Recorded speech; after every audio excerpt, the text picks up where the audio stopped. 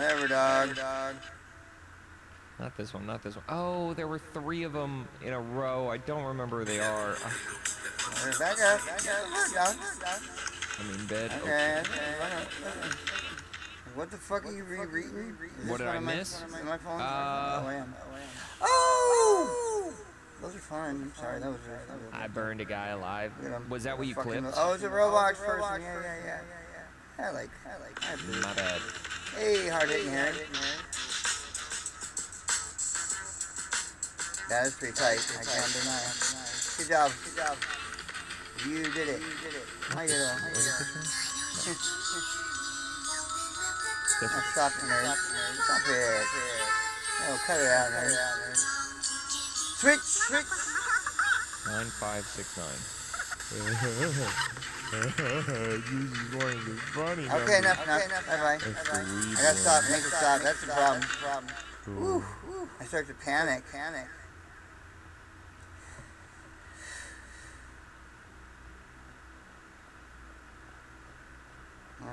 No, I clipped your jiggly tits. Today, oh, okay. That makes sense.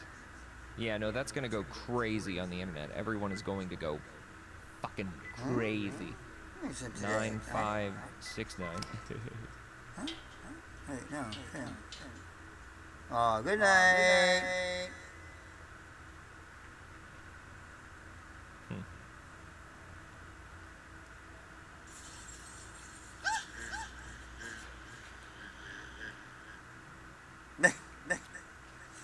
This was being creepy. That was awesome when I was being creepy. That's fun. Oh, that's cute. It's like the ammo from Resident Evil. These are oh shit, homie. Okay, you win. Who else do I gotta search you? Just gotta be sure. Oh, do I have ammo?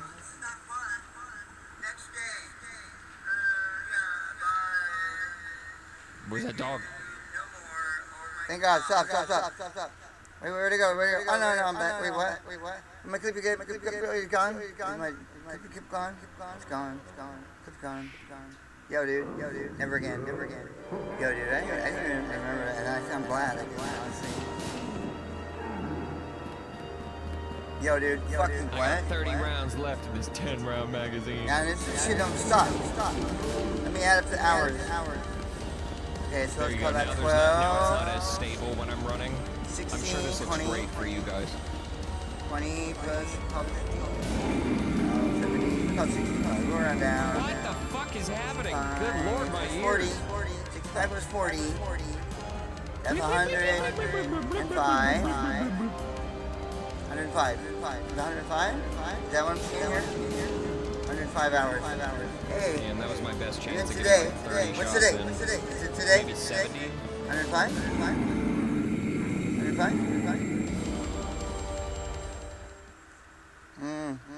My ears. 105, homie. I'm still streaming, aren't I?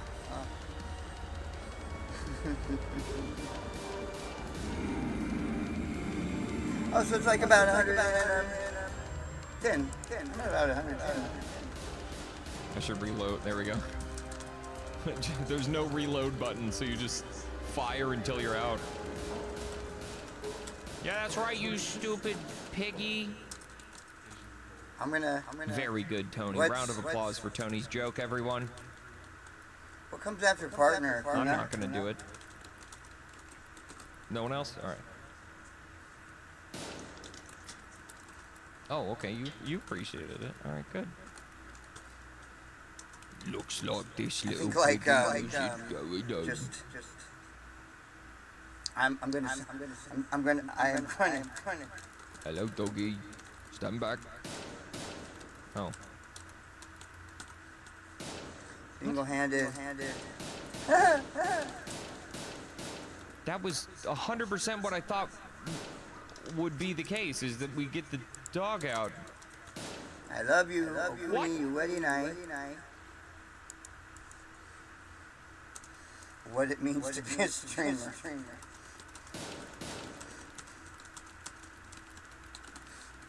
Steve is touching my no-no zone. I'm sorry that it's done that to you. Make sure to file a lawsuit when you wake up. In a good way. Have a good night. Hey, wow, I'm about 10 hours straight. What comes after partner of Cooney? I'm gonna see. I am, man. I'm gonna actually take away all the fun. He's like whispering. Like, I'm gonna be the guy. It's so cute. I am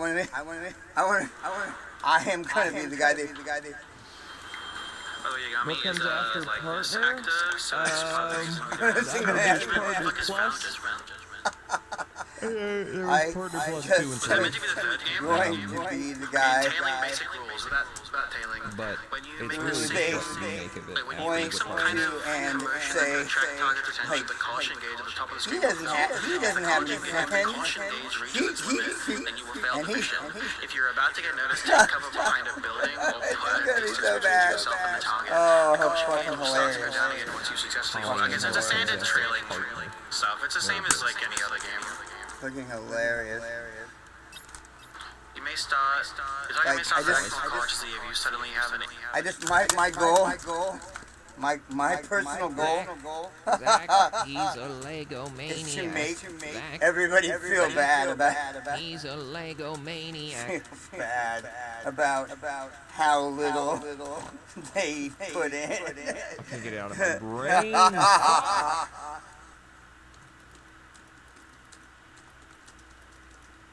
Who said that? Who responded to me? That's Barney. Oh, come on now, Nick. I can't read. Dude. Where is he? Why is it only my left ear? Who said that? Somebody responded. I don't respond to them. That's nice. That's nice to them, right? Oh, it was in polyamory. Was that it? One thing he was. That is Sugoi Dogo.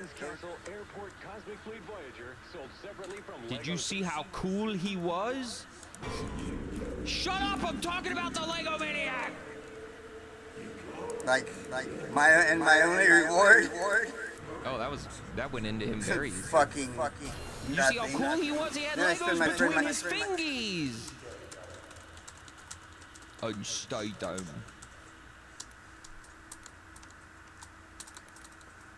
It's fucking rough, sorceress.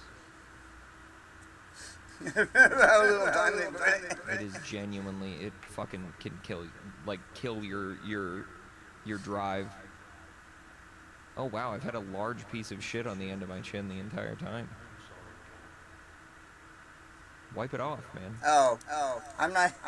Oh, that's the joke. That's the joke. I'm not. I am not likely to. No, that shouldn't be your goal. I don't know if you're like joking or whatever, but Yeah. don't make people feel bad about how little time they put into streaming. People can only afford so much time. You know? I know. I'm not likely to get partner anytime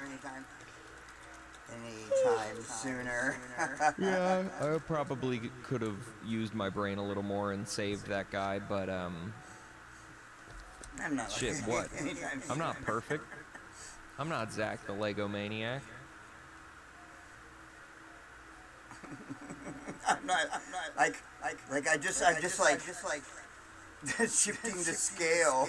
I just like shifted That was the alright. scale. I don't think that was that bad. The scale by like I just shifted the scale in the direction of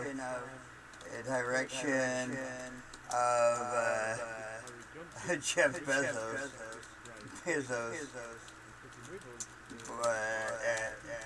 But at least I'm honest about it.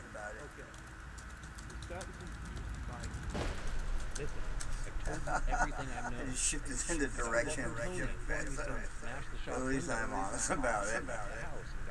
If ashamed. He wasn't there. If The shop was ashamed. trashed. I saw the blood of the guy's body in the back of the shop. We called you Oh my down. God. The last time, Dude, what the fuck am I doing? Tony is. But yeah. What? Okay, actually, there was a hint that I he was the killer. am doing it. Oh,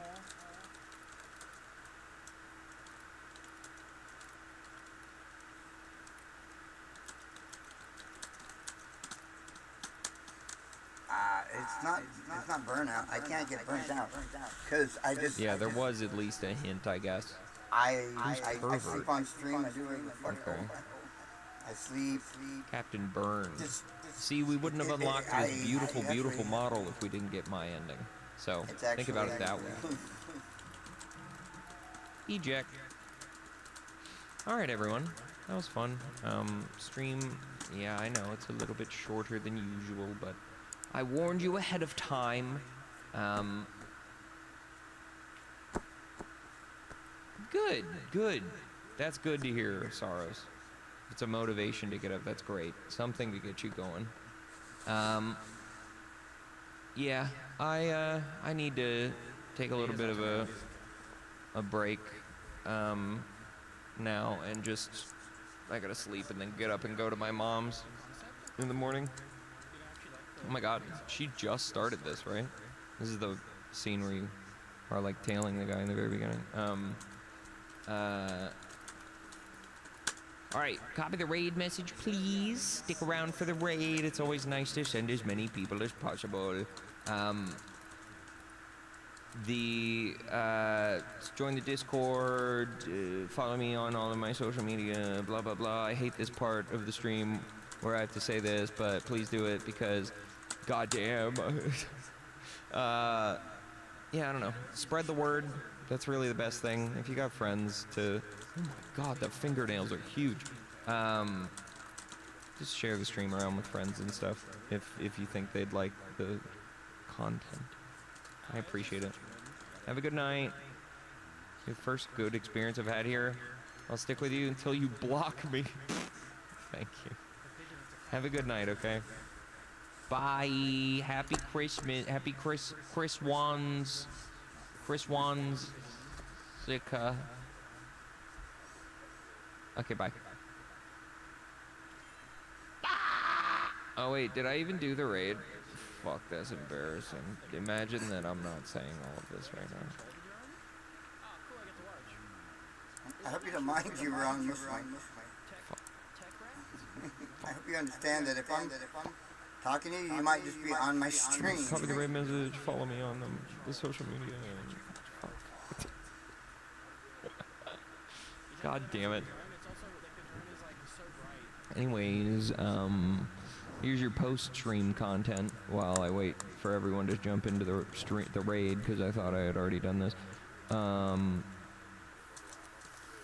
Fuck you, I'm doing this all for the money. I have so much money. I'm so greedy. I've got so much oodles and oodles of cash. I have 15 Swiss bank accounts. I'm so rich, you'll never get me.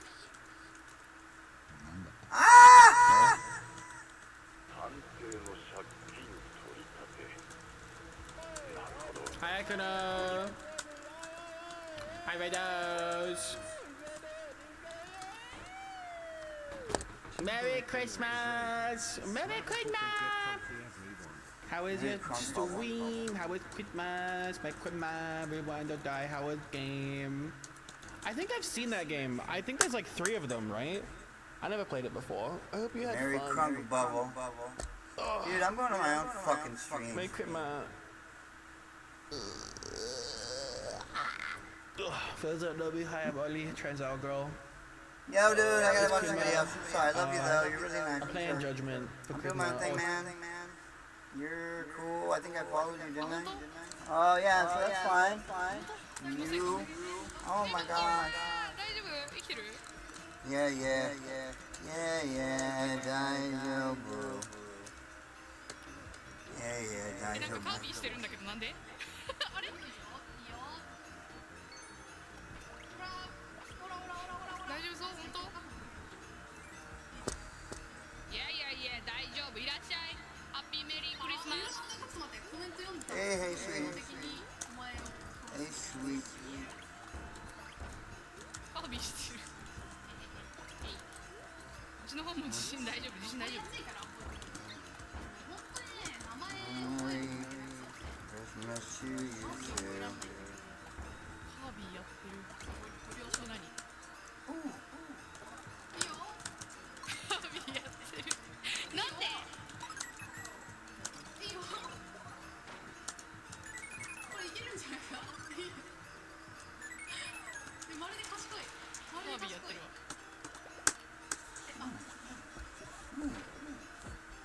Oh wait, I bet I can't. Oh, I bet you.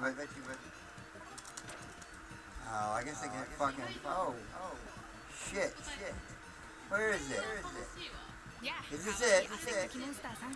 It's not dirty. 僕のクリップを君に囁いてあげるね。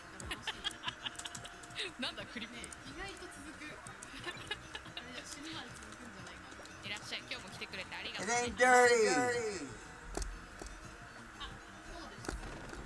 そしてこうです。いいぞ。 I gotta fucking. 全然覚えてない。あ、死ぬ。 Put モ shit ップ見てこれ。 into モップ鑑賞 Discord. 会もして。モップ鑑賞会長くね。モップ鑑賞会もして。なんかすごいことが起きてないか。コメント欄がもうなんか懐かしいわ。ちょっとみんな配信画面小さくて見えてないと思うんだけど、多分メモも溜まってたかも。なんかコメント欄にさ、もう久しく見てねえなって人たちがいっぱいいて、すごい懐かしい気持ちになる。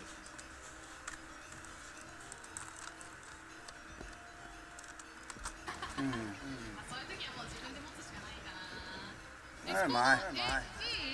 別に大丈夫だよ。ディスコードなんだっけ？私なんかディスコードの話したっけか。 Fuck. Now I have to join your Discord?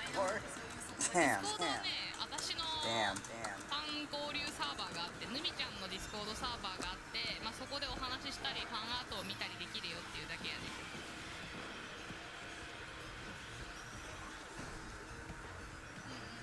なんか送りたいってこと？よっぽど前で Yeah. 取れるんだったら Yes. そういうこと？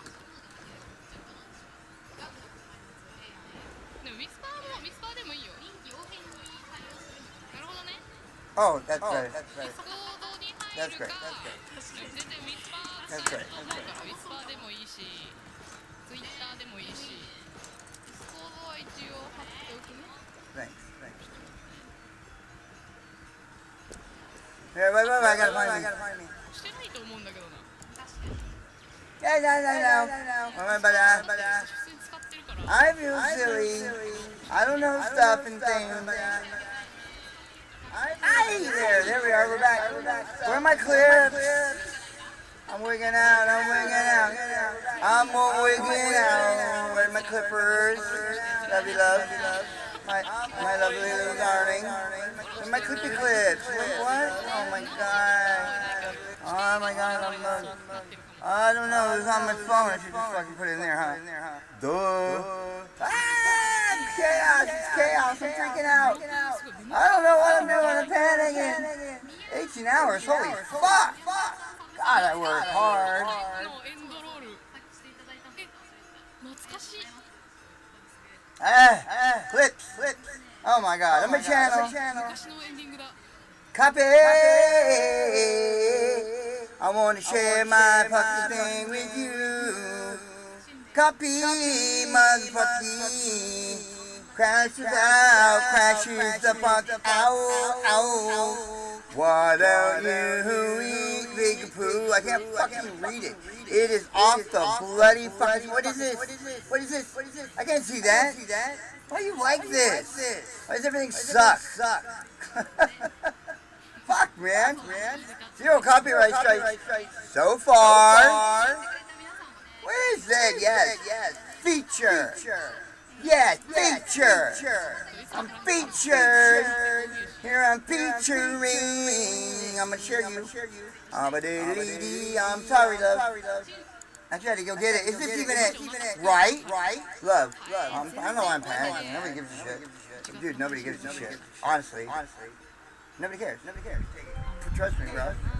It's you. Whoa, dog. Why the fuck did that just open? I didn't ask for that.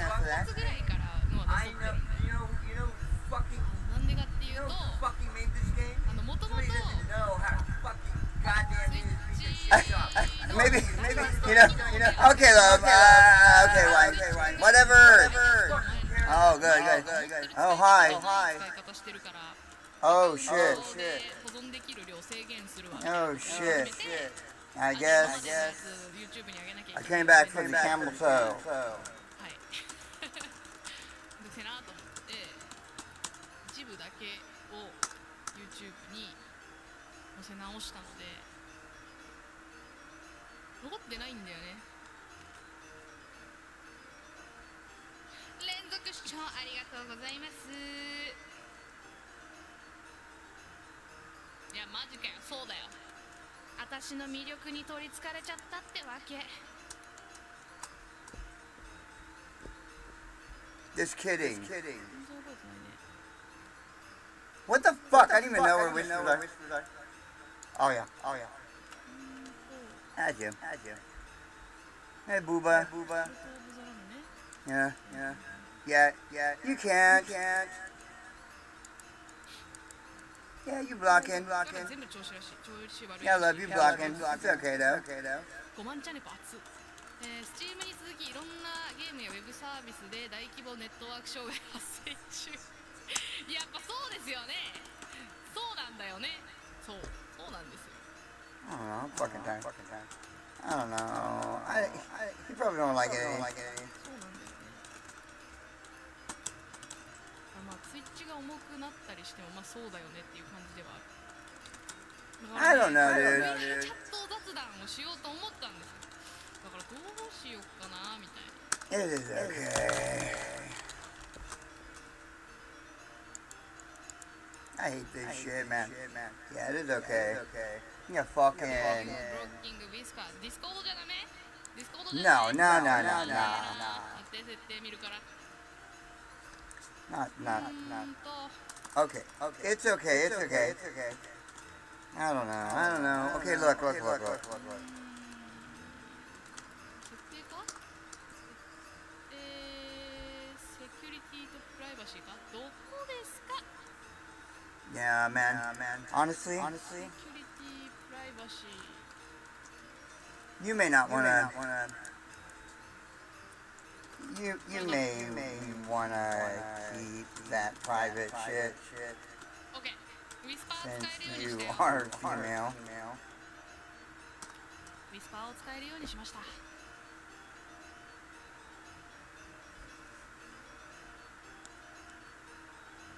れでいいか？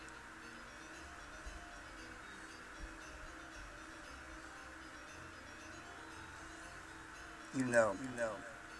もう少し現実 Fucking を A. 修正するか。ええやん。 I can't lie. 正直のみちゃん、それはプライベートにしておいた方がいいかもしれないね。君は女性だから。心配してくれてるのありがとう。ウィスパー使えるようにしたよ。ウィスパーを使えるようにしました。どうしよう、歌バックしようかな。なんか振り返るのそんなないな。振り返ること。あ、みっちゃん、ゆうすけいらっしゃい。いらっしゃい。ああ、ハート出ちゃった。違う。でも手振りたかった。 You know what? Okay, here, look. 一生操作がなれない。 I was just being like,はい。 I was being. Yeah, yeah. Okay, love. こんなにも可愛い。 Okay. 尻尾ブリンブリン動く。こんな感じ。大変キュートで。前髪も前よりサラサラになりました。大変可愛い。なんかね、VR チャット雑談しようかなって思ったんだけど、なんかね、あれらしい。全部いろんな VR チャットもサバ落ちしてて、Steam もサバ落ちしてて。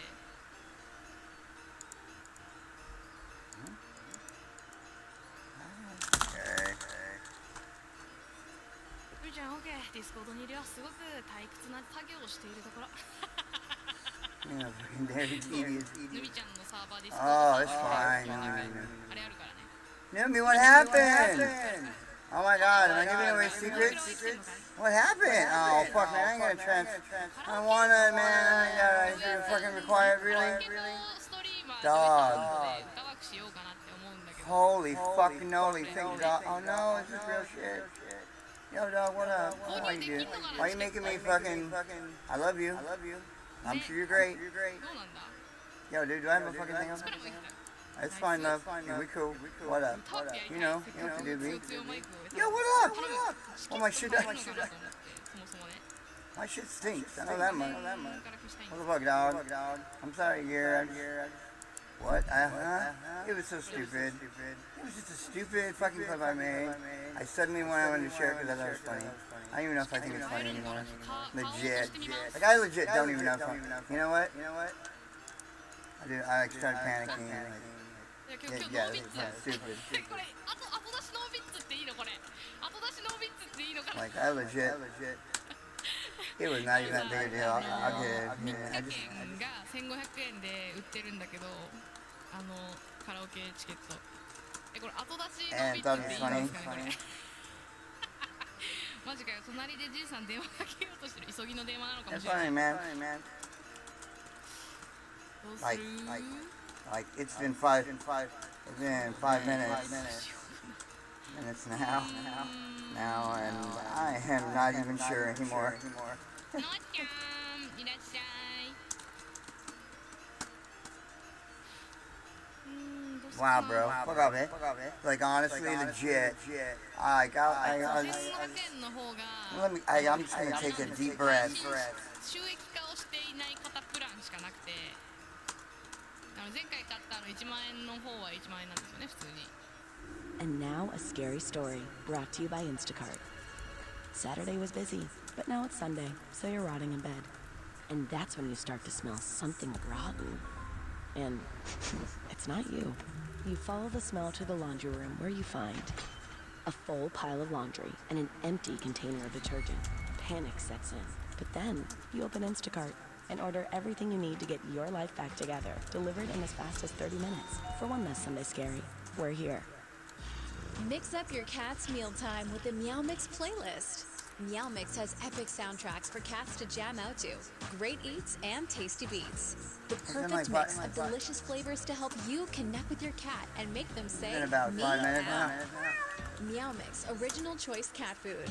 The only one cats ask I'm for sure by what name. it- To learn more, visit meowmix.com/remix. 確かに Love you, bye. Bye. Where are you, babe? There you go, man. I'm fucking looking at you.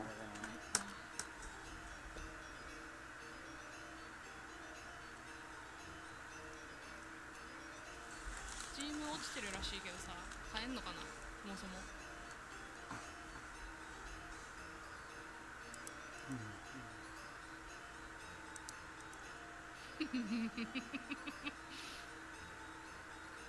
深呼吸して深呼吸してください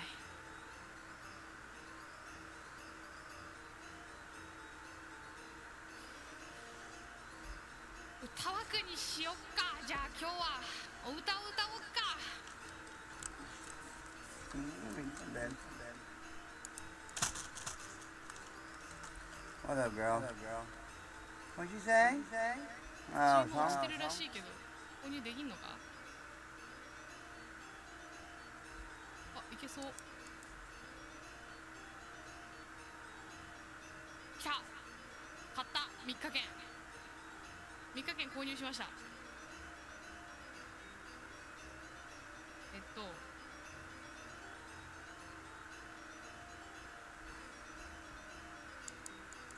何も設定してないんだけど大丈夫そう何も準備してない何も準備してないんですけど大丈夫そうですかこれ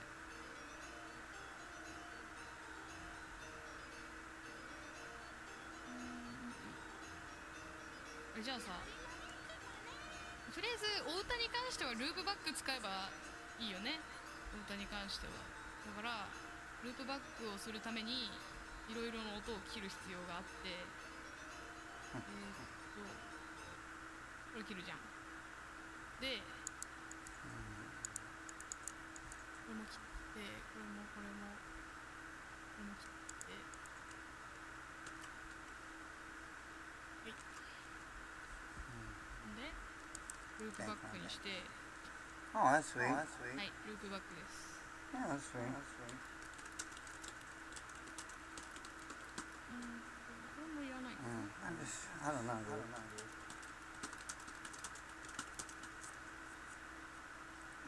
I realized it was really funny. Just want to say hi.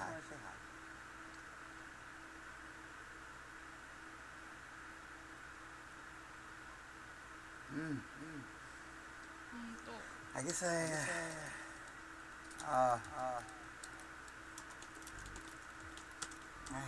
know, I just. フィルターを切った。これでいいね。大丈夫だね。合ってるね。なるほど。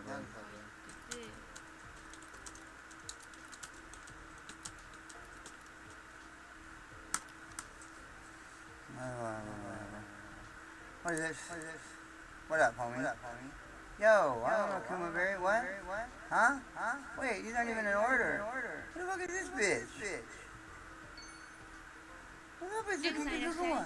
Wait, what? No, man. Like it says required. You sure? Like a fucking job, like what do I do? I don't know, man. What am I looking at here? Yeah, from my screen.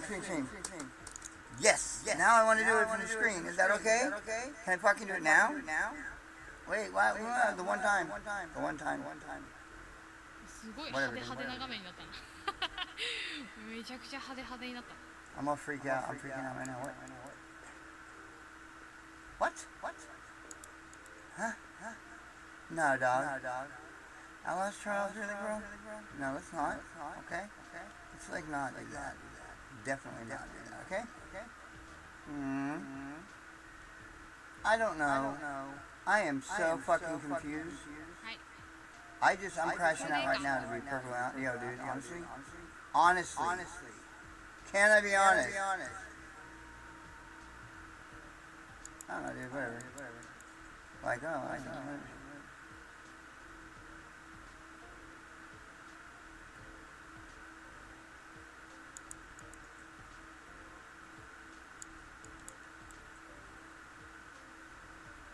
Oh, God. I can't read this shit. Yo, dude, why do you do this? You know what'd be awesome? You know what'd be great? Hey. You know what'd be great? It's not gonna work anymore. Come here. Yeah, it works fine.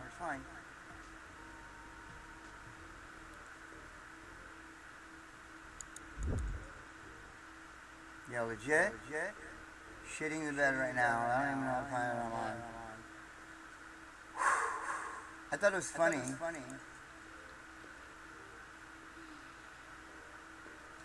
Green. Who knows? That's me, Bob. You can't put Bob? Yeah, that's me. Oh, yeah, that's me. Fucking whatever, dog. Oh my fucking Christ. Yo, honestly, dog, how fucking dare you? This makes me mad. I don't like it. I do not fucking approve. I do not approve. Hi. Okay,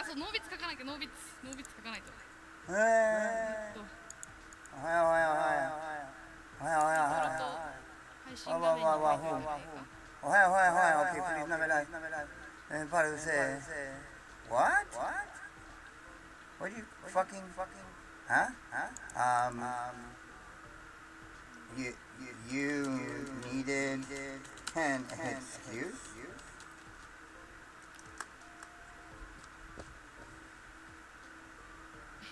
ノービッツノーライフやめて。それリサやね。それリサちゃんやね。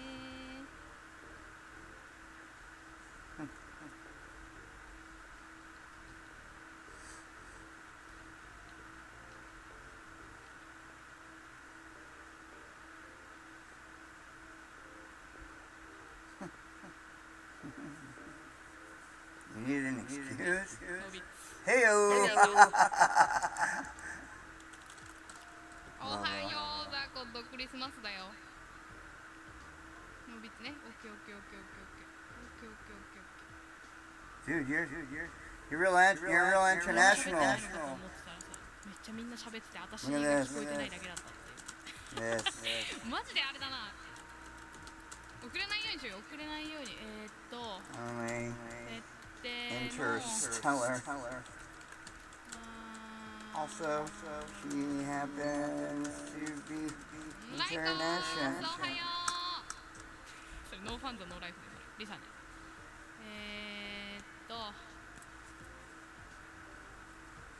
Wait, what? この Wait, what, huh?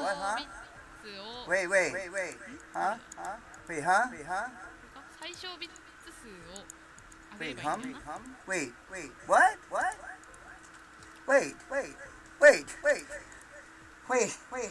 Wait. You don't block links? Holy shit. 投げづらく。投げづらく。 I went through all the trouble.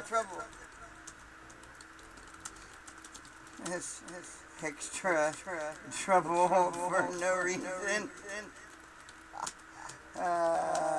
いのかな。多分。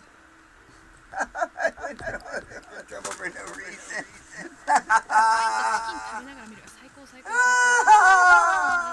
You don't block me. 体験します。 Oh, fuck. 見た目怖い。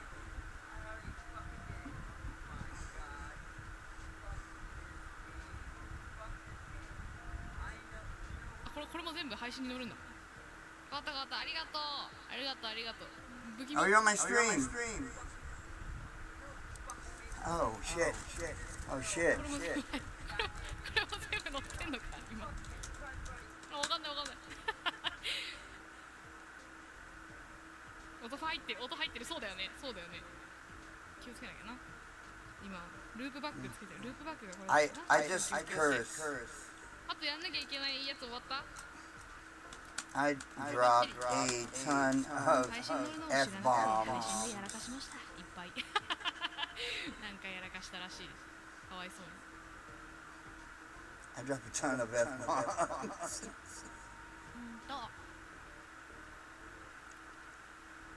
カラオケジョイサウンドの方では特に設定いじることないよね。多分。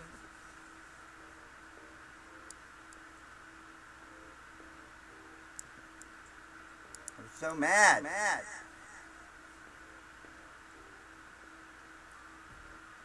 多分。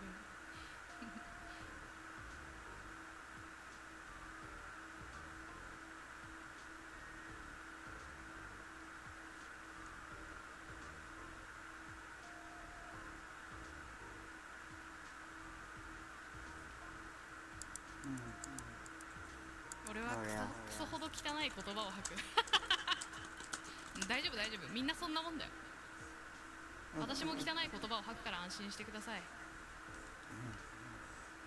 If I'm shy, I apologize. I freaked out. I'm sorry, by the yeah, I'm sorry. I didn't mention, by the way. Mention, by the way, that I haven't stopped streaming. 全然知らないんだよねっていう話をね、この前した気がするんだけど、本当に何も知らないんだよね。クリスマスっぽい曲。なんも思いつかない。どういうぐらいしか思いつかない。 Like 5 days. ね。クリスマスっぽい。 And I don't know when I'm gonna stop. バックナンバーのクリスマスソングしか出てこないんだけど。 So I hope you don't mind that you're like kind of on my stream. どういう。 Like Jesus.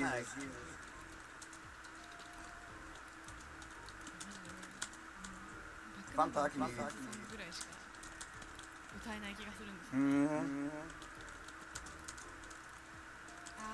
You're likely on.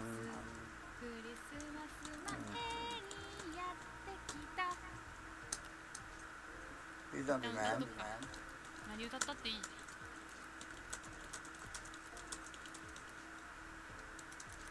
そう、クリスマスソング、バックナンバー。そう。知っ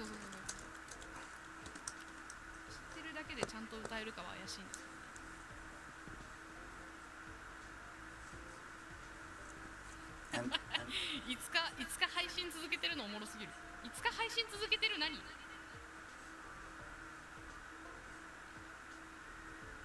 もっと What's 早 going く on? そう I know, 申し訳 I ない know.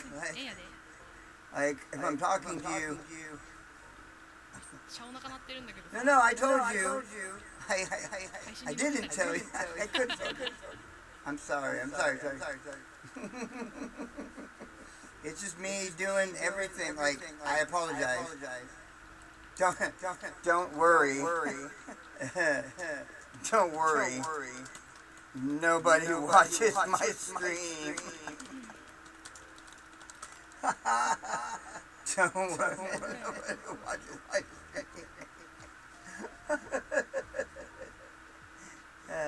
Shit.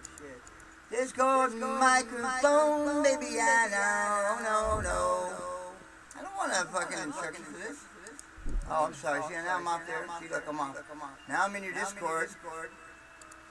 赤いコースにやめて See, now your Discord was on. これで合ってる合ってるか Wow. 大丈夫ですか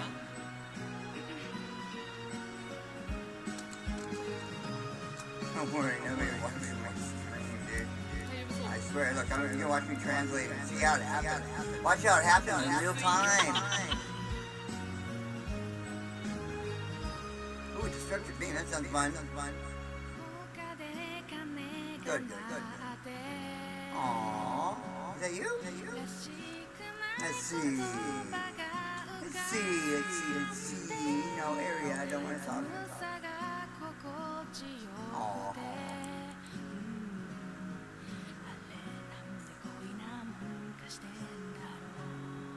Aww.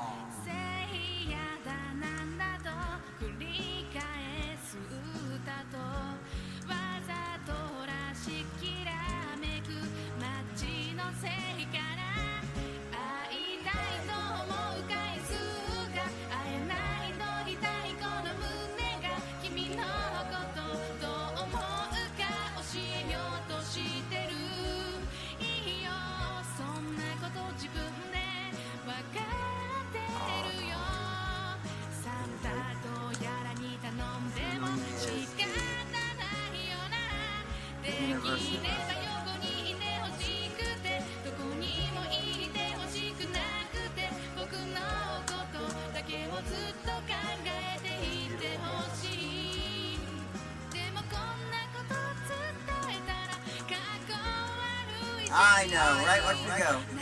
Can't help it. Sometimes it's more fun. She's singing, man. I can't fuck with her.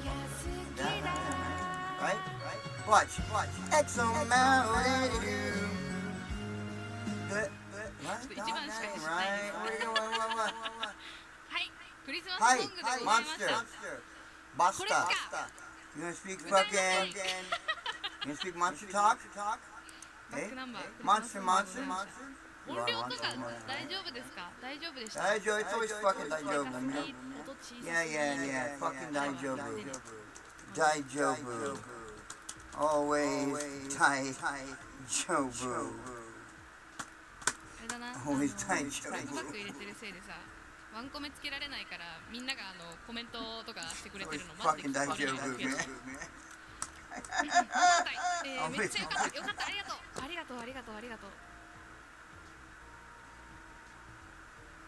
ああ音楽はまさにモンスターたちの共通言語なんだねなんて美しいんだろう大丈夫いつも大丈夫だよありがとう Fucking 大丈夫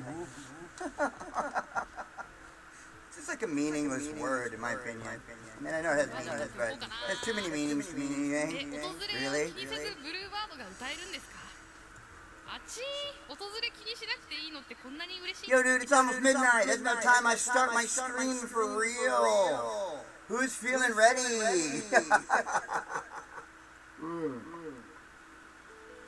Yo, you can see everything I fucking do pretty much. Only thing I don't do is I don't open this prawn thing ever. That is a stretch goal. Shit's always died with joke, motherfucker. That's it. I don't know, man. Whatever. Yeah, you fucking nerd. Oh, you said that, man. 安心して歌えるから悲しみはまだ覚えられず切なさは今掴み始めたあ I'm in the moon and fucking ding dong. Get on shit. 今言葉に変わっていく道なる You like? 世界 Fucking, の we're supposed to 夢 be が space nerd. Is she 目 on? 覚 She's め on て nerd. I この don't know. 羽を I 広 just, げ stop. That was fucking wow. How shitty would that be? That's just so bad. 羽ばたいたら戻らないと言って目指したのは白いあの雲突き抜けたら見つかると Alright, bitch. Now you're twisting my balls. Now you're making my brain weird. It's fucking.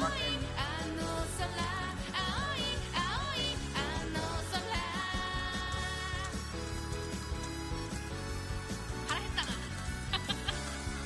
愛想を尽きたような音で錆びれた古い窓は壊れた見飽きた過去はほら捨ててゆく振り返ることも Thanks, も Bill. ない See, there's me in there somewhere. Hey.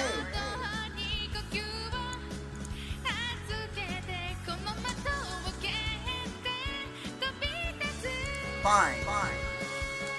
駆け出したら Why don't you sing that one for me? 手にできると言っていざな I'm gonna grab it. Let's see if you can. See if 遠 we い can. あの声眩しすぎたあなたの手間にいて Good try. 求めるほど青いあの空 I can't. Nerd. Not me. She's a nerd. 楽しいいっぱい頑張ったからな落ちていくと分かっていたそれでも光は追い続けていくよ羽ばたいたら戻れないと言って探したのは白いあの突き抜けたら見つかると信じ Ayo, ayo, ayo, yo, yo. 青いあの空青いあの空青いあの空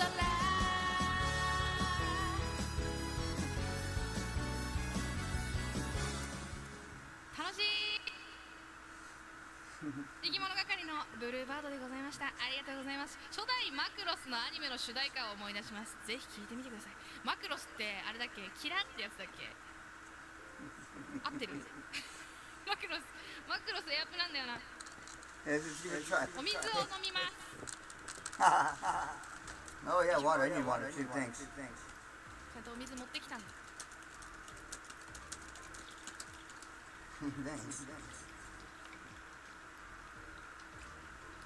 歌楽をしたいから歌えるラインナップを増やしたいなって思ってたのに絵描いてたらもうね歌ってる暇なかったんですよね。よいしょ。 I need water to thanks 一緒に飲もう。 Cheers 乾杯。 Cheers. あー水うめえ。いいブルーバードが聴けて幸せだよ。いやマジでね、訪れを1ミリも気にしなくていいのがとても嬉しいです。可愛くないこのなんていうの、フィルターも可愛くないですか。 Like マイク water. もあったらよかったんだけどね。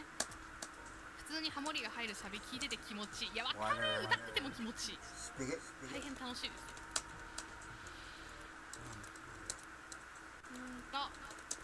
ランキング見ていいですか。だいたいカラオケ行くとランキング見ながら Perfect 入れ play. るんで、ランキングを見ましょう。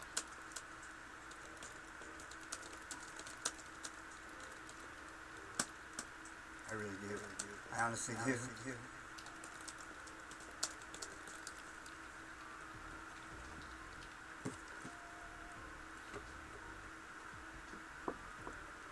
お、ゲームボーイから来た。ちょっと変わったね。ちょっと変わった。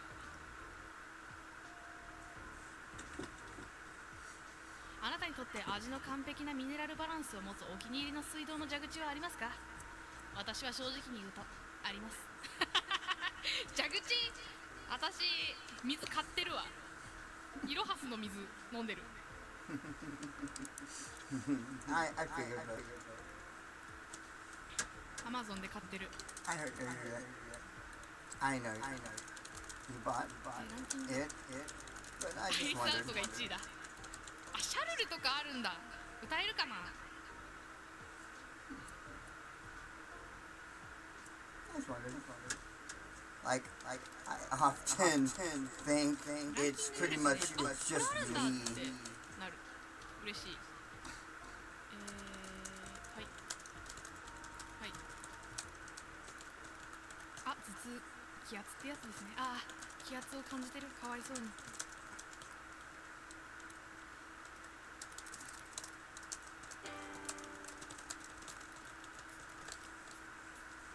さよならはあなたから言ったそれなのに頬を濡らしてしまうの。そうやって昨日のことも消してしまうならもういいよ。笑って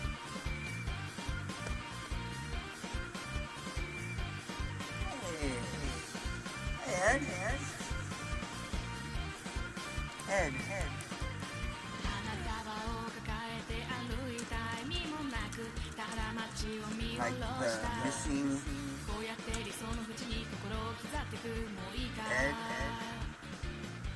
から Follow up. これよそれ低いよ深い羽で満たしたのならどう How you doing? こんな風に悩めるのかな愛を歌って歌って雲の上濁りきっては見えないいや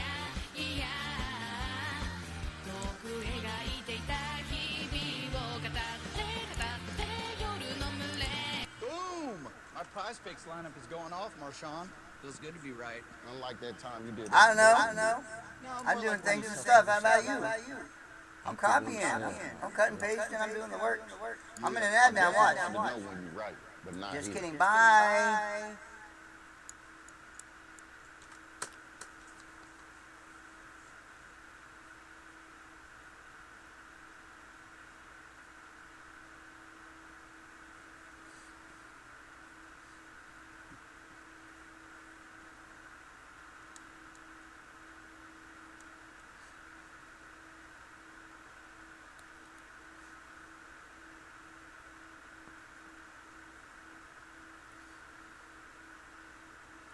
Nuts, dude. I guess you should be too happy, man.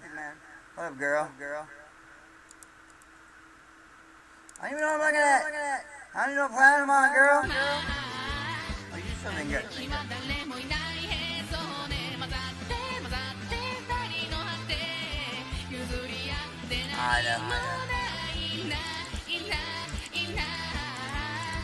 痛みだって教えて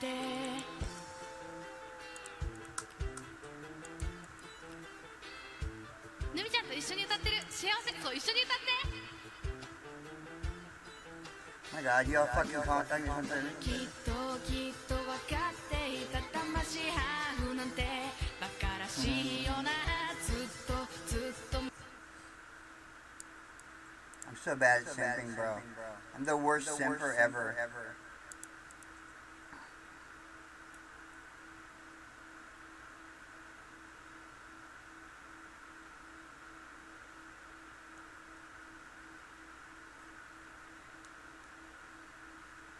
Huh, okay. And I should clip my fucking self singing?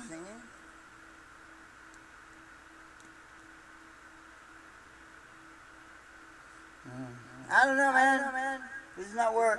I'm just restreaming her thing, man. It's wild, dude. What the fuck, dude?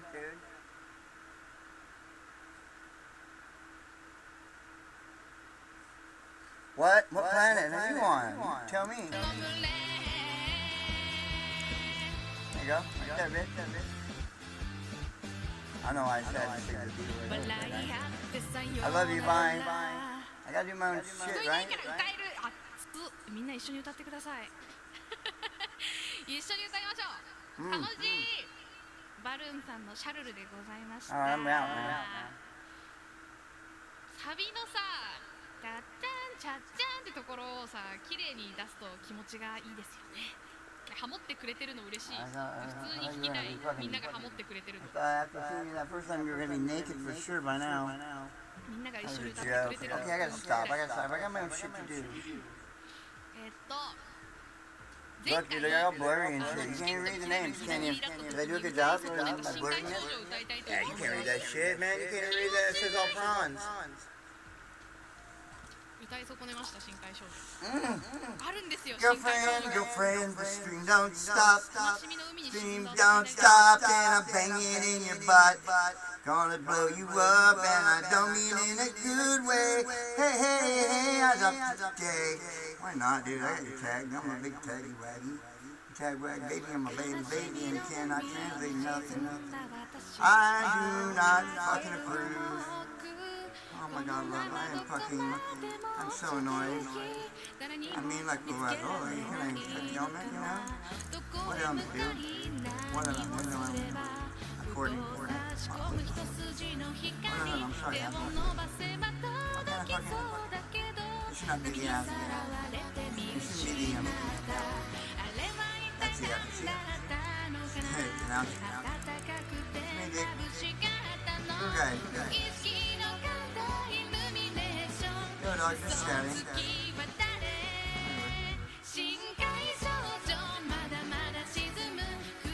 Okay, I got my own shit to do.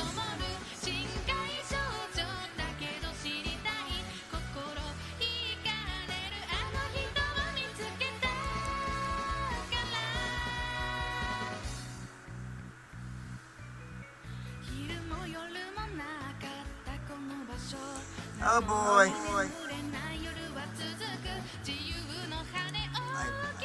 What?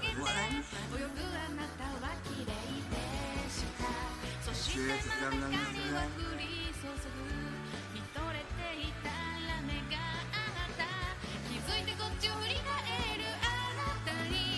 You fucking cow? What?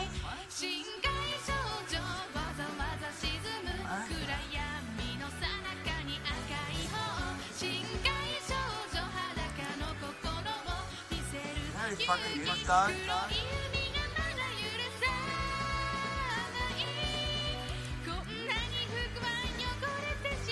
What the fuck? Why is it starting me in this? Oh my god, get me out of here, dog. What up? What up?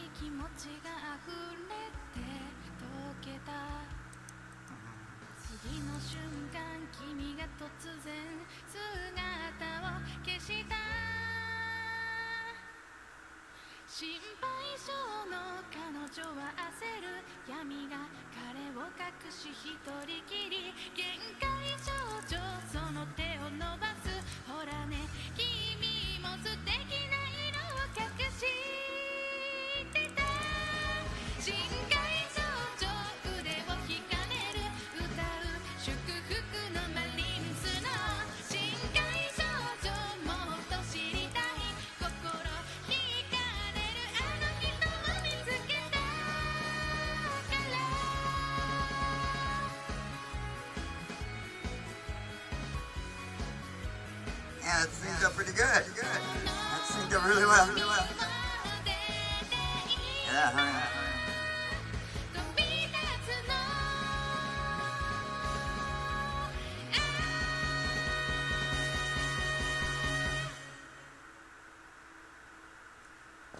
Hi. ゆうゆさんの深海少女でございました。ありがとうございました。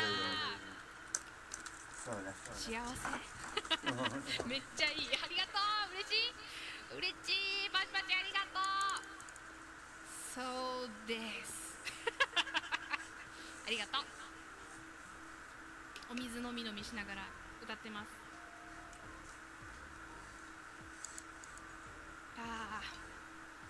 今日でね配信納めなんでね、もう歌枠納めでございますよ。いっぱい歌おうな今日な。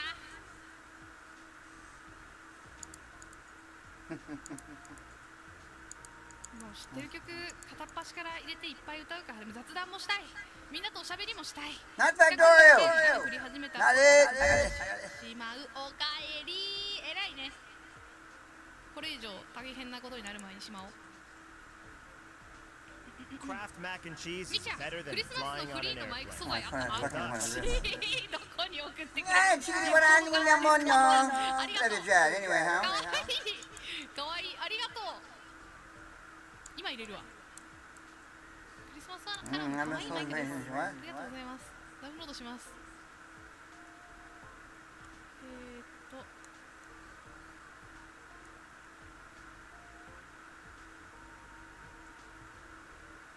画像保存。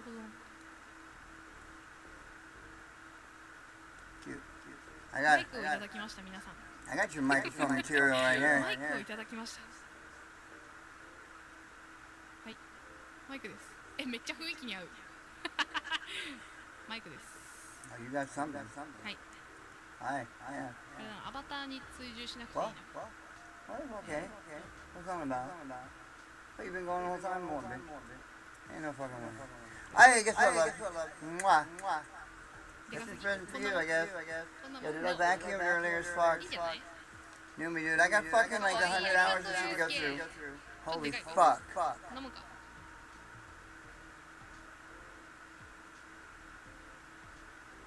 かわいい。めっちゃ可愛くない？めっちゃ可愛いよね。そう。めっちゃ雰囲気に合ってる。すごい。可愛い。ありがとう。うわー、合うね。嬉しい。嬉しい嬉しい。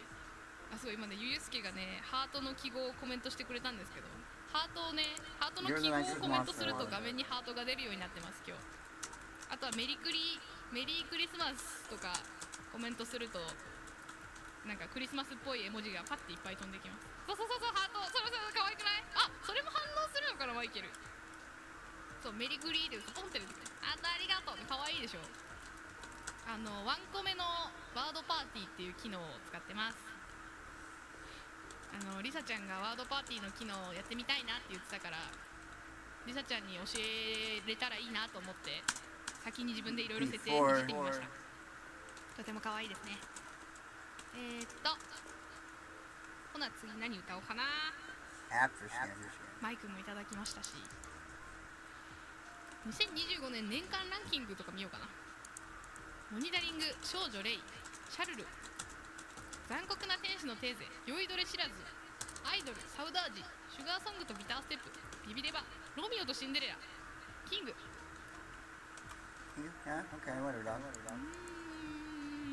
何歌おうかな。I'm done. そ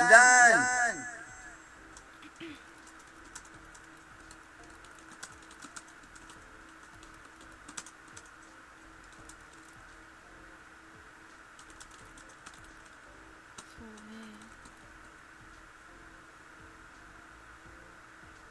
何歌ったっていい。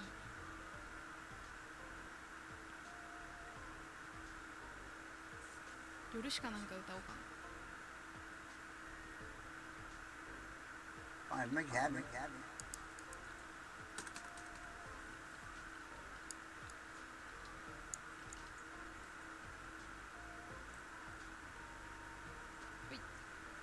そう、夜しか好きなんですよね。にわか、超にわか。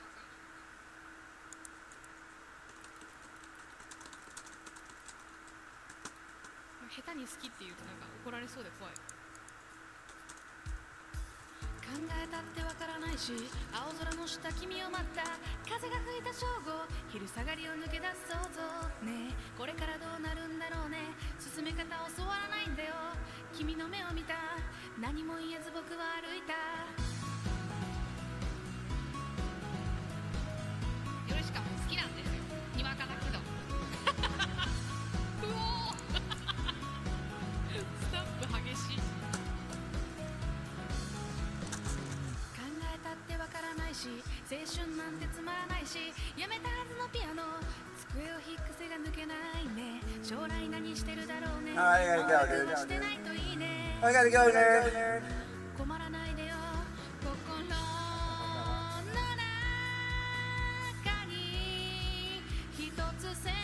I'm not gonna have it.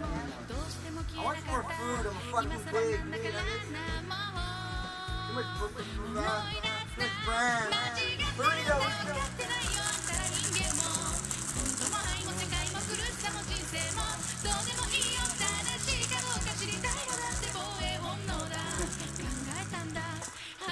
I'll fucking bite you, Mike. I'm gonna fucking get you, bro. I'm gonna get you, motherfucker.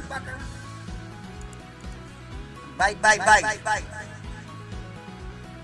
完璧だ、嬉しい。考えたってわからないが、本当に年老いたくないんだ。いつか死んだらって思うだけで胸が空っぽになるんだ。将来何してるだろうって。I'll fucking bite you. 何もしてないさ、幸せな顔。 Rita! I can't do this anymore. I can't handle the fucking weight. Get off me. Get off me.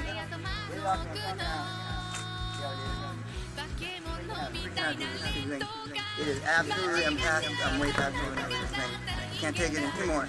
I cannot handle it. I'm beyond.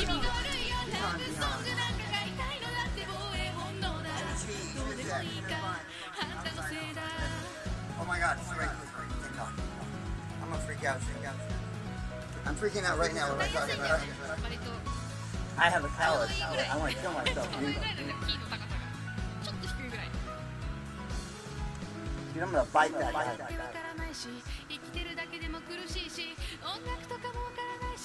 Hello. Oh my god, she's there already. Oh my god, already. This fucking callus, man. Get off. Go away. Oh my god. Oh my god, it feels so much better. Oh god. Jesus. I never fully got rid of it. Oh. 間違ってないよ間違ってるんだよ分かってるんだったら人間も本当も愛も救いも優しさも人生もどうでもいいんだったらしいことになって防衛本能だどうでもいいやあんたのせいだ Get rid of this. Pass off that head. 間違ってないよ聞いたことない通りすぎる僕だって信念があった今じゃゴミみたいな思いだ何度でも君を書いた売れることこそがどうでもよかったんだ本当だ本当なんだ昔はそうだっただから僕は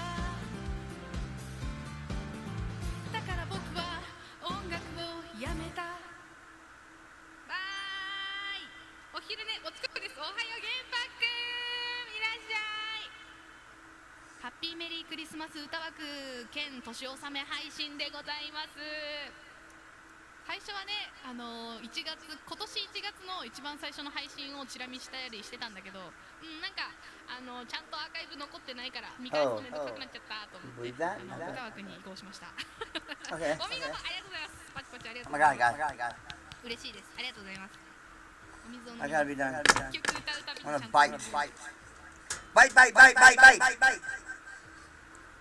I'm gonna bite this guy.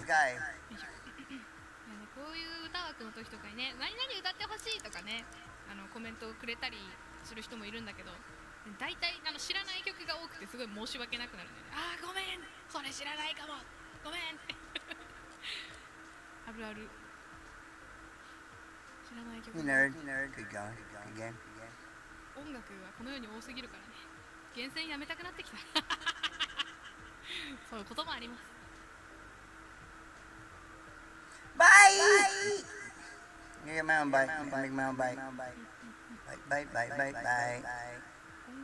It's got bites. I got bites in here. Bite. Jufa! Where's Jufa? Jufi! Where are you, Jufa? Where's Jufinini?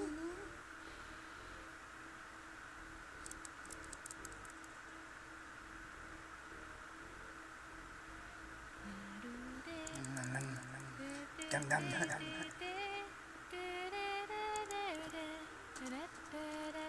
Bite. ちゃんとね歌っちょっとでいい Bite. 歌 I え want るか you. 入れるだけ入れてみるかじゃあ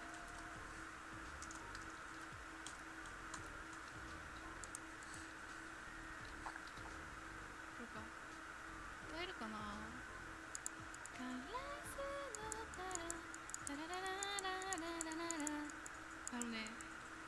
スピードラーニングしかしてないんでまだちゃんと歌ってない Bite, bite, bite, bite, bite, bite, bite, bite, bite, bite, bite.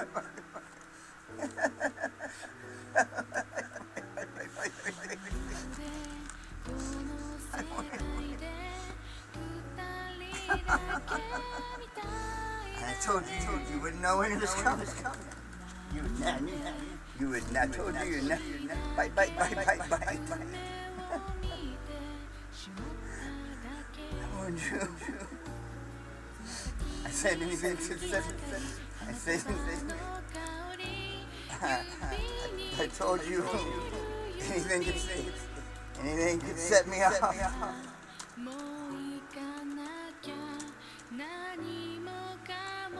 You're bitten. You're bitten. ガラスの上を裸足のまま歩く痛むことに血が流れて落ちていくお願いその赤い足跡をたどって You're bitten. 会いに来て I told you anything could set me off. もう歌えないかも難しい Anything could set me off.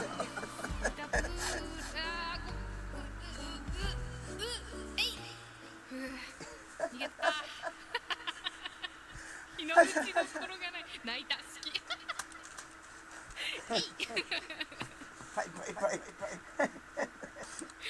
マイケルめちゃくちゃ絡まれてておもろい I'm sorry.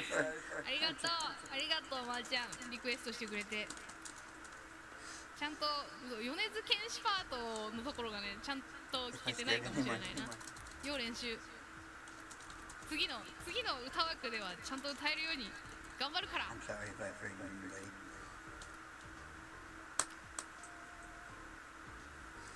絡まれ受けるめっちゃ絡まれてるなと思って見てた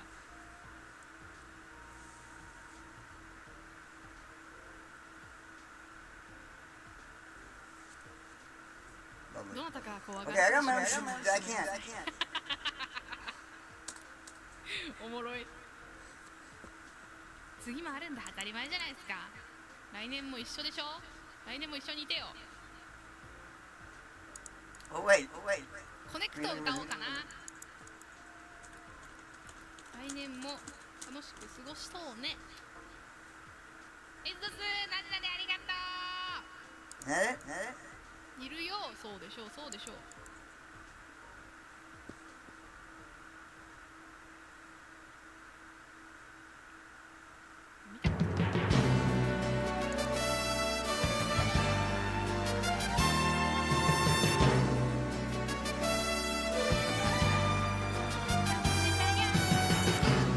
マクドの空を貫いて地球を歌いた土は我ら幼い人類に Oh my God, the only one. 目覚めてくれと放たれたマクロス惜しくたった若者は愛する人をかばいつつ旅立つ日々を戦い開く Will love me tomorrow 闇を切り裂き飛びゆく先は遠く輝く青い星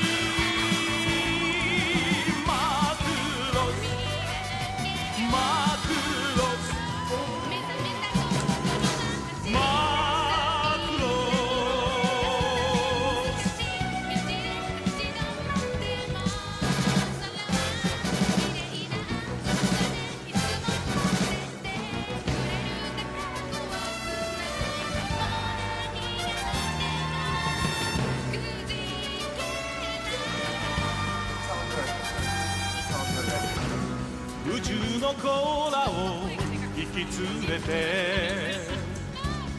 星の彼方の闇の中万古に続く戦いを目指して飛んだ定めの矢マクロスマクロス淡い日差しと灯り豚赤子の胸母の胸愛する日々を戦い守る Will you love me tomorrow 闇を切り裂き乗りゆく光輝き満ちる日はいつか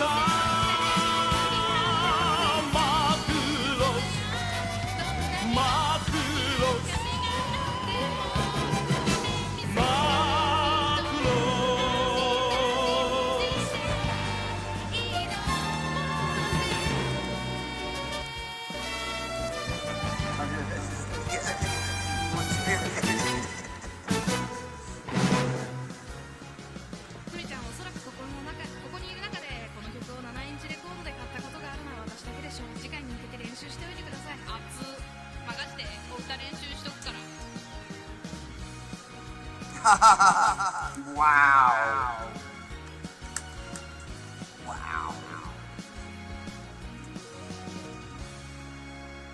壊れた世界でさまよって私は引き寄せられるようにたどり着いた目覚めた心は走り出した未来を描くため難しい道で立ち止まっても空は綺麗なおされいつも持っててくれるだから怖くないもう何があってもくじけないずっと明日待って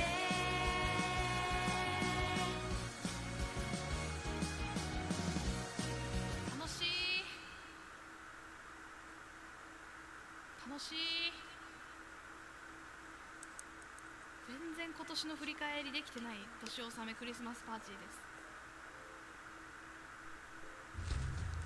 Oh, what are you two doing here? Honey, we talked about this. Feels this good? It's hard not to stock up. Wait, these prices? ありがとう Tom, you 嬉し missed い a bunch of stuff. 今ね、私の中にいるイマジナリーイメージがペンライト振ってくれてるの感じながら歌ってる私の中でね、私の中にいるイマジナリーイメージがいるんだけど10センチぐらいの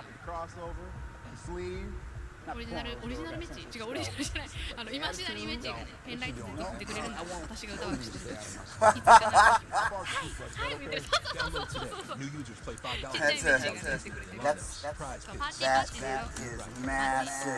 ー収めましたって言えばいいけど収めたもう気持ちよく歌って昨日頑張ったから昨日マジでね死ぬんかってぐらい目がかすんでたオリジナル生み出しちゃったかやばいオリジナルが2人いたら結構まずいですよそれは all the injuries that I was going to be dealing with, all the bills I might pay. That's when I Googled and saw Jacoby and Myers.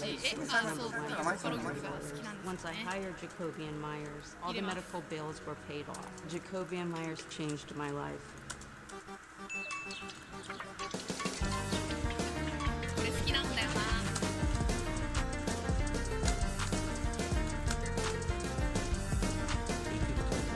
手前だけの感情論で全てを測ろうなんてそんなのは他の違いは実践ないって言うねんだけどたまには楽しいことも必要だと思う気が済むまで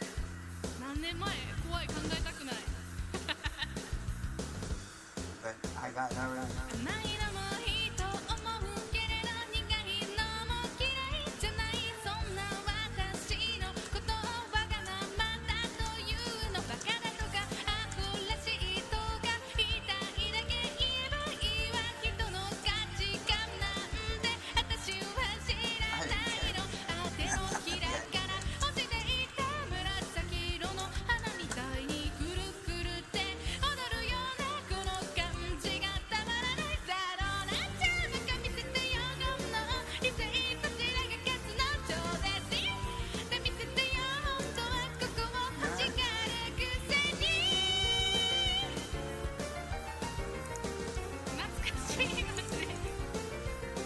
懐かしいボカロいっぱい入っててちょっと嬉しい。気持ちいい2010年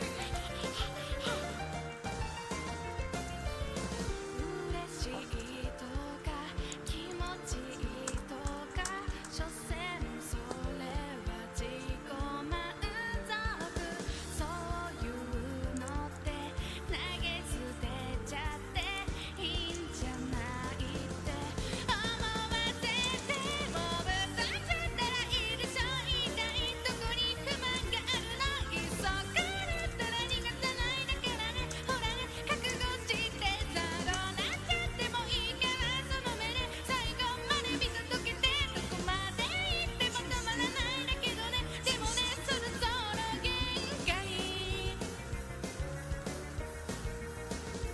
ああもうダメ。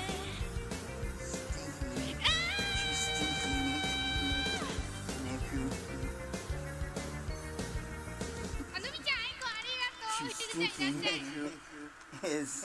いや使ってくれて嬉しい使ってくれて嬉しいよ。こちらこそガチャ当たりおめでとうございますシャレダいらっしゃい。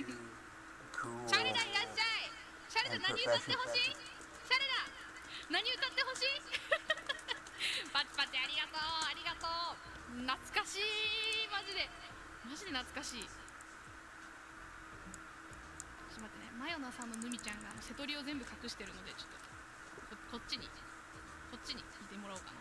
マヨナさんのみちゃん。よし。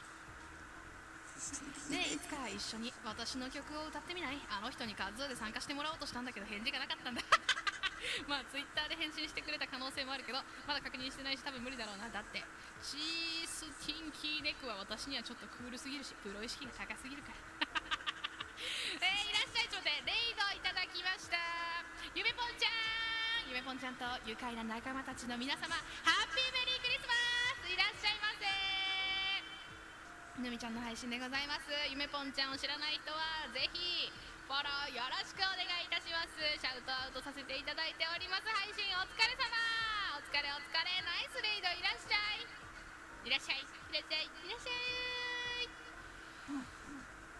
今日は、今日でぬみちゃんは配信が最後でございます。12月25、2025年の配信納めかつ、クリスマスパーティーということで、お歌枠をさせていただいております。よかったらゆっくりしていってください。来たいよパパ。そうです、娘です。皆さん娘でございます。そうです、可愛くね押し立てさせていただきましたのでね。あ、れんちゃんもいらっしゃい。あ、れんちゃんいらっしゃい。いらっしゃい。今日は、歌枠をしております。よかったらゆっくりしていってくださいね。ハッピーメリークリスマス。今日はジョイサウンド4ストリーマーで歌枠しております。今ね安くなってんだよね。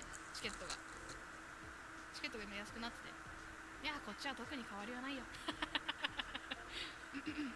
最後は絶対に陰キャのキャキャキャじゃん。さあ、でデコニーナでヴァンパイア歌えるかな。私ヴァンパイアってやつでしょ。歌えるか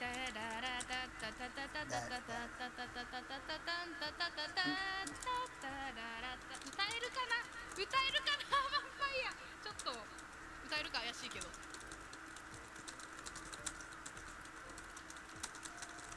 えるかな。デコニーナこれだ。チャンチャンチャンチャンチャンチャチャチャチャチャチャチャチャチャチャチャチャチャチャチャチャチャチャチャだよね。合ってるよね。はい。Okay, I gotta go. I really gotta go.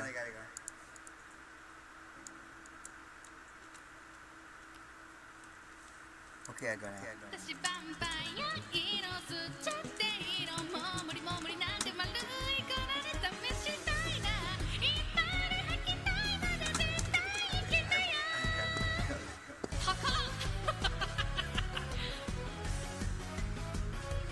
来ちゃ5連続視聴誰だありがとう。今日も来てくれてありがとうね。最低最後ずっと行き来してる甘くなる不安の果実。のも発展しと息をしても down, I surrender the sound. I hate the music you're playing, but I like you. Bye forever. Hi, I'm the streamer now. This counts, right? This like counts as my stream that I said I was gonna do. So like now I don't have to. I can't, bro. Thoughts? Not that at all. It's a fucking accent. I hate it. I was fucking.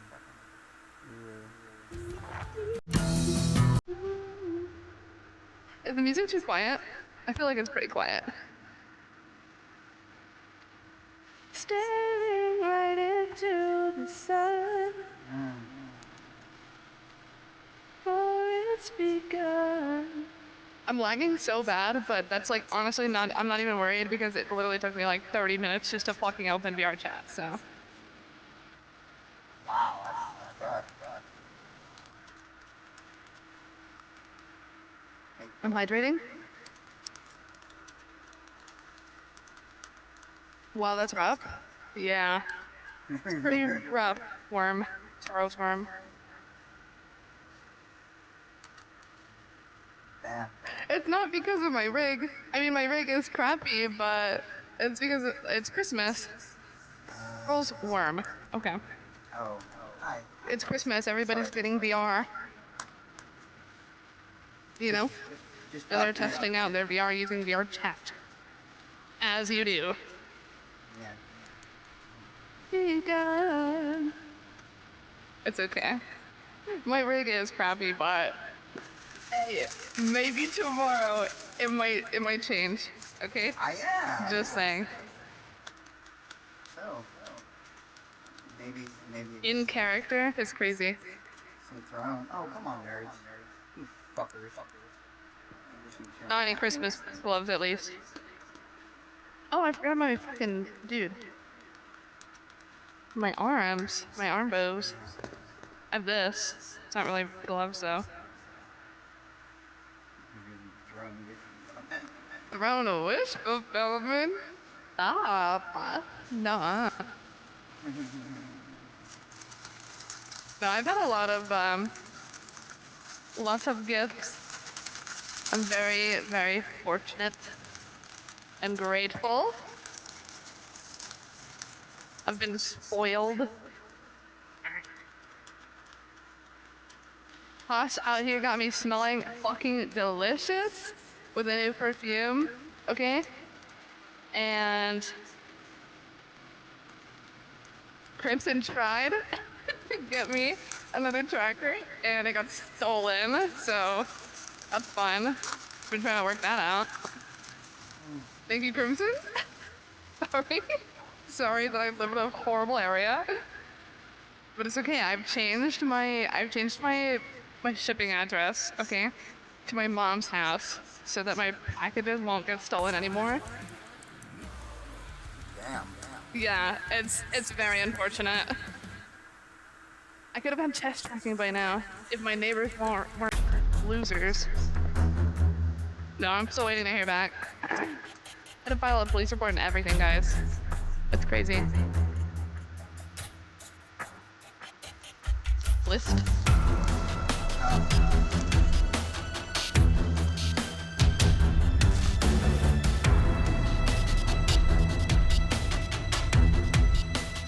Yeah, I definitely be forgetting stuff all the time.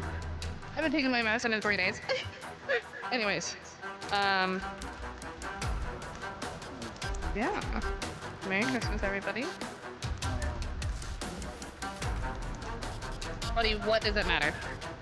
Why do you care so much about gloves?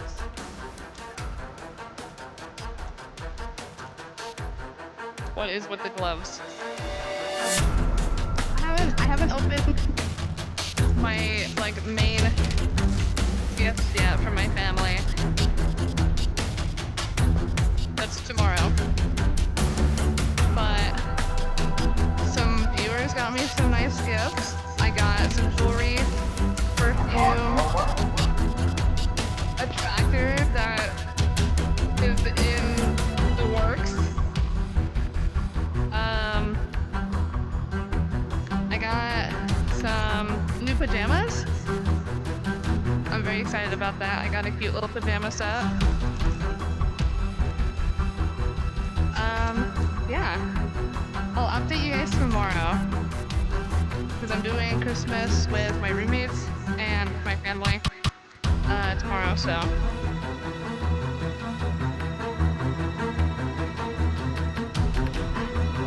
One of my roommates was like showing our friends what they got me for Christmas, and the girl literally turned it to me and forgot that I was there. So I totally saw what I got for Christmas. And I'm gonna say right now, guys, this has been a much needed item for a very long time. And when I reveal it tomorrow, everybody is gonna be so happy for me.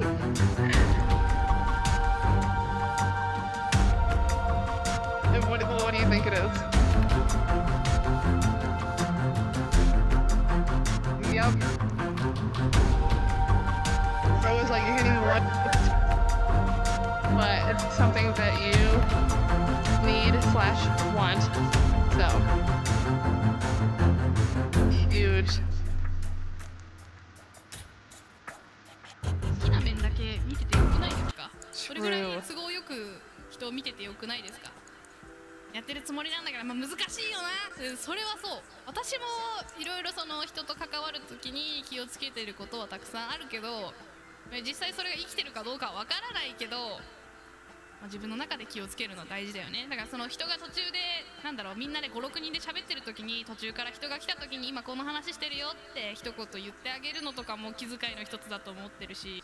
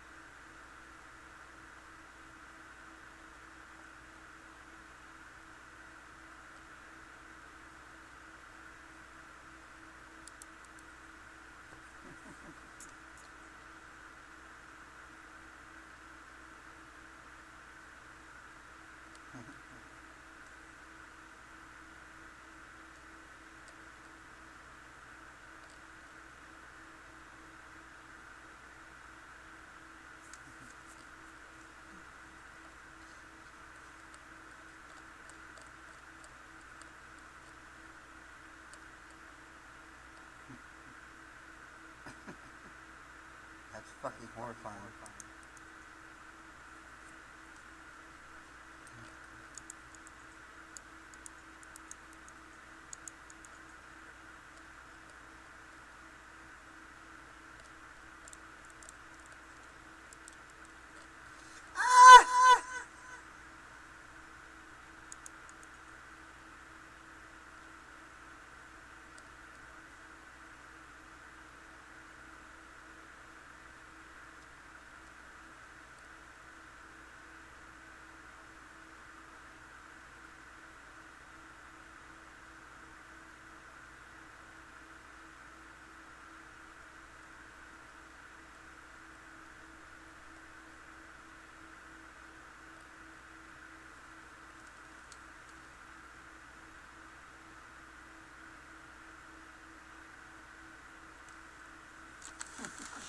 Fucking cramming as many in as possible.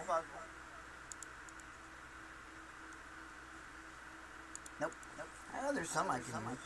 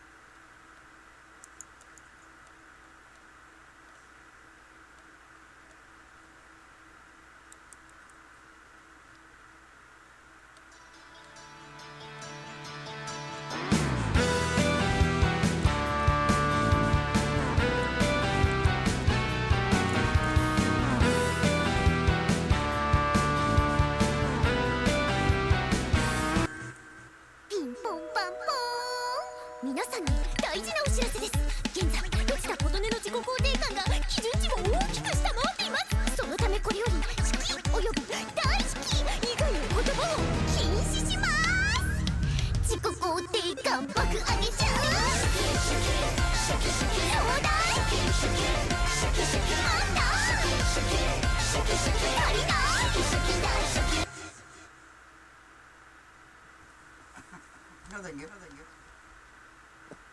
I don't give a shit. I'm not playing that last time.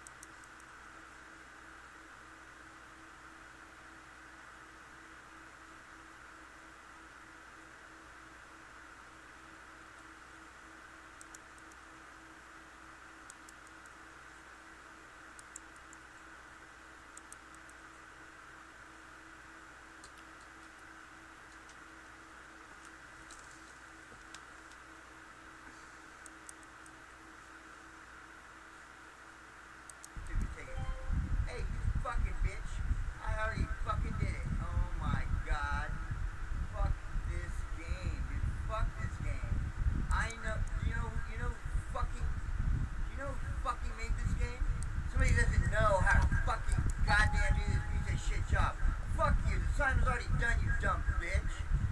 Fuck this game. This is fucking terrible.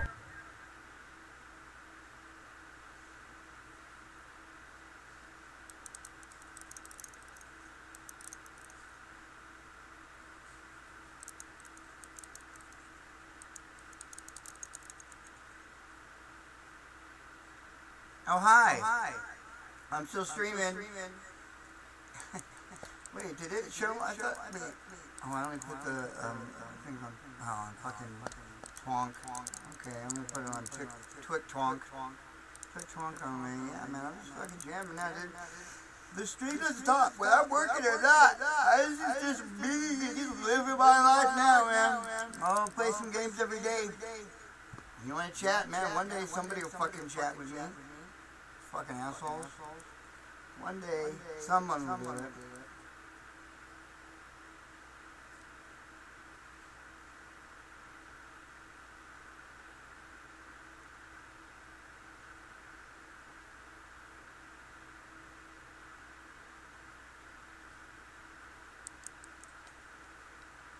What up, homie? Can we fucking slide down or what, bro? What are the comments? Is that too much to ask, bro? Makuros. Yeah, you fucking. Silly.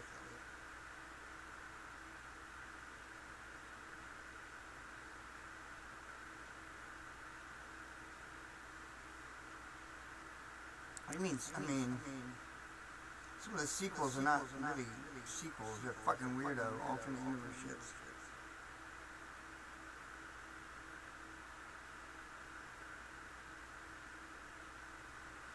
Real dude.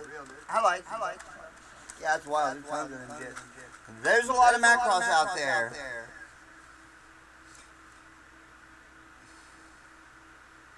4 years ago. I don't give a shit. I mean, what do you mean coming to US on one of the fucking stupid streaming services? Is that what you're saying? Yeah, whatever, dude. That's pretty weak. That's hot, dude. That's a fucking banger. Talking about a banger. I could be playing the game? Yeah, okay. Whatever, dog. What up? What is this one thing? Cool. Who cares? Oh, is that what I was doing? Whatever. What up? Why is there one on that, though? The one is on this. Please Through the goal. Only a little bit.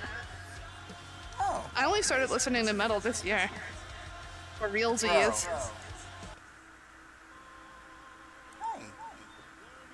Hi there. Are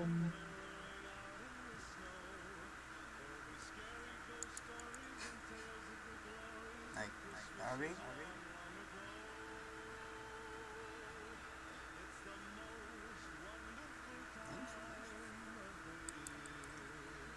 How did I mute? How did that happen? Ah, no, it pulled me out of VR. Oh my god. Oh man. Oh man.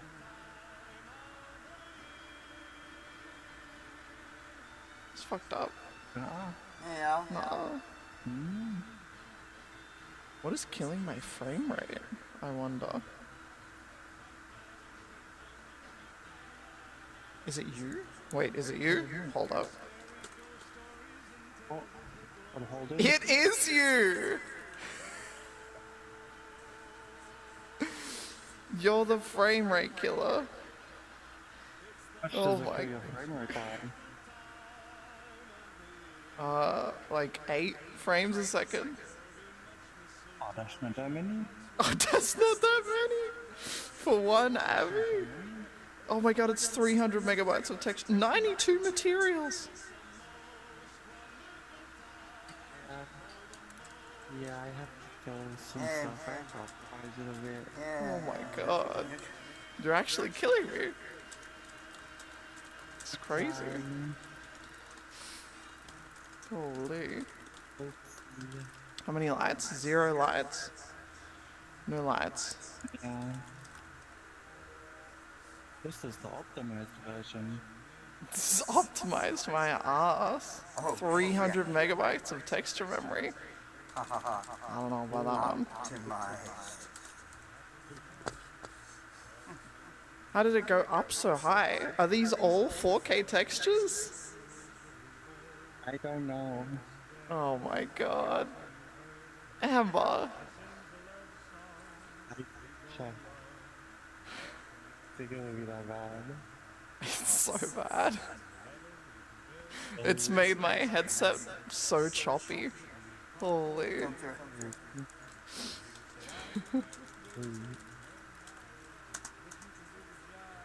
She's just a bunny. For sure. She doesn't know how to use Unity.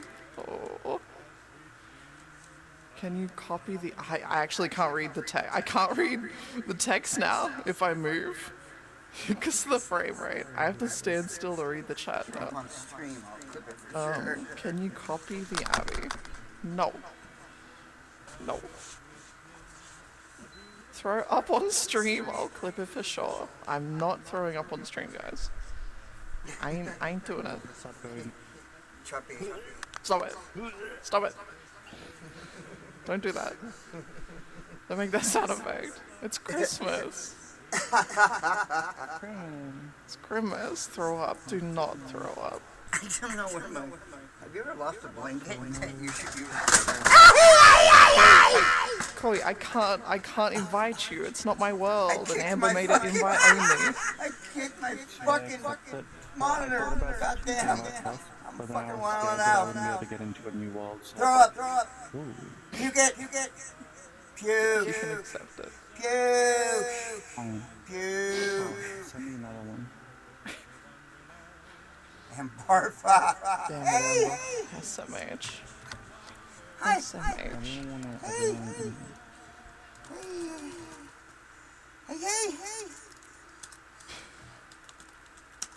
Wonder what the unoptimized one is like. True. Yeah. Oh, it's even worse, yeah.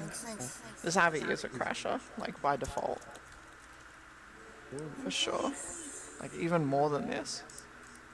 Like way more than this. I think you need to brighten yourself a little bit. Amber, good name for me.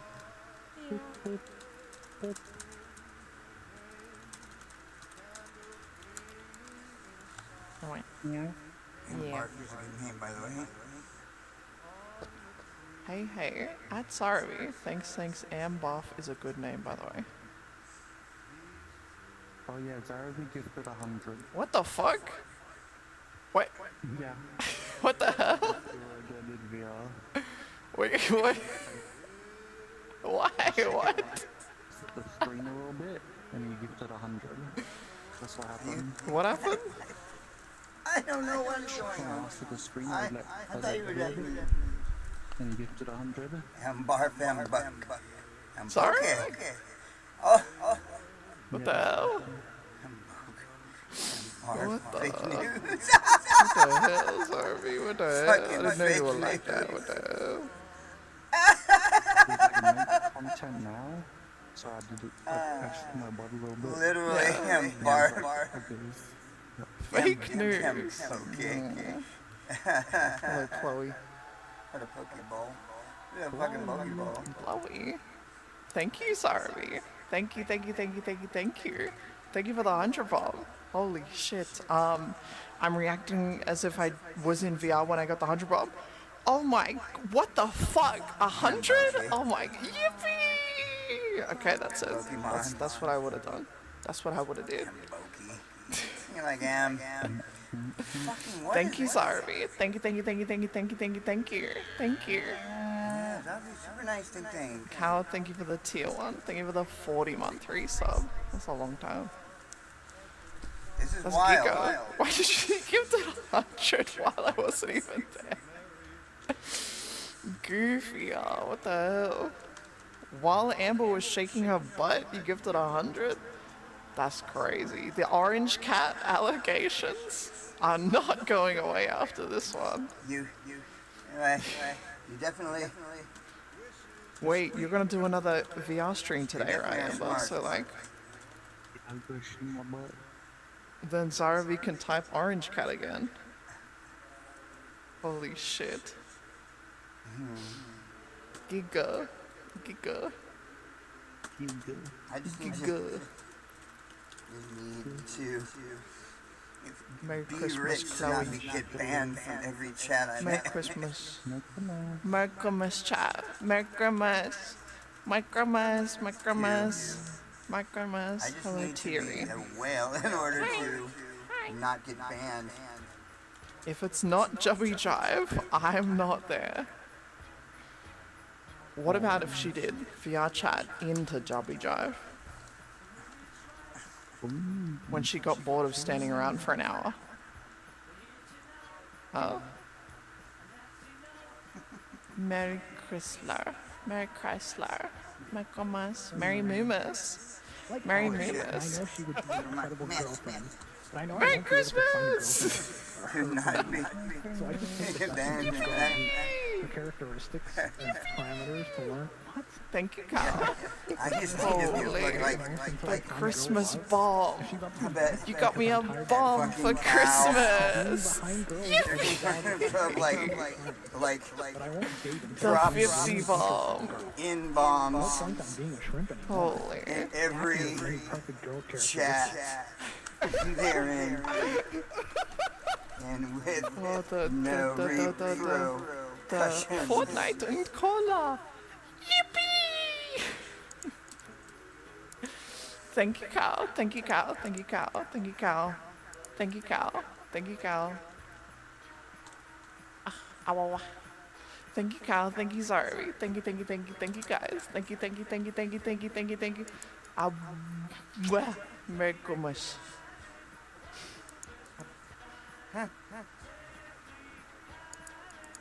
5 bits, Giga. Holy shit. Like drops in bombs in every chat they're in with no repercussions. Any 1K bombs? Those don't exist, Shads. Don't lie to me. That's not real. I bet Cal. What? I was talking about. Why did you type that? About not getting. What? Getting What is wrong with you, Sorrow Worms? From chat because you are a whale. You're stupid. You're going in timeout, Bao. Ah, you're stupid. I'm putting you in timeout. That's cool. I'm not even following you, dude. Bad chatter. Bad. That's Bad. bullshit. Fuck you. Lazzy got one earlier today. Lazzy got one. Lazzy got 1,000 bomb. What the fuck? You proved my point. You're But that guy's idiot. fat and homeless. Ah, no, wait, that makes sense. No, it's like a donation to the homeless, the poor. That makes sense, actually. You are fucking stupid. No, that's true. You are fucking stupid. You gotta Don't give- engage with you chat gotta unless you're give gonna fucking money to the engage with chat. homeless guy on the side of the street on Doing it Christmas yourself. Day. I mean, like, it only makes sense. You're a No, that dumb makes shit. sense. You didn't get one, Giga. You're fucking Giga. retarded. We all got a Lazzy sub You're today. stupid. I'm checking. I'm not waiting for We get a fucking Lazzy sub shit. check. What's a Lazzy You emote? trust me, dog. You are blocked. Wait. Let me make sure I got your name right. You're not the only one who do stupid shit like this. I like you. You are fucking blocked. You are dumb as fuck. Yo. Let's make sure we get home and do this so we don't forget. We'll be back. Ah, yeah. Simplest way to do it. Like this. I'm so glad I thought of it. Hi, wherever you are. You're dumb. Like this. You're stupid. You're fucking stupid. Hey, look at this, dummies. Alright, here we go. We are going to la-dee-dee-doo. Well, what are we going to do? We are going to block somebody. Are we not? We're not. You have to be in it. I hope not. Yeah, where's mod? Yes, of course, I think we should. One day, somebody will give me mod. I don't want to go back and change it. Alright, nerds. What? No, it's not. It's fine. Where's my block key? Where's my block? Alright, nerds. Chumbo, no. Cast. Oh. Ban.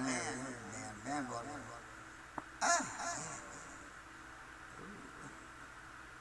Man.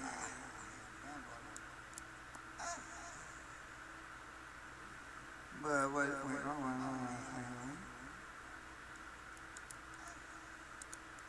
Oh man, I'm gonna fuck you up, dude. So pissed. You're dumb. You're fucking dumb. Don't care about that. I'm pissed. You're dumb. You're fucking dumb. Don't care about that. You cunt, you fucking bitch. Hi, it's me again. La la la. Yeah. Hi, it's me again. La la la. There it is, chat room. Is it? Not really. Little kind of whatever. There it is. I've got to put it away. Yeah, that's probably enough for this. Whatever. There it is.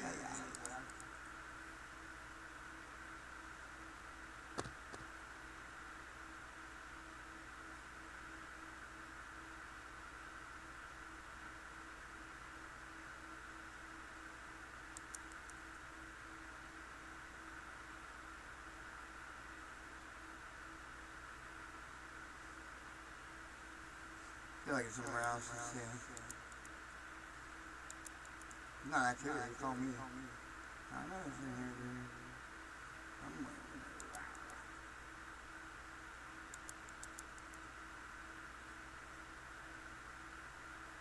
Dude, you fucking idiots.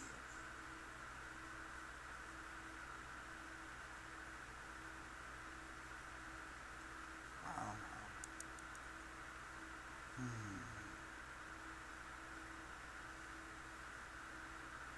That's cool. Good job. 22 unique viewers. Yeah, what? There's number 22. What's the point? I don't give a shit. Not really, what? Stop clicking the stream, you think? I didn't send it to YouTube yet. Sorry. Really should have.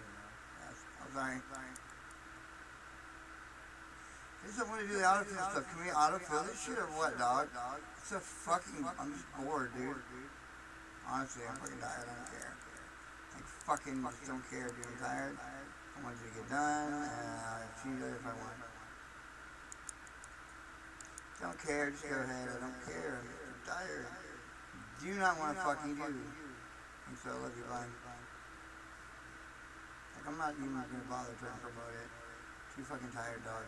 Too bloody tired. What a dumbass. It's so fucking annoying.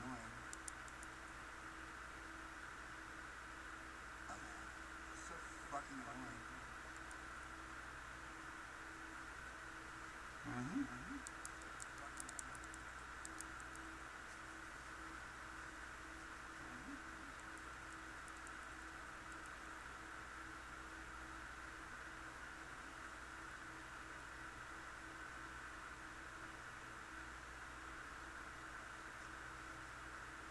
You're just too stupid, man. You're just too stupid, man.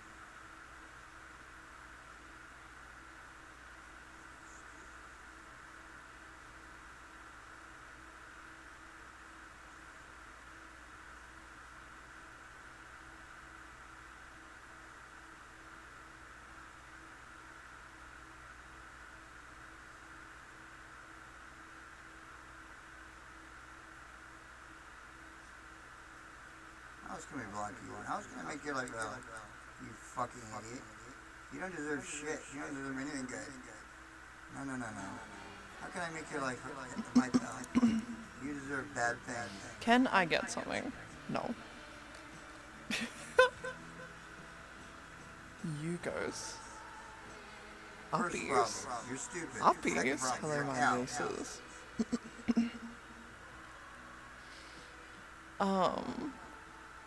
The funny fat route always worked, true.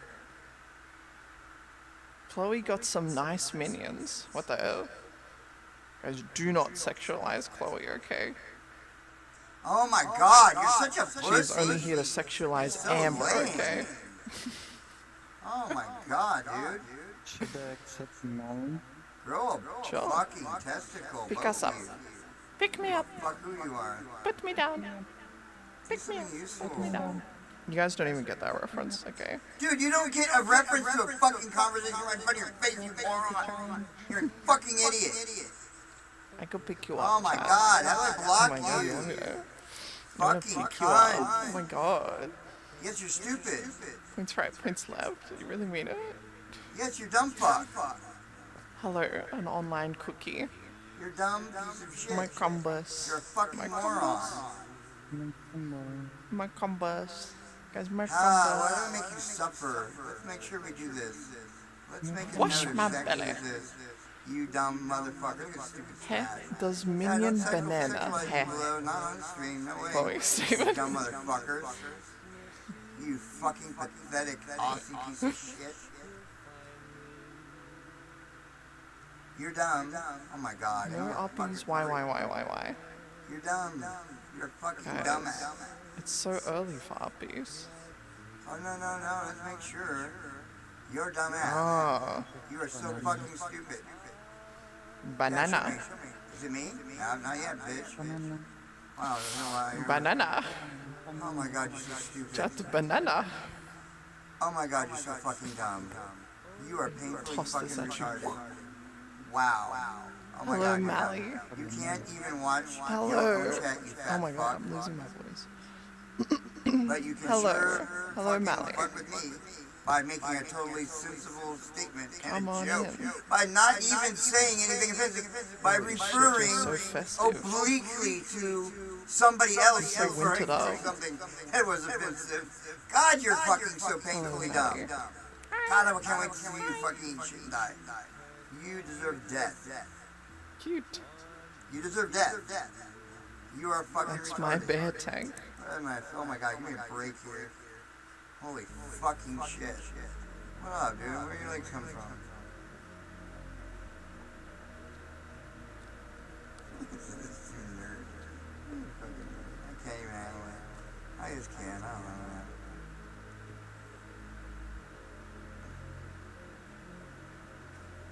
I'm like, you got plenty of fucking people. You can fucking ass on my and shit. I can't get for you, dog. What are you doing? What is this shit? Help me out here, buddy. I'm in a bad mood now. Did you just start?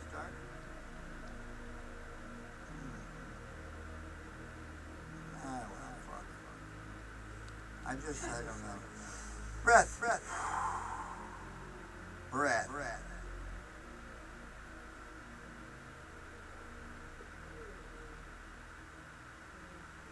Yeah, I don't know. Okay, chat, yeah.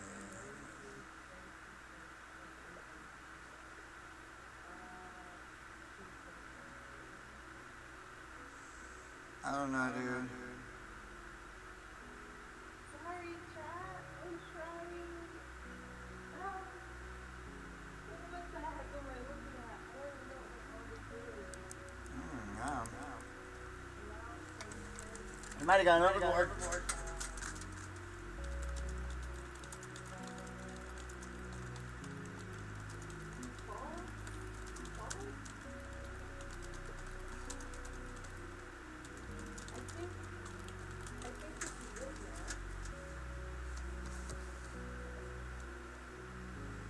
Yo, hey.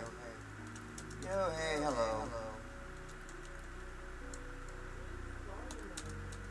Merry fuckness.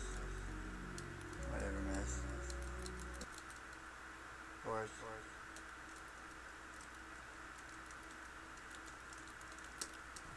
Merry whatever, miss. We're moving on.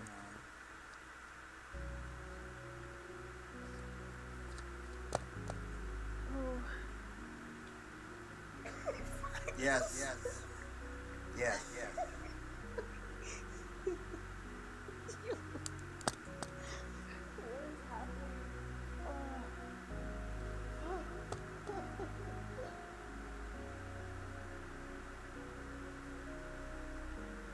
You fucking did that on purpose, you fucker. Okay. I'll be right back. I can't do it. I'm gonna fucking do it. Somebody else is gonna do it. Like that, you guys don't mind.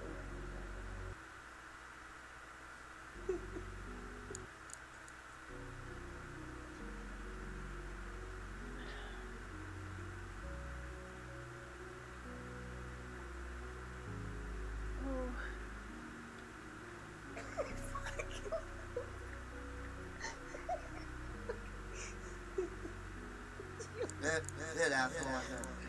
Literally, that's fucking it. What do you want? That's about.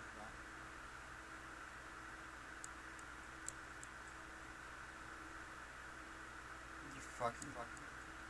Whatever, dog. I'm fine.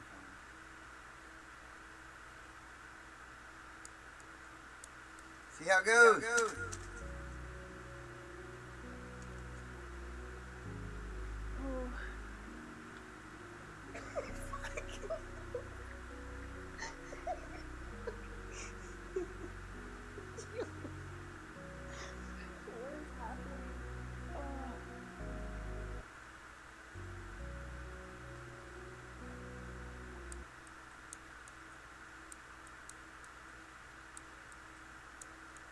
Fuck, I don't care to see this.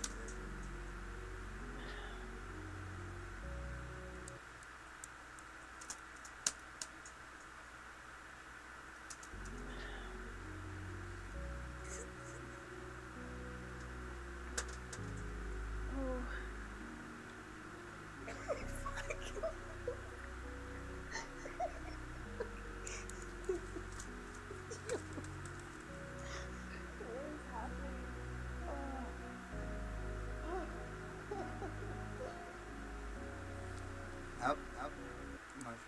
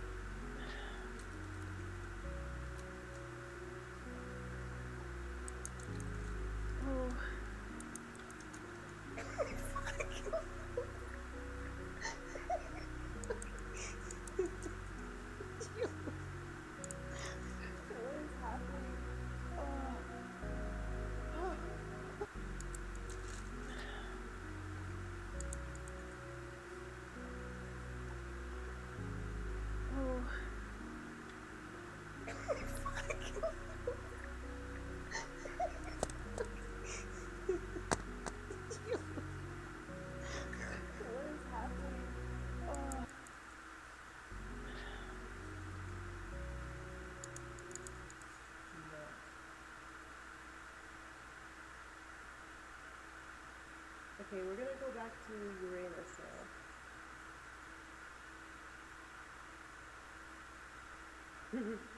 Sorry, guys. I really appreciate the patience. I'm so sorry.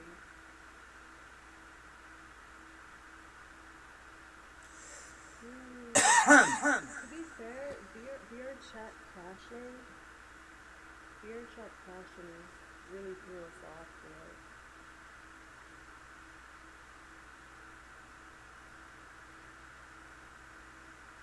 But chat, be honest, is it that bad? Is it that terrible? But Avery, also, thank you so much for that thought. Because if it wasn't for you, oh my gosh, it would have probably taken me like 48 hours trying to figure that out. I would have probably figured it out, but it would have taken me like 2 days. I appreciate that.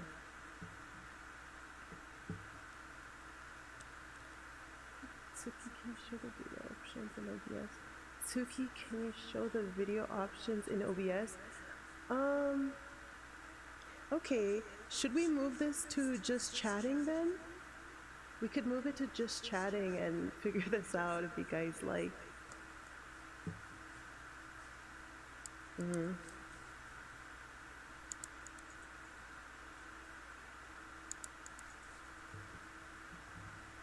Okay.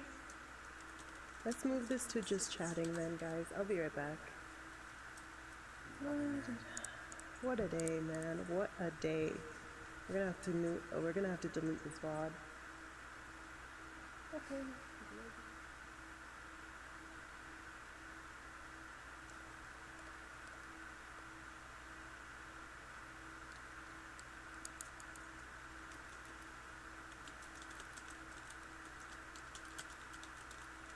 Huh?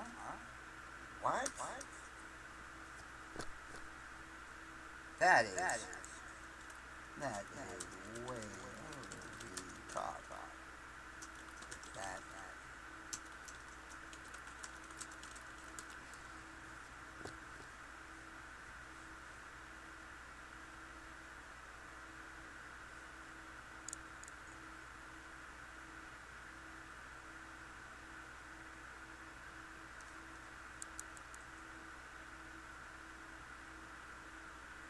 That's ridiculous.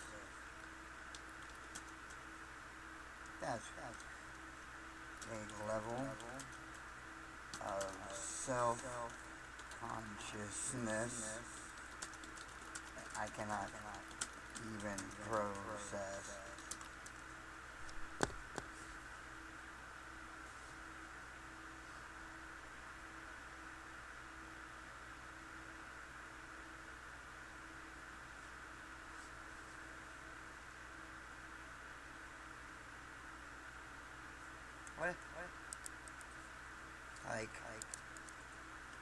What people tend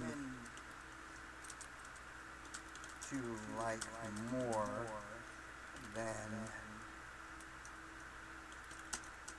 a perfectly polished people's honest moments and authenticity.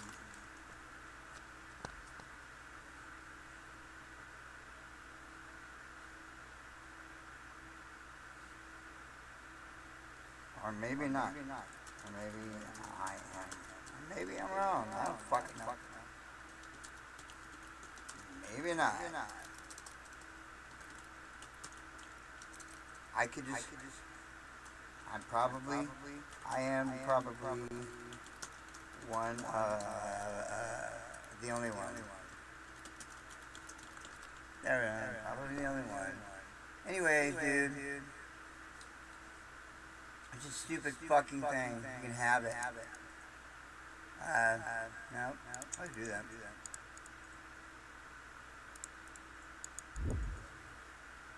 Maybe I'm out of my fucking mind, right? Because it's fucking funny. Hey, fucker. Somebody say... I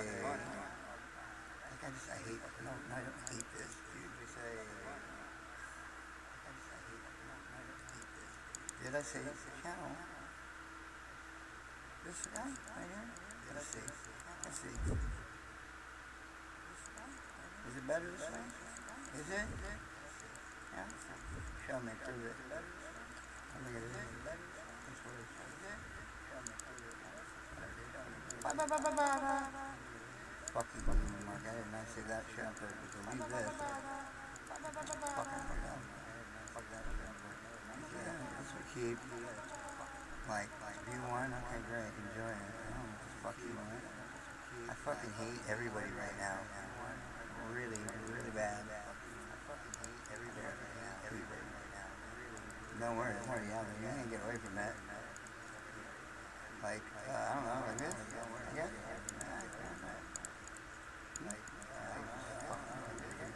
Don't you fucking dare. Don't you fucking dare. Gone. Fucking dare. Fucking dare. Gone. Yeah, would you fucking kill yourself? What the fuck, dog? I'm so annoyed right now. This is so fucking annoying. Yo, dude, where the fuck does fucking tweet go? I'm so fucking aggravated. Where the fuck does fucking oh, you're not really gonna like this then. Alright, bitch, I will fucking download in fact. I'm sorry. Did I say, yeah, there you go. Oh, I saved it, didn't I? You cannot get rid of it, yeah. You cannot fucking hide it. You cannot get rid of it, yeah. How about that? Fucking hide it. Yeah, chat. How about that? Yeah, chat.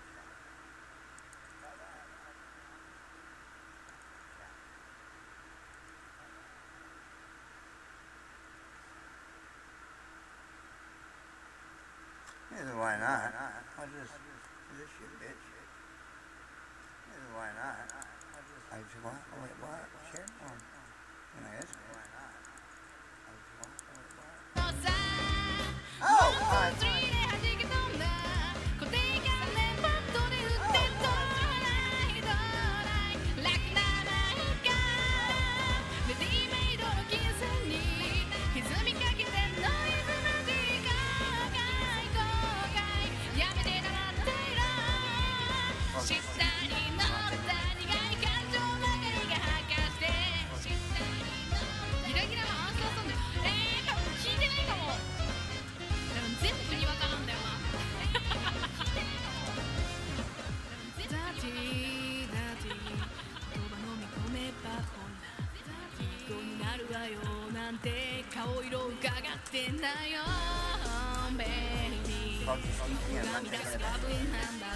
That is awesome. That is awesome.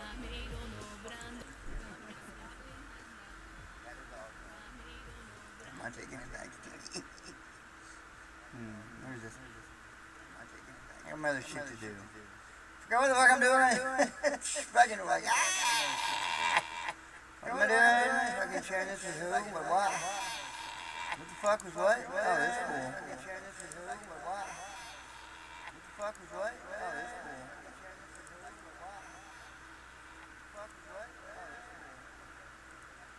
Just dox yourself, who cares? Just dox yourself, who cares?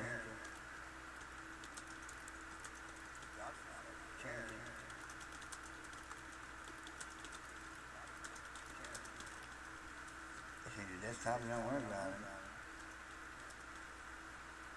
Change your desktop and don't worry about it.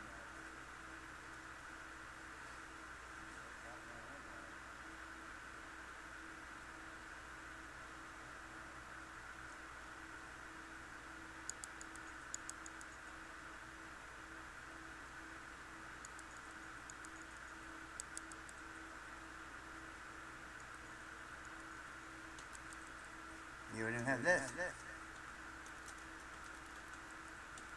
You wouldn't have this.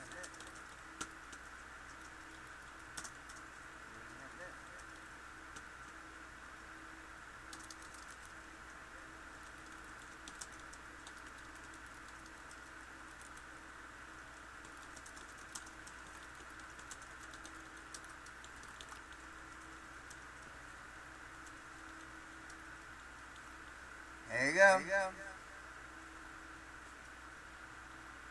There you go.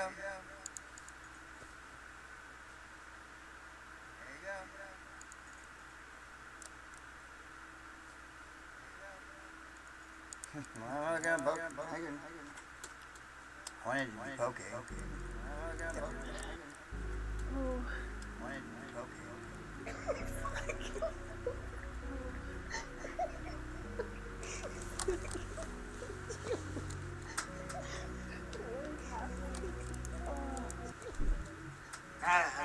You're done. I'm done.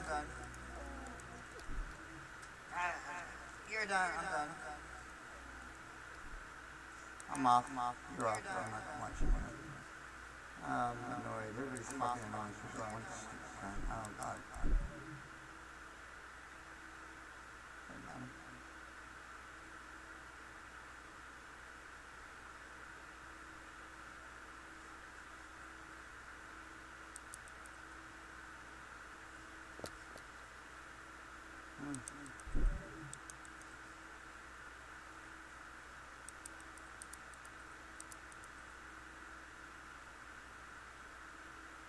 Listen, let's just not now when I know it's so good. It is so good. Very good.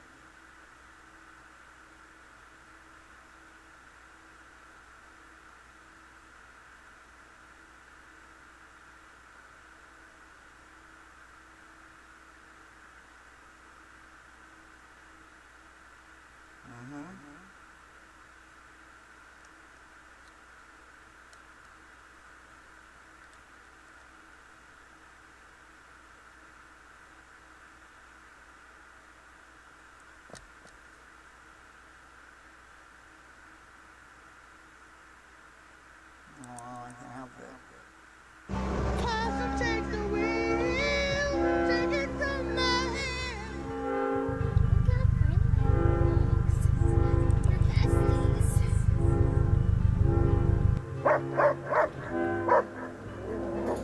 Hi, buddy. Can I say something?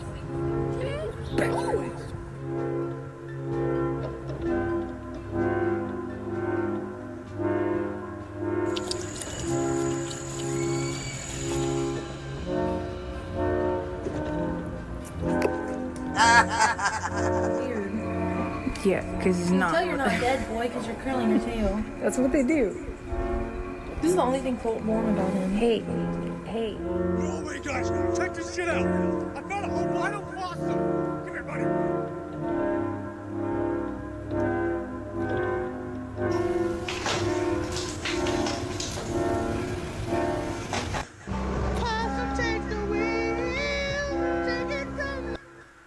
Slaneshmas is truly the most jolly, joyous time of the year in the 41st millennium. This is a grand holiday spread and celebrated by the followers of Slanesh, in which they seek a new way to worship she who thirsts. Slanesh often revels in the spreading of excessive agony, despair, pride, and any vice one could think of. The Dark Prince's followers are truly some of the most horrific evil creatures the galaxy has to offer. Yet so many evil acts get bland after a few millennia of constant torture. And so, the followers of Slanesh decided a change was in need. So, for a couple weeks each year, these devotees will instead spread excessive amounts of joy, happiness, camaraderie, and smiles. Lucius the Eternal is the greatest spreader of Slaneshmas, and his ability to bring jolly cheer to all those around the galaxy is unparalleled. In this way, Slanesh gets to indulge in the delicacy of happiness and joy. And of course, when Slaneshmas is done, the agony of living beings and the cleansing of souls will be all the more delicious for the Dark Prince. One Slaneshmas, Azak Araman and Lucius the Eternal even hosted a live show. In this, the greatest message of Slaneshmas of all was spread,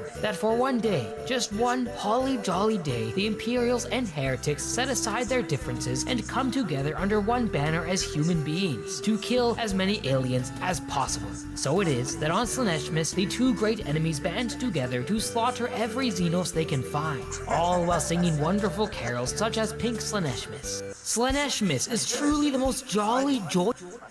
Let me guess, you haven't changed. So what's your take? Boomers should not be told when content is AI. 100% agree. That's so good. I love it. I love it. It's because... It's so mean, though. No, it's not. You know what? Why should we shatter their dreams? If my dad wants to believe that Morgan Freeman's become a Muslim and is giving fatwa to the people, why should I hold back? In his mind, he's like, this is amazing. Yeah, I love that for them. If my aunt wants to think that a cat memorized the Quran and there's hope for her crackhead son, why would I take that away from her? Yeah, no, you're right. Let them live. Let them enjoy life, because they've had hard lives. You wouldn't tell a child that Baba Claus Claus is not real, would you? Baba Claus? Baba Christmas. Is that what we call him? Yeah, Baba Christmas. Where do we call him that? Well, according to AI, he's Muslim now, so that you wouldn't tell like a MAGA American or a reformed British person that Jesus wasn't white, he was Palestinian, because Yes. it will just ruin their lives. It seems like AI is only being used to do one thing, which is to convince everyone that the world is becoming Muslim. Is there anything AI that you believe that when you found out it wasn't true, you cried? You know what? My mom sent me an article that said, this is not even AI, this is just a fake news. She goes, look at this, George Bush and his daughters, they became Muslim. Do you know what? I love that for them, because you know what? One day, inshallah, that will become a reality. No, I don't want the Bushes. You don't want them? No. I wouldn't accept George Bush. I wouldn't accept Donald Trump. I think I'd accept Trump. He'd be the kind of guy that, like, Ramadan comes around, he's like, I'm on my period. I can't fast. I'm traveling. He'd be on the jet all day. This is so ADHD, but we have the same trousers. I like yours more than mine. Wait, what? Have you ever been tricked by AI? Do you know what?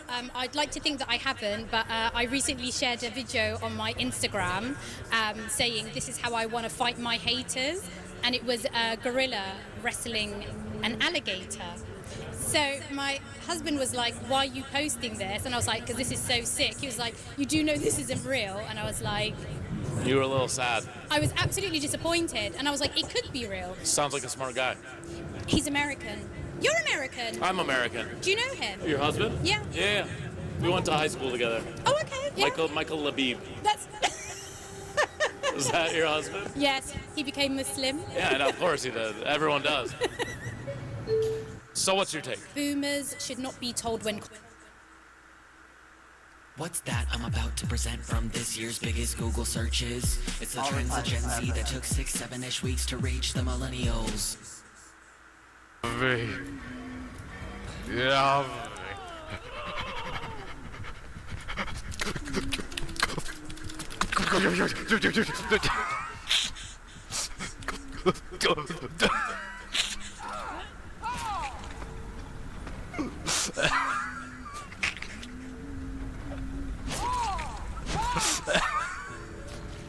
Toxic killer me.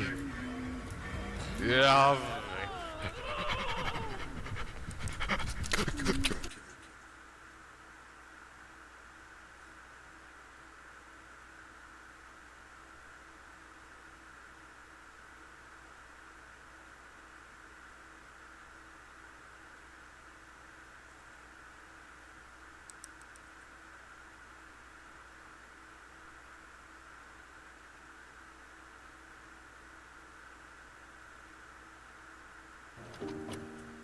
Merry Christmas! I hope you are all having a wonderful holiday time and are looking forward to enjoying Christmas Day tomorrow.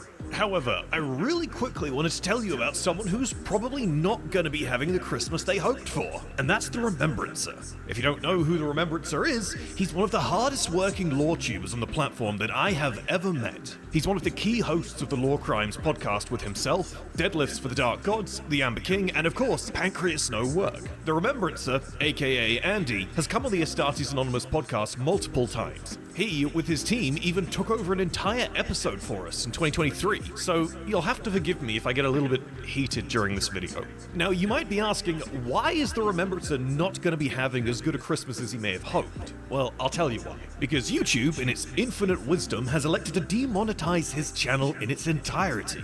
And the reasons they've cited on one hand are really stupid, and on the other hand, so vague that in under certain circumstances you could actually apply them to almost any YouTube video or YouTube channel, irrespective of the content. So let's have a look at these brilliant reasonings, shall we? The first, content that exclusively features readings of other material you did not originally create, like text from websites or news feeds. Well, if you follow the Remembrancer in any capacity beyond surface level, you would know that 2/3 of his life is spent finger and thumbing over Warhammer 40k and Horus Heresy novels for scriptwriting. This reason is really funny to me, because there absolutely are creators in this exact content space who copy word for word from the various wikis without adding any creative or dramatic value. And the Remembrancer is not one of them. Right, so the first reason, this is entirely fictitious. Let's see the second. Songs you did not originally create, which have been modified to change the pitch or speed, but are otherwise identical to the original song? YouTube, are you having a bubble? There's like two ways you can interpret this. Either it's for channels centered around music, and they don't want channels to re-upload music in some weird capacity, or it's suggesting every single backing track in a YouTube video should be user-made regardless of its copyright status. This is madness. Both of these ways of interpreting this reason are completely inapplicable to the Remembrancer. They've not leveled any copyright complaints against it, and he's certainly not a music creator. Third reason, mass-produced or content using a similar template across multiple videos. I'm assuming by mass-produced they're referring to AI-generated slop, or YouTube videos that are created in some automated fashion entirely devoid of the human element, which is entirely unapplicable to Andy's channel, as everything is carefully researched, written, and recorded. The other half, content using a similar template across multiple videos, really cooked my noodle, because that can be applied to almost every 40k creator, and most creators on the platform. God forbid an individual have a specific style of content that his or her audience enjoys. This reasoning is so vague. Next up, highly repetitive content with minimal variation across videos. It's honestly the same point as before. How repetitive is too repetitive? My dude has almost 150,000 subscribers at the time of this video for working on having that lovely narration voice, writing style, and understanding of Warhammer 40k and the Horus Heresy. Would his channel be okay if he uploaded a react video of Miku Miku appearances across pop culture every week? Would that be enough variation? And finally, image slideshows or scrolling text with minimal or no narrative commentary or educational value. I don't even know how to reply to this.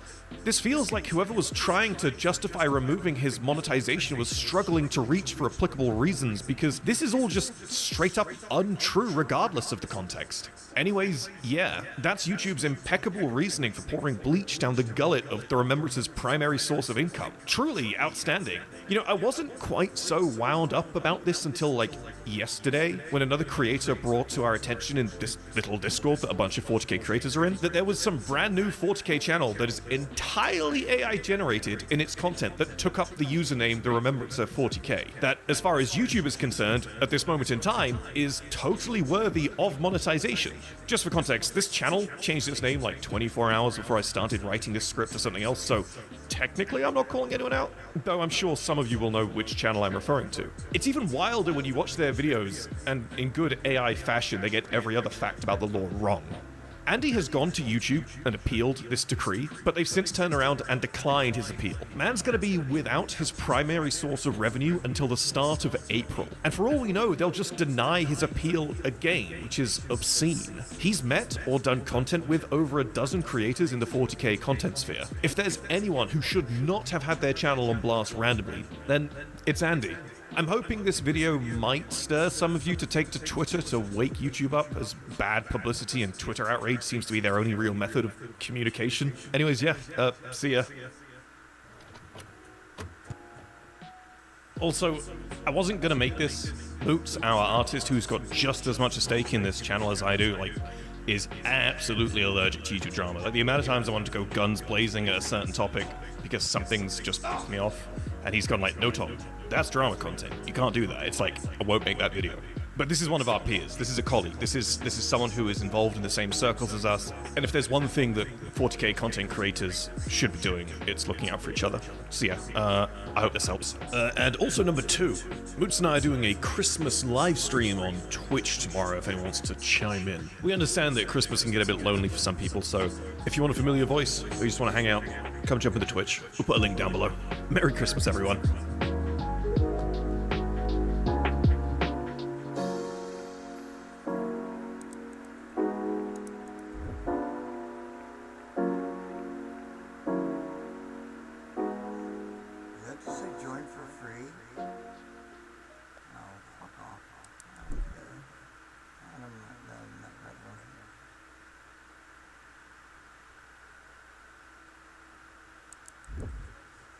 That's fine.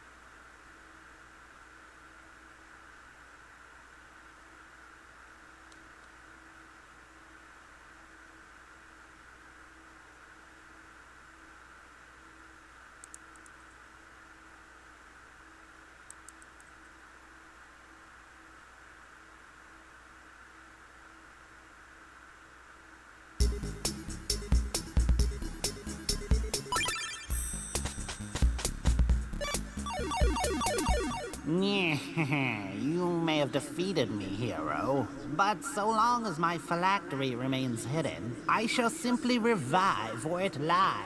The fuck is the matter with you? You already defeated me. I may not be able to finish you for good, but I can stop you from hurting anyone else.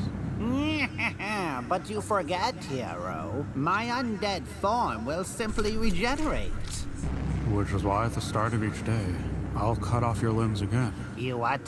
Think I'll cut out that pretty little tongue, too, so you can't cast those pesky spells. And I'll sharpen a pole, stick it up inside you, out through your mouth, and wear you on my back, a wriggling trophy for all to see.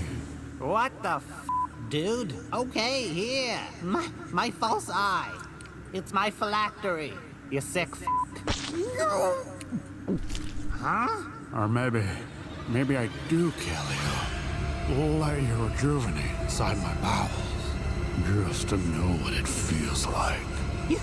You're a monster. Yum, yum, yum, yum, yum, yum.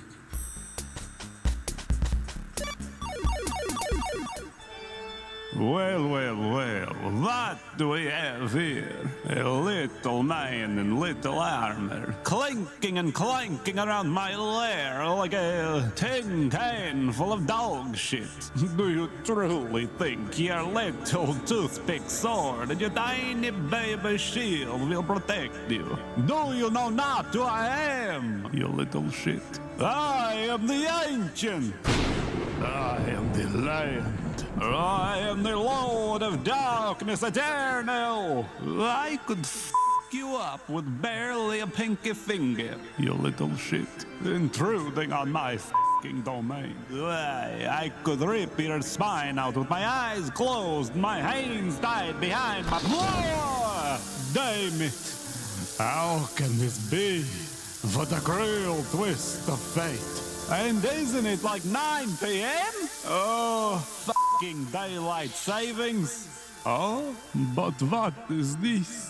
You give mercy? And you give water? Oh, thank you, friend. Yes, give it to me. Is that fucking holy water? Oh, why are you doing this to me?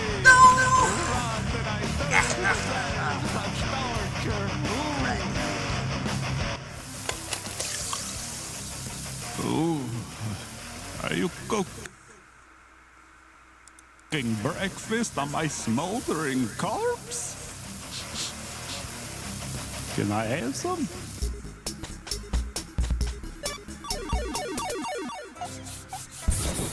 Oh, finally, after eons trapped inside the lamp, I am free. As a reward, my master, I shall grant you wishes 3. I wish for the power to grant wishes. Your wish is my command. You should have chosen your words more carefully, friend. For now, you are the chain of the lamp, and I am your master. Darn you, foul trickster demon. And for my first wish, I want to be free of this accursed lamp. Your wish is my command. What?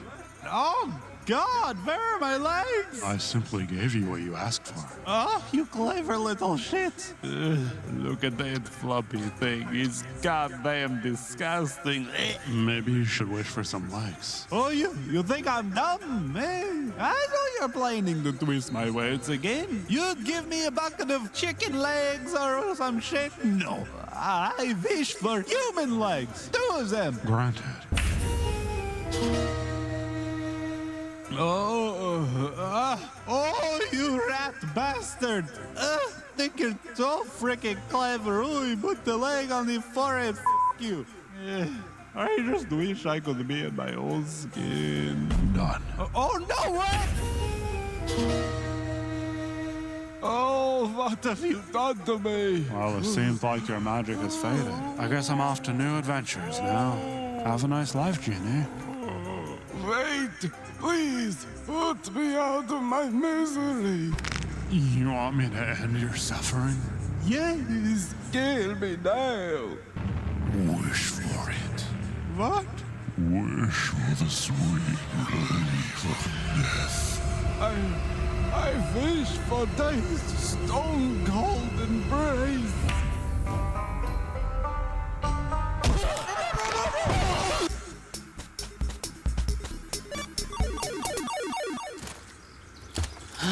A Pegasus.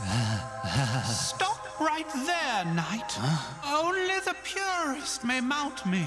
I'm pure. No, I sense a darkness in your heart, traveler.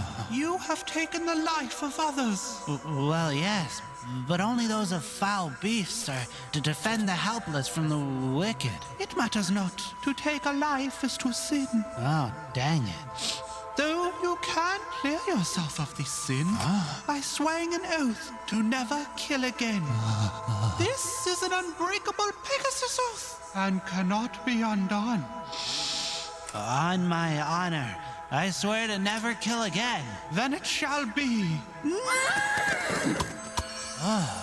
Oh boy, I can't wait to ride a Pegasus. Not so fast, adventurer. Have you not also stolen many treasures? Oh, you mean the treasure hoards from the monsters I've slain? Well, those treasures didn't belong to the monsters to begin with, did they? Well, I guess. You must swear to give all your gold back to the poor and downtrodden. Okay, I swear to give all my loot to those in need. Yes, good.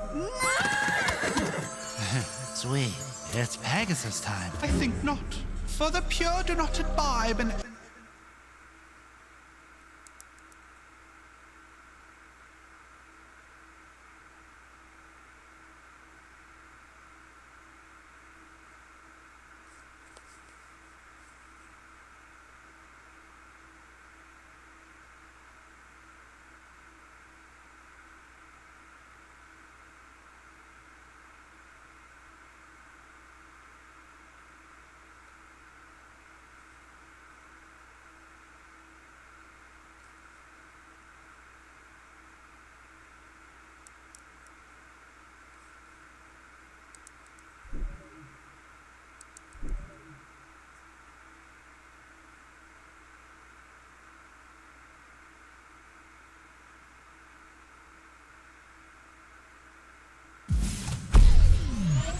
Hey everyone, welcome back to their Hardware News Recap.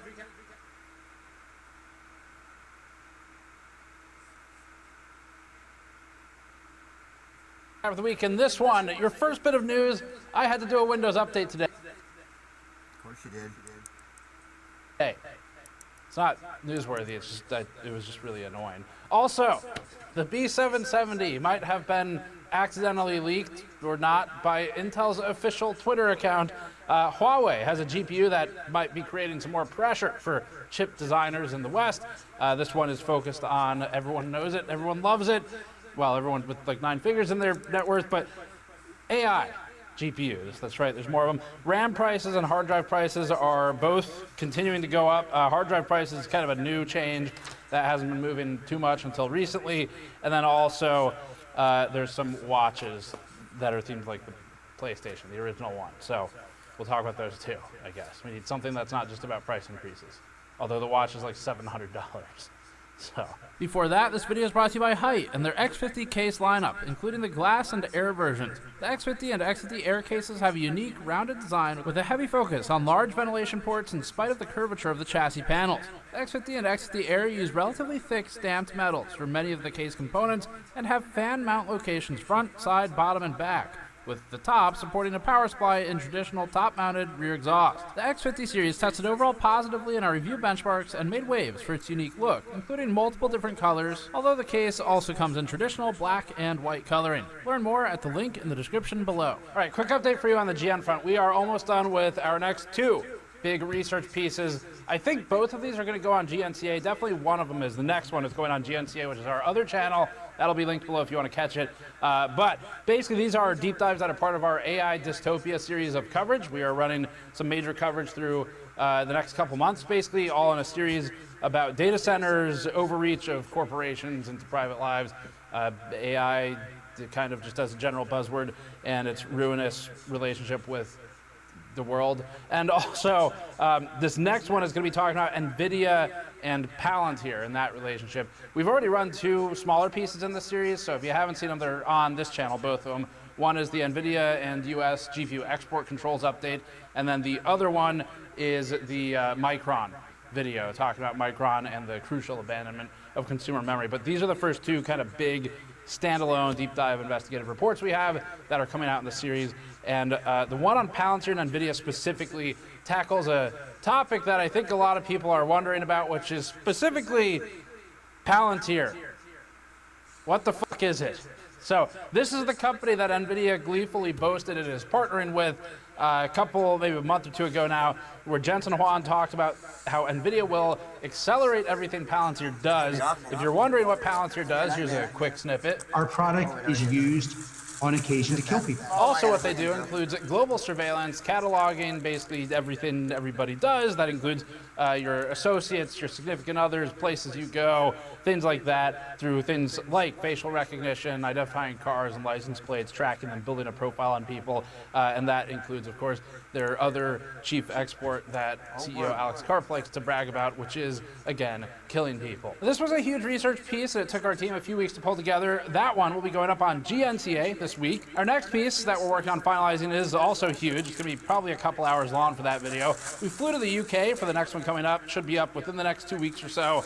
And we spoke with several people on the ground to talk about the police raiding a home of a private citizen over dev kits and game cartridges. We spoke with the London police. We taught them an interest in, well, we'll talk with that in the video. We spoke with the man arrested. We spoke with Sega, sort of, Nintendo, sort of, and workers out at scrap yards for this story. That one, this is really bizarre, where it's like a guy buys discarded, thrown away dev kits at a scrapyard, and then somehow the police end up in his home accusing him of money laundering and a whole bunch of other things, according to the report we've got coming up. So you'll see that pretty soon. I'm not sure which channel that's going on. I think it's going to be GNCA, but it does fit here pretty well too, because it's ultimately it's about gaming stuff. It's just like the kind of backdrop of it is the corporate overreach and online surveillance, which ties into how they found where those cartridges went. So we'll be talking about that. It also relates to a video game museum that was trying to buy those kits off the guy who was arrested. So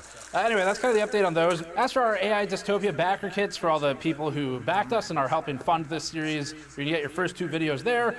We've been slowly shipping the orders from this AI Dystopia announcement. We're still within our window of shipping for wave 1, which is currently the only wave. We don't have a second wave at this point. And so that date range has been listed on the website since we launched it, but as an update, that is by January 31st. We expect to ship all those currently, and every existing order is within that group, so there's nothing that's pushed back further than that right now. Now also, this is important for those of you who signed up for the Ghost tier. I'm going to be sending out an email invite pretty soon to the group Q&A sessions with me, so if you want to join that, make sure you check your inboxes, because I'm going to send an invite. I don't want to spam people, so I'm only going to send it one time. You're saying fucking from that recent? Is it? I guess it could be. Yeah.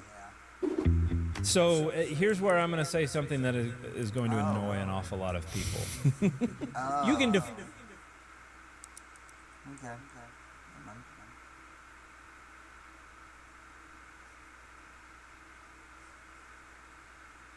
define sin about as well as you can define what 6-7 means. It's 100% vibes. Hey everybody, I'm Dan McClellan. And I'm Dan Beecher. And you're listening to the Data Over Dogma podcast, where we increase public access to the academic study of the Bible and religion, and we combat the spread of misinformation about the same. How are things today, Dan? Oh man, I'm feeling sinful. Just absolutely sinful. That's kind of your baseline, isn't it? That's just norm. That's like standard, but like also feels like it was just born there. You know what I mean? Oh, okay. Yeah, that's me tipping off what we're going to be talking about, I guess. I'm very subtle. I don't know Yeah. if you guys know that about me. But That's also your baseline, subtlety. Subtlety is It's one of the great markers of my character. It's true. So today we're going to be talking first. First, we're going to do a chapter and verse, and we're going to talk about the Garden of Eden, and we're going to talk about Adam and Eve specifically. We've talked a lot about Genesis 1, 2, little 3, little 4. We're mostly doing 2 into 3 now. We're going to get that creation, not the creation story, the fall. Yes. The fall. We're going to talk about some of the peculiarities of this story as well. Things that, the unanswered things where we do an awful lot to fill in the gap. There's a lot of frog DNA that we're just chucking in there to fill in the gaps. And that results in a weird Adam and Eve story where,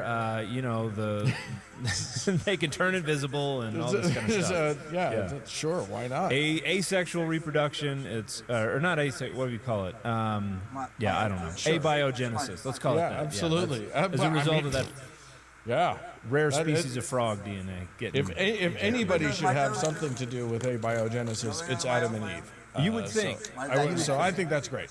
My high school daughter is reading Jurassic Park right now in her class, and so we got her a couple of her own copies, and it's fun to revisit what it was like to read that book back in the 90s. They made a book of that? That's interesting. They did make a book out of it. They decided the movies were so successful they might as well write a book, and a book that was so good I ended up reading pretty much everything else that Michael Crichton wrote. And then watch some of the movies they made of those things, which were not nearly as good. So well, Spielberg tends to make a fine movie. Anyway, he does. Moving on. In the second half of our show, we are going to sort of jump off from that, and we'll do a what is that about original sin. Yeah. So that'll be exciting and fun and weird. So hot right now. Yeah. Everything about the Bible is weird to me. So let's dive in with chapter and verse. All right, you said you wanted to start in chapter 2. Now, most of chapter 2 is Adam sitting around in a garden all by himself and God trying to make him less bored. Yeah, twiddling his ribs. And the Garden of Eden story really starts in the second half of Genesis 2:4 and then runs through the end of Genesis chapter 3. So 3:24 is the end of the Garden of Eden story. Chapter 4 is a different story altogether. But we get this creation account. All this is happening on one day. We've discussed in the past about how Genesis 1:1 through the first half of Genesis 2:4 is a separate creation account. It's an entirely different creation account that is trying to correct a lot of the stuff that's going on in our creation account. But we have in verse 7, then the Lord God formed man from the dust of the ground and breathed into his nostrils the breath of life, and the man became a living being. And, reams and reams of books have been written on this passage alone, but I really like the theory that what we have is basically a divine image being made, because in this time and place, divine images would have been made primarily of clay, but also of stone and things like that. But we can represent it as clay, and that there would usually be some kind of enlivening ritual or activation ritual where the agency of the deity would enter the statue, or the standing stone probably. And here we have a very similar thing where the dust of the ground this is where clay comes from. And the word formed there is, if I'm not mistaken, it's yatsar. Yeah, yatsar, which is the word that is used to refer to making pottery, making clay. And then breathe the breath of life into the human's nostrils.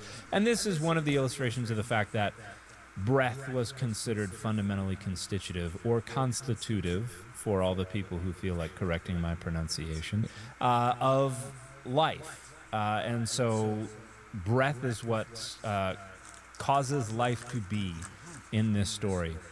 And then God plants a garden in Eden and chucks the man in there whom he had formed, according to verse 8. Yeah. And we've talked in the past about how there's some squirrely translation going on in these passages where the translators try to turn past tense verbs into pluperfect verbs, and basically what that means is they change God caused this to happen to God had caused this to happen, because the order of events in Genesis 2 is different from the order of events in Genesis squirrely. 1. Yes. Sure. So you've got God planting this this garden. Yes. And he throws in a couple trees. Yes. Very curiously, I think. I think it is so weird to throw in trees that he knows it's like putting a power socket into a room, into the baby's room, without any covers or anything, and just being like, don't touch that now. Yeah, it's like MacGuffin Central. We like God has no use for these trees. God is right. Just created this garden and was like, bam, trees. Oh, by the way, don't touch that one. Like, yeah, could you get any more MacGuffin-y? Obviously, this is a lesson in search of a narrative. And so in verse 9, out of the ground the Lord God made to grow every tree that is pleasant to the sight and good for food, the tree of life also in the midst of the garden, and the tree of the knowledge of good and evil. So we've got these two trees. And this is one of the unanswered questions of the story of Adam and Eve, because later on, at the end of the story, and spoiler alert, if you haven't read the story yet. If you've never heard the Adam and Eve story, yes. podcast listener who's listening to a show about the Bible. Yes. God is going to kick them out of the Garden of Eden and then put cherubim guarding the entry so that they cannot partake of the tree of life, because if they do that, they would live forever. Again, MacGuffin alert. Why this? Because in Genesis, in verse 15, 16, in verse 17, 16 and 17, you may freely eat of every tree of the garden, but of the tree of the knowledge of good and evil you shall not eat, for in the day that you eat of it, you shall die. So this does not say don't partake of the tree of life. So the question is, were Adam and Eve partaking of the tree of life the entire time? And okay, that's one I've never thought about before. Yes. I like that. And then is God kicking them out to stop them from continuing to eat from the tree? Or are they not even eating from the tree to begin with, and then God is like, because of these new circumstances, we don't want them to suddenly eat from the tree, because it raised, and this is something that a lot of Christians will say, Adam's transgression and Eve's transgression brings death into the world. Prior to that, there's no death. Right. In order to conclude that, you have to conclude that they were eating from that tree the whole time. Well, you don't have to conclude it, Well, but that's certainly one of that it seems like the way that you would do it. Yeah, but although if you conclude that, then it makes one wonder, is the way that God is immortal just that he keeps eating that? You know what I mean? Like, it raises more questions than it answers, because let's see, if they are eating from it already, then they should already be immortal. Yeah. Right. So stopping them from eating from the tree would not suddenly end their immortality, unless eating from the tree just keeps you alive temporarily.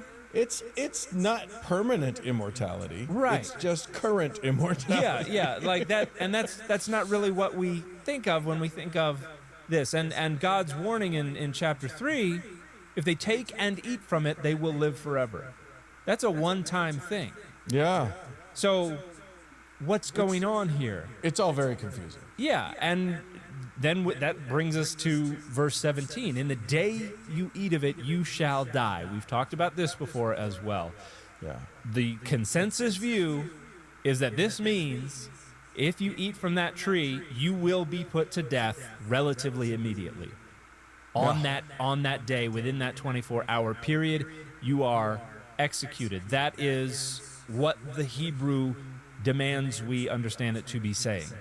And that doesn't happen. So God's threat doesn't happen. And then when we get to the curses, and we'll get to them in a moment, there's no indication that they were anything other than mortal the entire time. Right.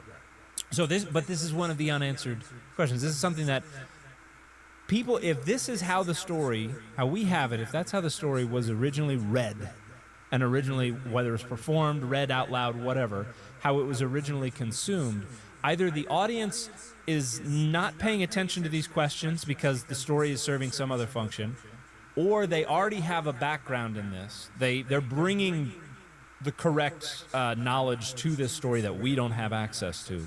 Right. Or there's something going on that's missing. They have additional text, additional stories that we don't have.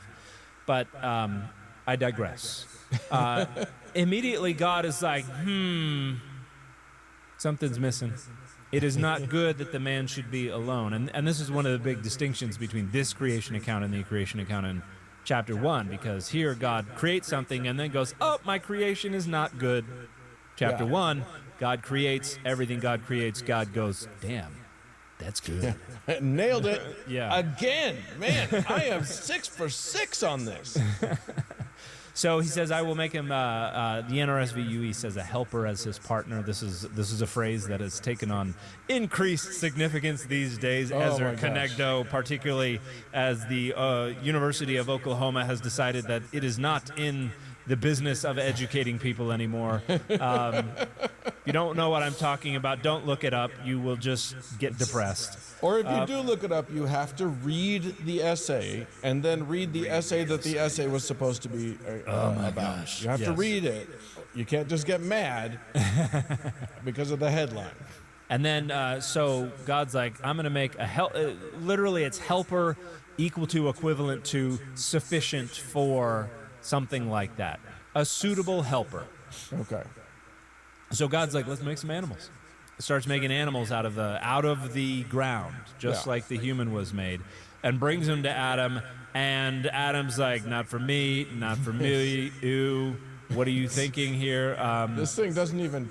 I mean, presumably, actually, they do talk, because we're going to learn later. At least one of them has a full grasp of speech. Yeah. So and I'm going to presume that they all do. They could, yeah. Again, it's something that's not in the narrative. Like the fact that the snake is just like, what's up, dude? And he's like, chilling.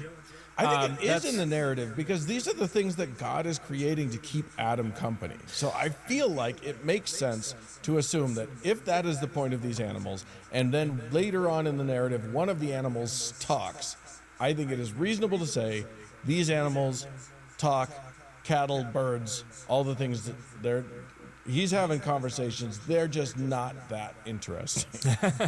Well, and he's giving them names. He's naming everything again. Yeah. So it's very Aesop-y at this point in the story. Yeah. All the cattle, all the birds of the air, every animal of the field, but for the man there was not found a helper as his partner. Whether he just wanted, I need something with a little more cake on it. I need... Whatever he was looking for, the animals were not providing it. So God caused a deep sleep to fall upon the man, and he slept. Then he took one of his ribs, is how we've translated it. The word there literally means sides. Yeah. One of his sides. And this word is never used to refer to human anatomy anywhere else in the Hebrew Bible. It's used to refer to like architectural sides, or sometimes the sides of a ship. And people think, well, you've got these pieces of wood that kind of go up the sides of a ship. You've got beams on the side of a building, so maybe this is supposed to be metaphorical reference to ribs, but it could also mean just a hunk of his side. Yeah, I mean, the first time you and I talked about this on the show, I became and remain relatively convinced that it's supposed to just mean he just split the dude in half and made half him and half her. Like, it's one side is him, one side is her. This rib thing is just astounding. So, I mean, and probably just comes from like a need for the patriarchy to have the man be the progenitor of the thing and the woman be less than the man in some way. Yeah, and the story says he took one of his and closed up its place with flesh. And the rib or whatever that the Lord God had taken from the man, he made into a woman and brought her to the man. And yeah, it does sound kind of like Aristophanes. Oh, gosh. It's been a rough morning. Aristophanes' myth from Plato's Symposium, which is where all humans were originally part of a dual entity, right, which had either two sets of male genitalia, two sets of female genitalia, or one male, one female. They were split in half, and then we spend our lives trying to reunite with the other half. Yeah. So it sounds an awful lot like that. It could be something like that. But it's not exactly clear. But the man then says, this at last is bone of my bones and flesh of my flesh. This one shall be called woman, for out of man this one was taken. So this is a folk etymology for the Hebrew word isha. Right. Because ish means man, isha means woman. That must mean from man or something like that. But bone of my bone, flesh of my flesh suggests that this hunk of whatever that was taken out of Adam included bone and flesh. Right. So when we talk about going out for ribs, we're not chomping on the bone most of the time. There's meat on the bone that we're actually interested in. So maybe this has reference to just a big chunk of bone and flesh. Yeah. But the idea seems to be that all the other animals were created from the dust of the earth, but for a helper that is suitable, we actually it needs to be created from the man. So that seems to be what the idea is, which is subordinating woman to man. Man has a primacy of place, is the original human. This is the I don't know if you saw Multiplicity, but we're not quite to Steve yet. But I was gonna say, you're wow, that is a '90s deep cut, and not particularly relevant. Don't go watch the movie to try and figure anything out. It's not going to have anything to do with Adam and Eve, yeah. But then we get the famous etiology for pair bonding and independent kinship units. Therefore, a man leaves his father and his mother and clings to his wife, and they become one flesh. The idea is, look, you were torn apart from one entity, and so you become one flesh. You kind of return to the primordial state of being one entity, and it's just a folk etiology for pair bonding and for independent kinship units, because your dad kicks you out of the house and says, get out of my garage, I need this, my midlife crisis is starting, I need to have a band in here. And so you have to go off and start your own household. This is not a prescription for monogamy or heterosexuality or anything like that. It's just a folk etiology. And the man and his wife were both naked and were not ashamed. And so they're in a state of innocence, and the idea here seems to be that they are juvenile. They have not matured yet. Just like, when you have kids running around, they want naked time to run around nude. They're not ashamed. So that's basically what's going on here. And then I'm going to push back on that just a little bit, because I think that, or the way I read it, at least now, and you can tell me if I'm wrong on this, is just that what it's setting up is the fact that they don't have a sense of the knowledge of good and evil. They don't have that yet. They haven't eaten that fruit. And so, first of all, I think it's weird that nakedness is already being considered basically a function of evil. Like it is, like their shame over their nakedness is when that shame rolls around, it's because they know what good and evil are. I think that's weird. But I mean, it's a norm now too. So that's fine. But I guess my point is just that it seems to me like what it's saying is they just don't have that in them. They don't have a sense of good or evil, or what they should or shouldn't be ashamed of. And I think that is a function of the lack of maturity. That part of the maturation process is learning the difference between good and evil, learning that you ought to be ashamed of being naked in front of other people, learning all these things, that you should be wearing clothes, stuff like that. Because the nudity in the Hebrew Bible is not associated with, it's not like an erotic state in the Hebrew Bible. It is always about shame.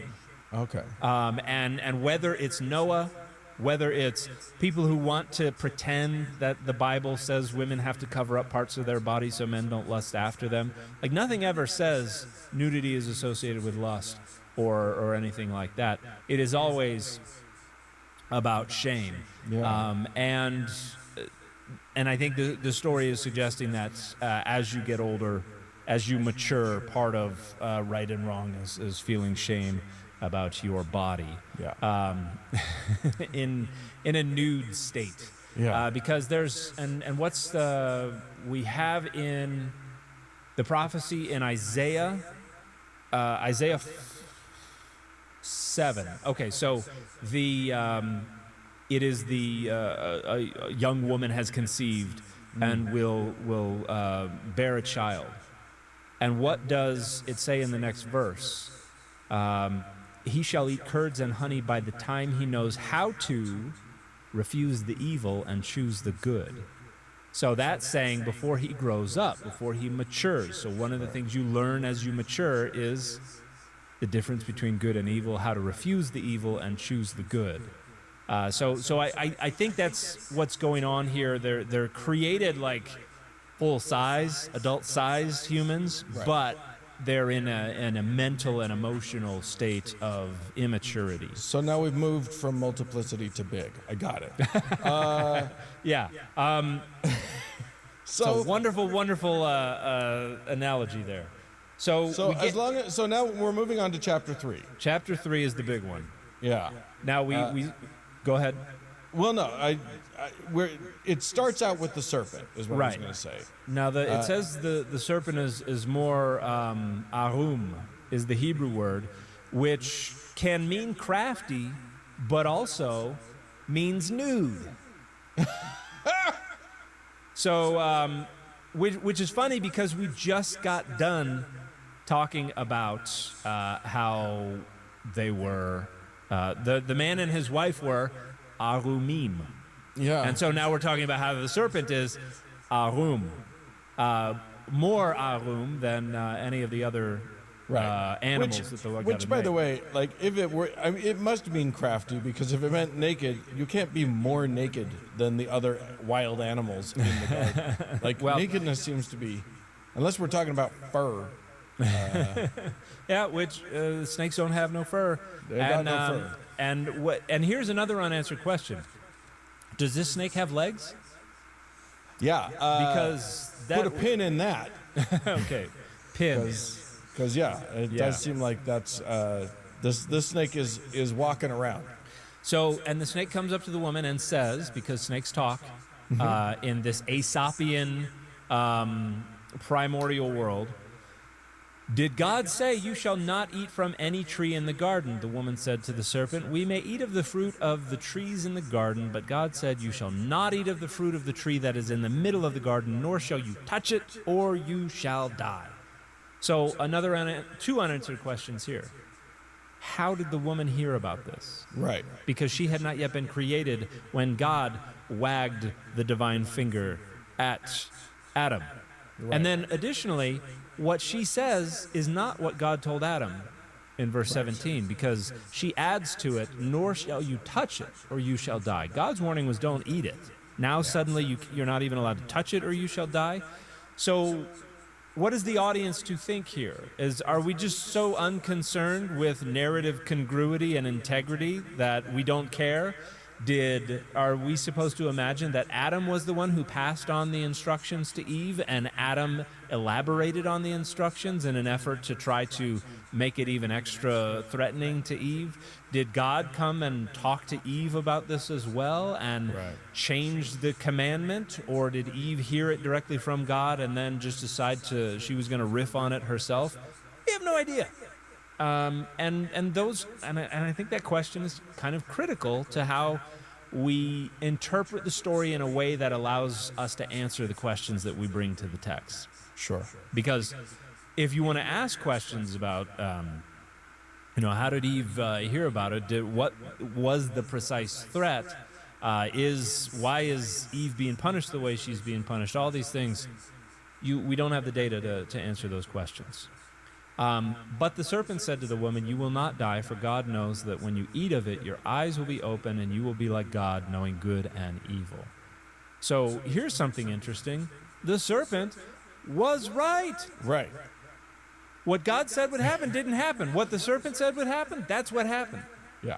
And as much as people don't like that, as much as people get angry with me for pointing that out, like, the text itself acknowledges that the serpent was right, because in verse 22, then the Lord God said, "See, the humans have become like one of us." Yeah. Which is precisely what the serpent said would happen. According to the text, what the serpent said would happen is what happened. Right. So the first liar in the book is God, not the serpent. Whether you want to take the fact that what God said would happen didn't happen to be a lie, to be kind of that parental, I don't want to do this to my kid, my boy, look what they did to my boy. I'm going to ease up a little bit. I'm just going to make him, sweat a lot. Yeah.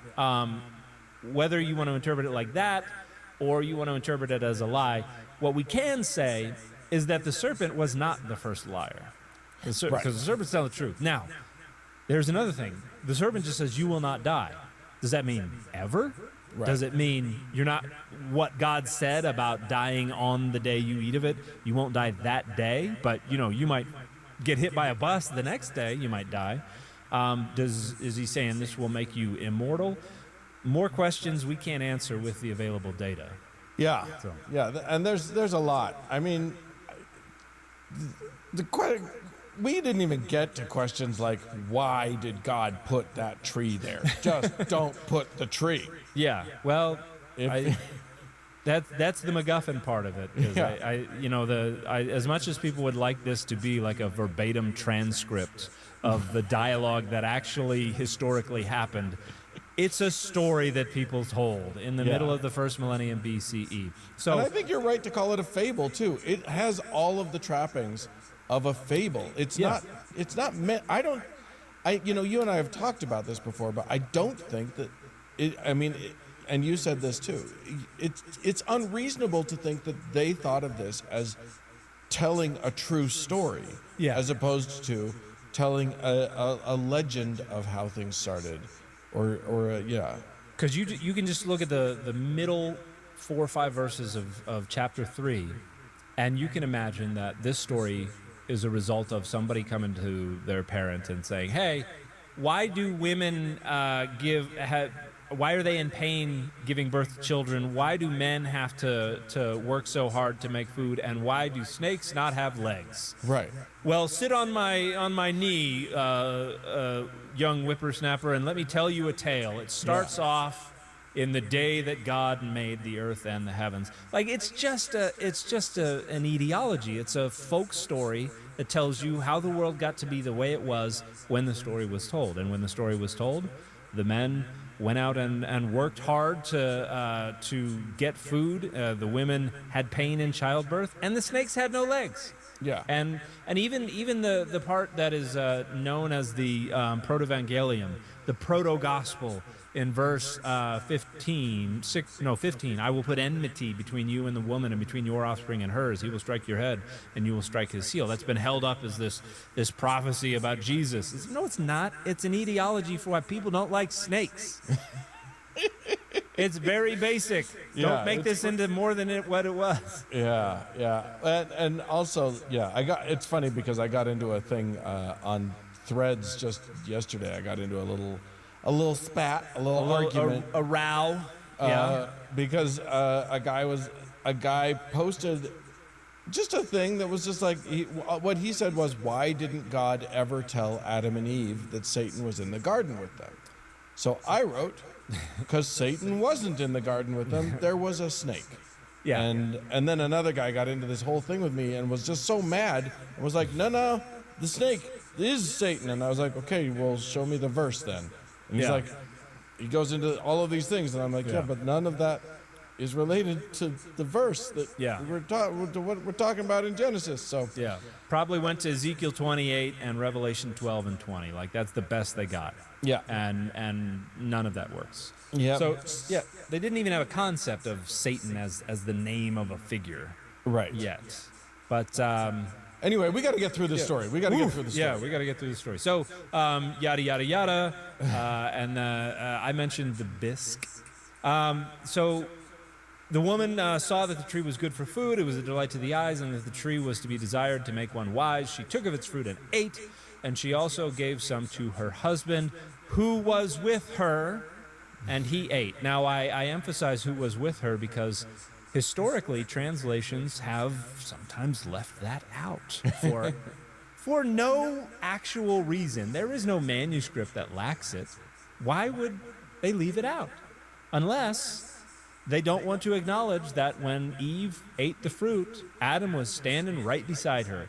Yeah. Going, how's it taste? Does it taste all right? What's it like? Hey, you didn't die. I'm going to try some of that. Yeah. Like he was there. And if you decide that Adam, and we're later going to see that Paul blames everything on the woman, even though it is the sin of Adam that is responsible for bringing death into the world. Paul blames it on the woman. The woman was deceived, not the man. It's like, well, the man was sitting there with his finger up his nose right next to her the entire time. I think that makes some people uncomfortable, and some translators in the past have been like, just leave it. He was off tending to the garden. He was talking to the orangutan, and she just showed up with some fruit and said, "Try this." He was like, "Have you seen these lemurs? They're like mini ones of us with big tails." Orangutan means man jungle of the man. forest. Yeah, in Malay. So anyway, sorry, that was irrelevant. So one of the things that I did want to mention, just a brief little sort of issue that I had when I was thinking about this earlier today, was just how can God be mad at them for this when he knows they did not yet have a knowledge of good and evil? How can anyone be mad at them? How can it be considered wrong for people who can't have had knowledge of good and evil to have done a thing? Yeah. And interestingly, within the LDS tradition, there's a part where Adam is told to do something. He doesn't know why he's supposed to do it, but he says, "I don't know. I was just told to do it," and that's supposed to be held up as like the paragon of virtue. You don't ask questions. You just do what you're told. So there will be people who will be like, "Well, she can follow orders." They can follow orders. They don't have to know whether it's right or wrong. Is it? Well, deciding to follow orders requires some kind of cognizance of good and bad, right and wrong. So you're making a choice there. Yeah. And so, it is. That's part of the story. That is just inconvenience for the questions that we're bringing to the story. Now, if this is just a folk ideology, it doesn't matter. Yeah. Why did God get them in trouble for doing something that they didn't know they weren't really supposed to do? That would be bad.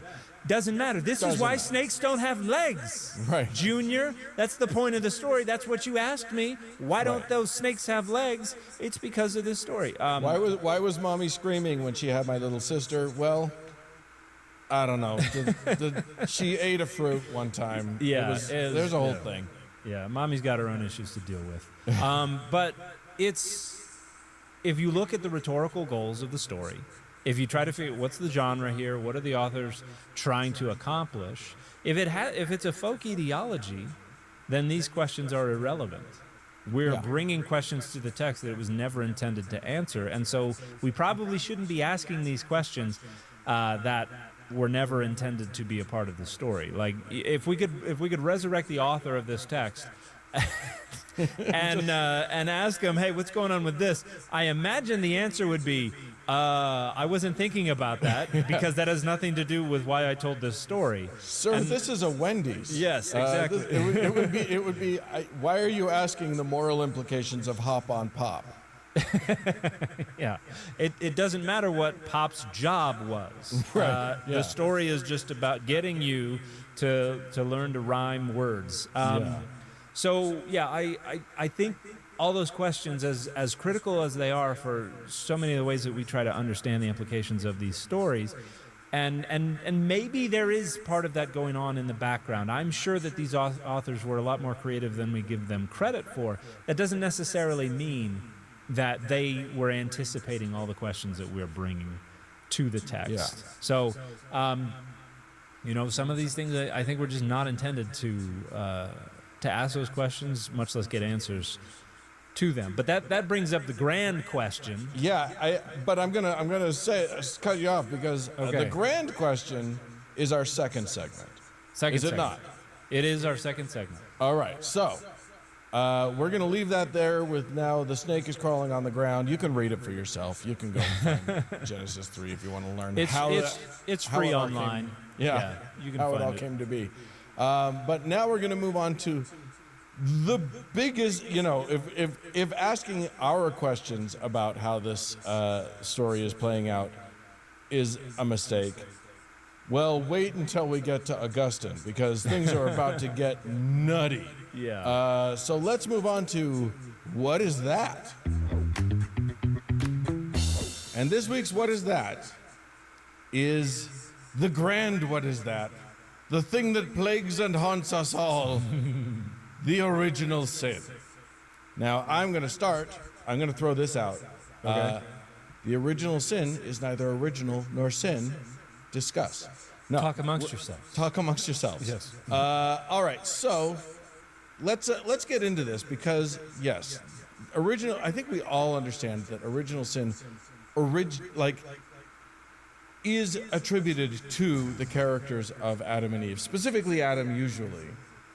You mentioned the Mormon tradition, the LDS tradition, which I think it's the second article of their faith, which says, "We believe that men shall be punished for their own sin and not for Adam's transgression." It was a big, bold stand against the concept of original sin. Mm-hmm. So let's, I guess, start with the question of, is original sin in the Bible? Well, the concept of original sin obviously isn't. It is something that is triangulated after the Bible is completed by theologians who are, and my argument has long been that the apologists of the 2nd century and on through the early church fathers, their primary goal was to systematize, create a systematic and philosophically satisfying and defensible articulation of the gospel. And so part of that means finding a way to make all these various pieces fit. I've talked a lot about the analogy of the Bible as a toy chest or a box full of Lego bricks. Yeah. From a variety of different sets. And we just dump that box over and then we go to work. And so, in my opinion, the grand project of the apologists and the church fathers was try to use as many of the Legos as we can and build who can build the best whatever. Right. And so part of that includes recognizing that we've got this story about Adam and Eve being expelled from the Garden of Eden, and that is the pivot from we don't know the difference between good and evil, we know the difference between good and evil. Humanity is kicked out of paradise. And one of the main themes of so many of the moral and ethical and wisdom stories from this ancient time period was, why do we suffer? Why are we mortal? Why do bad things happen? And there are a lot of different answers to this question, but you can look in Gilgamesh, you can look in Adapa, you can look in all kinds of different myths, and that's just a central lament of humanity, the human condition in this time period. So the Garden of Eden seems like it is the Bible's way of accounting for that and where bad things come from. However, it's not the only player. It's not the only option. Not the only kid on the block. Right. We also have First Enoch and the Enochic tradition, which tries to use the story from Genesis 6 where the angels, in the Hellenistic reading, these are angels. In Genesis 6, they're gods. Oh, right. They come down and they have children with human women, and in the Enochic tradition, they also teach humanity how to do all the bad stuff, like eyeshadow, which is literally on the list if you read the book of First Enoch. Just so shameful. But weapons of war and all of this kind of stuff, are all taught by the angels to humanity. And this is kind of an alternative theory of the origin of sin. And it is phenomenally popular, phenomenally influential, and an awful lot of the New Testament is based on the traditions from the Enochic narratives, whether it's found in First Enoch or places like Jubilees, the Book of Giants, all this kind of stuff. So you have a competition, kind of, between the story of Adam and Eve and the story of the fallen angels as the introduction of evil into the world. And for folks like Paul, Adam and Eve seems to win out. But one of the interesting things about the entire rest of the Hebrew Bible is the story of Adam and Eve never comes up ever again. Nobody ever talks about it. Which is crazy. No way. Like it does. Yeah, it seems like they told the origin story, the two people, and then they're like, okay, done. Yeah. Because it referenced back to like Abraham, and there are references back to lots of different characters. Yeah. But just not those guys. Yeah, like it's the kind of story where the kid's like, well, that's a dumb story for why snakes don't have legs. And the parents like, what are you going to do? And they go on, and that story does not become an incredibly popular story. You have a mention of Eden in Ezekiel 28, and the story is entirely different. Yeah. Because there's some guardian cherub that is in Eden that's supposed to be the Adam, the human. There are precious stones everywhere. It's a mountain. Okay. None of that is in Genesis 2 and 3. Right. And then you have a genealogy in Genesis 5 and then in 1 Chronicles, where it mentions Adam. Right. That's it. There's no other telling of the story of the Garden of Eden. And then we get to Paul and Romans 5. Romans 5:12 through 21 has this kind of meditation on the significance of sin. And Paul says, as by one man sin entered into the world, and death by sin, and so death passed upon all men, for that all have sinned. For until the law, sin was in the world, but sin is not imputed when there is no law. And this seems to be suggesting that there was no death in the world until Adam and Eve's transgression. And he blames it on the man. Because of one man, sin entered the world. He ignores Eve. And I think probably because he's trying to draw this parallel. By one man, sin entered the world. By one man, sin is, dissolved. Right. Jesus is the second man. And so you want it to be nice and symmetrical. I guess so. So you say, this is one dude. Or you can do what the person who is pretending to be Paul in 1 Timothy 2:14 did, where you can say Adam was not deceived, but the woman was deceived and became a transgressor. So it does seem like that is a retrojection of an ideology back in like trying to make Paul a little bit more misogynistic than even Paul was willing to be. Yeah. Or than it occurred to Paul to be. Yeah, and as misogynistic as Paul could get. Yeah, the authors of like Ephesians and 1st and 2nd Timothy and Titus, whether they were one author or different authors, they are incredibly more misogynistic. But although I will say this, Paul in Romans 5, it's a form of misogyny to be like, The woman couldn't have done a thing. We're just gonna ignore the woman. There's no way what she did could have affected all of humanity. But homeboy over there, he definitely rocked the world. Yeah, and for that reason, women shouldn't have credit cards and shouldn't be able to take out a mortgage until like the 1970s through 90s. Yeah. So yeah, it's it's problematic. And so we have this idea here presented by Paul that the story of Adam and Eve is what brings sin into the world. And then we've got this other passage in Psalm 51, I believe it's verse 5. I'm just going to pull it up in Yon Hebrew here. So the NRSV says, "Indeed, I was born guilty, a sinner when my mother conceived me."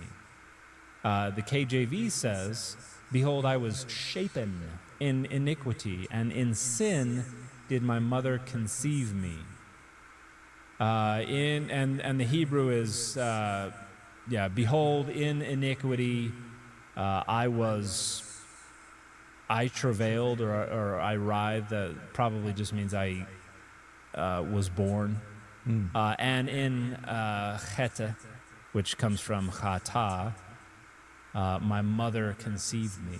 And so if we look at these three passages, if we look at the story of the Garden of Eden, if we look at this notion that I was conceived in sin and was born in iniquity, and we look at Paul's idea that because of the transgression of Adam, sin entered the world, we get this idea that humanity is sinful not just from birth, but from conception.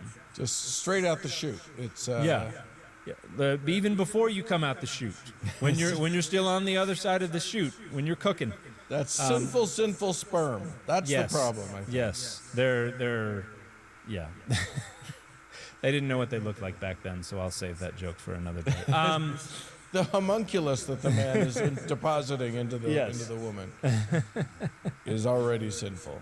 And so it's really a result of putting together the Lego bricks in a way that is philosophically defensible and satisfying and sophisticated.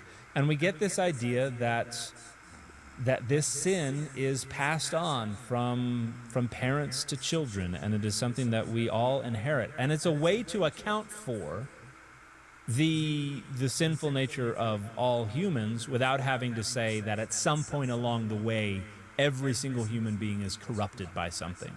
Right.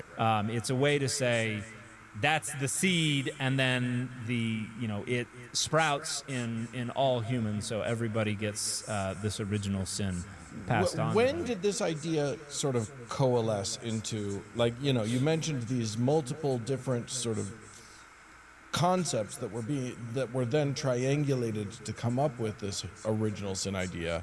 Do we know when that happened?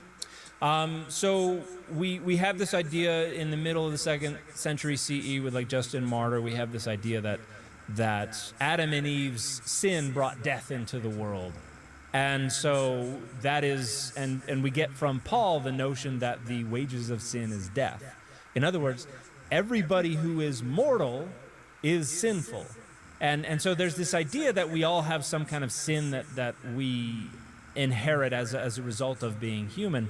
I think Tertullian is, toward the end of the 2nd century, is one of the first ones to suggest that we inherit sin from parents, but it's not until Augustine, around the end of the 4th, beginning of the 5th century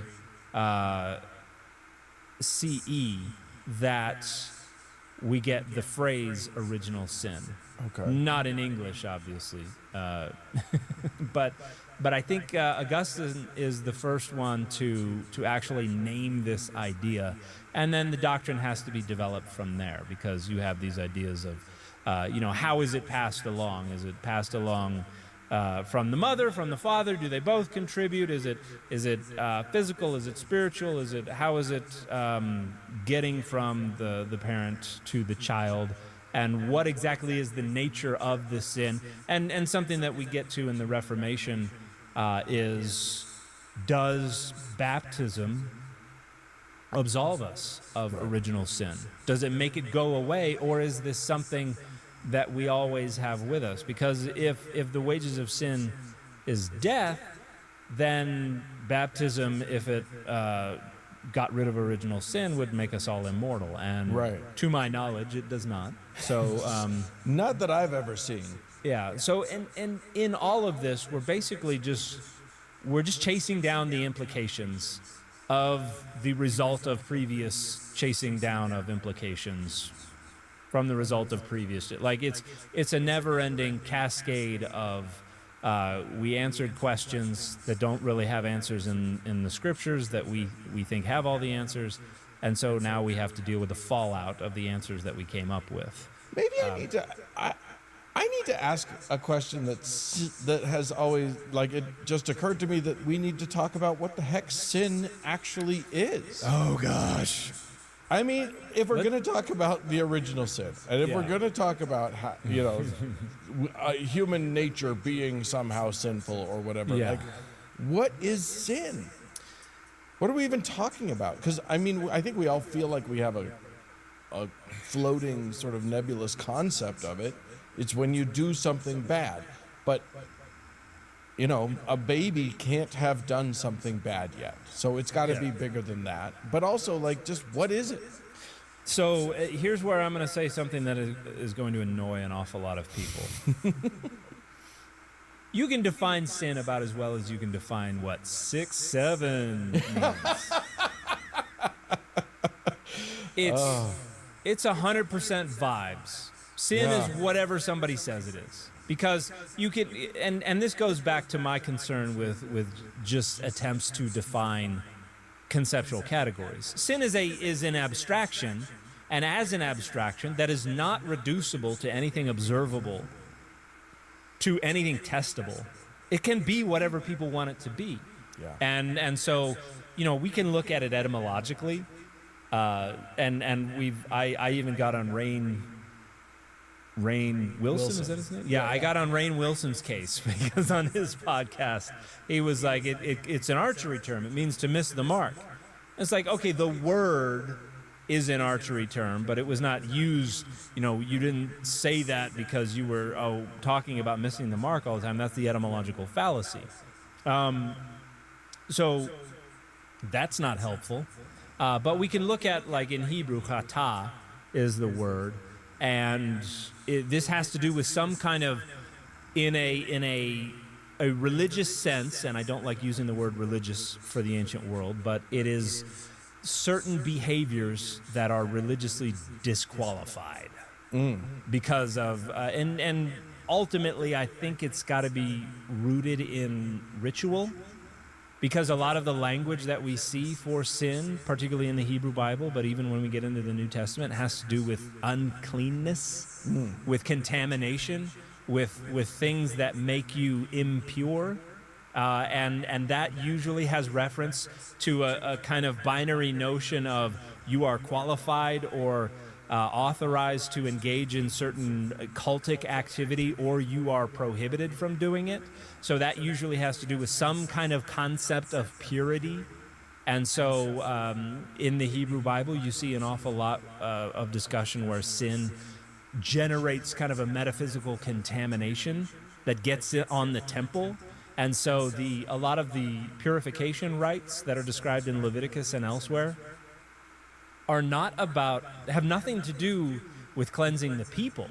It has to do with cleansing conceptually the sacred space, because we've done this thing and suddenly splurt, there's a bunch of metaphysical contaminant on the wall of the temple, and we've got to do the stuff to scrub it off.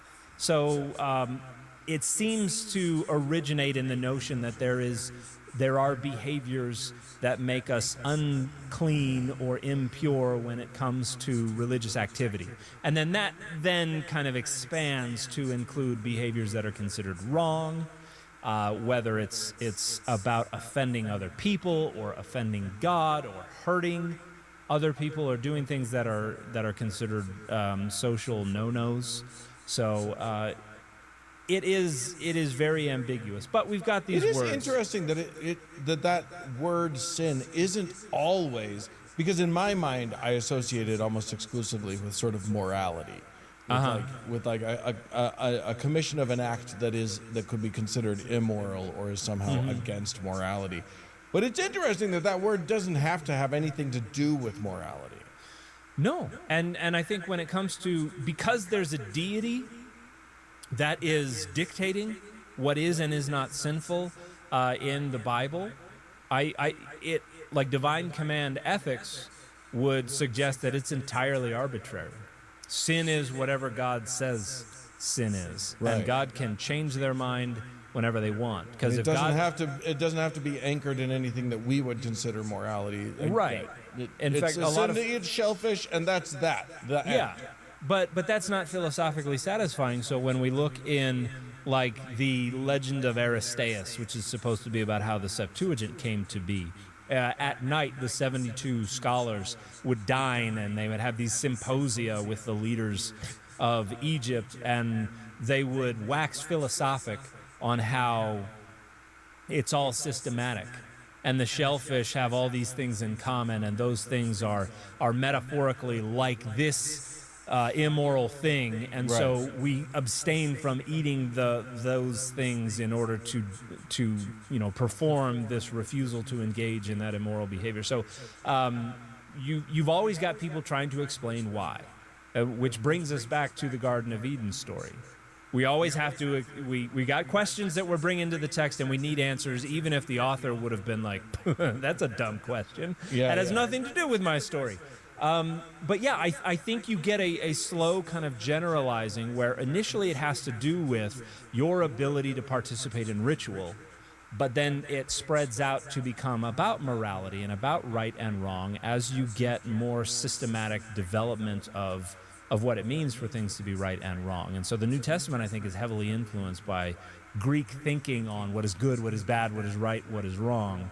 And by the time you get to the folks who are writing the pastoral epistles, you're waxing philosophic on Aristotle's notion of the household, where you've got the paterfamilias, you've got the wife, you've got the children, you've got the enslaved folks. Those are the four things, and to be a good household is to have all those things in order and all the members of each of those different classes fulfilling their duties in their specific classes. And anything outside of that becomes sin. So I don't think you can define it. It's kind of like the idea of the atonement. Like everybody's got different models for the atonement, and you can't. There's no paper that you can rub on your atonement theory that'll turn pink, and you can be like, I got it. This is the right one. There's no acid you can dip it into and be like, if it turns purple, that means we got the right one. Like it doesn't work like that, because these are conceptual categories that literally are whatever people agree they are. So, yeah, that's not a satisfying answer. What is sin? Whatever you want, man. It's whatever you want. I'm pretty sure it's bad. Yeah, but when we look in the Bible, you know what is not sin? Slavery. Right. Yeah. Plenty of things are never labeled sin that we would find horrific. Polygamy. Yeah. We had a whole episode on polygamy recently. Yeah. And then every now and then you'll get a group come along, be like, well, we kind of like that. We want to try that. Yeah. And then the rest of the country or the rest of the world goes, no. Denied. Incorrect. Stairway, denied. So, yeah, it's really about consensus. And if you want to, and now we've got folks, we've got our Joel Webbins and other, juvenile minds trapped in adult bodies that are like, well, women shouldn't be voting. That's sinful. By whose reckoning? Right. And, yeah. It's really just about who you can get to agree with you. So when it comes to original sin and what sin is, when we get to the New Testament, hamartia it's based on the idea of unclean or impure, unrighteous. It's missing of virtue. or missing the desired goal because of weakness, accident, or whatever. So it's going to be different depending on the author. It's not reducible to a short list of necessary and sufficient features. So, and the discussion that would need to be had to review all the different things that sin can be, I think would infuriate both of us and take Right. too many episodes. Well, there you go. Well, I think what's nice about this conversation is that we have gotten rid of the need to have a full episode about sin. But what we haven't done, I think, is gotten all the way through the discussion of original sin, because I guess one of the things that I wanted to know is, what problem are we solving when we decide that original sin is necessary? Like what theological? I get that, like, we're trying to solve for why when it comes to, Romans 5 and and stuff, but it just seems like, why can't humans in the Pelagius style, why can't humans be born morally neutral and just sin being a choice rather than it being human nature? And there are going to be folks in the audience who have a lot more training in moral philosophy. Well, and this is like theology, and that's not either of our wheelhouse, really. And I know of some folks we could probably get on the show to get a better answer than what I would give. But what I would say is that in this time period, the nature of sin was considered no different from like the nature of blood for people in the Enlightenment who are cutting open cadavers that they stole from the cemetery. Like, this is just something we have to search this out, and we have to figure out what this is, because it's very real, and we don't even know all the implications of the answers that we develop for these questions. So I think that folks like Augustine and others were just trying to find the truth of what this was and how to think about it, because they consider this something as real as your humors that are inside your body, and you walk around and essential oils and suddenly you have sexual desire, and you're just like, why do I have this? Yes, and it has a lot of implications for how we decide what's right and wrong. These were debates that were going on among the most important philosophers of the ancient world, who remain some of the most important thinkers about right and wrong. This discussion is still happening, right? Like, it is a perpetual discussion to some extent.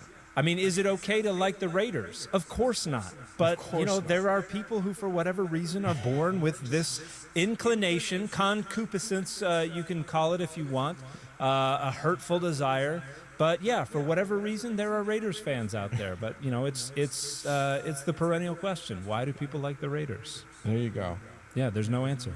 There is no answer. All right. Well, I'm going to get a bunch of comments on that as soon as I post this on Twitter. They're not even in Oakland anymore, man. Come on. No, surely they're okay now. They're in Vegas enjoying the 0 Michelin star restaurants for who knows how much longer. That's a reference to a conversation Dan and I had before we started recording. So there you go. Well, I think that we have managed to not get to anything. We've talked for an hour. We've circled the question a lot. Boy, did we talk about some stuff. But I don't know if we got to anything, but I still liked it. If you would like to have an original sin, go out and have one. I think sinning in an original way. I had 2 yesterday. It's a fun wonderful challenge, is what I think. So go and enjoy some original sin. If you would like to commit the sin of helping this podcast, encouraging us, then I encourage you to go to patreon.com/dataoverdogma, sign up, get access to an early and ad-free version of the show, get access to the after party, the additional content that we make every week, and also be one of our favorite people. So that's always a great thing to do. Thanks so much to Roger Gowdy for editing the show, and we'll talk to you again next week. Bye, everybody.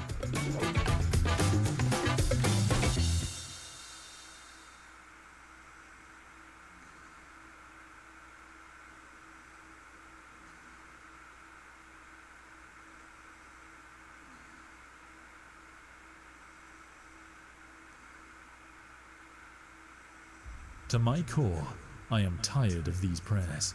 The ones whispered in monasteries that were once laboratories. The ones wailed at the palace walls. They infest my thoughts in a way the cries of demons never could. I dream of them. I dream of the suffering cried into the skies of every world in the Imperium. I dream of an empire's worth of pain and loss and zealotry and fear, all focused towards one man.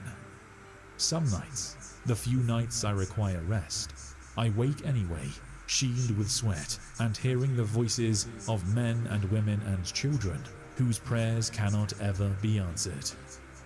I don't think this is real. I'm not cursed with a psyker's genetic spiral code, nor am I a fool to believe these are anything more than portions of my slumbering mind coming to life in ways I wish they wouldn't. They're dreams, just dreams. Tonight, I will wear gold for the first time in what seems like an eternity. I will forego the black helmet of my shame and the symbolism of my bare skin. I will instead go to my king armed and armored, the way things used to be, before we failed him. I am going to ask him a question, something I have always wanted to know the answer to, something I regret never asking him before. It feels at once strange and perfectly natural to be wearing his armor once again. The strength it pours through him is utterly familiar, a homecoming, though he feels subtle deviations in his movements that aren't quite what he expected.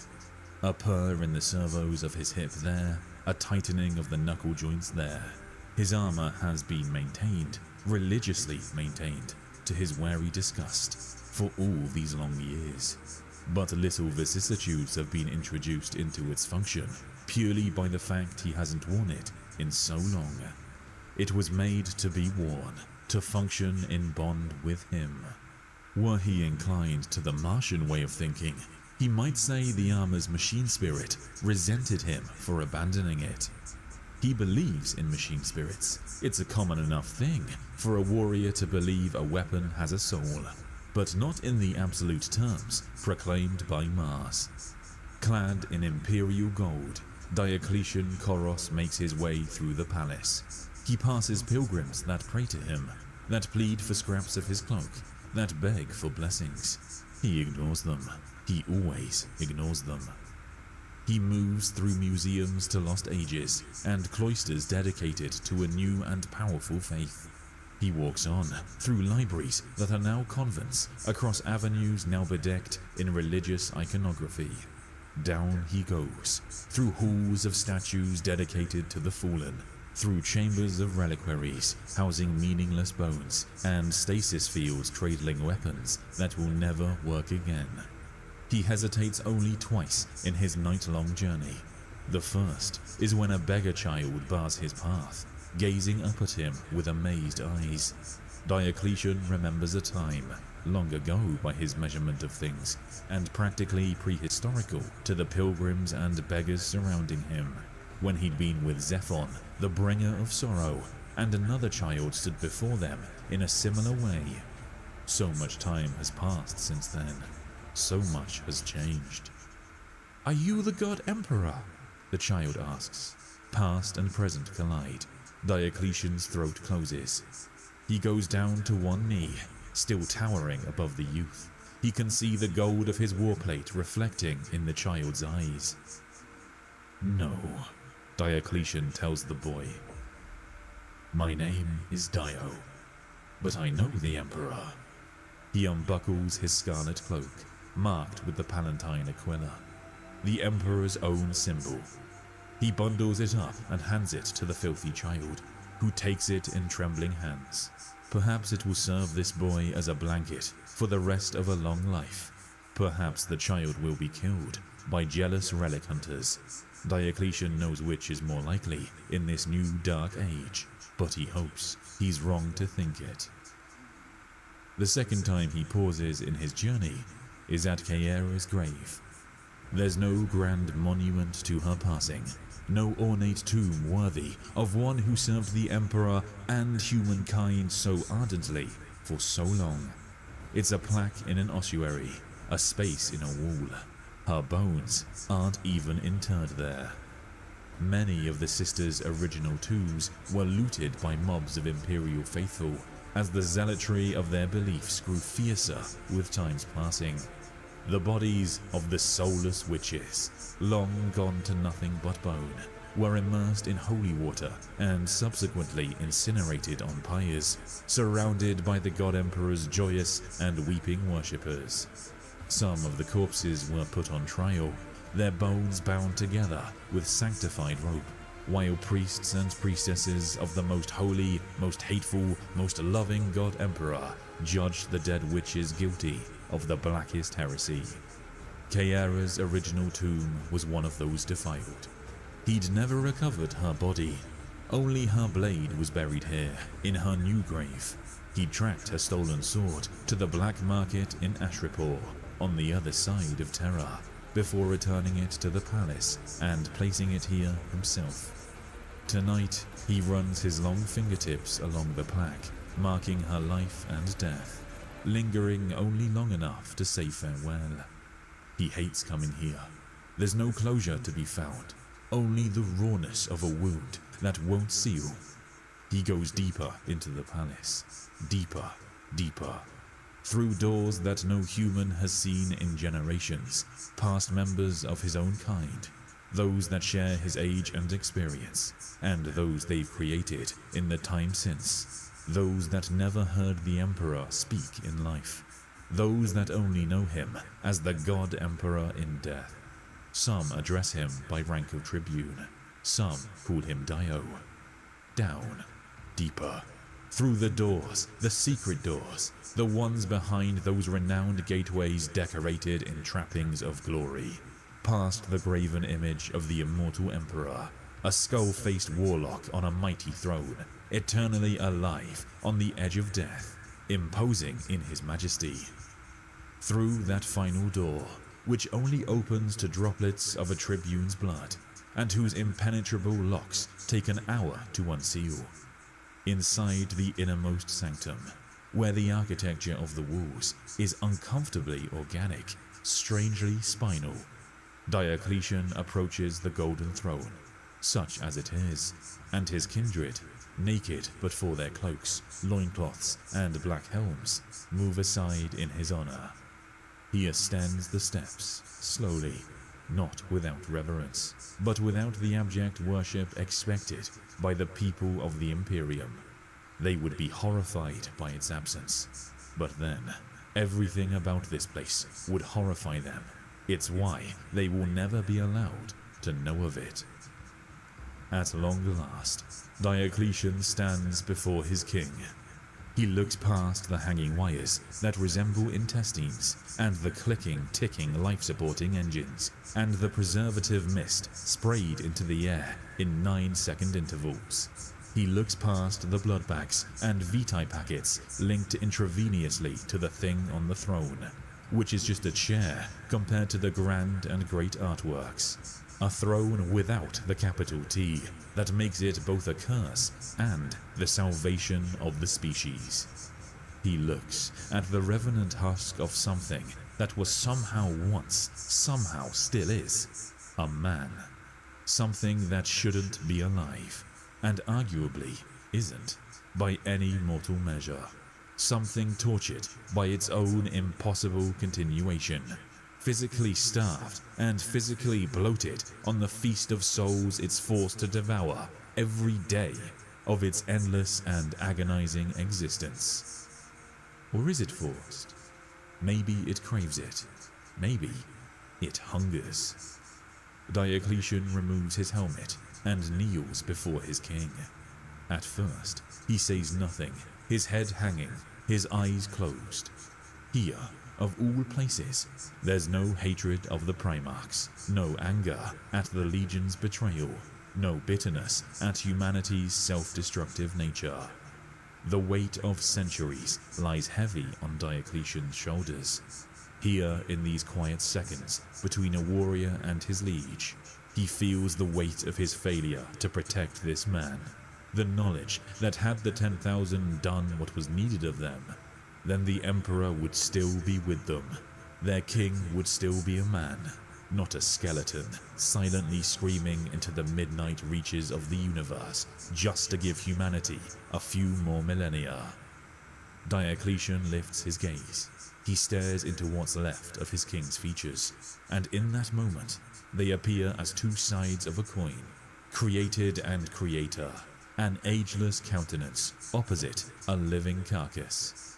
Each breath he takes draws the scent of the throne into his body, a stinging reek of overworked metal, unable to entirely mask the fainter smell of alchemical solutions and biological waste. Beneath it all, and worst of all, is a wisp of decay. Diocletian rests his spear before the God Emperor's feet, and he asks his question. My king, do you dream?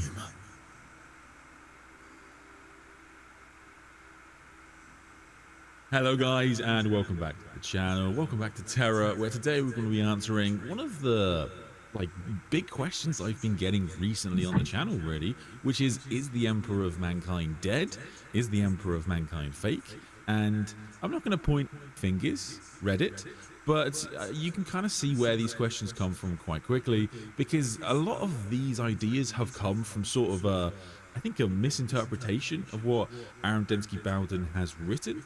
And so I thought today it would be a good idea to talk about what the lore actually says about the Emperor of Mankind.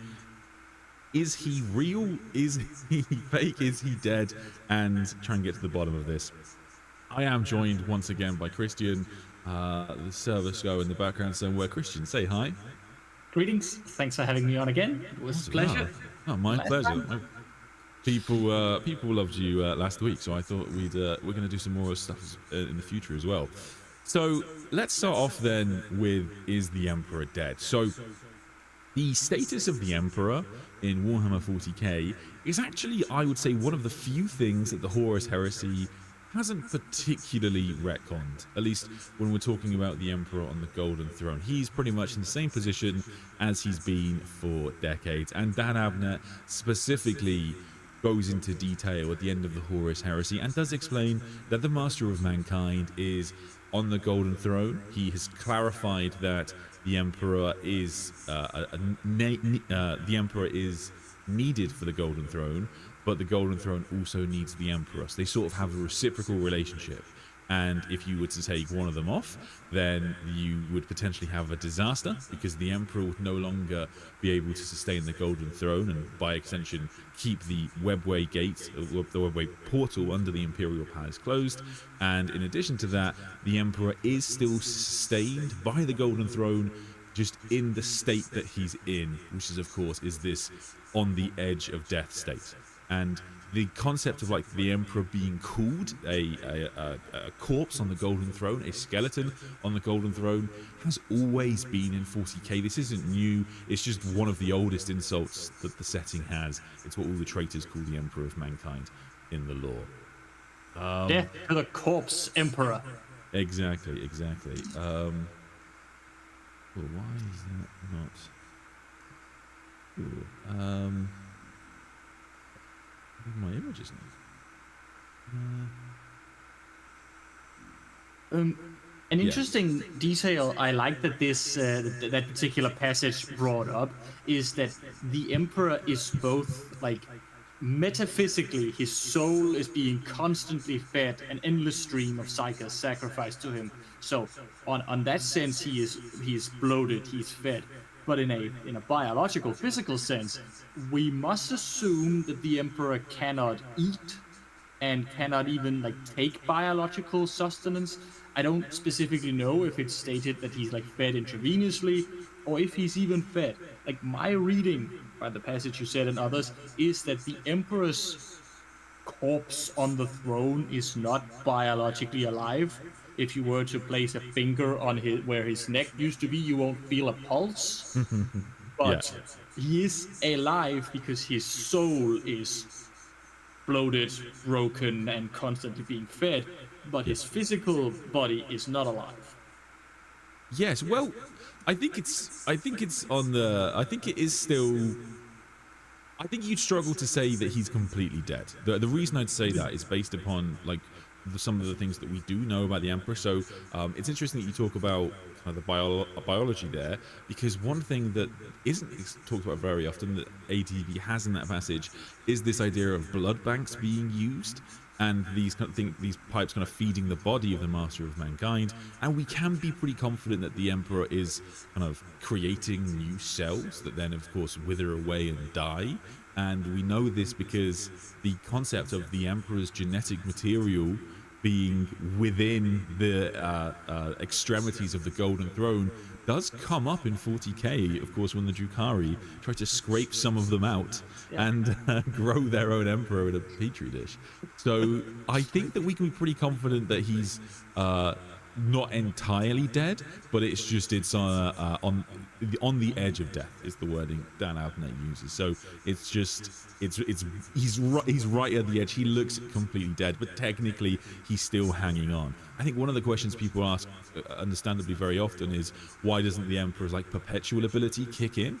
And according to the End of the Death, it actually is. He's constantly using his perpetual abilities. He's constantly being killed and then being brought back, killed and brought back, killed and brought back. He's constantly in the state of this birth and renewal process, and that is his perpetual ability actually kicking in. Well, fascinatingly, and I don't think I've spoken about this with you, Christian, but I have spoken about it before on the channel. There is this idea of we don't know exactly the damage that has been done to the Emperor, and that's a really cool open question that we now have in the setting.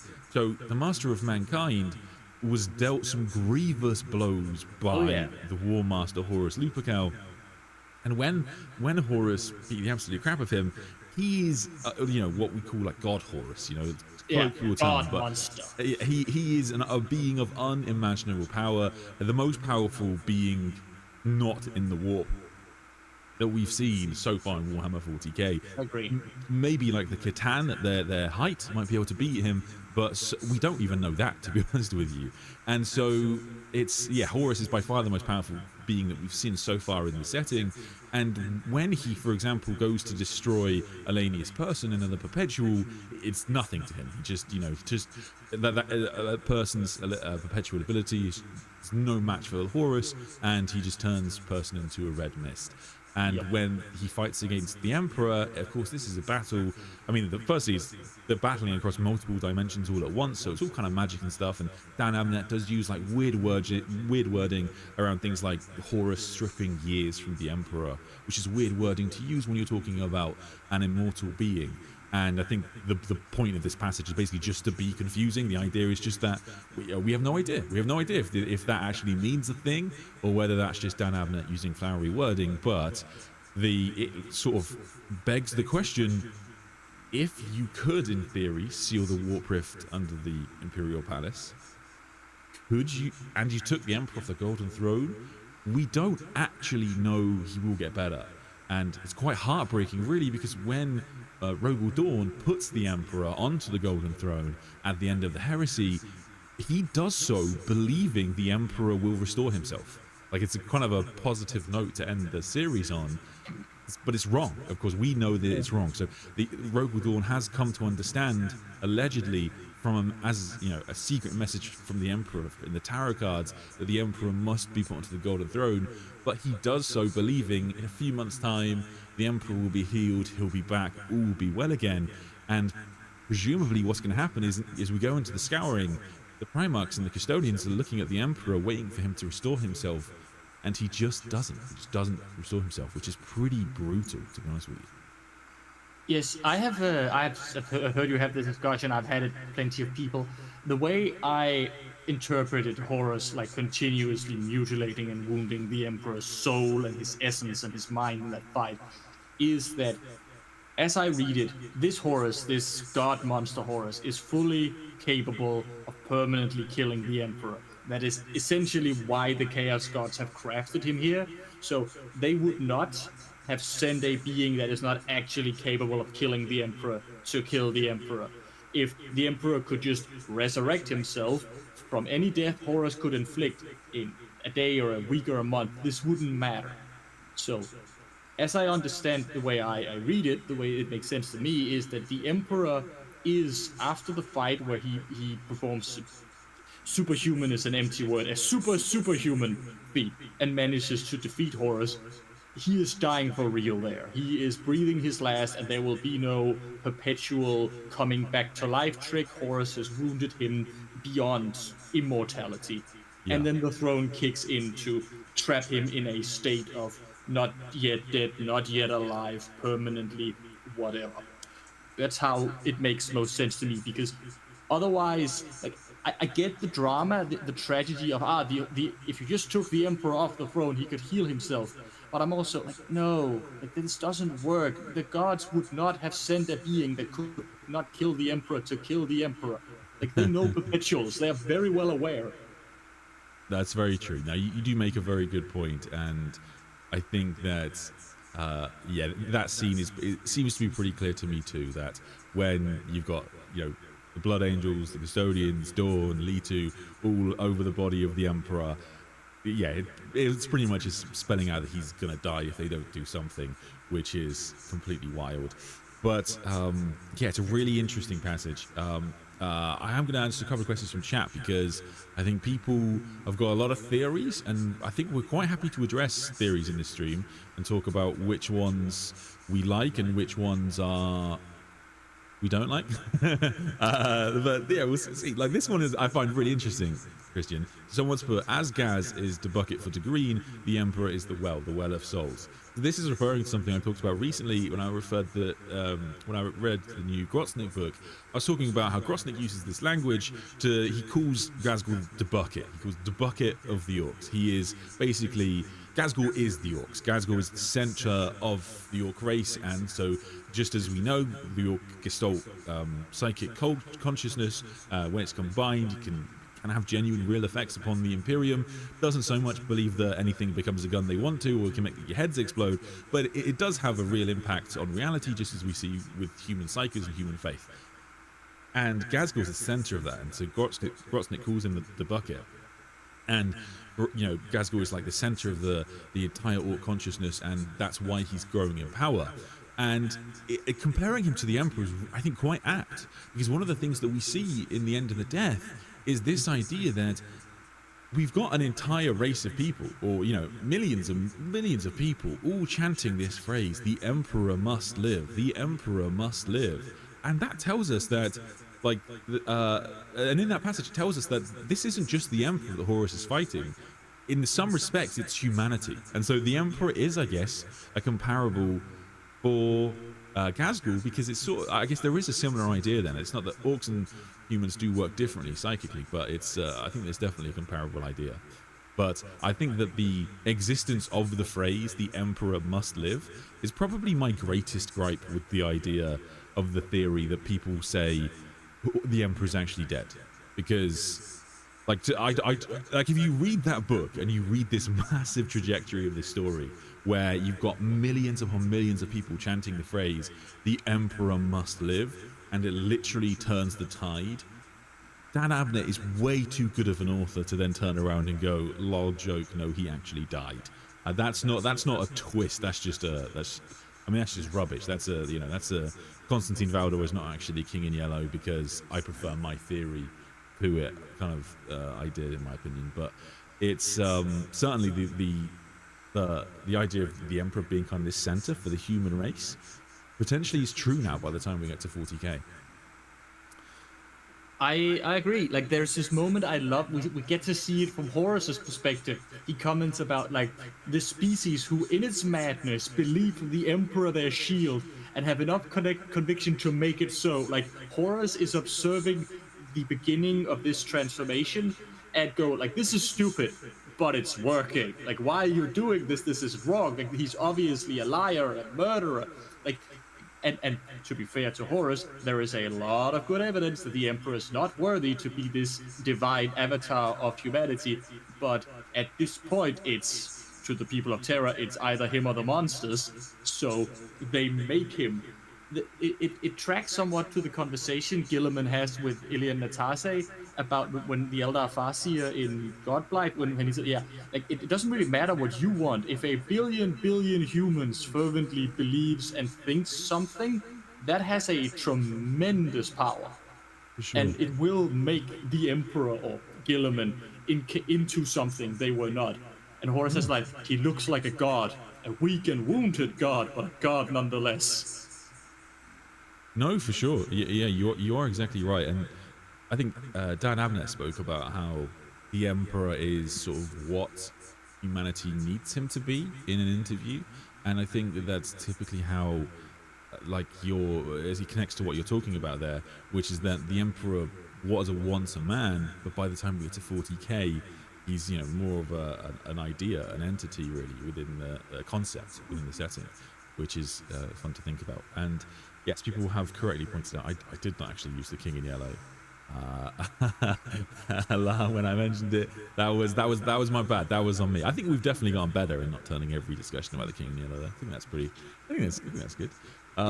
There was a question I found interesting about whether did all suffer a true death. He was the first perpetual after all. Who knows the extent of his perpetual power? It's a really good question because annoyingly, like, perpetuals are never 100% nailed down to the point where, like, it seems different perpetuals have different rules. All has apparently never died and keeps on living, whilst Grammaticus is an artificial perpetual, and Acte is made a perpetual, and some are born, and Erde is some kind of, like, mother goddess avatar. It's very strange.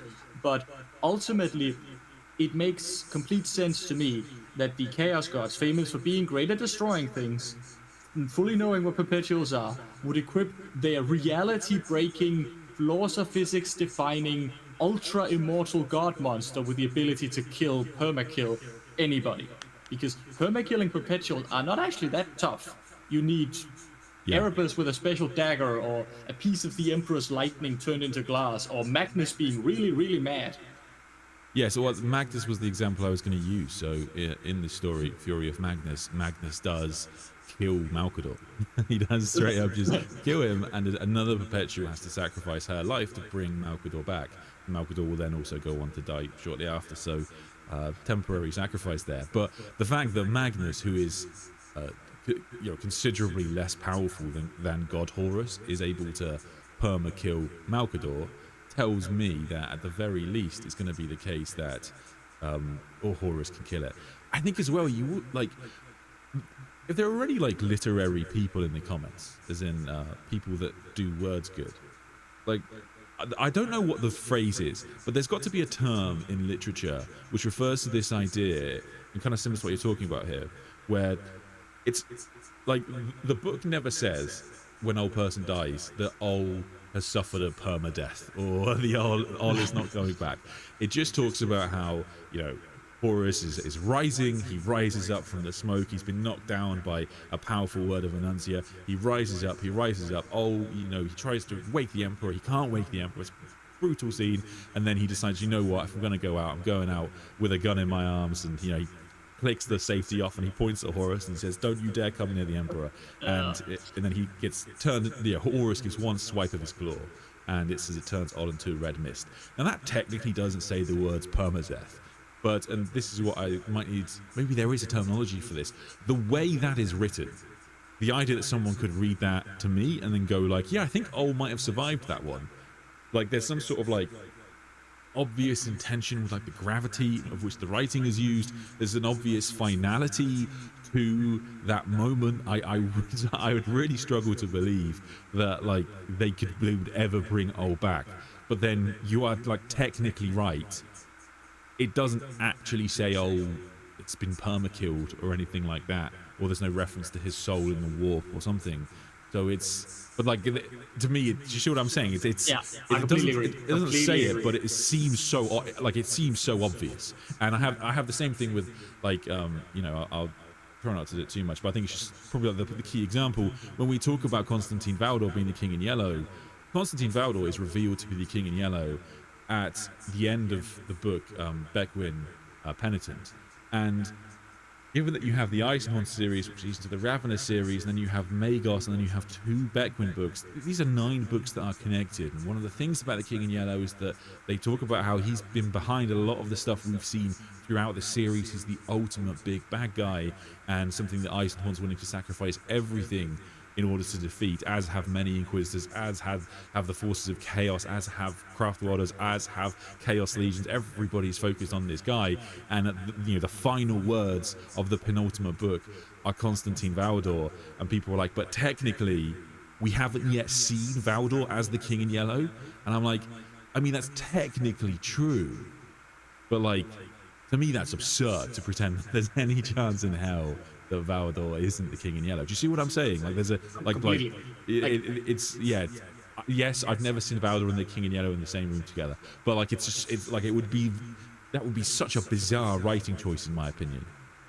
I have the same approach to both. Like, until and unless contrary evidence is actually presented, all is perma-dead, and Valdor is the King in Yellow.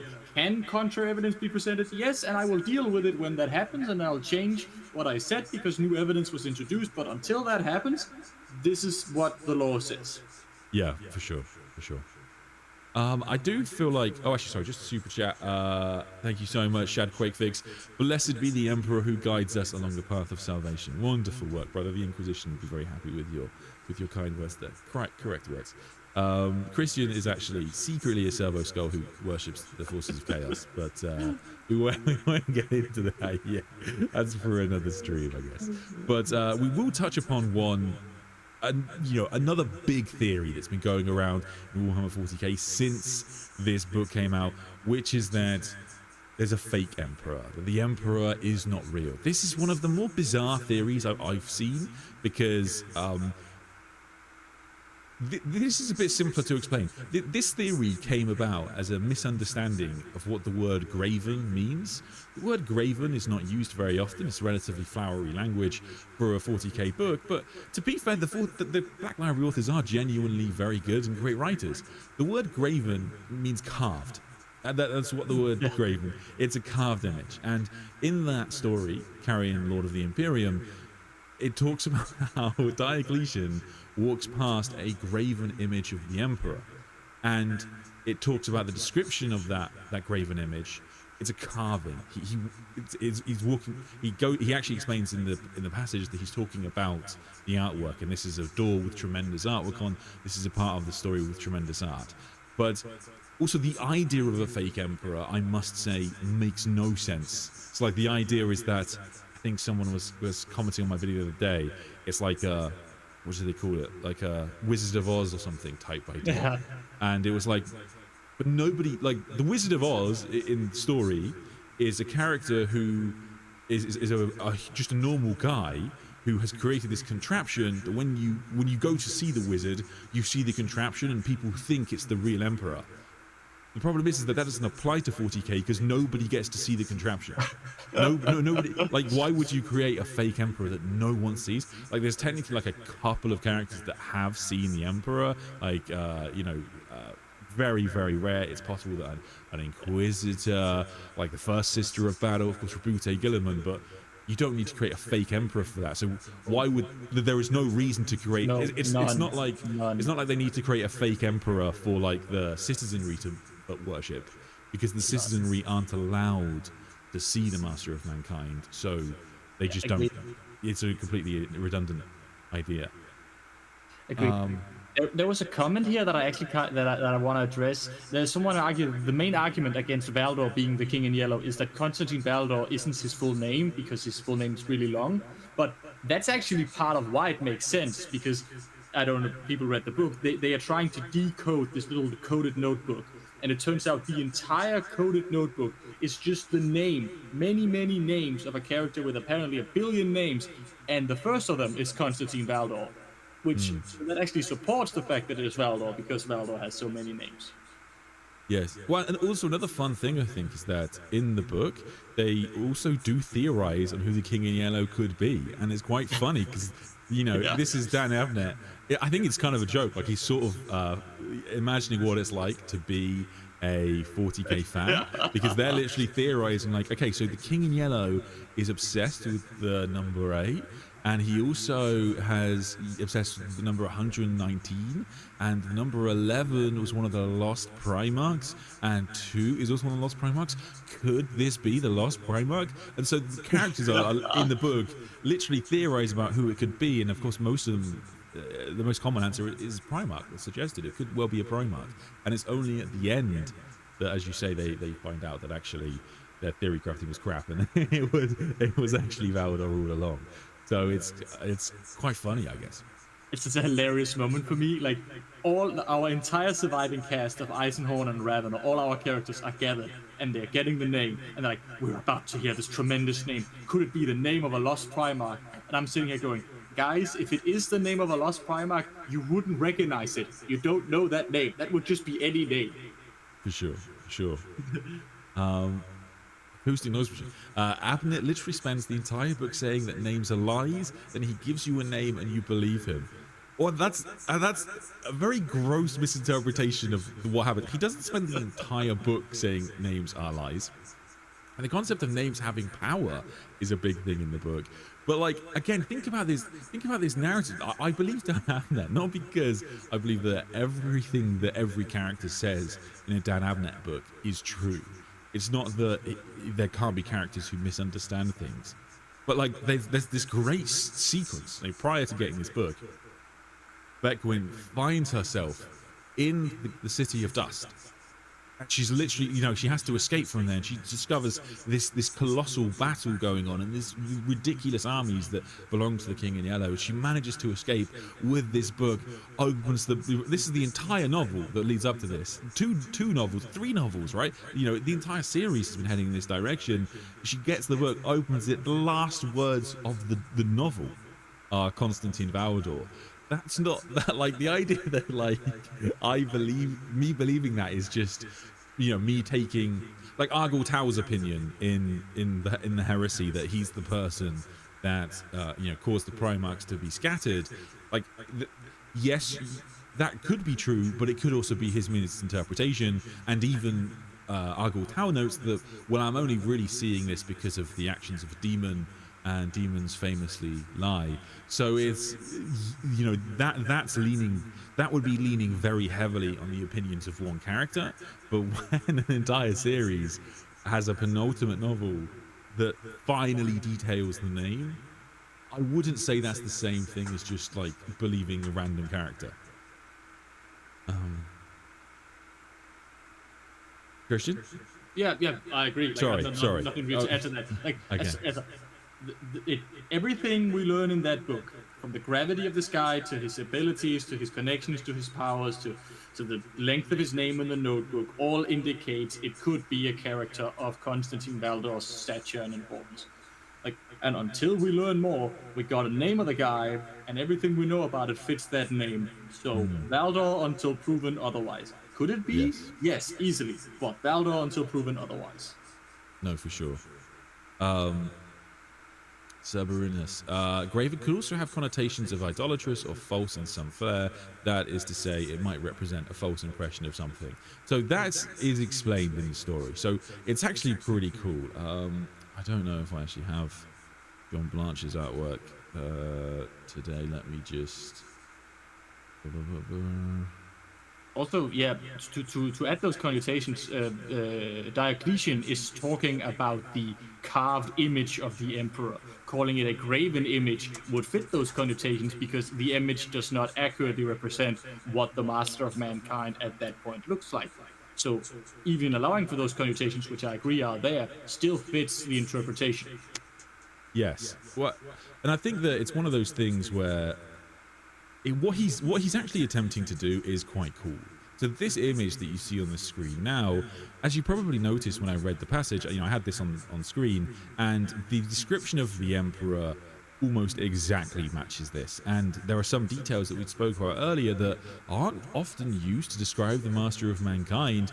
But I think this is very clearly ADB making it clear that this image, which comes from the Rogue Trader book, the first book of Warhammer 40k, is the real image. This is what the Emperor actually looked like once he was put onto the Golden Throne.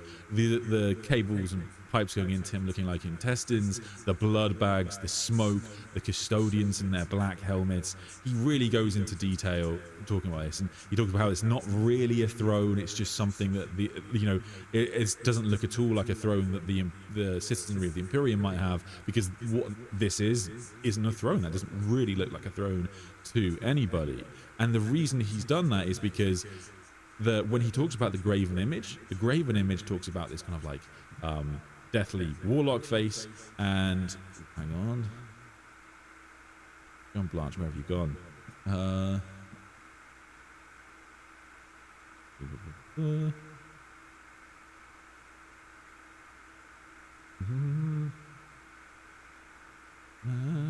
John Blanche, no, don't disappear. Where's he gone?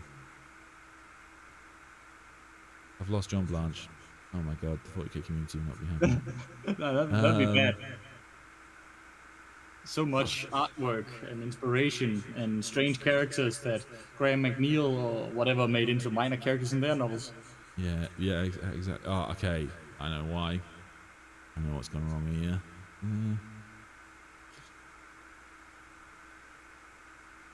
Oh, this is gonna feel so satisfying when I edit this out later.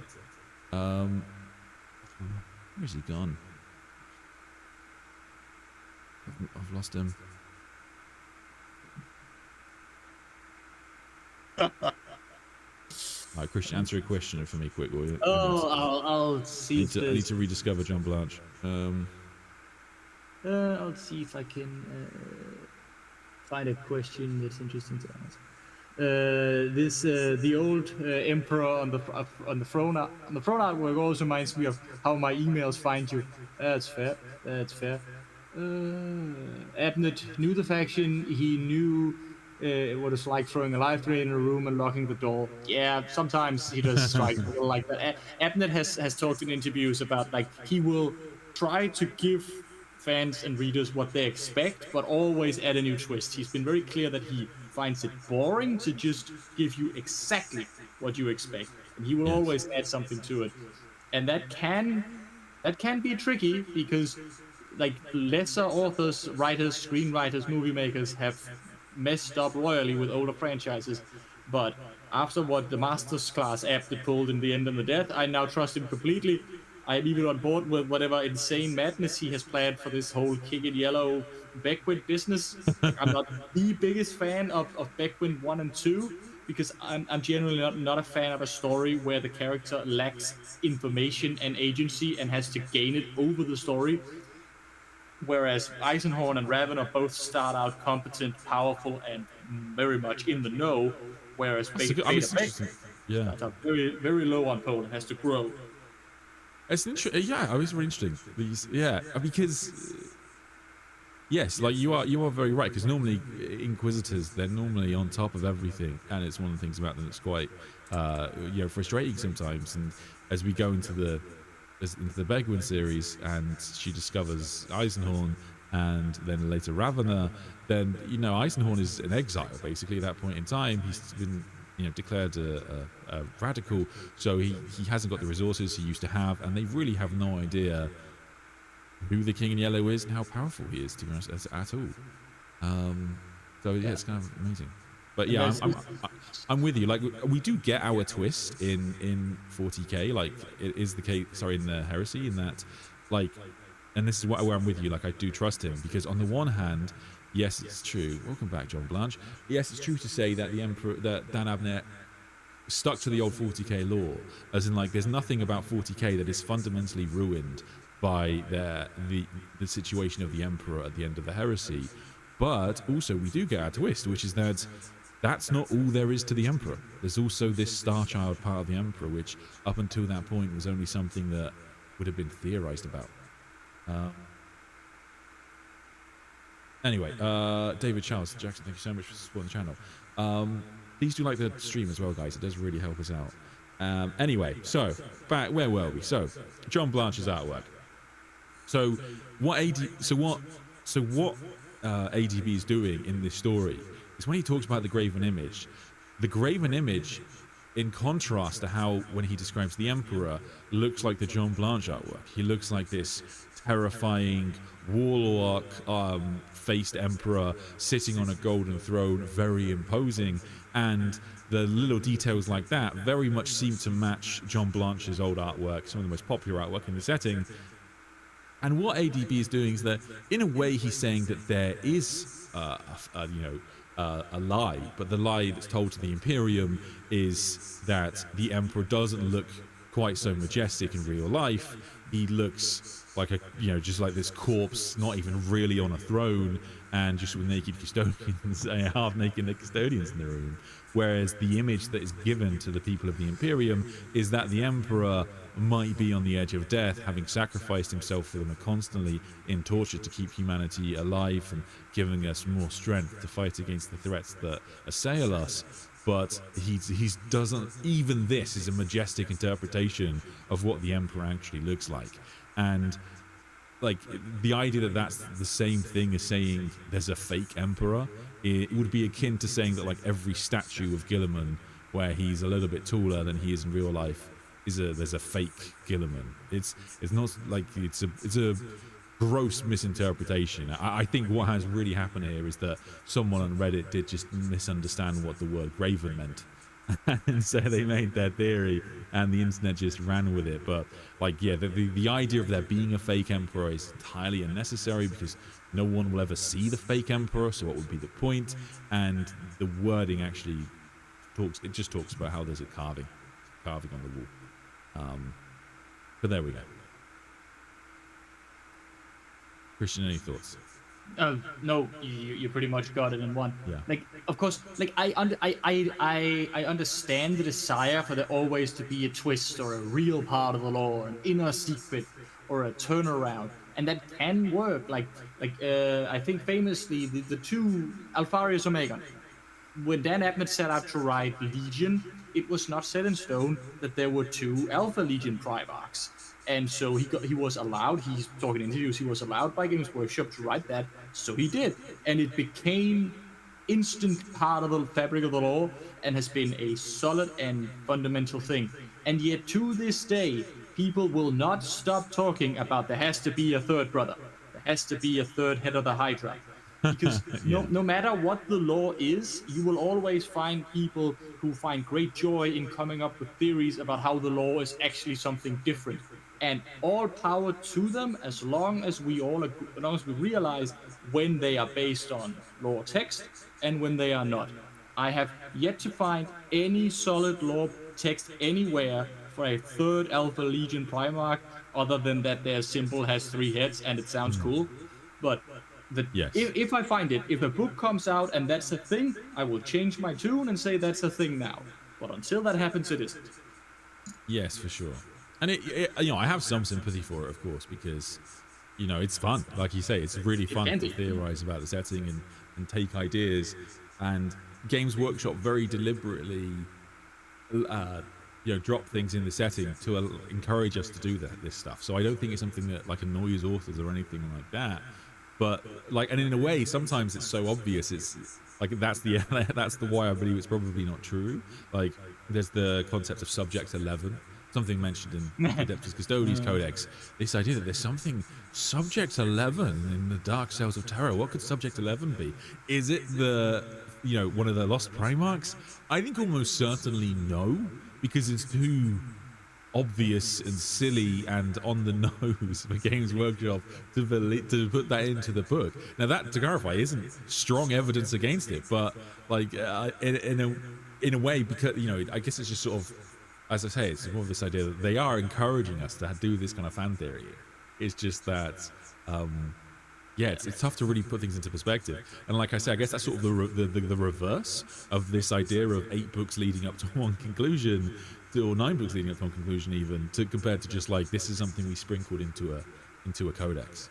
But I do think as well, And this is why, of course, Samanaterra is the only place to be. Is that like, if you guys think about the Terminus Decree lore for a sec, right? When the Terminus Decree lore came out in the Grey Knights Codex, every single YouTuber, every single Redditor was making posts about the Terminus Decree because it was a paragraph. There was one paragraph to work off. When The End and the Death Volume 3 came out, there was only one YouTube channel that went into detail and explained the story of Basilio Foe. Oh, yeah. That's because it required me to read like 7 novels. So I can always tell when theories have backing, because if it's literally just like one line, one paragraph from a codex, that is not the same thing as a careful narrative that's built up over many novels. And like, the truth is, most people just aren't going to read those novels, which is sort of fine. But at the same time, I think it's important to put that in perspective when we're talking about how big a theory is in the setting. Like Cypher, again, is another really big one, where the identity of Cypher, who is Cypher, is an obvious question the writers have in the back of their books when they're writing their heresy. There are originally 2 characters who could, maybe one of them is Cypher or the other, and then there's a switch halfway through the Horus Heresy where a 3rd character is brought up to potentially be this Cypher character that we see in 40k, and it looks at the end of Luther's novel, which takes us past the heresy, that they finally hinted at who Cypher actually is. And the idea that someone just goes, lol, no, I think it's actually Omegon, because Omegon's mysterious and Cypher's mysterious, and so they both break into places like that. To me, that is like a much lazier theory crafting than analyzing the journey of Zahariel and Nemiel, and then later Corswain, and putting this all together. Couldn't agree more. I will say that subject 11 line from the Codex is obvious theory bait. Like, that was specifically chosen to get people's mind going, and that's cool. Like, 40k does that a lot. Sometimes it's very solid, or like semi-solid. Like, I like that there is this whole passage about the outsider, Sarah Noga, a Catan supposedly not shattered and perhaps driven away, perhaps placed in some enormous ass prison way outside the galaxy. And then there's an attached bit of lore about a Tyranid fleet that diverted, and a thing that could be seen on an impossible albedo scale. And you're like, okay, like those things are clearly there to indicate, if you want to, that might be the outsider. Is that guaranteed? No, but you can read it if you want to. Like, sometimes there's just cool bit of theories that fit. Sometimes it's pure bait, like with that Subject 11, pure bait. And sometimes they go into detail with that Terminus Decree, and everybody gets mad at them because it turns out they didn't actually really like to be told more, because the dangling is part of the fun. Yeah. No, for sure. And that is an understandable criticism, I guess, of the heresy generally, is that people liked more stuff left in the kind of the mystery of the setting. But yeah, I guess they sort of just pulled the trigger on that a while ago and haven't really looked back. Like, they have explained a lot of the mysteries realistically, and in a way it's sort of fun, because that has kept more mystery alive from my point of view, because people will say things all the time. If I do talk about one of the Lost Primarchs, people, understandably, a lot of people will say things like, that'll never happen. That'll never happen. It will never be the case that we see the 2nd and 11th. But as I say, people said we will never see squats. We will never see the return of Primarchs.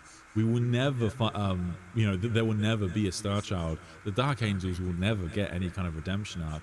These are all things that will never happen. And then Games Workshop changed their mind, and it's kind of fascinating. It's kind of cool, because like, answering those mysteries has therefore meant that it's kind of more fun to talk about other mysteries. And yeah, even when I'm I guess it's always nice to have chat when I do these things live, because it is good to have people, I guess, kind of curb even my mentality, because I obviously have my own biases when I look at the lore. And to be fair, like, I can't prove to you that Subject 11 is a red herring. That's not explicitly said anywhere in the lore.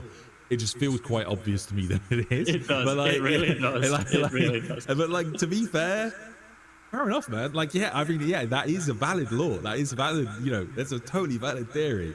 So fair enough. And it is one of the benefits, I guess, of doing a lot of this channel live, is that people can be like, well, technically you don't know that. Like, anyway, I think, sorry.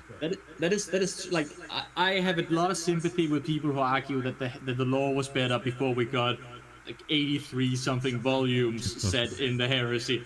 Sure. And I understand that, but I firmly believe that the amount of attention and joy and speculation and genuinely great literature and well-crafted, if messy storylines we have gotten out of these past 20 something years, and as I say, 83 something novels, is better than 2 or 3 codex pages or like whatever it used to be.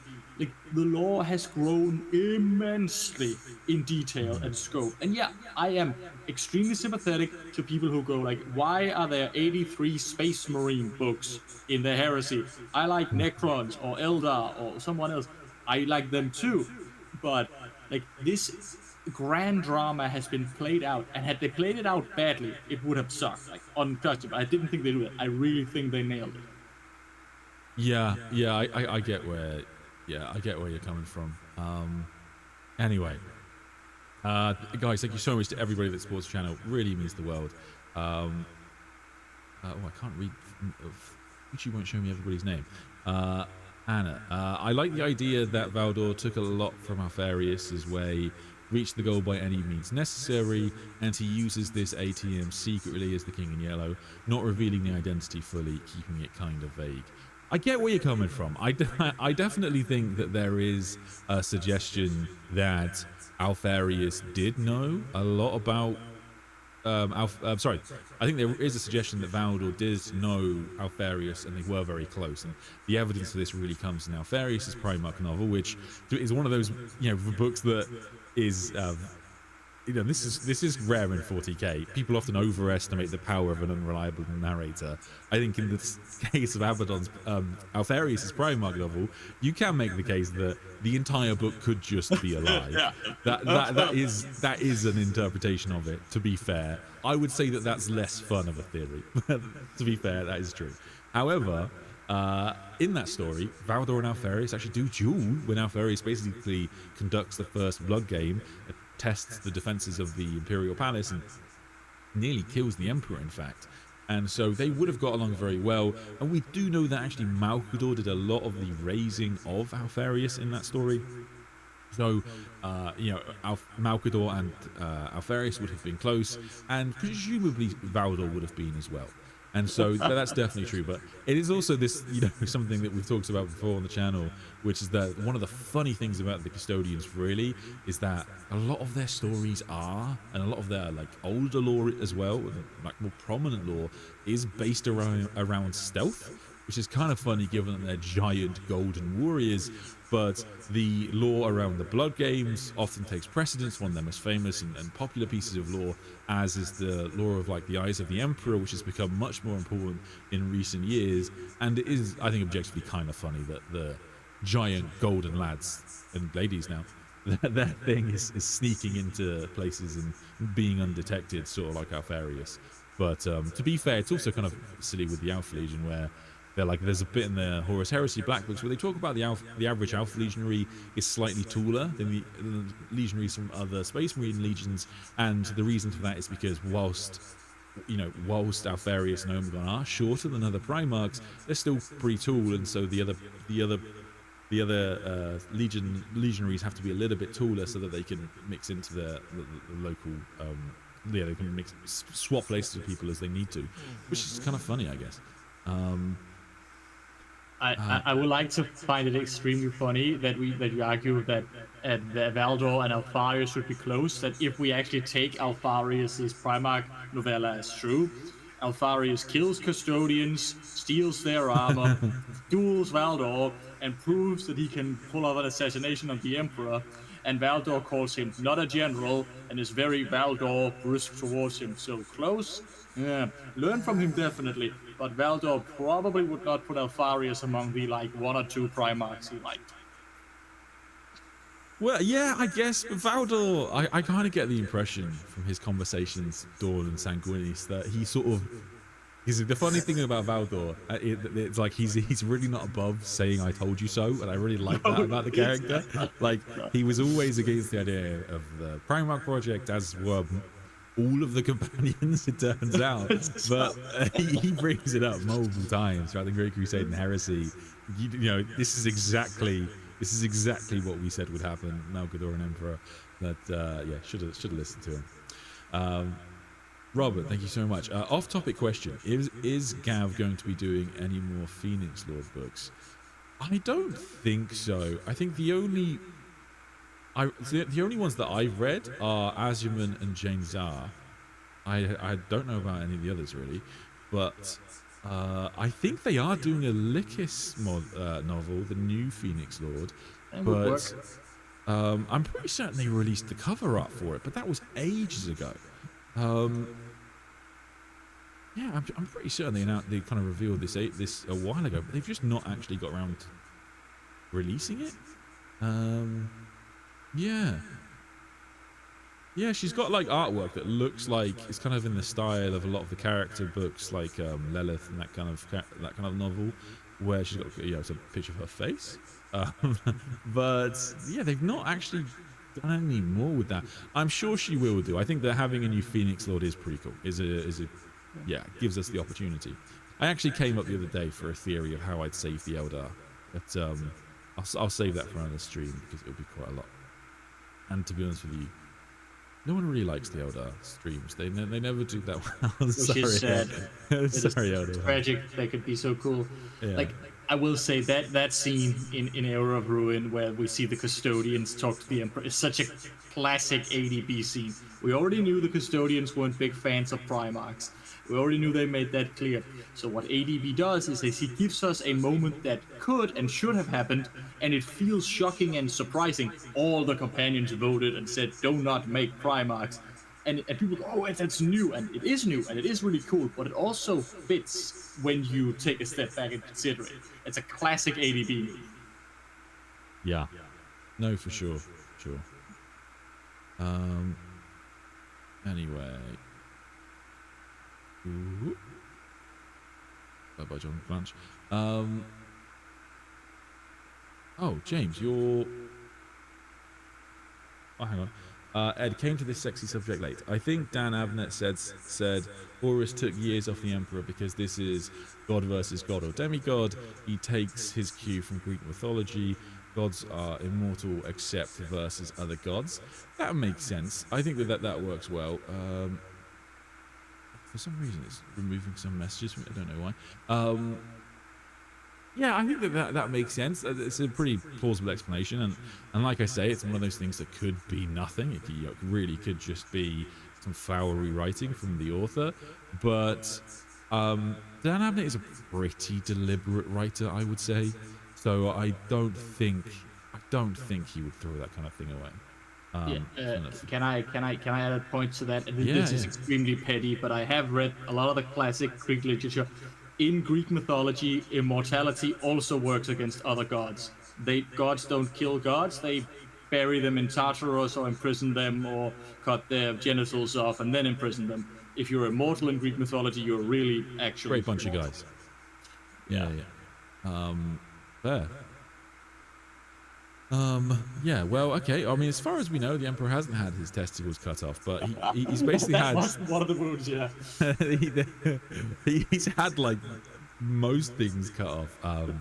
But, yeah, I mean, I went through before on the channel the list of wounds the Emperor suffers, and it's a little bit hazy because, of course, the Emperor is able to heal a bunch of them. But, yeah, it's safe to say he's in really bad shape by the end of the heresy.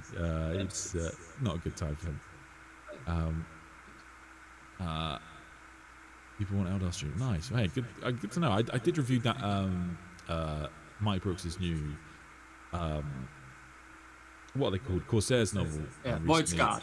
Yeah, Void's Guard. Oh yes, you're a fan of that novel too, weren't you? Actually, I was. Yeah. But yeah, the Eldar, they just need to kind of pick a route to how they're going to go with them. Interestingly, I read the new Belisarius Cool book today. Archmagos came out today, and there's some stuff from that I will be covering. I will try not to do spoilers in case Christian hasn't read it, but I will say that it was funny because reading the Corsairs book, you're like, oh, Corsairs becoming a bigger thing now. That's exciting. I'd like to see more Corsairs in the setting, as I think most people would do. And then in this book, they're just getting wrecked.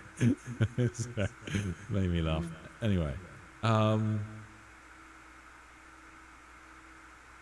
I actually got that book too. Good. I'm glad. It is a big book. I have theorized. I'm not gonna lie. I have theory crafted about what this book would be about many times on the channel, and I crushed it. Like outside of one of my theories, which didn't come true, my theories for this novel was fucking spot on, and yeah. So it was incredible. I've been called out many times for my misunderstanding of physics and how time travel works. But yes, yes. Anyway, but Belisarius Cool's plans. We're looking forward to reading the time heist as you theorized it. Oh, crushed it. Excellent. Exactly. It's time heist. Brilliant. It is time heist central. It's very cool and it's really good. Alpha Primus. Oh yeah, I should power the cool. If you are somebody that got your hands on the limited edition version of that novel, please could you message me on Instagram or Discord, or even just comment. I'll try and get back to you, because I couldn't get my hands on it, and that limited edition version has the Alpha Primus short story, which we won't be able to get access to for Hate it when they do a that. while. Yeah, and so yes, they keep doing this. It's a real dick move, and yeah, because I mean, like Alpha Primus is a pretty prominent character and a pretty big deal. So that short story could genuinely be very important. And like I talked about this before, they did the same thing with the Carcharodons when the new book Void Exile came out, and like I made my video. I didn't buy the limited edition again. And I made my video talking about how they don't really talk about Primaris Marines in it whatsoever, like the concept of Primaris Marines being added to the Carcharodons. That's a big deal. But for some reason, they put all of that lore into a short story. And that's the short story that accompanies the Carcharodon book has more actual progression for the Carcharodons than the rest of the novel, which is basically sort of like a reset for the faction. Very bizarre. Rob, Dante, thank you so much for the gift memberships. They did that with Hanzo's omnibus. Like if you get that, the only sighting, the only novel sighting of Perturabo, it's impossible to find because it's there. And then Abnett has and ADB has a short story in the Black Legion series that like Ghost corroded something with silver. That took me years, literally years to track down because you couldn't find it anywhere. Yeah, I see people commenting like Day 1 DLC, and it's actually like worse than that. It's worse than the Day 1 DLC, because here's the thing, guys. I can't buy it. I'm not reaching out to people saying like, oh yeah, can you let me know because I want to get my hands on it. I can't buy this story because I didn't spend £600 on eBay to get a copy of the novel, or I don't know how to bot Games Workshop's website and get my hands on all of the limited editions. If you don't do that, we don't get the story for months. So that the first time I will probably be able to read that story, which is basically, as Christian is saying, is when they release the omnibus for Belisarius Cool. He'll get an omnibus probably next year, and that omnibus will be available to purchase for the general public, and that omnibus will have the short story in it. It's crazy. This is ridiculous, Games Workshop. It's just absurd. And it would be one thing if this was like fun lore that they like threw into books, like, oh yeah, what does Belisarius Cool do in his free time? You know, that would be one thing. But this is like this was the story. Yeah, this is the only interactions with Perturabo, like Christian's example. It's the Carcharodons basically having their chapter restored by Rabute Gilliman, and in this instance, it's the actions and like background of Alpha Primus, one of the big characters, new characters in the setting. Like, it's really weird the Games Workshop are having. I don't think this is the decision of the writers. I'll be generous there. It's really weird that Games Workshop are having their authors put really big lore into short stories that the rest of us can't buy. Really what are you doing, Games Workshop? This is just weird. It's just actually, yeah. Anyway, god damn, I don't know if anybody saw their share prices went up like 12% this week or something ridiculous. So they make a lot of money, but they are bastards. Like sometimes, yeah, they are. They have an entire website for online distribution of all their novels and short stories. So just put it there. You already charge money. I will buy it. Let me buy it there. Yes, for sure. I mean, I don't like for example, even with these new re-released Horus Heresy books, sort of an odd one really, because of course they don't sell the heresy. You know, the third-party heresy novel market is pretty big because it's very hard to get your hands on these novels. So if you can get your hands on a full collection, it's worth a lot of money, and people would buy it. Like I'm almost like I can understand them not keeping everything in print. Fair enough. Like, but the heresy, their flagship series, seems odd to me. Anyway, that's enough complaining about GW for one stream. Star Child question. Slimmers, thank you so much. Since Biggie continues to be a huge and dangerous presence that can move through the warp, then why not go find and reabsorb the Star Child? Is the Star Child hiding from him? It's a good question, and this idea, like just as we see with Alpharius and Omegon, they share a soul and they have competing ideologies, and like Christian says, that was kind of a creation of Dan Abnett. Wouldn't surprise me if he's taken some inspiration from his own books there, and maybe that is the thing. Maybe we'll see in the future that the Star Child and the Emperor on the Golden Throne do have different perspectives, are very different. I think that both of them will be very different to what we see in 30k, because the part of the Emperor on the Golden Throne, that part of the Emperor has been tortured for 10,000 years. Is, you know, you imagine being tortured for 10,000 years, it would completely change who you are, and Gilliman doesn't really recognize it as his father. And the Star Child version of the Emperor, that exists in the warp, and according to Malkador, has grown as the Chaos Gods grow. So that means that just as the Chaos Gods are empowered and can sort of have become monstrous ideals, monstrous twisted versions of certain ideals, that version of the Emperor could also be very different to what it was when it was originally just his love, loyalty, and compassion. We don't know if that's still what it is. It could be, you know, the embodiment of humanity's righteous vengeance, etc. So the idea that the two halves of the Emperor's soul don't get along could be a thing. That wouldn't surprise me too much. Nothing so far, but I like the idea. And in terms of is the Star Child hiding from him, really good question. We don't know, because, for example, there are no references to the Star Child taking part in the Great Game.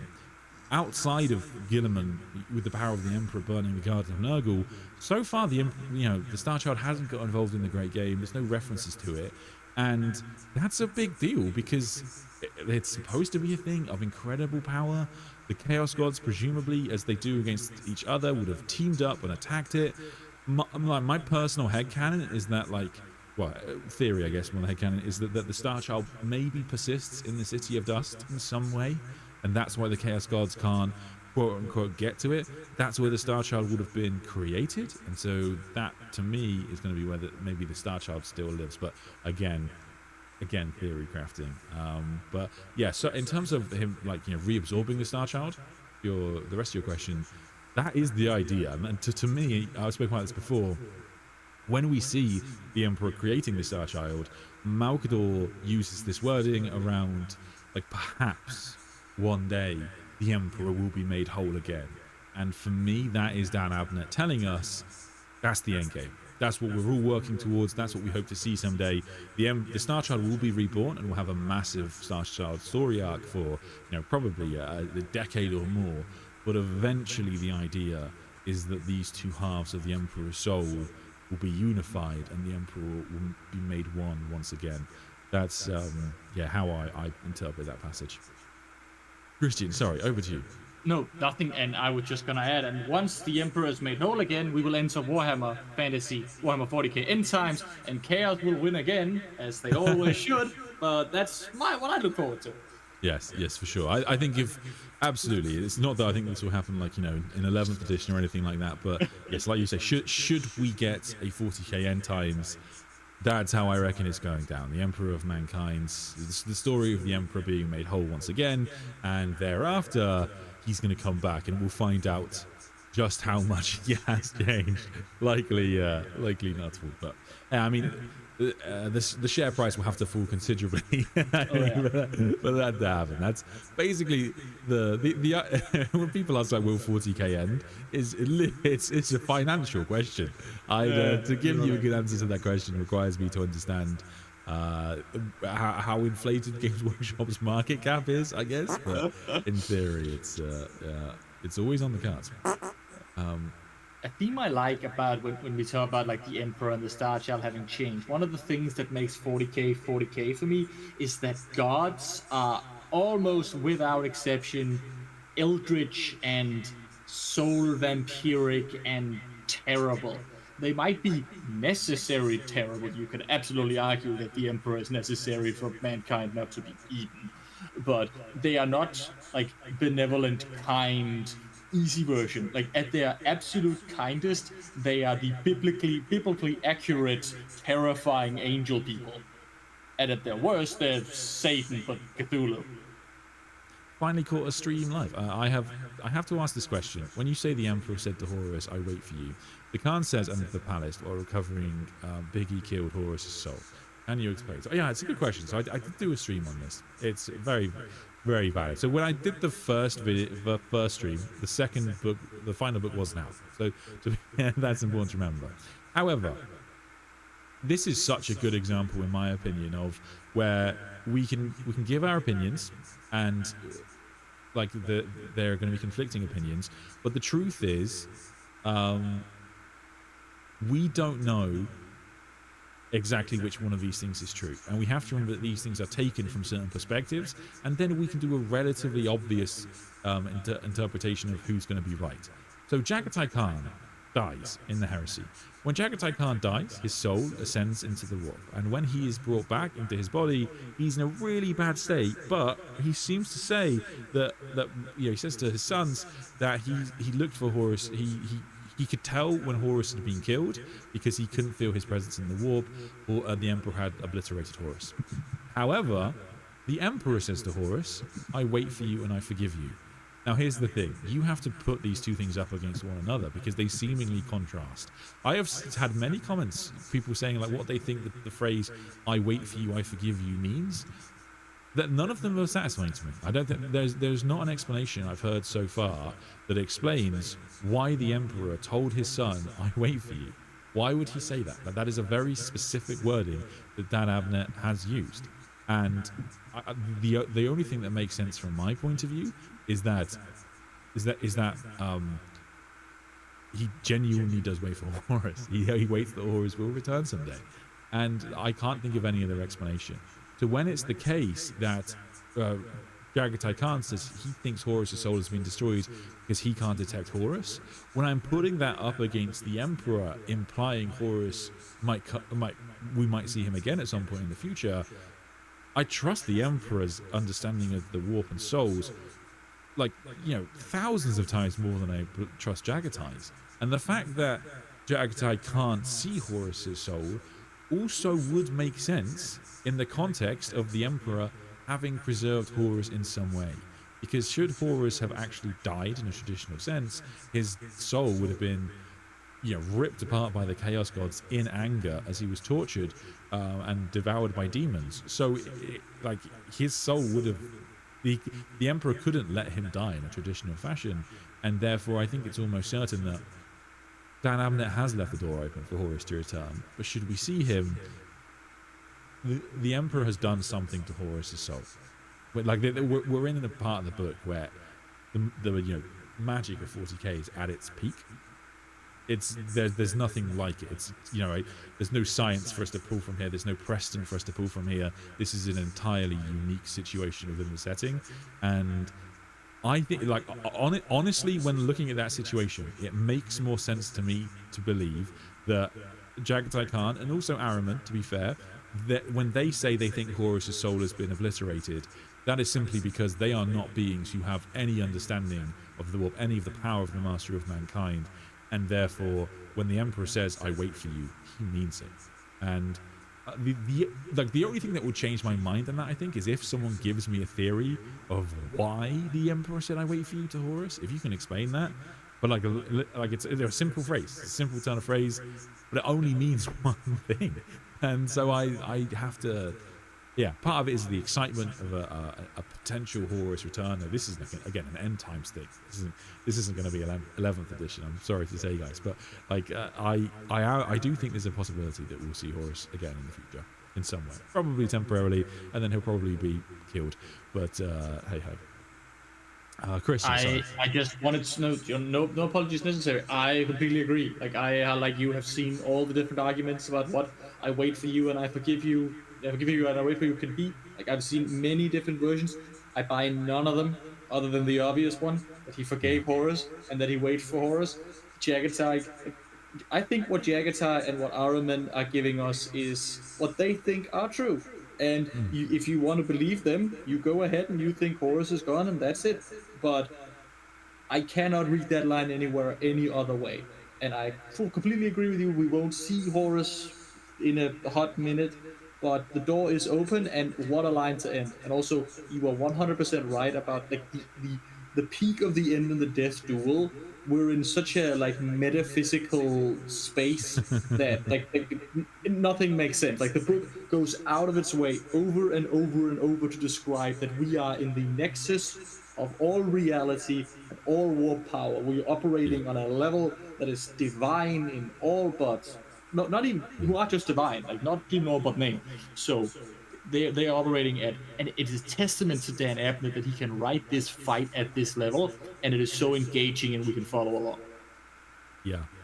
It also must have been so fun to write that scene. Yeah.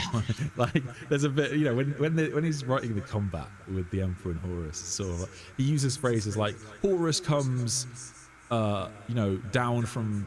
He comes at him right below him, and like he uses directional connotations that make no sense in like a traditional sense, which is just pretty funny. I think my little underappreciated line is that Horus is having another like I'm winning monologue in his head, and the Emperor destroys the floor space they're fighting on. And Horus has a line about like gravity, who is eager not to offend you, don't let you fall. Like gravity is scared of Horus, so he doesn't fly. Gravity knows better than to mess with him. Yeah, it's incredible. Old facts. Thank you so much. What do you think about Cool's timeline not really adding up? From his appearances with Kvo in Slaves to Darkness versus history as presented in the great work, or has Kvo already died in Slaves to Darkness?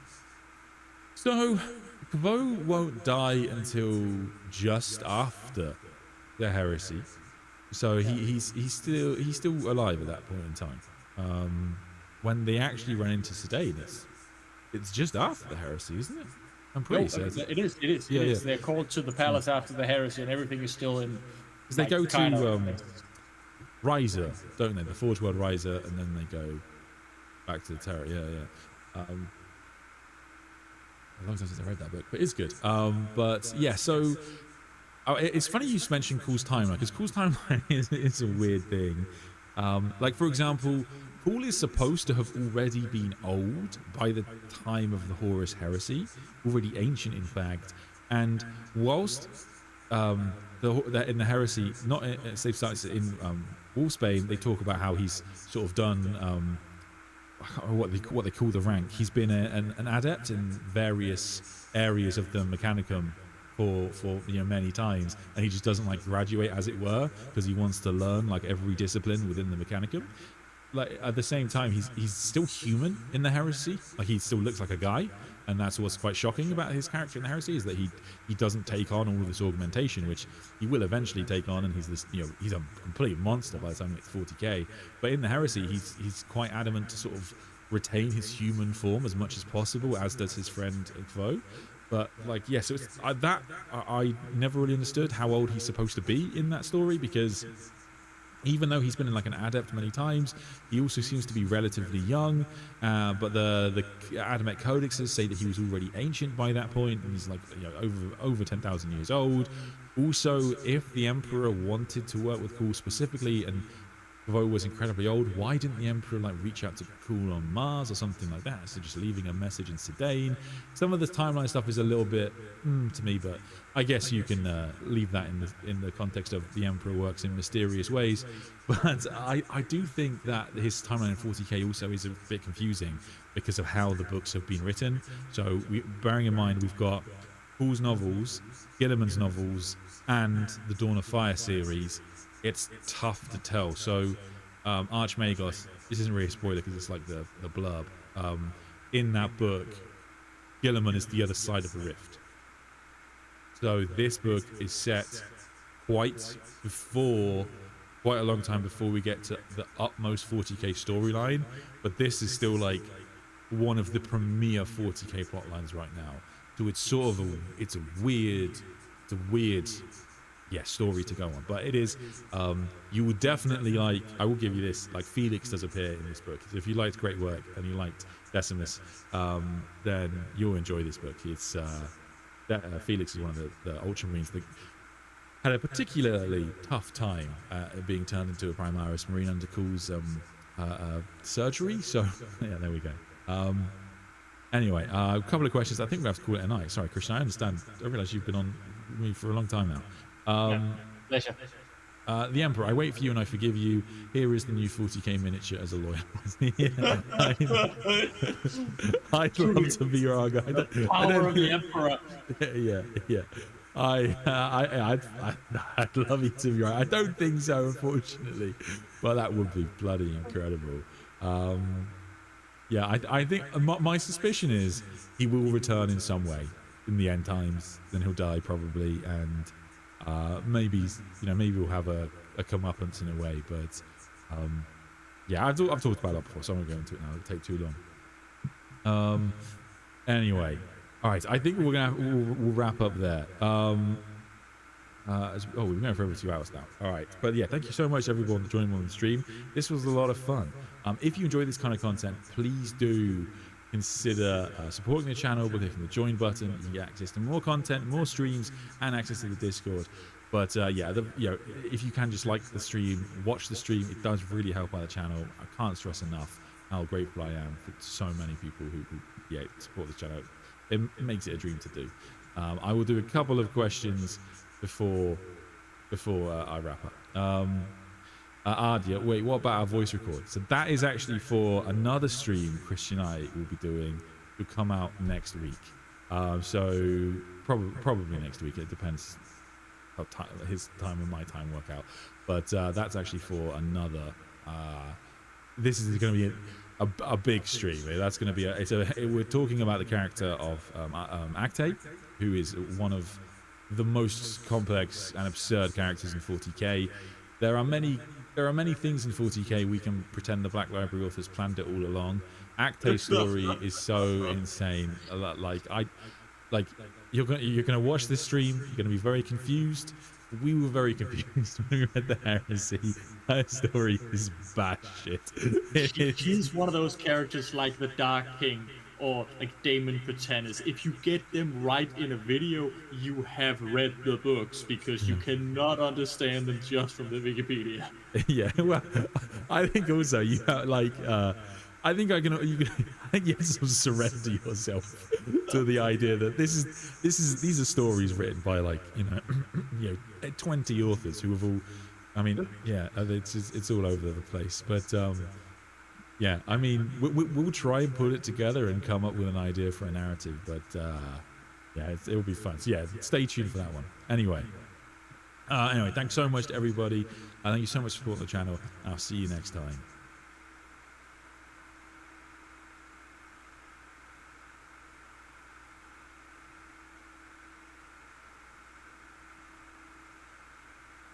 Hello, welcome back to Terra, where today we are, heavily focused on Terra, to be honest with you, because the Great Scouring has begun. I'm joined again by Christian, my servo skull in the background there.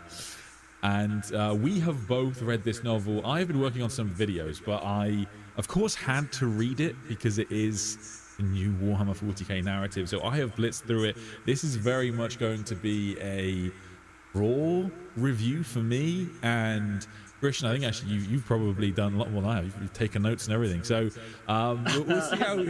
Kind of, not a few here and there. No, I mean, hey, it makes my life easier, pal. So I'm very happy for it. But the first thing I got to say is, it's good, isn't it? Like I don't know if you agree. Chris Ray, it's really good. We knew it was going to be good, but it was really good. And he, we were just talking about this before. Chris Ray has kind of done this already in a weird way. It is sort of a throwback to the future where in like the Regent Shadow series, Vaults of Terror series, he is really good at writing this kind of like core politics of the Imperium. It is so hard to write well because you are talking, I mean, as we'll go through, the level of character is just so ridiculously high in this book. So to have them conflicting, this might even be the single, outside of the traitor summoning before attacking Terra, this might be one of the scenes with the most number of Primarchs just in a scene. And in addition to that, you've got Avaldor, and you've got the heads of the High Lords of Terror, or soon to be, and then, just ridiculous levels of characters. The Chosen of Malkador, everything is at such a high level. So it's so good. And of course, we get some brand new text to start off the book, which is actually pretty exciting, because if you're not familiar, if you've never read a Horus Heresy novel or Warhammer 40k novel, each book kind of starts off with the same little passage, and it's always really nice to read these because they get you hyped for the novel and remind you of the stakes. And so this text will appear at the beginning of all of the novels in the Scouring. Horus Lupercal is dead, killed by his father in a final desperate attack upon the bridge of the Vengeful Spirit. The Emperor is entombed on the Golden Throne. Humanity cries out for him to lead them through the darkness, but the Master of Mankind remains silent. The Space Marine legions, once mighty enough to conquer the stars, are shattered and leaderless. Those traitors who survive run for their lives, seeking to escape retribution, although they turn on each other. The Imperium's fate is just as uncertain. The Brotherhood of Primarchs, first broken by Horus, begins to fracture further. Some wish for unity, others hunger for vengeance at any cost, while in the shadow chambers of the Imperial Palace, a more insidious threat to the Astartes grows. Humanity, wary of transhuman war, dares to dream of a galaxy without space marines. It is a time of reckoning. The glories of the Great Crusade have been extinguished by the treachery of the Horus Heresy. Ashes of the Imperial dream are all that remain. The Scouring has begun. Such a great passage, and that's to be honest, it's a good little summary of this book. Really, it really is. Pretty much everything that is laid out there is happening. We are getting the start of the Primarchs beginning to fracture. Guilliman and Rogue Dawn's relationship is already starting to fall apart. Rogue Dawn pulls few punches in this novel. I mean, when they have the meeting that you'll see from the cover, Rogue Dawn calls Guilliman mad. He says that he's you fall into madness, and he is going to destroy the Imperium pretty much with his mentality. And whether that's exactly true, I guess we'll discuss today. But that is kind of like the core scene of the book, as you might imagine from the cover. It is the Primarchs debating. Actually, no, it's every Primarch debating Rogue Dawn is what happens in this scene. Debating Guilliman, sorry. It's Guilliman versus everybody else, because quite hilariously, the Lion and Russ are very calm and very polite, and I mean, they're just so normal in this book. It's a very bizarre reaction from the Lion and Russ, and they're very regal and what you wouldn't expect, which is very bizarre because, as Chris Nate references a couple of times in the book, his other novel that takes place sort of in the Scouring is Leman Russ, the Great Wolf, and in that the Lion stabbed Russ through the heart, almost through the heart, very nearly killed Russ. But that was kind of like the last petty act of a Primarch, it seems, and now they're just good buddies, and they're just good friends. And Rogue Dawn says to them, in this book, he's like, I mean, you two just want to go and kill traitors, don't you? And they're like, yeah, pretty much. We gotta do that. We just want to go kill traitors. I mean, Vulcan, we see him slaughtering Emperor's children. He has broken. Vulcan has. If you know Vulcan from memes and hugs and cuddly Vulcan, like, he was never really that at all. But if that's how you know him, you're gonna read this and you're gonna be shocked. Vulcan has seen some stuff. He's fed up. we see Vulcan murdering Emperor's children Marines with his bare hands in a sadistic fury, taking his time and dismantling them. Vulcan is angry, murderously, suicidally angry. Yeah, I mean, he even says in this book, and again, to your point, like I made a mental note of this to use in whatever video I do on the salamanders. There's a bit where he actually says that they're talking about the forces of chaos, and the Lion, points out that they've all fought chaos by this point. And Vulcan actually says, I mean, these aren't some Xenos, which are basically animals who you can slaughter at whim. And I was like, oh, okay, that's gonna hurt the fanboys a bit. But yeah, I mean, the Vulcan fanboys. I mean, of course, they'll probably love it. I mean, it's such a good book, and it's kind of funny because, of course, because a part of the book is at the start is Gilliman basically trying to summon Vulcan back to Terra for this meeting, to the Imperial Palace, and then he gets there and he's like, yeah, I came because you asked, but you're still wrong. You're still. It's just good. I mean, it's a fantastic scene. Chris Wright has fun with us in the book. He talks about how Constantine Valdor, of course, appears, says nothing, and Chris Wright's like, something has changed, wink wink, in Constantine Valdor. Zaranchek Xanthus, I think we have to talk about a bit, Christian, because we will. Yeah, I mean, it's just some mad stuff he's working on there. But yeah, the Primarchs, the big story with the Primarchs in this book is that Gilliman wants to have everybody to come to this council meeting because they would like to discuss, should they stay and fortify the Sol system, conquer Luna, and because Luna is still being held by the traitors at this point in time, and it's not just being held, but it's being held by Titan legions, a significant traitor force. I think it might be useful for the audience, for viewers, to sum up just the brief state of the system. The traitors are running, and the loyalists have taken command. In the beginning, it's just the Ultramarines Legion, but then Leman Russ and the Lion arrives with significant forces, though not as great as the Ultramarines. The traitor Mechanicum still hold Mars, and are desperately, we must assume they're terrified, but they are holding there. And the Sons of Horus under Abaddon took Luna during the beginning of the Solar War, the Siege of Terra, and they have basically left a sizable contingent on the moon under the command of the 16th Legion Chief Apothecary, who's basically decided that, okay, Horus is dead, but Abaddon cannot be dead.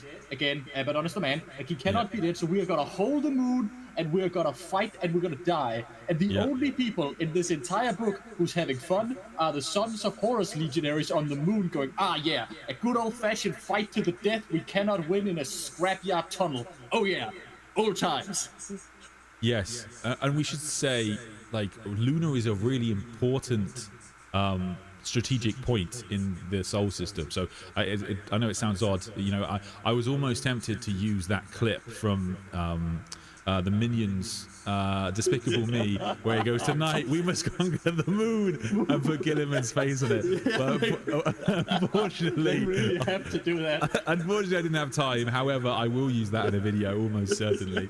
But Luna is very important. There's a really cool little little passage in the book that talks about how Luna was supposed to be this crazy demon world, little sort of thing, that because after Horus planned to conquer Terra, that would have created another Eye of Terror, and then they were going to have Luna kind of orbiting this sort of crazy hole in reality. There's going to be this crazy demon planet. It was, I don't know, I thought that was a really cool little plan. Obviously it doesn't come to pass, but that was a traitor plan, which is badass. And Luna is the home of the Selenar, ancient enemies of the Emperor, incredible gene witches, and because the traitors have got it, they're able to start cracking out kind of rudimentary space marines who are basically Thunder Warrior type, shenanigans going on. They're all nuts, they all go crazy, but they are making a lot of them, and they are very strong, and they cause a huge problem for the loyalists. So it's good, and it is quite funny, like you say,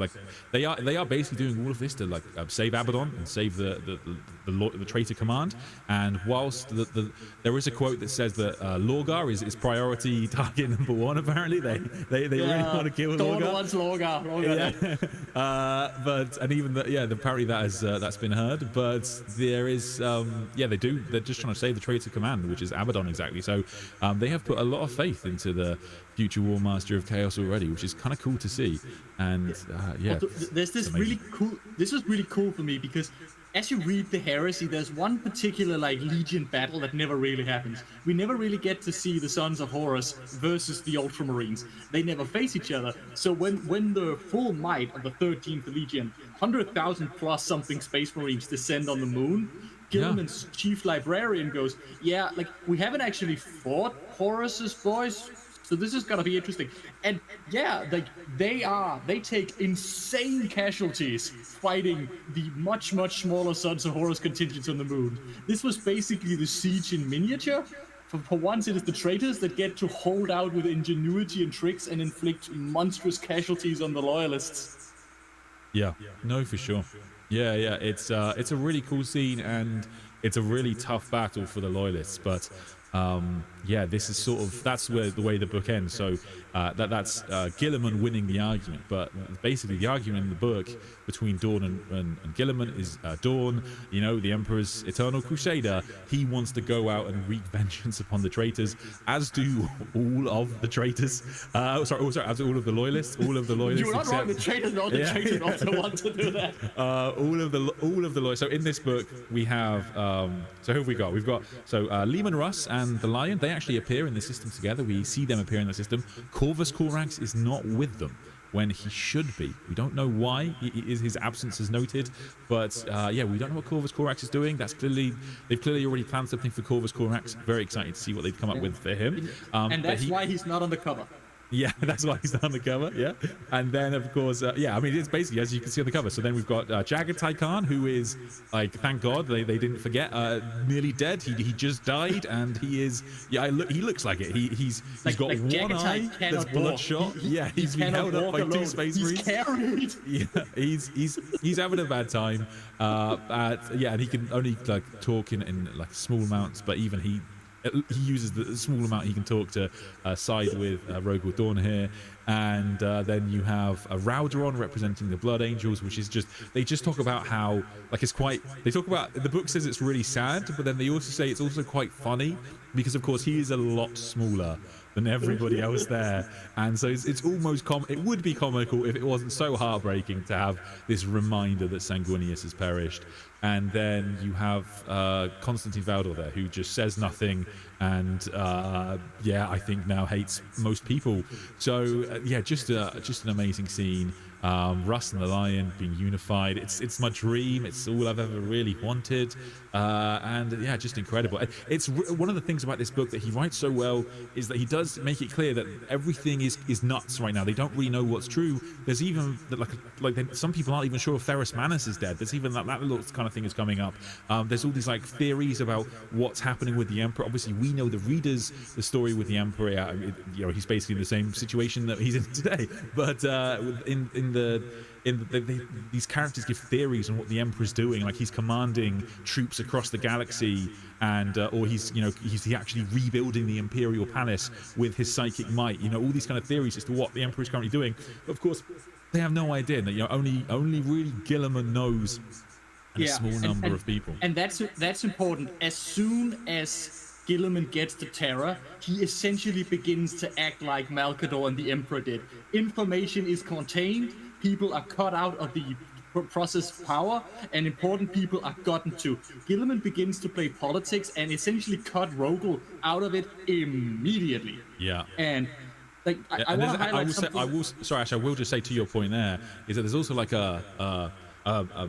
aesthetic change there as well, because the citizens of Terra have gone from living under Imperial Fist rule to Ultramarines rule, and so you get this kind of subtle Legion differences, because there's a lot of similarities, but of course the Ultramarines are all just they're very they're the ultimate administrators, whereas the Imperial Fist are the fortifiers. So there's got to be that kind of personal insult as well, where it sort of feels like Gilliman is in charge because he has the most Space Marines. Is basically what's gone on. Yeah, that is essentially. There is a really excellent quote about like prestige. Gilliman had no prestige and all the power, and Rogel Dawn had all of the prestige and none of the power because he doesn't have.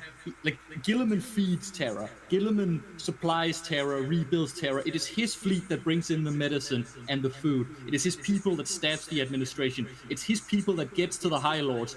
And this is a very important.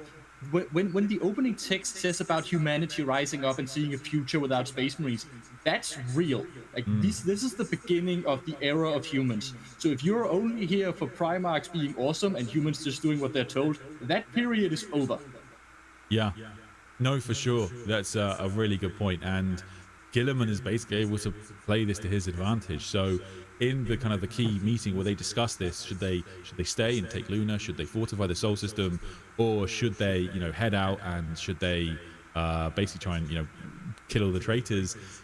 Because Gilliman has basically all of the loyalist Primarchs state their opinion to side with Rogel Dawn, and then they think it's over, but then they stand up and go, actually not everyone's voted, and you've got all of these members of the human councils and pretty much all of them side with Gilliman, and so Gilliman ends up winning it. And again, like, so surprising, the Lion immediately is like, well, if this is what the humans have decided, this is what we will do. And it's, whoa, okay, like, you're being way too reasonable for a Primarch of the Dark Angels. And so that's what they do, and everyone's kind of like, they are annoyed about it.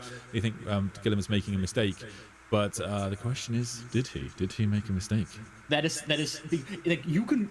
This is one of the greatest Gilliman books ever written, and we never get a Gilliman POV, because if you are a critic of Gilliman, if you see him as a power-grabbing usurper, this book can play straight into your hands. But also, he is eminently reasonable, and his points make sense. Like, Gilliman is doing the right things, but he's doing them in a very shady way, and Rogel has a point too. Like, this is politics. There's no right, there's no wrong, and everybody has an agenda. And the thing that I dislike Gilliman for, that he starts this meeting with, there should be no more secrets between brothers, and the man has already prepared the council surprise. He has already laid the ground. Yeah, he has so already true, cut yeah. Rogel out of the central command decisions, and Rogel knows it. As soon as Rogel realizes he's beaten, he looks at Gilliman and go, "You always prepare the ground well." Yeah. Gilliman's lying all the time. Yeah, you can very much see why. Yeah, if you are a Gilliman hater, you'll have a good time. So good. So yeah, no, to be fair, yeah, I mean, Rogel Dawn, I imagine the Imperial Fist fans of the world are going to be beating their chests. And yeah, I mean, also Rogel Dawn is like, he's such a good guy in this book. Like for example, he takes time to like thank individual Space Marines who played key roles in the Siege of Terror, because he knows how fundamental they all were. And you're like, oh, Rogel, you're too good for this brotherhood. You're just a good guy, which is just amazing. And yeah, I mean, just a fantastic book. But I guess now we get onto the question of did Gilliman make the mistake? Because basically, we find out that there's a reason there's a reason Rabute Gilliman, they're all the same. There's a reason Rabute Gilliman wants to take Luna, and that reason is the black ships. The black ships of the Selenar, which there's like dozens of them found at the end of the story, and they're all usable. And the reason they need them is because the Imperium needs Psykers. Of course, in 40k, this is sort of old news, but they have now discovered that just as during the heresy, they could have the Emperor leave the throne temporarily by basically sacrificing all of these Psykers, they now know that they can kind of help the Emperor further, keep him alive, sustain the Golden Throne by sacrificing Psykers. And they need Psykers very, very soon, because the Emperor's and the Golden Throne is burning through them. And again, like, there is a description from Gilliman, his like official position on what's happening with the Emperor, but he is very clear he doesn't know. He tells us that Gilliman still at this point in time thinks the Emperor is going to heal, as does Rogel Dawn, as does everybody, but so far there is no sign of that. Of course, we know he never will do, but so many people on Terra believe the Emperor is going to be restored one day, and they're still sort of operating in that vein. And when they have the meeting, they do it sort of in the vibe of The Emperor is going to come back. We all know it, but for now, we know it hurts me, but we must step forward and make these decisions, blah, blah, blah.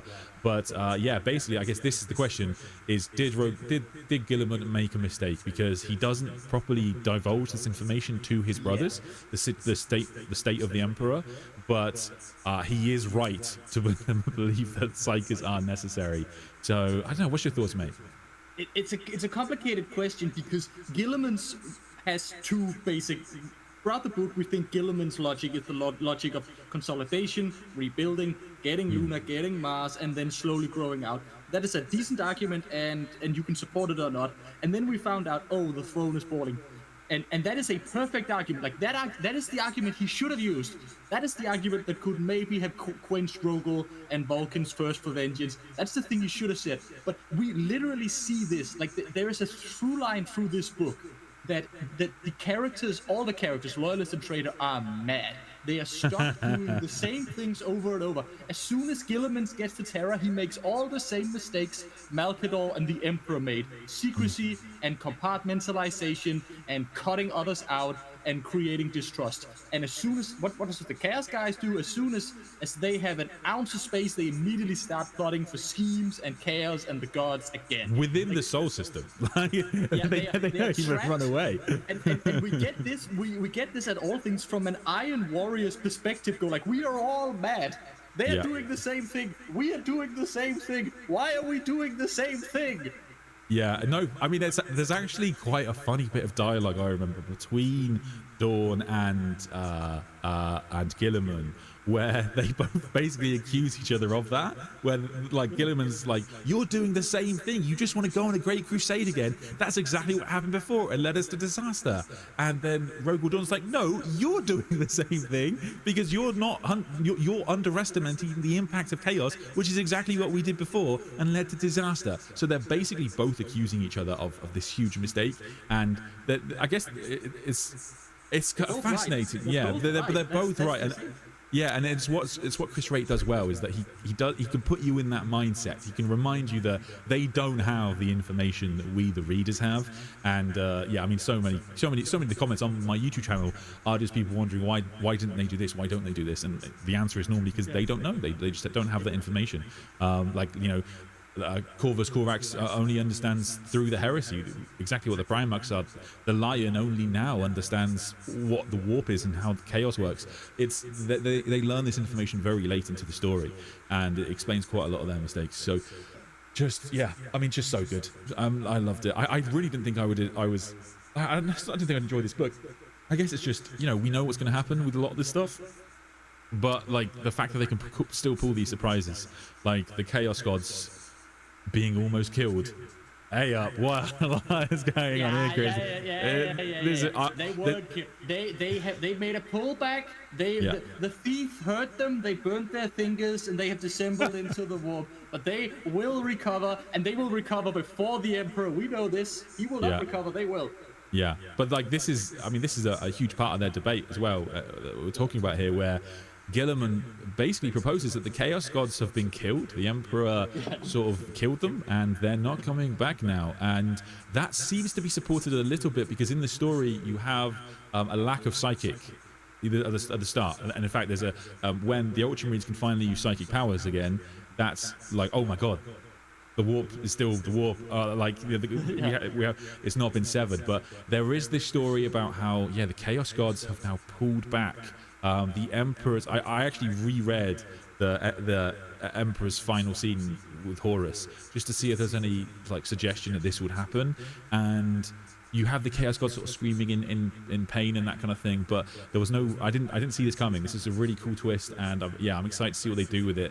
And there's basically a plan from Lorgar. Lorgar's not in the book, but through his sons, we find out that Lorgar wants to basically sacrifice a lot of people, and this will kind of jumpstart the warp, and the Chaos Gods will come back. But they basically receded into the warp, and they are regaining their strength. We know, of course, they will choose Luther as their kind of like Timu Horus once the Dark Angels head off. But for now, they're waiting to come back, and then That's also such an interesting arms race, because the loyalists feel, okay, maybe the Chaos Gods are gone, but maybe they'll come back, and we don't have the Emperor, so we gotta strike down the traitors before the Chaos Gods can rally. And the Word Bearers are like, okay, maybe the gods are wounded, but they'll come back. But if the Emperor comes back now, we don't have a Horus, so we'll lose.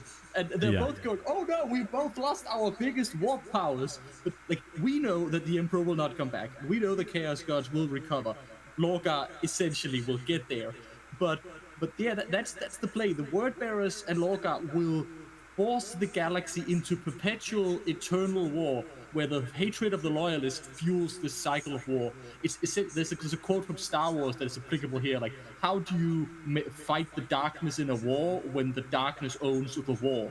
How Rogel Dawn, the Crusade he wants, the hateful destruction of the traitors, that is what the Word Bearers want him to do. They are desperate to restart this whole heresy war. We need to get back to it. We need to go to war immediately. Yeah, for sure. For sure. It's the Chaos Gods are a problem. They're a big problem.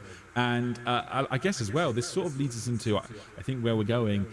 There is a, like Perturabo appears in this book, and he, in the Soul System, he is willing to he's starting his journey to demonhood basically in this book. Well, he started really at the end of the Horus Heresy, where he's continuing with that. They've clearly planned out Perturabo's ascension, which I think people are going to be very glad to hear, because a lot of people haven't really understood why Perturabo's a demon prince, and we're finding out he wants to forge everyone into demons. He's almost a little bit nicer in this book, actually, because one of his sons gets tortured by the Word Bearers, and when Perturabo says, you know what, I'm going to elevate you because you survived, and it's like, Perturabo, that's so kind.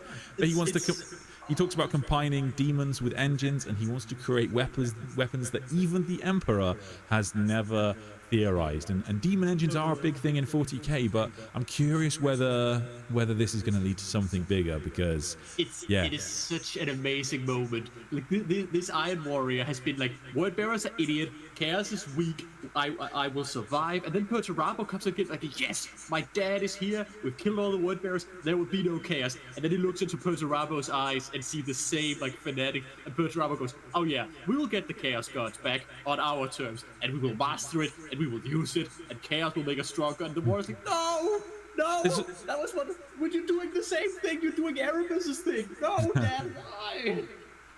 There's also this really interesting little quote from Perturabo. I can't remember the exact wording, but he talks about how he wants his own realm. He talks about he wants his own realm in the warp, and how that's going to be used to turn them into the ultimate fighting force, etc. And I hope that's a sign of things to come in 40k. I think you could put that, of course they have Medringard, but the idea that the Iron Warriors have got their own little dimension or something, I think you could slip this in. This could be pretty badass, and I hope that that's a thing. He also very hilariously just unceremoniously just slaughters Word Bearers around him. Incredible.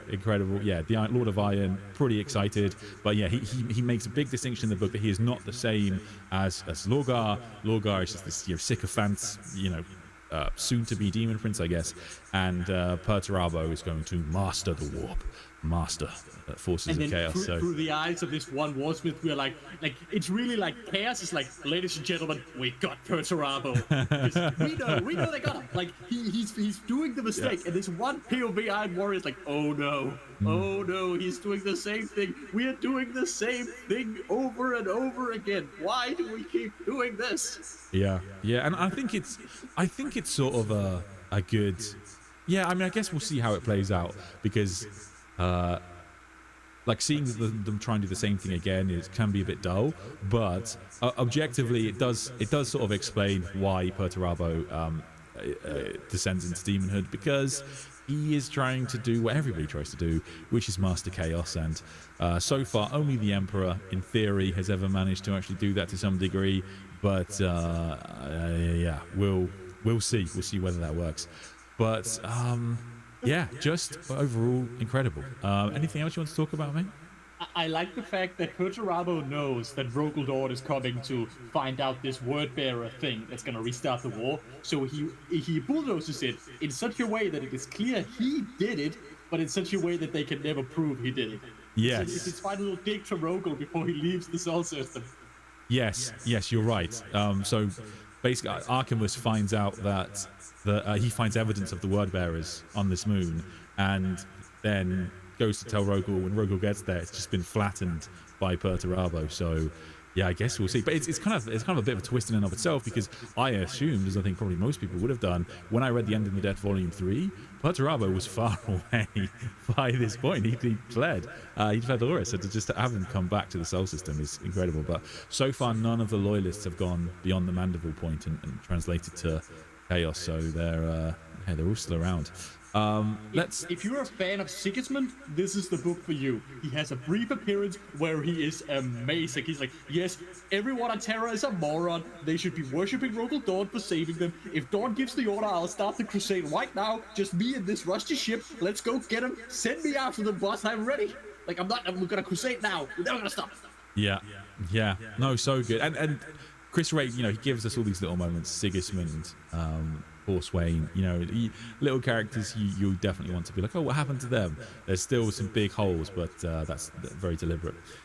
So let's jump in chat for a bit. Sari, thank you for the gift memberships. Please thank Sari if you get one. Like Christian, she's a mod on the channel, and I'm very grateful for your guys' work, making sure I don't get insulted and no one makes fun of my hair. It's all very useful. Backflip bro, welcome to the channel. Do jump in Discord, and we'll check out extra members content as well. So where were we? So how about Basilio Foe kind of down low shaping the Imperium? Yeah, this is probably going to need a whole video. This is wild. So if you've watched my video on the Terminus Decree, the real Terminus Decree, not this crappy Grey Knights Codex lore that YouTubers push, this is not real. In the actual Terminus Decree lore, Basilio Foe created the ultimate weapon to kill traitor Space Marines or any kind of Space Marines, a tailored warp biological weapon that would destroy them in this realm and the warp. Perfect weapon, and almost gets used by the Custodians at the end of the Heresy, and they take it at the end of the Heresy. So the Custodians have got their hands at the moment on this perfect weapon, and presumably they will hand it over to the Grey Knights once the Grey Knights are back. However, Basilio Foe, despite the fact that the original Basilio Foe was killed by the Custodian Ammon at the end of the Heresy, he is still rocking about in the form of Zaranchek Xanthus, a clone. He's the cloned body of one of the Chosen of Malkador, who is desperately working to start the Inquisition. So a bit of a subplot in this book. There are libraries in Terra being burned, even the Library of the Emperor, and information is being got rid of. And it's being, the general idea being that, they want to protect people from chaos, blah, blah, blah. And Zaranchek Xanthus raises the relatively sensible point that, someone's going to have to understand chaos and how the warp works, because we're going to need to fight against it. And he is such a Machiavellian villain in this story. And there's I think 40k fans typically do like these guys, because of course 40k has a lot of the who's the good guy really, but Zaranchek Xanthus, Basilio Foe, is the ultimate bad guy. He is trying to get his hands on the ultimate weapon. He is trying to start the Inquisition, which arguably has made some mistakes in Warhammer 40k, and he will go on to start the worst aspects of the Inquisition. He will start Xanthism, this idea that he wants to use chaos to defeat chaos. He's going to start Harusianism. He's going to try and clone Horus Lubrigal.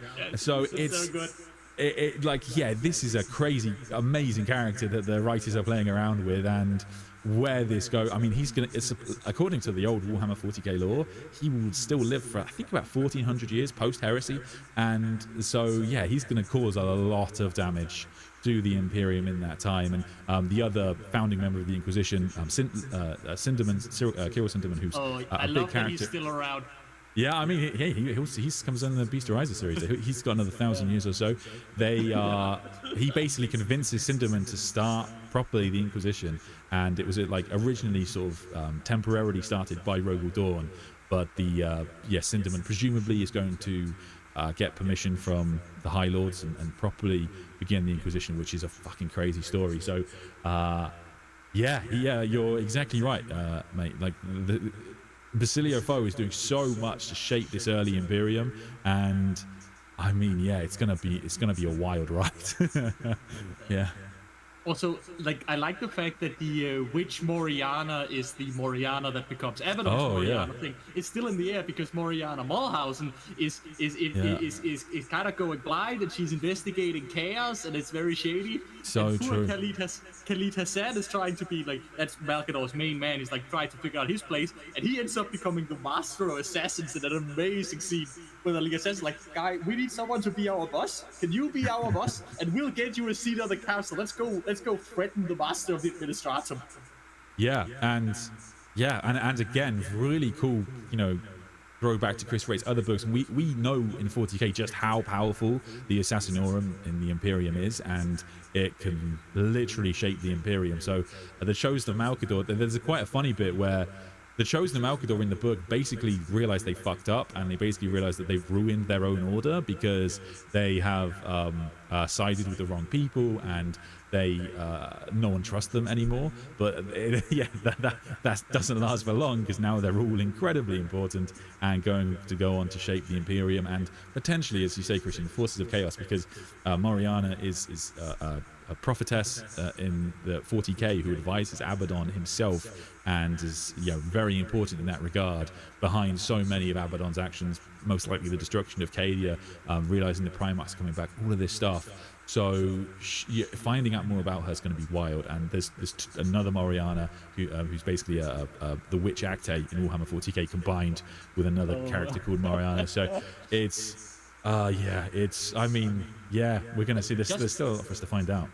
Just to highlight for the audience how the politic plays out, Gilliman realizes that if he can get the master of the administratum, like the kind of prime minister of the Imperium, if he can get him, he can get the other human high lords. So he gets him by basically promising him infinite resources and infinite money if he works for Gilliman.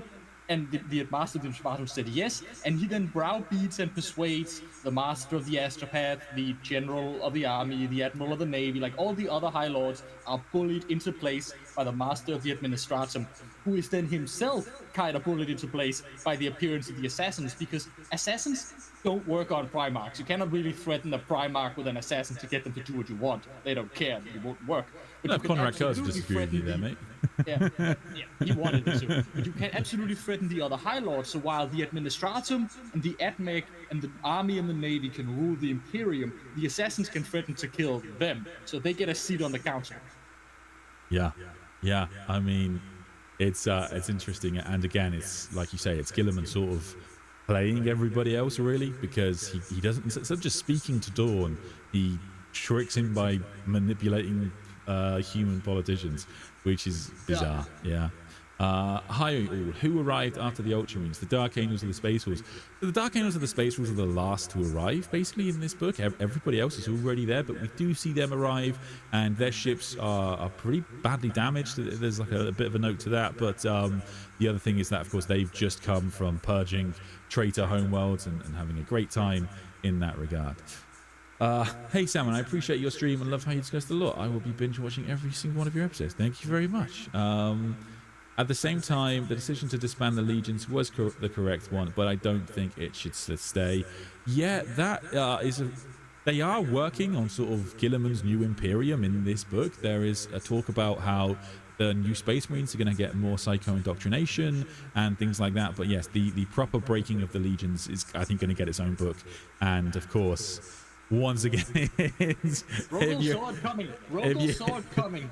If you're a Gilliman hater, you're probably love this series. Oh my god, no doubt. Calls it straight to the lion at Russ's face. Gilliman is our de facto new emperor. He will browbeat us. He'll hand it over to the mortals, and he'll come for your legions next. Yeah. I mean, he Gilliman like talks about how he does say in front of everybody. Like everybody that matters, Gilliman talks about how, change, we need to have change, and then Rogal Dorn just goes, with you at the helm, I guess. And then it's like, ooh. That's how I imagined it in my head. Everyone said, ooh. I'd love to know whether the audiobook did have people going, ooh, in the background, because it is. They did. Like, Dawn straight up says that if my father does not waken soon, he'll find himself usurped by a new emperor. Like, they're not mincing words. This is Gilliman, as his critics always despise him for it. Yeah. And, I mean, I've talked about this in an upcoming video where the custodians are seemingly going to join Dawn in this viewpoint, because yeah, I mean, it is quite funny, and you know what, it is nice to have in a way. I don't know if you'd agree with this, Christian, but in 40k I don't like to use too much meme language like Mary Sue and all that kind of thing, but Gilliman does seem to crush it. He does seem to crush it in 40k. It's really hard to criticize him. He is learning from his mistakes. He is basically more powerful than before because he's got these kind of gifts from the Emperor, and he's reforming the Imperium, and every decision that he makes is basically proved right. And so to have this series released alongside 40k, where we've got Gilliman making, I like, even if his overall aims aren't wrong, the way he's going about things is just error after error, and so it's he's redoing the old Malcador secret gamey stuff. Like, and he didn't have to. Like, they have this entire character's going like, maybe we can't help ourselves. Maybe as soon as we get to Terra, we're trapped in this snake pit where we all lie and betray and keep secrets all the time. We could just, and Gilliman goes, no more secrets between Primarchs, to his brother's face, and then he doesn't tell them anything. Yes, I think Dawn does call him out on that, doesn't he? Yeah, he does. And like exactly as you say, and like again, very bizarre line from the Lion to be like, to step forward, and it's like the Lion, of course. I think Chris Ray writes like, the Lion of course is the one to step forward in this instance, and I was like, is it? Of course. And he's like, guys, as long as we're on the same side, what does it matter? And I'm like, who are you? who is this reasonable man? You're not my Primarch. But yeah, if you're a Lion fan, you'll love it. I was hoping for more Dark Angels internal like conflict, I guess. I wanted to see Force Wayne's thoughts on the Lion, but we'll see. It's all yet to come. You can only ask so much from Chris Ray, but you get to see the Lion a little angry because Dawn does poke the Imperium Secundus button. What did you Gilliman do out there, Imperium? And like, what the fuck, dude? Don't talk about that. We were doing war. Yeah. But so good. I mean, also, I love when Dawn, the first time we see Dawn when he's talking to Akamus and describing, like, carrying his father's dead corpse basically to the throne, and the Emperor said something that might have been now or no, and Rogel places him on the throne, so new final word for the Emperor. We don't even know what now or no. And the Emperor has one last look of terror, and Rogel swears to him right there that he will kill all the traitors, and he will bring back the Imperium just as it was. And you really feel for Rogel through this book. Like, he's so sympathetic. Yeah, no, for sure. I think there's even a suggestion that carrying the Emperor's body had like I may be reading too much into it, had like a physical impact on Dawn. Just the act of putting him on the Golden Throne really affected him, and I think that does make sense because, of course, being in the presence of the Emperor in 40k is quite the feat. So it's I'll definitely be rereading these chapters when I make the video, or videos probably. But yeah, we'll see. An unsung hero I want to mention, Thagrius Kane, the Fabricator Locum, current Fabricator, like the Fabricator General, the guy they took from Mars. He is kind of the hero of this book. He has very few lines, but he spends his entire time in the dungeon desperately trying to save the Emperor. Like, the Golden Throne is rapidly becoming this, like, city-sized monstrosity of pipes and horror and ridiculousness because the Admech are desperately trying to keep the Emperor alive. Yes, and that is an old Chris Ray quote again. Like, that is the Golden Throne being a city is 40k quote as well. So it's just amazing, and it's kind of funny because they're sort of like, it's a really interesting thing because so much of this is stuff we know as the readers. We know, of course, what's going to happen with the Emperor, but like them discovering things is still giving us new insights. Like you say, like the fact that the Emperor seemingly allegedly did utter a word at the end that's new stuff to us, and to have that officially is gives us stuff to think about. A couple of super chats. Gilliman using the Blood Angels to coup the other Primarchs by using them to procure the black ships because Sanguinius is dead is wild. Yeah. That is shady. That is shady for Gilliman. That is shady shit for him. And like, the Blood Angels get a bit of a hard time in this. I mean, not only is their Primarch dead, but they basically get told they're kind of shit now. Like, you guys can't even kill guy people anymore. Like, even the fact that the Ultramarines are better in like close quarters and helping the Blood Angels out is like a thing, and they're like, yeah, isn't this isn't just like how ripping they people apart your guys' stuff? Like, they say the Blood Angels are afraid, but they never say what. But we, the reader, know that they're afraid of themselves. They remember what they were. They're terrified of becoming that thing again. And because Raid is too subtle to have it, because like Academy and Kratos doesn't know that. We know that as the reader. Yeah, no, that's a great point. Yeah, it is true. They the Black Rage. I mean, there must be a lot of people on Terra that know about it because, of course, they turned on the loyalists at the end, and so they're like, "Why are we working with the guys in red? Aren't they bad guys?" But yeah, it's I mean, just incredible, really. And I mean, the Blood Angels storylines, I am really excited for, because we have a big difference, of course, between the Iron Hands and the Blood Angels and how they kind of react to their Primarch's deaths. And I would quite like a book with both of those factions in together, because, like you say, there is this that they are worried about what they'll become, but there is also this issue of the Iron Hands kind of dwelling too much in their Primarch's death, which again also turns them into something that they never really wanted to be. RJS, by the end of the book, are the Imperials still expecting that Biggie will soon recover and retake the reins? Pretty much. That is the thought process. Again, no one knows, and Gilliman does admit, when he does finally tell people stuff, that they don't know what's going on with the Emperor. But they can't save him. Like the Emperor, they all hope he's healing, but like no matter how hard the Admech and Valdor's people try, like they can't. The Emperor isn't getting better, and they're kind of worried. There's this utterly like this is such an insane scene. When you read the end of the death, you think they put the Emperor on the throne and it's a solemn moment. It's not solemn at all. As soon as the Emperor is kind of corpses on that thing, surgeons and priests and chirurgeons from Mars swarm him like ants with scalpels and blood bags and weird esoteric machines. Yeah.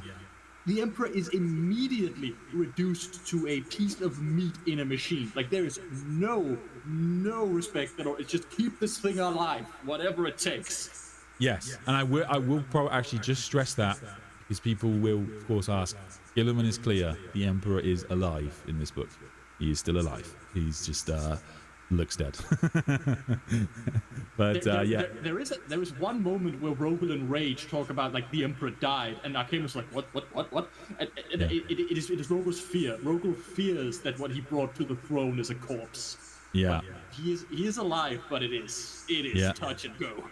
Yeah. So I guess that's, I mean, I don't know if that will be a book in and of itself, or whether this will slowly happen throughout the series, but at some point it is going to dawn on the Primarchs that the Emperor is not coming back, and that is going to be brutal. Gilliman and the Dawn especially are both kind of expecting it. I imagine the Khan will be able to know the truth, because after Ashes of the Imperium, like I talked about this a little bit in a previous stream, Jagatai Khan's kind of seen the other side, so I think he'll have, once he regains his strength, I think he'll be able to provide some pretty useful information, because the Loyalist Primarchs don't have a Psyker, they don't have this proper understanding of the warp, and so that would be really important, I think. But yeah, I guess we'll see. Let's do another question. It does feel like they really focus on Rabute being a usurper in Archmagos and Ashes. Not that he wants the throne or that power, but that people don't trust him and think he does. Yeah, I mean, I guess, yes, you're pretty much right. I mean, the interesting thing, I guess, is sort of this switching of the mentality of the Lion and Gilliman for me. The Lion in the Heresy makes a lot of the correct decisions, like continuously, but the way that he does it, and the fact that he's not willing to reveal information to Gilliman and Sanguinius, makes those decisions sort of, it doesn't matter that he causes more harm than he would have solved by doing the right thing. And Gilliman's kind of taken that mantle now. He is, he's right to focus on keeping the Emperor alive, of course, but the way he's going about it is creating more harm than is necessary, because he's just not, like, the why he's not telling Rogel Dawn the proper information, I just don't, it doesn't make any sense to me. I think it's just a blunder, and so that's going to be wild. And In 40k, I don't think you get this. I think if anything in 40k you get more the opposite complaint, where Gilliman hasn't really made too many errors. I think people would like him to, because it would be more interesting. But to be fair, the Gilliman in 40k spends all his time, like in the latest book, complaining about every decision he's taking in this book is wrong. Like he complains, I alienated my brothers, I broke up the Legion, I did this. Like every decision Gilliman is taking now, for the best of reasons, is something he will regret 10,000 plus years later. He will have long discussions with a very confused Cato Sicarius about, like, I shouldn't have done this and I shouldn't have done that. And Cato, well, that's please, Dad, could you not? Well, the next big 40k campaign. I mean, obviously, Ashes of the Imperium is really, it's the prequel to the Captain Titus story, and the 500 Worlds is really, in all seriousness, to your point there, Christian, that 500 Worlds is Rabute Gilliman's attempt to recreate Ultramar, because he, again, not only does he regret breaking up the 500 Worlds, he regrets breaking up Ultramar and realizes it probably would have been stronger to be unified. So it adds some weight narratively to 500 Worlds for me, because this is the 500 Worlds for the first time in 10,000 years, realistically, which is going to be pretty badass. So I hope that we that comes up in the lore. Can Primarchs provide more GNC to make more Space Marines? Yes, I guess. Genetic material, yeah, they could. That definitely could be used. I assume that there's no reason that couldn't happen, but I guess right now they don't need to. In actual fact, Rogal Dawn, one of the things he points out in this book is that they are rearming and rebuilding pretty quickly on Terra, and they're building up their numbers relatively promptly, so they're okay for resources actually right now. It's more the fact that now that Horus is gone, they've got to take advantage of this time period, and Gilliman has hurt them. It's sort of fascinating, because the Ultramarines, like this whole arc of the Ultramarines is wild to me, because if you're an old 40k fan, you'll probably have thought something along the lines of Rabute Gilliman was incredibly important in the Heresy, because he hastened Horus's defeat, because he urged Horus to lower the shields on the flagship and allow the Emperor to teleport on. This, of course, was kind of retconned in the Heresy, and that's not really what happens, because by the time Gilliman gets to the Sol System, he's too late. Yeah, he basically has no impact on the final fight, but he is instrumental in the clear-up. That's where the Ultramarines were so key, and blunting so many of the traitors in that aspect did so much. But now that Gilliman is making this decision, he's sort of undoing the good work that he and the Ultramarines did. So it was like their arc is kind of all over the place. And this is why this is such a good book for Gilliman, because for a book that never actually gives us any Primarch POV chapters, and I've seen people complain about that, I disagree with that complaint, but I've seen it, like, we get to see Gilliman do a lot of really, really smart things. I have seen a lot of people say everything Gilliman does is perfectly reasonable and the right thing, and you can agree with that. Like, on the surface, Gilliman's policies are very, very, very right. It's just the way he goes about it is suspect as hell, and he comes off like you. I don't know about other people. I sat there going, "You're annoying me, Gilliman." And you feel for his brothers. You understand why they find him an overbearing, annoying asshole. You know what the only thing was that sort of like annoyed me, like personally, and I assume this is deliberate, but I guess I wanted to miss the Primarchs more, as in like they're not around in 40k. And I think part of like, for example, with the Lion and Russ, them being like bros now is awesome for me, because I get to like fantasize in my Dark Angel's brain about this incredible moment when Russ comes back and the Lion and Russ go on these awesome crusades. I wanted to miss, Gilliman's relationship with the other Primarchs, but now I'm anticipating some sort of reckoning, and can you imagine? Could you imagine Rogal Dawn, when Rogal Dawn comes back now? He's like, I'm not one to say I told you so, Gilliman. But I told you so. But yeah, it will be wild. The blank, they paint Rabute in a very negative light, in my opinion. He embodies all the criticisms his brothers give him to the utmost. Yeah, I mean, you're pretty much right. I mean, the funny thing about Gilliman, I guess, because like, of course, the Lion accuses Gilliman of heresy in the Heresy, where he's like, he nearly attacks the Ultramarines before Gonorrhea Kurz has them attack the Ultramarines. And so the reason he accuses him of heresy is because everybody has always apparently accused Gilliman of being a Legion builder, because even by the time the Emperor had found him, he'd already got this whole like bunch of systems under control, and so he always saw himself as a mini Emperor.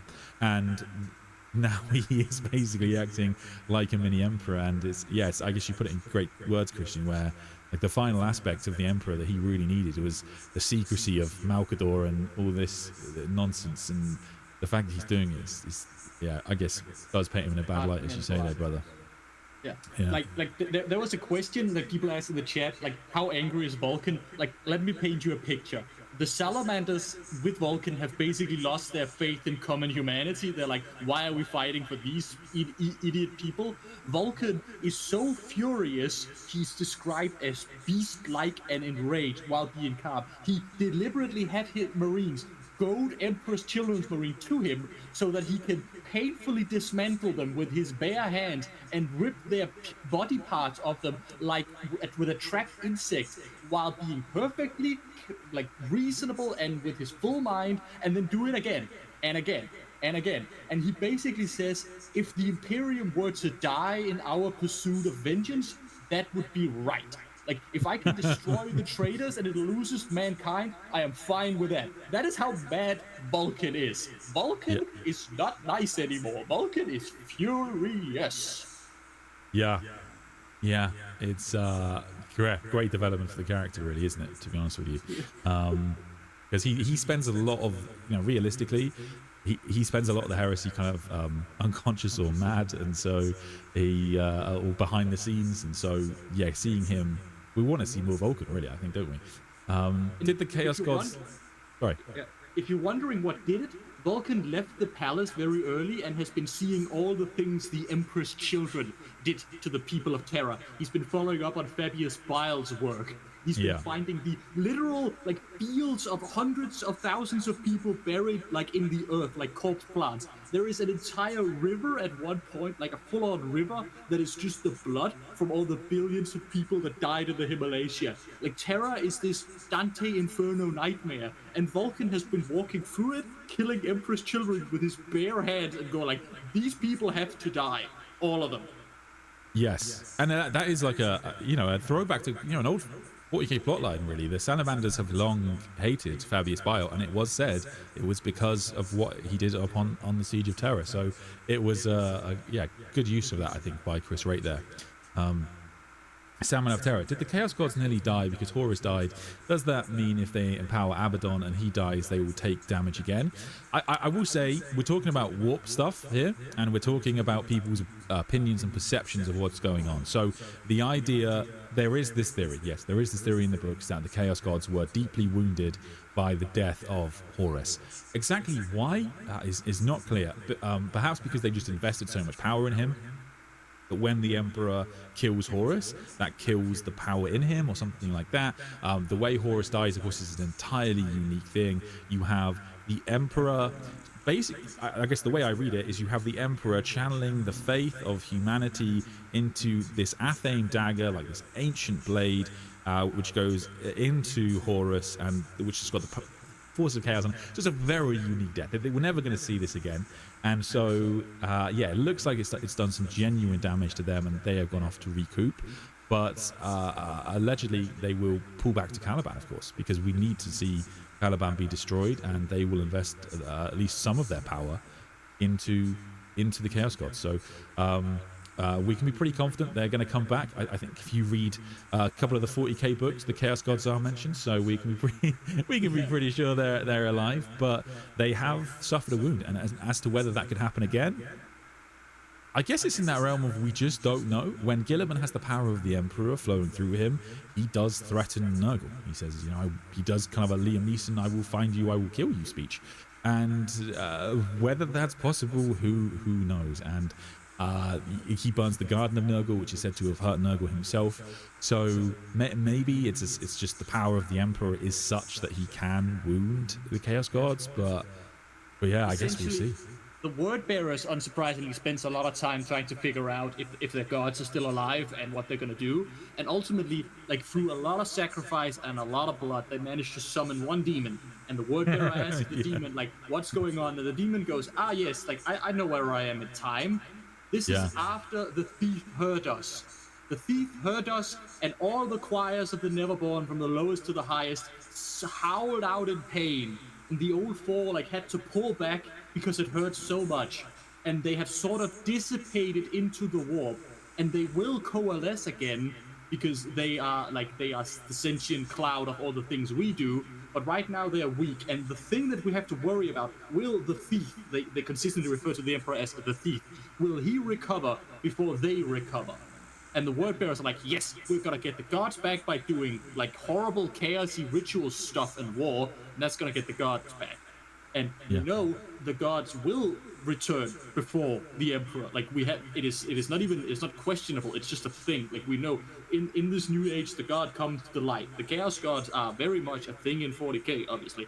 But right now, at this very moment, there were no Emperor and there were very little chaos god. Everybody was in quite a flux for a little bit there.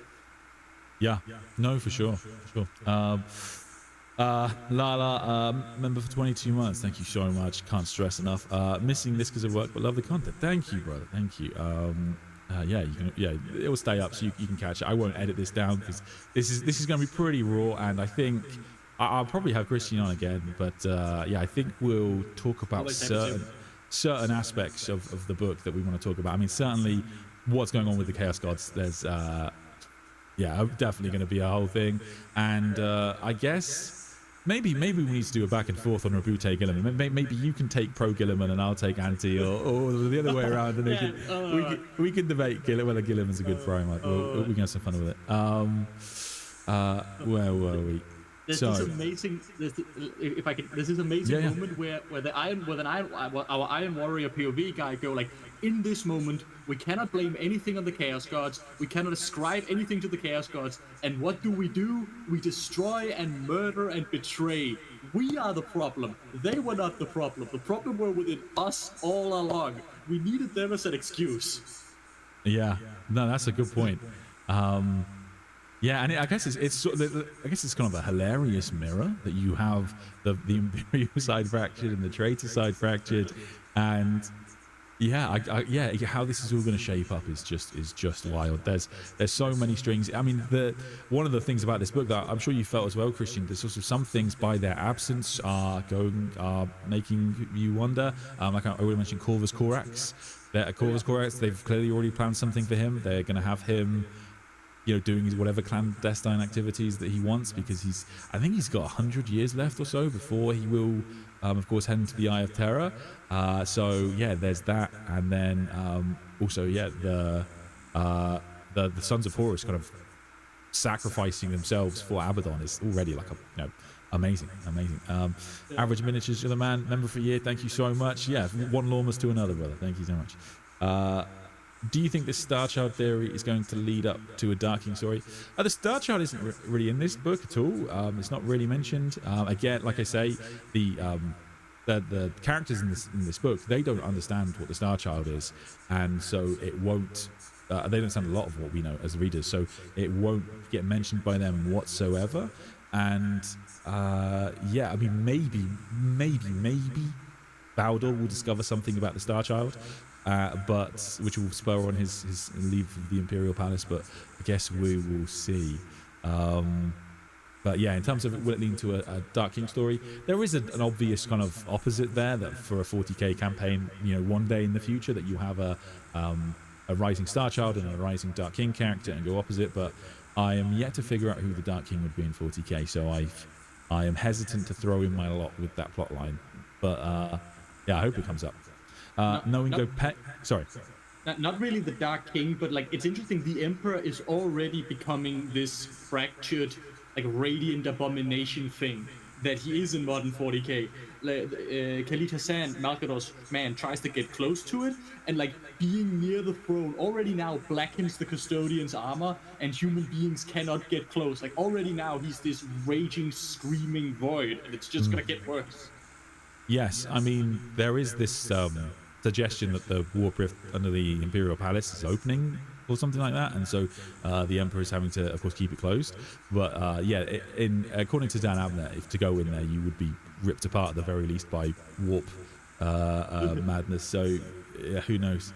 No Ingo Peck in Ashes of the Imperium. No Ingo Peck. I don't think we have good Ingo Pecks in Dropside Massacre, and enough of him in the Siege of Terror. So we're not wanting for Ingo Peck, I don't think. But I think I'll talk about him actually maybe tomorrow. I'm having another friend on called Josh, who we're going to talk about Alpha Legion tomorrow. He's a big Alpha Legion fan, so maybe we'll talk about Ingo Peck there actually. So we'll bring your questions then, I guess.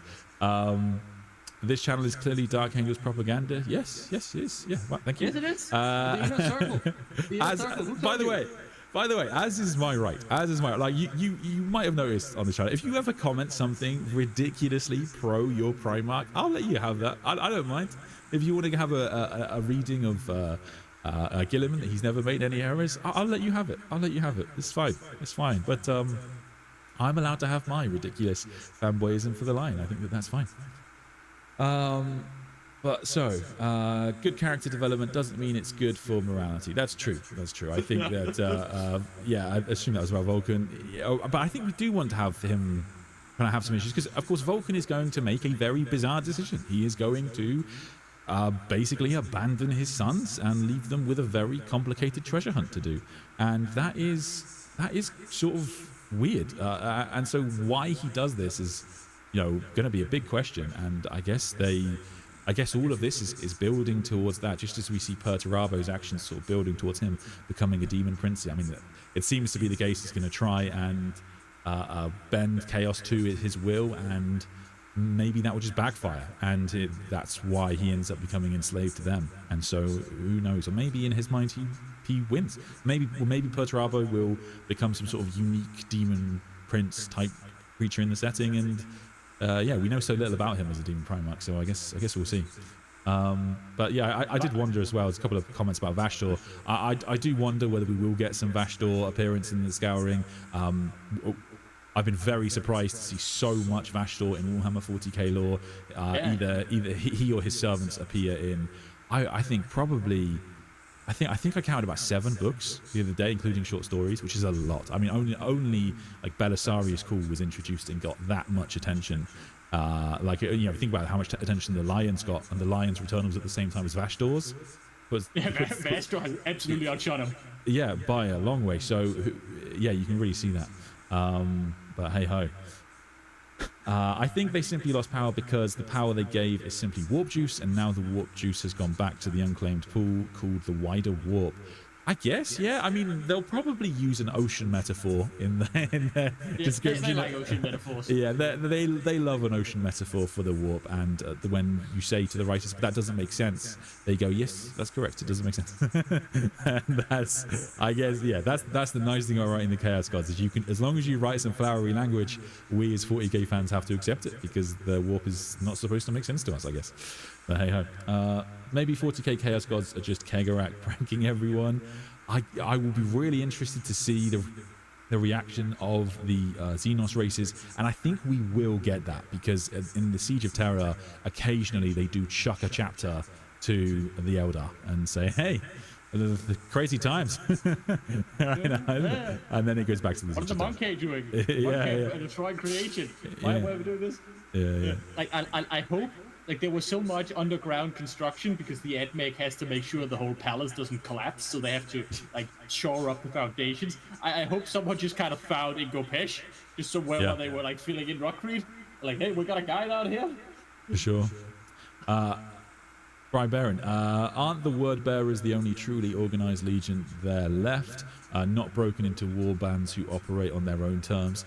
Sort of. I mean, there is this wording in one of the codexes that talks about the Legion being sort of split between Erebus's half and Corpheron's half. But they generally do operate as a legion, and if Lorgar summons them, I think they will all come. But the Iron Warriors as well, in the Iron Warriors Year Adventures books, there is this wording used about how they kind of worship Perturabo. They don't think Perturabo made any mistakes, some of them, and so he basically can command them all as a legion. That is not a problem whatsoever. So they're basically still cracking on. And then Abaddon controls the Black Legion, which was now sort of its own thing, but in that respect he does sort of, I've always assumed that means he controls most of the remnant Sons of Horus, but who knows. Magnus the Red. I mean, even like non-Thousand Sons characters can control Rubikai, so I think it depends on how many Rubikai you can get his hands on. So yeah, but I don't know. And then to be fair, increasingly in 40k, just as Christian talks about, Gilliman has noticed that he sort of made some errors. So the Space Wolves in their book, they're now allowed to operate basically as a legion again. In Hellbreck, he gives the Black Templars and the okay to kind of go as large as they want, and the Dark Angels have always sort of ignored the rules of the Codex, so that's no problem. And then yeah, the Blood Angels are semi-Codex compliant, but they do have their own roles and that kind of thing. And an interesting thing that I struggle with this book, a very important character was conspicuously absent. Euphrates Keeler. Everybody talks about her. Everybody is like, Emperor worship is now called being a Keelerite. And like, Gilliman wants it stamped out through the Administratum. That's not gonna work because millions and millions of people on Terra saw what Keeler did. And like, it's hard to deny the Saint when the Saint literally saved the Imperium. And yep. I like that Sigismund also went like idiots, fools. I was there at the mountain. She's amazing. I should never have let her go. Like I should have kept her close. I want Keeler and Sigismund buddy cop duo across the galaxy. Give me this.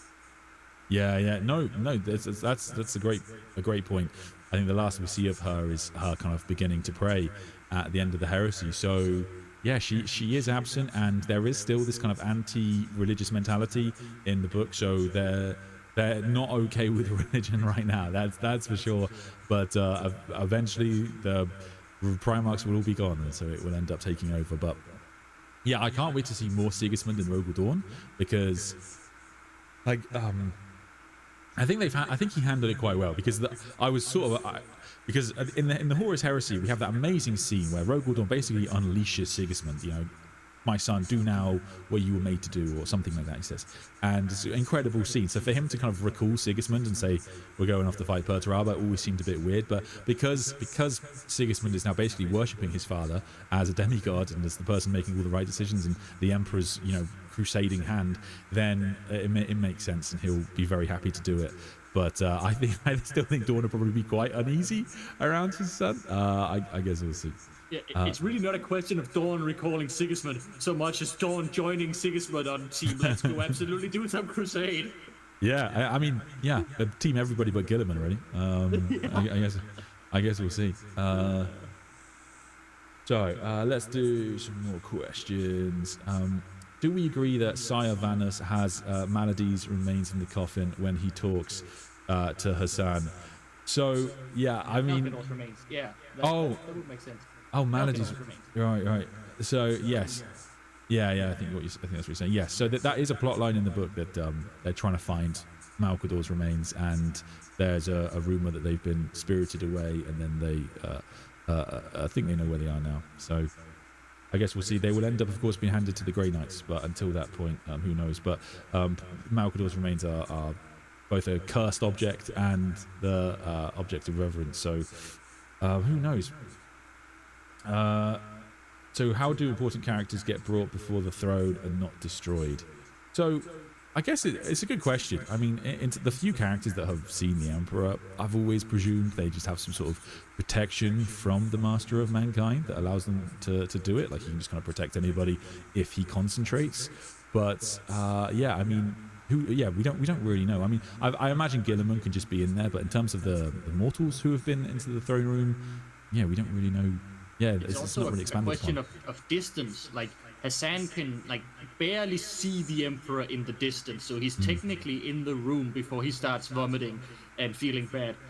Alicia, and then not a lot of people actually get to see the Emperor. Alicia Dominica, the sister of battle founder lady, she gets there, but not a lot of ordinary humans go in to see the Emperor basically ever. Unless you count Jack Draco and the really weird old law, which no one counts anymore. But yeah. No, that's true. That's true. So where were we? We are the warp core was correct unconscious demon. Maybe. Let's do some numbers chats. If this is the inner circle of the first, how am I here? Ave Dominus Nox. Hey, I mean, I'm always happy to have Night Lord's fancy. He's a prisoner. Like Senator, put him in jail. We won't break your back, but you're more than welcome. Gilliman is the only legit sane man in the Scouring in 40k. Well, that's a good question. I mean, yeah, there's definite, like, Rogel Dawn, I definitely think is going to tend towards madness over time. I do think we're going to see that. I made that prediction a long time ago, and I'm sticking by it. And even though that doesn't mean he doesn't make any rational decision, I think that's probably the way they'll go. What he goes through at the end of the heresy is a lot. And of course, we've still got the entire Iron Cage instance set up. And yeah, of course, I mean, with Perturabo in the system already, like, we're already going to go in that direction, but presumably the Iron Cage will be far away. So I imagine we're at least a couple of books away from that. Have they announced a second book yet? I don't know. No, they haven't. No. But they do teach when the Iron Warrior is discussing the star charts where Perturabo wants to go. The last name on that list is Sebastus IV. So we're getting the teasers, just like in the beginning of the heresy of the Horus heresy, where like we are going to Istvan now. Yeah, I know that name. Now we're going to Sebastus IV now. I know that name too. Yes, I think the first book does say, yeah, the planet's called Davin at the end, and then the second one says, oh yeah, the Istvan system, and then they like that one. But hey, you need your mic drop ending. Sorry, yes, not an Inquisitor. Yes, I met Malkador. I was asking because I was hoping maybe Litu took them, but it seemed pretty concrete that Vanus had them in that coffin. Yeah, I mean, I guess that would make sense, but I would guess they're either the either the assassins have them now, or the custodians have got them. But I mean, given that they're going to likely hand the Terminus decree to the Grey Knights, I would guess the custodians will get them. So we'll see. But yeah, it would be cool to see a plotline of Valkador's bones, don't you think? I mean, that it would also make sense as to why the Grey Knights have them. They're guarding them essentially, but they should be like mostly burned up though. I mean, there must be no remnants. But it's a bunch of dust. Yeah. Kalita San leaves them walled in with the Rosetta Stone and a bunch of like Malkador's effects deep in a basement in the, like, I want to say the Imperial Palace, but everything is the Imperial Palace. Somewhere in the soon-to-be Inquisitorial Fortress. Yeah. And they'll probably be then transferred to Titan at some point. Yeah. Anyway. Could they not use charged Noctilith under the palace to close the portal, thereby releasing the need for Biggie to keep it closed? I've no doubt that that kind of thing could be theorized. I guess the problem that you have, the only thing I can think of, because it seems the reason I feel compelled to argue against it is because it seems like an obvious conclusion to a pretty large problem in 40k. But the main thing I can think of is that this isn't a portal to the warp as such, but to the webway. So whether the Blackstone can be used in that regard, I doubt it. But maybe Belisarius Cruel will give it a crack. Who knows? Also, the obvious answer in 30k is that they don't know. Like, they don't know about Noctilus properties. The Emperor never used it. True. Admec doesn't know it yet. Like, it'll take Abaddon a couple of thousand years to get the hang of it. It'll take the Admec a lot longer. And why they don't use it in modern 40k, putting psychic dampeners near where the Emperor is struggling to stay alive on the Golden Throne might not be the smartest thing. Putting psychic amplifiers there might not be the smartest thing either. Like, it's a lot of risk putting either fuel or suppressants next to the fire we absolutely need to keep burning. Yeah, no, that's a good point. But yes, it's certainly not going to be a thing in the Scouring. Are we going to the deep warp again? No, we're going to the deeper warp, actually. The deeper warp is... The deepest warp. Yeah, the deeper walk, the deepest walk, etc. But yeah, no, I have no doubt that will be a lot of clickbait YouTube titles. But yeah, it's not really a thing. Something that just struck me, you and I were both thinking like this is a very polite and dignified lion, and it is like in Chris Wraith's Lehman Russ Primarch novel, they do say that the lion was famed for his courtly manners on Terra. So this is Chris Wraith coming back to the lion he likes, not so much the lion other people write. Like, yeah, see, he can't be dignified and courtly on Terra. I told you so in my Lehman Russ book. Yes. I mean, he also says that in another Chris Wraith, in the I forget the name of the short story, but there's a short story where a bunch of Alpha Legions go to the Dark Angels in Rangdon's Unicides, and it is said that at that time, I mean, to be fair, this could just be the Alpha Legion buttering up the lion, but it is said that everyone on Terra likes the lion, so he's a relatively well-liked Primarch on Terra at the time, and that's why the Lion is pretty confident he's going to be the next War Master. Or of course, the Rangda do whatever the Rangdan did. Was a little surprised not to see an Ahriman perspective in this book.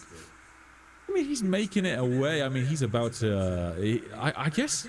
Because to be fair, the Ahriman series picks up not long after the Heresy, and of course... Yeah, so he will go right into making the rubric. So I don't know whether you will see much Ahriman at all. I was interested because John French wrote the Ahriman story. I was interested to see if he would tie it in. And I couldn't see any suggestions of him setting up anything big. Yeah, I mean, the whole Ahriman arc is it's not bad. I guess it's just classic 40k, and one of the least fun things about it is that Ahriman's story basically ties itself off and undoes itself, which is all the shenanigans. Time. Yeah. But then again, other than Perturabo, we don't really get any of the principal traitors, although they're mentioned a lot. I do love that the first conversation we have with Rogel Dawn, he's like, I want them all dead. I want them dead. I want Ezekal Abaddon's head on a pike. Yeah, yeah. It's very clear who we're gonna go get. Yeah, God. Yeah, it's going to be good. Yeah. What are the low-key moments that you both hope are covered in the Scouring series?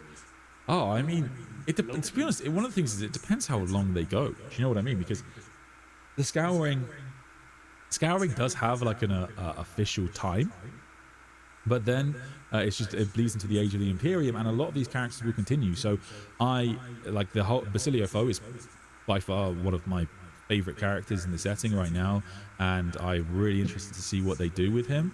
But yeah, who knows? Not an Inquisitor's point. Litu, to see what they do with Litu is going to be wild. He doesn't appear in the book, and presumably, he was going to be interviewed, I guess, by Rogel Dawn and the Chosen of Malcador or something. So he's going to come up for sure. To be honest, I think the first big one for me is, I don't know which one will come first, either the loss of Caliban or the Iron Cage. Both of them are going to be huge, because finding out exactly seeing the Lion's Jewel versus Luther is the last big thing that we need, and that will basically confirm for us who Cypher is in 40k, which would be amazing. And then the Iron Cage hasn't been, it's largely just unwritten. The last instance of it being written by the writers was like the 5th edition Codex Astartes, Index Astartes, sorry, and in that it's obviously a very different time to 40k today. That's the time when Rogel Dawn was treated as being dead, and the Horus Heresy was still being written. So the numbers of in the Iron Cage are much smaller than what you'd imagine. It's like, I think the Perturabo sacrifices about 500 Imperial Fist Gene Seed to ascend to demonhood. That's not really what you'd expect, and of course it looks like they're playing to something bigger. So I imagine they've debated long and hard in their author meetings about what to do with the Iron Cage and how it wants to go down. But that will be, I mean, that is basically brand new lore. Like whereas what's it compared to? Like Jagatai Khan's lore, I would say is Jagatai Khan's lore has been written and written again, and you'll find it in any White Scar supplement nowadays. You'll find it in the first Founding Chapters book. We pretty much know the circumstances of what Jagatai Khan's disappearance. We just don't know the why, and so we don't really need a book on that. Although it's cool, it would be cool. But yeah, Rogel Dawn's the Iron Cage incident and his disappearance, we just know so little about it, and the stuff we do know is relatively likely to get changed and tweaked. So I'm really hyped to get that lore kind of concrete, really, to be honest with you. Christian, anything that you're excited for, man? The major things I want to see, yes, the Iron Cage, but the big thing I really want, I want Lorgar's triumph. I want a Lorgar ascending to human priesthood, laughing all the way as he's the only one that wins the heresy and is fully. I don't want any oh no, I was wrong, or Chaos is evil last minute. No, I want a Lorgar laughing all the way to the bank. But a small thing, I love Chi-Meng and Malhausen and Hassan and Penchagen. I love all these small, High Lord human characters that you would only know if you read the whole heresy and have a memory for all these minor characters. I want to see them grow, and I want to see Gilliman get hoisted by his own petard. I want to see him eventually lose power to this human council that he has empowered and put into play. I want to see humans rise up to dominate Primarchs, because I really like all these small humans, and I have read 88 books about Primarchs being the only things that matter. And I like Primarchs, but I kind of want to see them take some losses now to humans. I want to see humanity rise up. Yeah, that's a great call. I think that will be, yeah, that humbling would be wild. Yeah, and there's a lot we could play off there to how it can make 40k more interesting as well. But yeah, there's a lot of things to go off. I mean, like you say, I like what you say about Erebus's triumph. Like, I almost want a book that's something like that's just called like Erebus's, no, sorry, not Erebus, Lorgar's coronation. You know, like here's a according to the law we have, and maybe it will get changed. He's already done enough to get demonhood. He will just be granted it for his, you know, services to chaos, kind of like a British celebrity. Like yeah, he's like a British celebrity getting a knighthood. He's going to get it for, you know, services to treachery. And so he's got enough. So I quite like the idea that the book is just a chaos, like, glory fest. Like, it's just you know, millions of humans on this planet celebrating Lorgar, and Lorgar having like the best day ever. There's maybe like a plot to disrupt the ascendancy, and then it gets overcome. But like it's just like a twisted, switch of the Imperial Palace, and like Lorgar. Yeah, it's just Lorgar's triumph. I think you're right. I think that would be amazing. That would be really cool, and we could see. Yeah, just an official just Lorgar winning.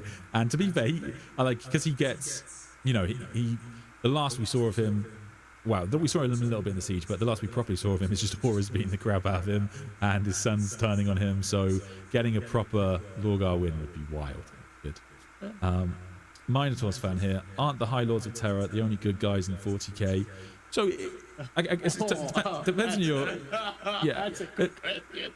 It depends slightly on what you're talking about, I guess, because you have old High Lords and new High Lords. So the old High Lords were all crap, and that's why Guilliman replaces them with his Reform Council. Again, quiz rate story, so really good.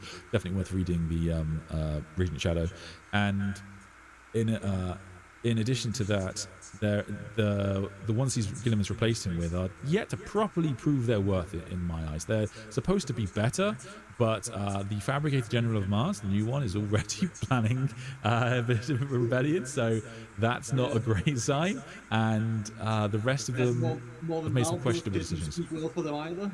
Yeah. I mean, like Valoris is placed people around Guilliman to basically kill him if they need to.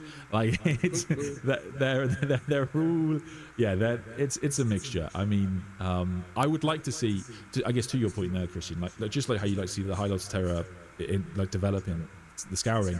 In 40k, when I read the next High Lords of Terror book, I want to see a proper High Lords of Terror book. I don't want to see Morven Val commanding 3 squads of sisters. I want to see Morven Val commanding like some ridiculous unholy legions. I mean, I don't know if you read the Leontis book, but in that he's just, I mean, he's like, it's one of the things. It's not like bad in and of itself. It's just not what I wanted. Like he's basically just another Imperial commander. Like, you know, they crash and they've got to find water sources and they've got to rouse the troops. It's great, but I want to see Solar Leontis commanding.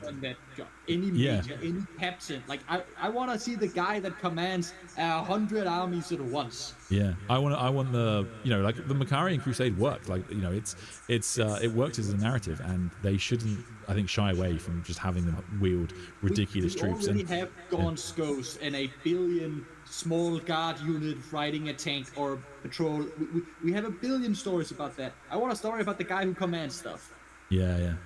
But to your Minotaurs comment, if you've not read my Minotaurs, watch my Minotaurs video. This might not make sense, but Graham McNeil has promised us we will see Babu Dakal again. So he's not in the book, but and he wasn't in the Heresy, but presumably they're holding off for the Scouring. So I think that I really hope we do see him, because he was such a good character, and I mean, who doesn't want to see a Thunder Warrior, right? Regarding the Death Guard, I've read novels and such. Seems like each marine is very independent in their mindset, perhaps even questioning the rest of the Chaos Pantheon. Death Guard are cool. Yeah, they do have some good individualism. I mean, you know, I guess the core of their legion is about individualism. Typhus and his deviations away from the commands of Mortarion is a regular plot point. But yeah, I guess most of them, I guess, can just be controlled by Mortarion. I don't think most of them would defy him if he told them what to do. But hey ho, there is some good variation in them. In fact, the new Master of Rites book has some a cool Death Guard in it, and I think that's going to be a whole new series. This Warband of Rust, and so it'll be, yeah, I think we'll get some more on that. That'll be awesome. Do we have any loyalists from the traitor legion's perspectives? Loyalists? Oh, I see what you mean. No, not in this book, but you do have kind of this, you know, we hinted at a bit, like the Word Bearers and the Iron Warriors, and they both basically, the Iron Warrior basically realizes that the Word Bearers intend to sacrifice him, and so they then start doing that, and then Perturabo turns up, and all the Word Bearers are for it, really. But the Lorgar has got a plan. He has been sending messages through the warp, and so we don't see Lorgar, but he will be a big character in the future. So who knows? Yeah. But maybe that's what gets his ascendancy to demonhood, is his kind of jump starting of the warp. Maybe that's the final. Bringing the Chaos Gods back from their sleep. Like, these are some of my favorite Word Bearers when written, because yeah, they're questioning and they're doubting, but like, Word Bearers when written right sound so reasonable, and they are like brotherly and kind sounding, and they sound so trustworthy. But at this point, you would be an absolute moron if you trusted them, because they'll just hurt. Yeah, we're planning to sacrifice them in about a minute. It'll be for the greater good and for the power of chaos, and they're so reasonable. It's Lorgar. Lorgar is your best friend right up until he stabs you, and he believes he's your best friend right up until he stabs you. Yeah, no, for sure. Paden, thank you for the gift membership. Yeah, if you got that, please thank Paden, and yeah, jump into the Discord. Thanks so much to everyone that supports the channel. It's really cool that we get to do this. I must say, I hope you agree, Christian, but I'm glad to see many of you enjoyed it. There's a lot of people watching this stream, and I know not everybody has time to read the books themselves, so it's always a pleasure to talk about them and give our perspectives. But yeah, I mean, I must say, that does mean we should say I would really recommend everybody read this book.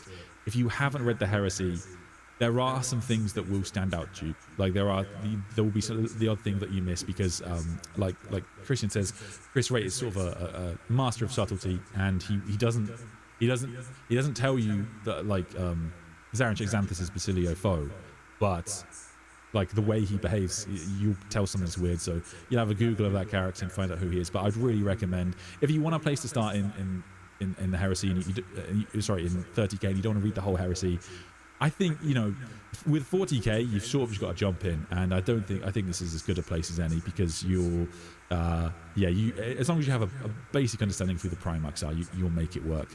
And so yeah, it's just great. And I think this is actually, compared to a lot of the Heresy books, Christian, I think you'd agree, this was much more readable. There's much less fucking about. There's not just like unnecessary bolter porn going on. There's not a lot of war. Like yeah. that's one of the major, like the feeling of loss and of purposelessness and of trying to figure out, and politics is very big in this. There's not a lot of war. That's a deliberate point. Like this is a terrible book to open.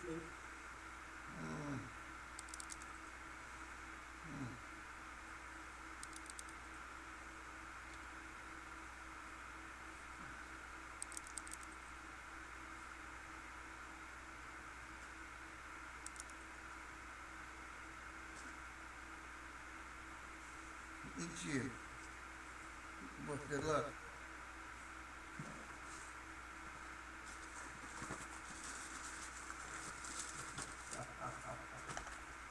You foolish imp.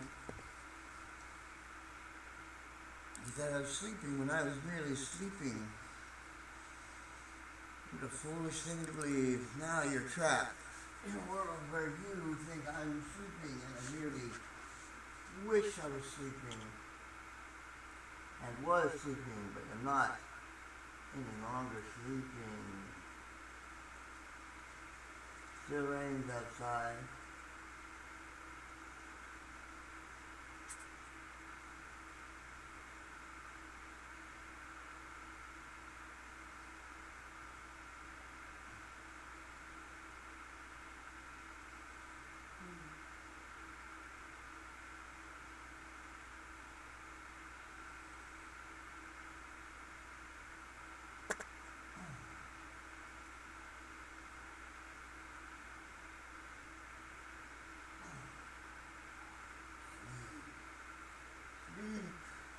My children of the night, sleep, sleep.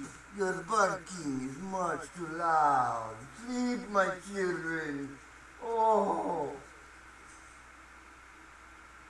Do you not hear the music? It is the children of the night. They're too quiet. Louder then. Be louder, children. Oh, I thought it was my children. I'm sorry. Yeah, it's not you, it's me. Merry Christmas. Okay, have a good one.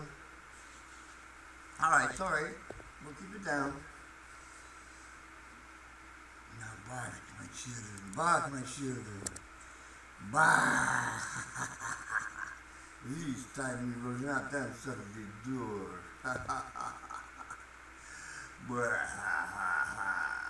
Merry Christmas, my butt. Oh my God, I tortured myself. Oh no. I fucking. It's fine with it up.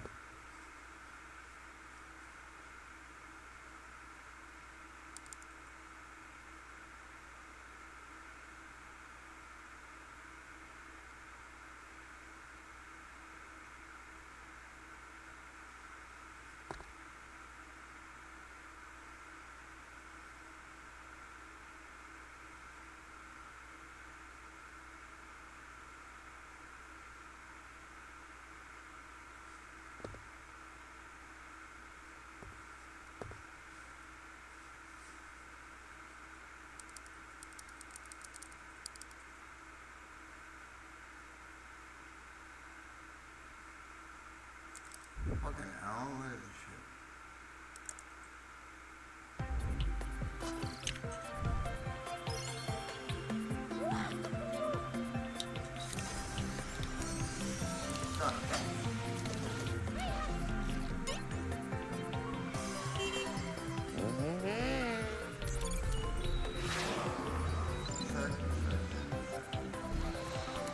Wow, it's like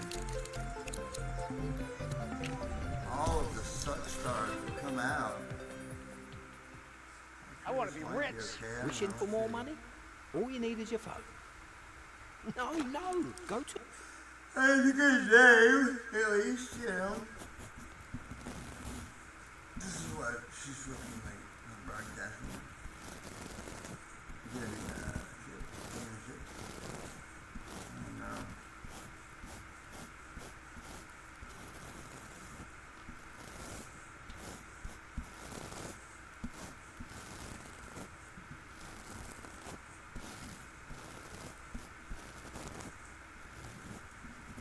That's fucking brilliant.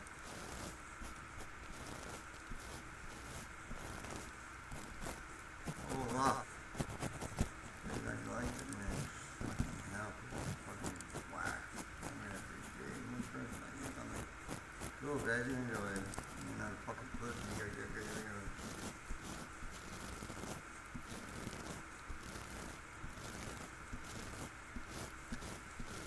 It was high. The fucking green ears got the icky. Oh, you open.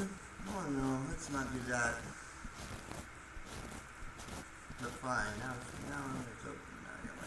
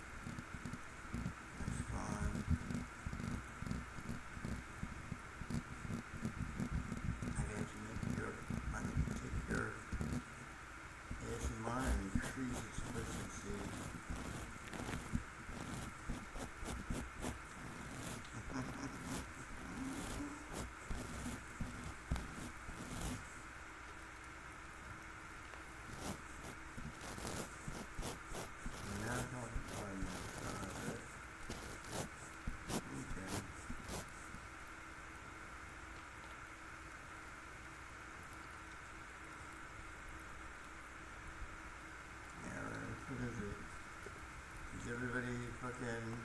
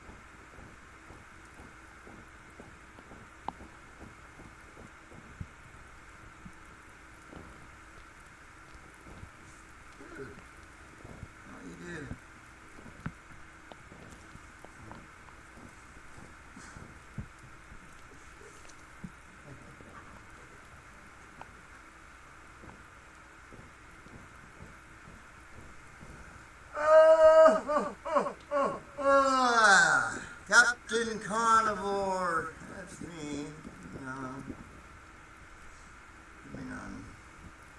Alright, no talking is up. No talking is over.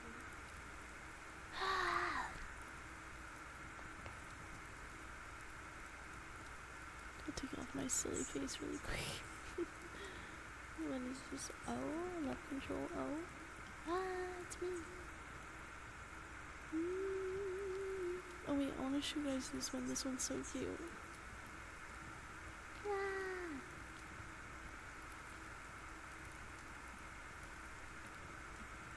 Isn't it cute? Isn't it so cute?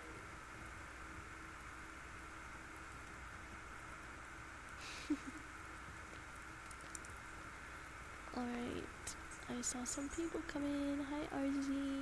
Hi RZ Monster. Merry Christmas, Merry Christmas. Merry Christmas Monster.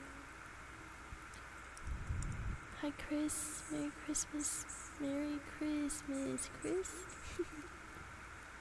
And who else? Who else? Who else? I see Zeal. Zeal. Hi Zeal. Merry Christmas Zeal. Naughty List. And Necro Ninja, hello. Happy holidays to you too. Welcome in everybody. I was doing no talking, so sorry for ignoring you. Ace Vortex, thank you for the follow. Welcome in, and Merry Christmas. Silent Hawaiian, here's your one big kiss.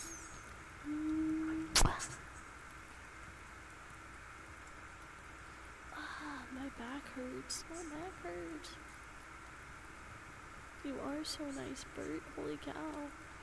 You've been on the nicest like 10 times.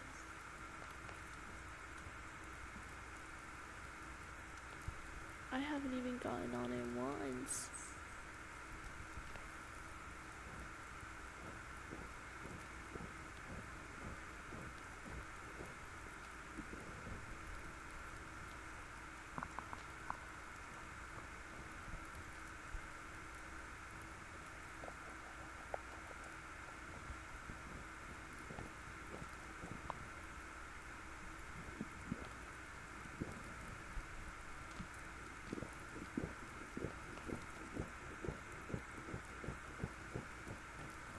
Good, RZ. How are you, RZ? I'm good, I'm good.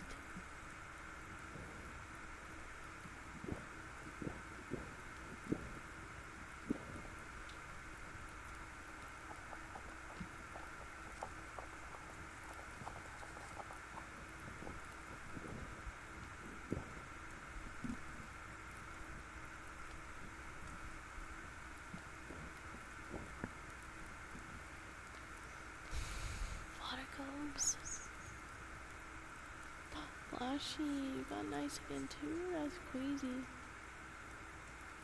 Ooh, mushroom pasta, that sounds good. I love pasta.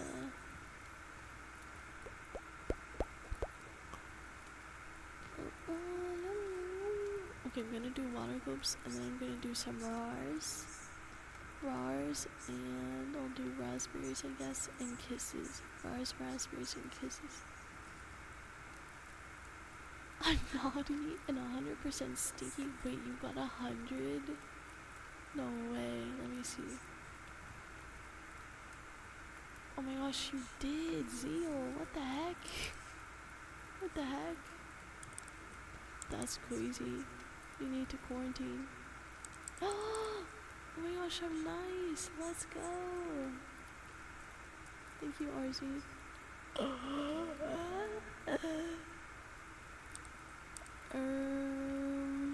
Zeal.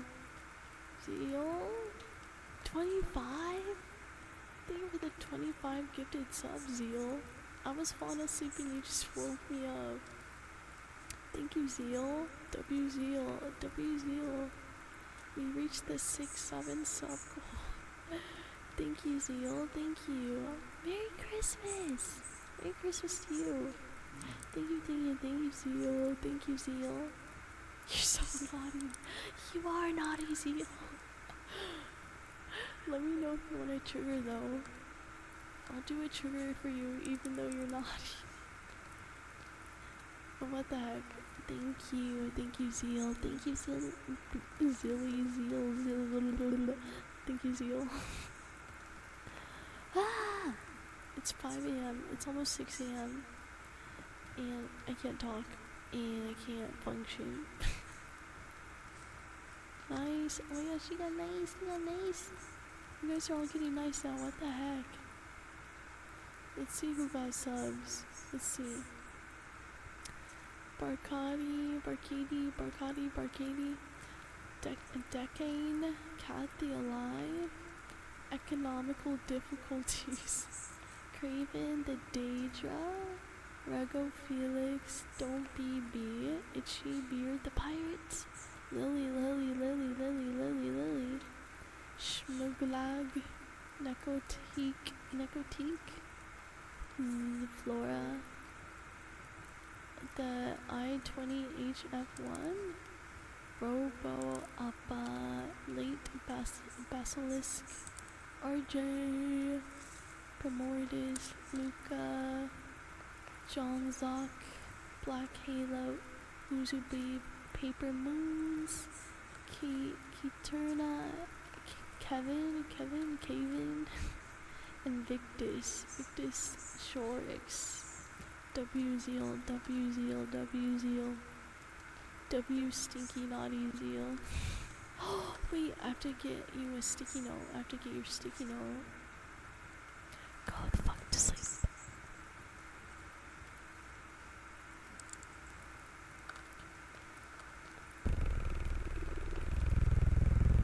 Alright, let me get Zeal on here. I'm gonna be covered soon. I'm gonna be completely covered. You won't be able to see me anymore.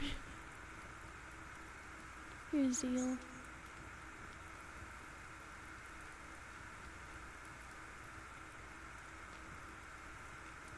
Can't cover Bert up. Does that work? No.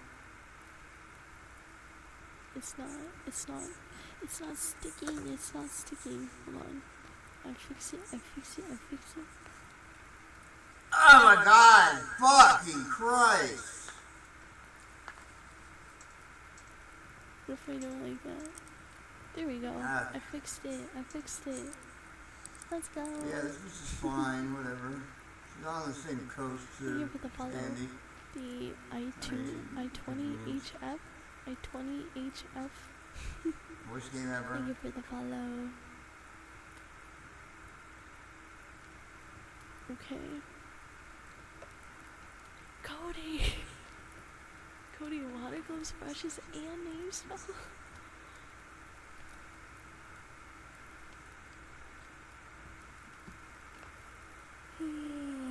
Okay. I'll start with your name spell. And Zeal. Let me know if there's anything you want, anything I can do for you. Any trigger I can do for you, Zeal. Let me know. And there's a lot of people on the nice list. Let's see. RZ, Monster, Fretboy, RZ and Fretboy, is that it? I think so.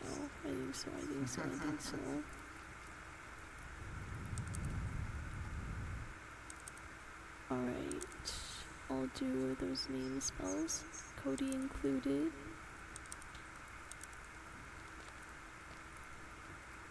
Oh, I got the nicest, but I'm not gonna do my own.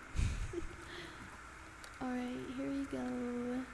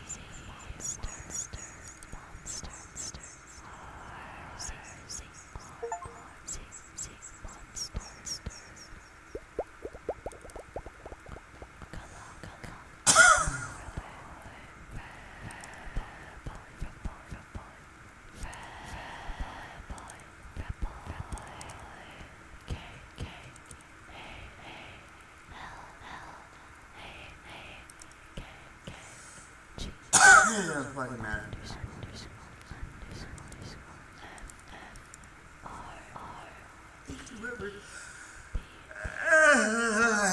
Fucking time changer. Fucking time changer, man. Oh yeah. Uninstall. Come on, do. Oh yeah. No, that's wrong.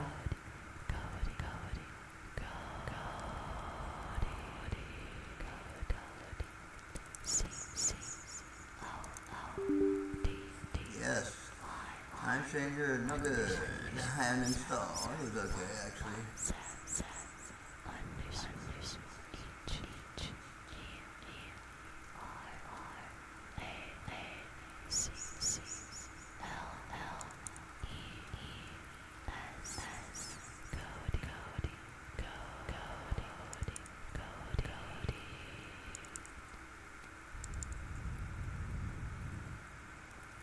Braver. Hey PB. Hey PB. Merry Christmas. Merry Christmas, PB. Guys, I saw Braver was dressed up as Santa today. Did you guys see Santa Braver? Braver. I don't think I hate you, but fuck, I hate all you motherfuckers. Oh my god. Merry Christmas, Merry Christmas. I liked your Santa outfit. It was awesome. Don't mind me. I'm just eating a fish. I would say a prairie Christmas. Santa Q's. Santa Q's. Humpy Christmas? That's more fun. Ho ho ho. Merry Christmas. Yeah, point to this bitch. Now it is. You got raided by Noctra and put on a vampire cloak. Oh, that's awesome. I love Noctra. I love Noctra. You became, oh my gosh, Countess Santacula? Count Santacula? Count Santacula? Love that. I love that. I hate it. Santacula. Why is that kind of a good trigger word? I feel like Santacula.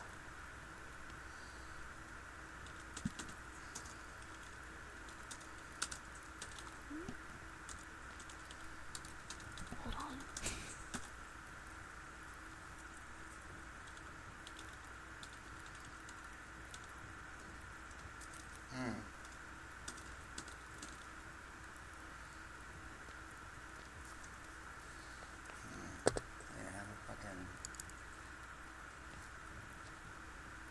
What? Oh my gosh, dude. Better not be following this bitch. Wait, no. Hold on, I'm scared. I think I have to. I don't like surprise follow. Grab some Christmas presents. I'm fucking throw up! Fuck your fucking ass! Refund these, okay?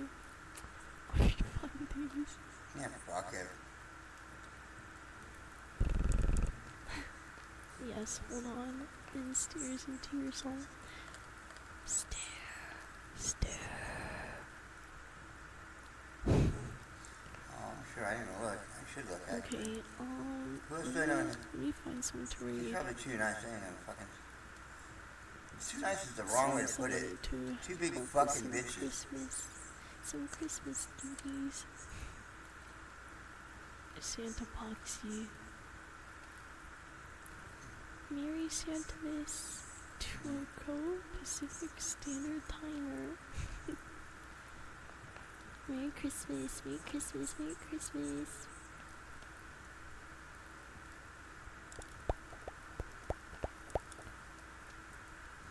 Go to fuck. Okay. Go to fucking eat. 6 a.m. present wrapping. Pocket Mussy. Pocket Mussy. Thank you for the 5 gifted subs. What the heck? What the heck? What the heck? Thank you, Pocket Mussy. I'm not curious. I can do names for you before I go. This is actually a fairly different looking crowd. Let me Tongue Pants do this 57, that's really quick. worrisome. Pocket, let's see. Like, yeah, whatever you do, don't be fucking, don't be kicking out the fucking Octone Panther 50 fucking 7. People are fucking lame. Not necessarily her, I'm not picking on her. This asshole, this one here still has it coming. Akiru, you're gonna fucking get it. You're not even gonna give him another chance, like I gave this stupid fucking Sakura, your obvious fucking role model. Fat fuck.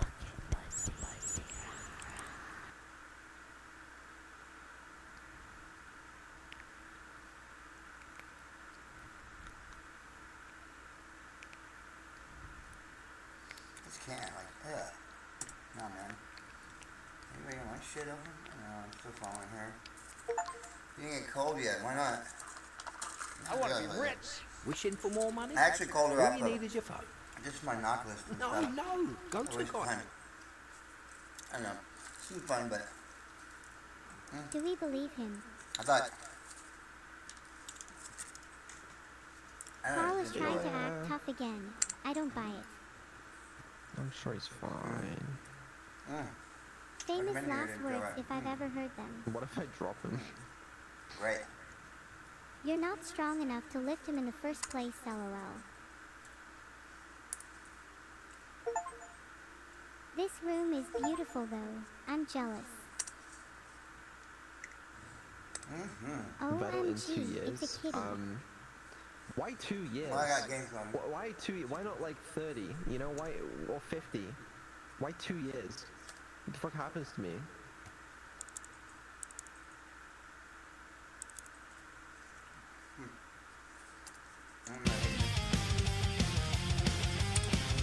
I think you're gonna hate him. You trying to get your model? Start to find better, bitch.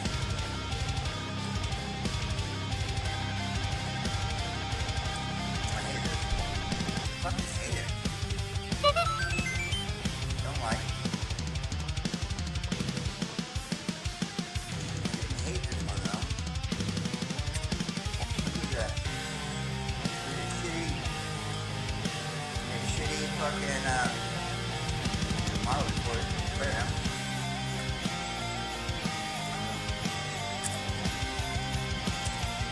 I didn't hate this one. Boy.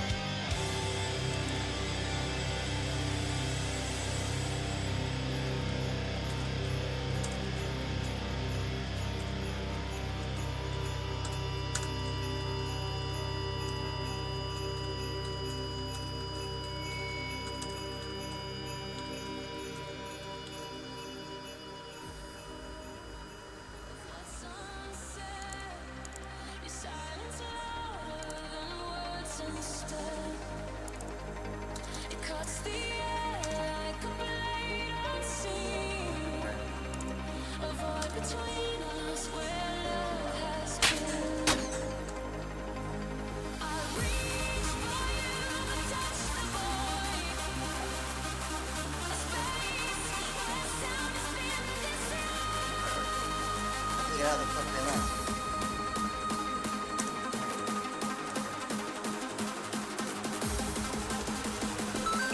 Okay, enough for me.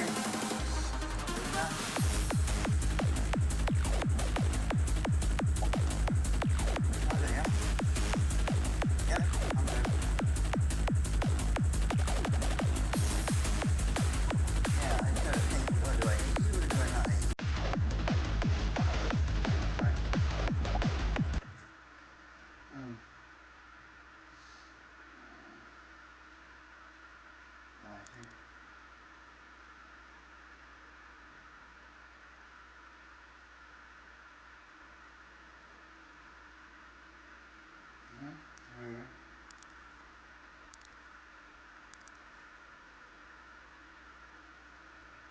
I'm streaming basically until I don't want to today. Wow, thank you for the late read message. Hi, welcome. Girl, what's on the ceiling? We should try streaming until... Like bricks. Do it a second time, we'll be fine. I'm not gonna solve it again.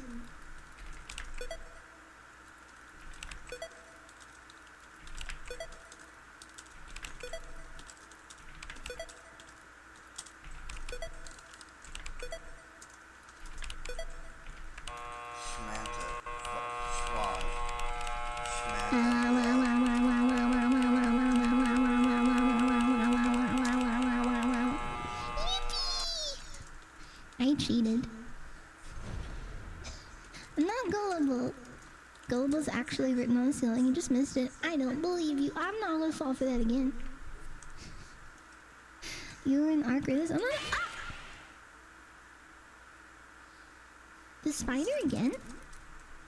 Oh my gosh. Yeah, we're doing a whole bunch of stuff today. Don't say 6-7 at me. Nice. Ha! Okay. He likes me. You should try streaming until past your desire. Until I don't even understand what words you just used. I ain't gonna lie. I guess I don't jump. Oh! What? This was unintentional. What a... Spider. What does that say? Hi! Friend. Oh.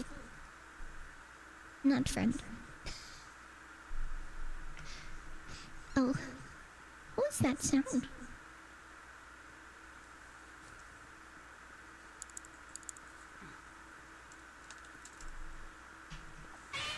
Not friend?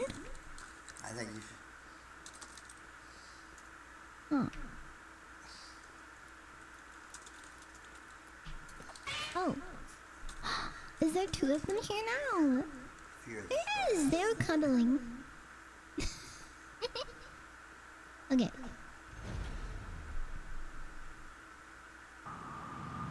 What is this? It's a little bit windy.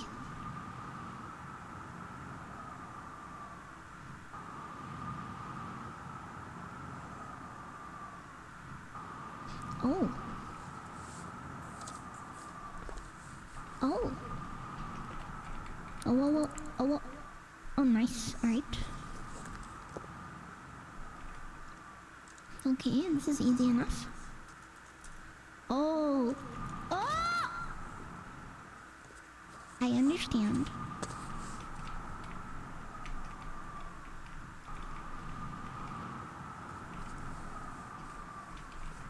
Oh, come on, this is hard. Ow. I got too many games Come on, now. let me up. What am I gonna play? Okay. I'm gonna wait till it's all the way here.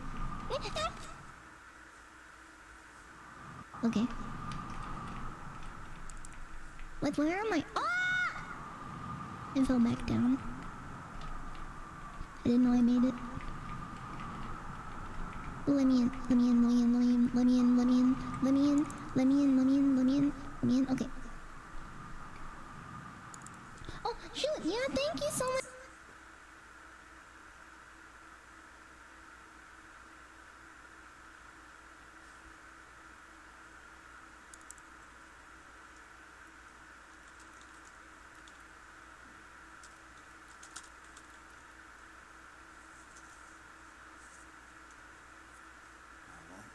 That's a real sweetie. Hi gang, the red gobbo is now a fixture of our Christmas Warhammer schedule, a sort of crazed Gretchen Santa figure, but the lore of the red gobbo actually goes back almost 30 years, and he wasn't Father Grotmus till quite recently. So in the grimdark future of 40k as we know it today, what exactly is the red gobbo?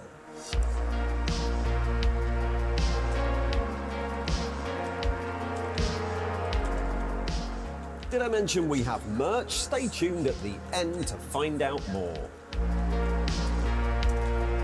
Ho ho ho, it's Grotmus at Games Workshop, and for the last few years, we all know what to expect, right? A red gobbo mini, a crazed grot, iconic in his great coat and goggles, with some madcap contraption to cause mayhem across the 40k galaxy, and also a satirical communist revolutionary who's now the symbol of the most capitalist of holidays.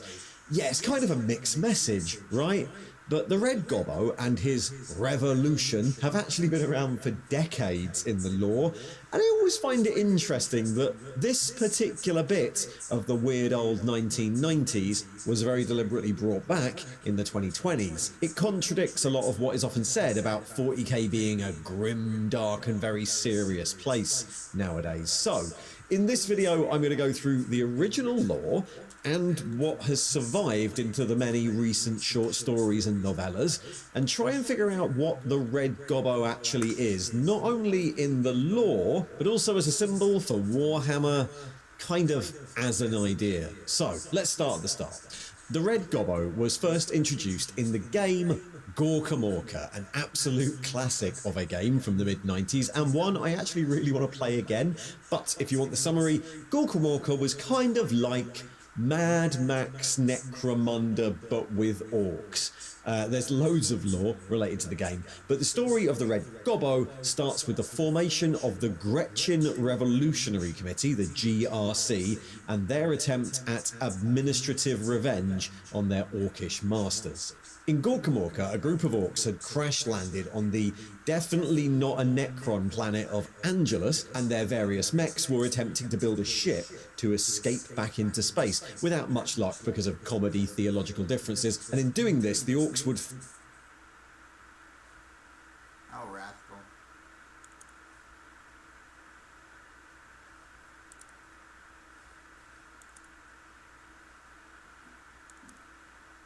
form gangs to go out and find more scrap from the wastelands and bring it back to the main settlement, Mechtown, where the great ship Gorka Morka was permanently under construction but never actually finished.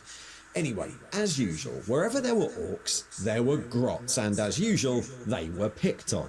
Life for a grot was traditionally a miserable existence filled with constant kicking and abuse from the orcs, who considered grots an essential yet universally disposable part of their culture. This unending abuse was mostly endured by the conniving little grots who, while they obviously considered it unfair, also considered it pretty funny when other grots got kicked about, and so the cycle continued until the famous tag protest. The various mechs of Mechtown, all working occasionally together to build this spaceship, had introduced a clever system to allow passage on Gorka Morka whenever it was finished, and they handed out tags to the orcs which would grant them entry whenever it was going to lift off. Loads of the orcs wanted tags, but grots weren't allowed tags, because, you know, they're grots, who cares about them?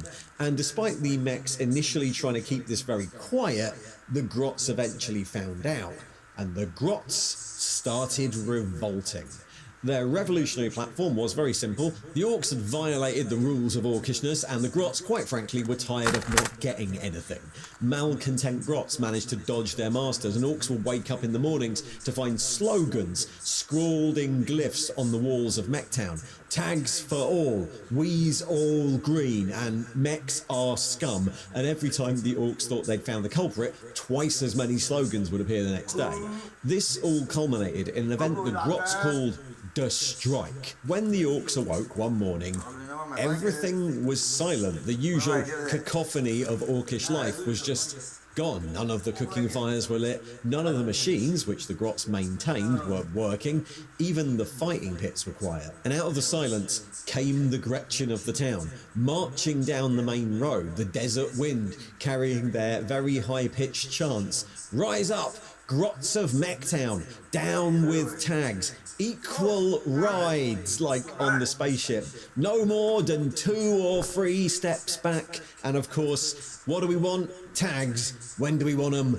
Now. This sudden noisy demand for social equality was considered very un-orcish by the orcs. As the march approached Gorkamorka, the spaceship, a small contingent of mechs wandered over to engage, and the grots, perhaps sensing the majesty of the occasion, sent forward their biggest equal ride standard and made their demand for passage.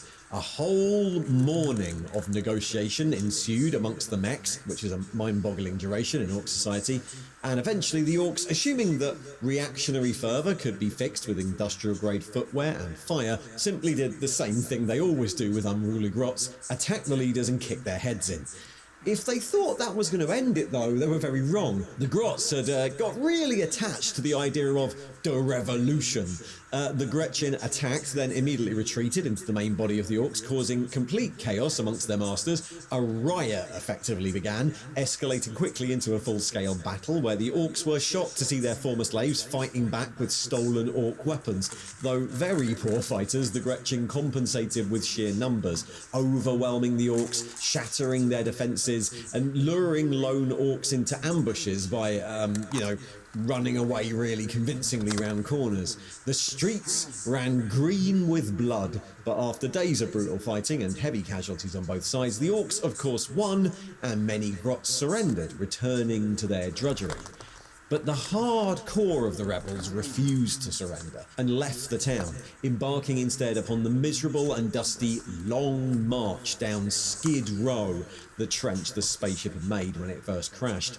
This journey, fraught with hardship, the grots scavenging and huddling together for warmth, forged the Gretchen Revolutionary Council into a true military force. They learned the twisting, toxic corridors of Skid Row, using the ruined parts of a spaceship at its far end as a base to hide and ambush their pursuers, often leaving the bodies of their orc enemies out in the open as a warning. The GRC established Skid Row as their permanent raiding base, launching attacks into Mechtown for supplies and growing their ranks with malcontent grots as time went on, fomenting rebellion wherever they could. Occasionally, an enterprising orc gang would attempt to clear out Skid Row, but these orcs were very rarely seen again, and slowly the GRC became a permanent thorn in the side of Mechtown. Of course, they were still grots, and so the command structure of the GRC and how it actually worked was completely absurd, and very prone to backstabbing and random changes of policy.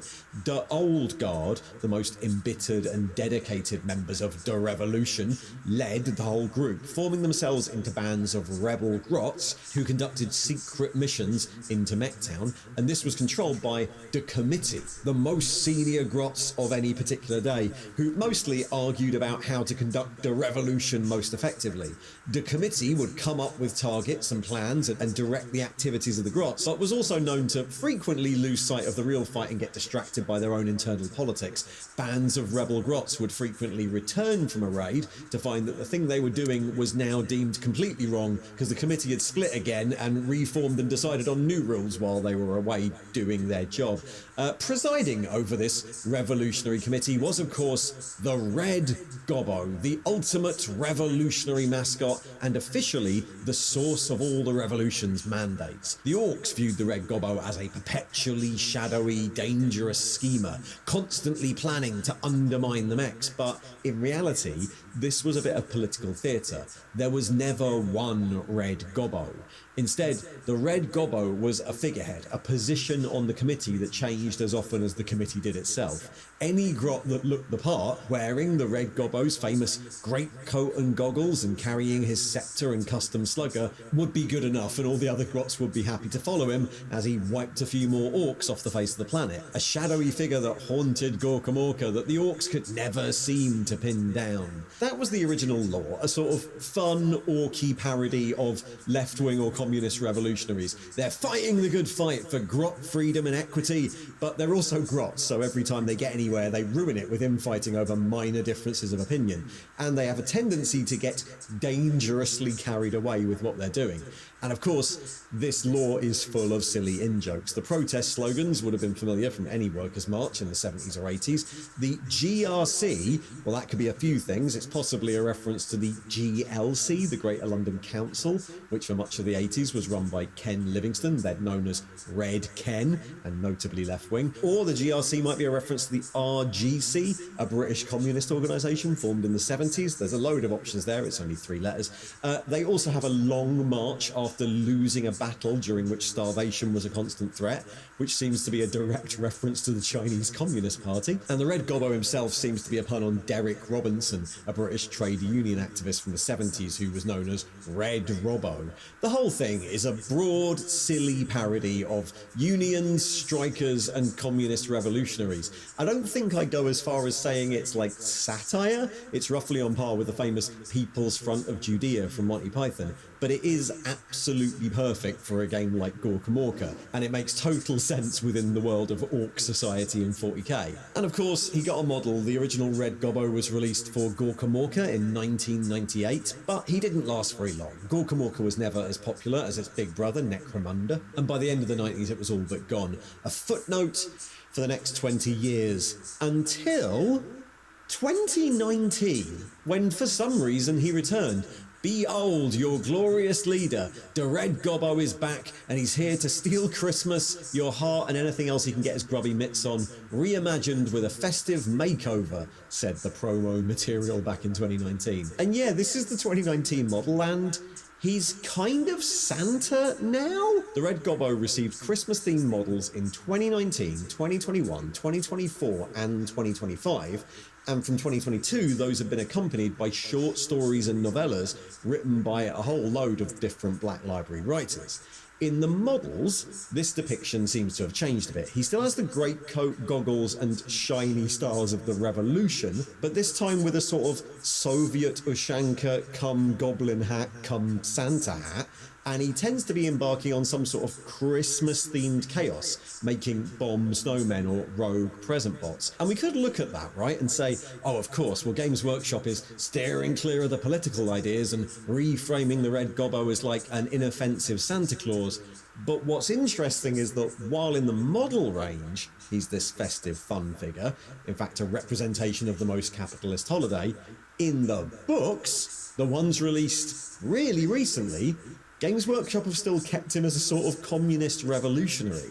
In the novels, there's pretty much no Santa-like presence. The very first story, Mike Brooks's De Gobbo's Revenge, has occasional references to various Christmas movies. There's definitely a Christmas reference in there, but in every story, the Red Gobbo is primarily a revolutionary figure concerned with grot liberation. In The Gobbo Rides Again and The Caper Crew, the Gobbo is a deliberate saboteur recruiting other grots in his fight against orc kind and actively killing orcs in order to scupper their plans. In De Gobbo's Demise, he's a semi-permanent presence that hands over his role to another grot when he inevitably dies. And in De Gobbo's Revenge, a grot just decides to become him by scavenging the right clothes. Initially he does this just to get out of trouble, but then, overcome with both power and enthusiasm, he becomes a true grot revolutionary by the end. And all these books still make the same old jokes about revolutions. In some books, the Gobbo rises with the promise of no bosses before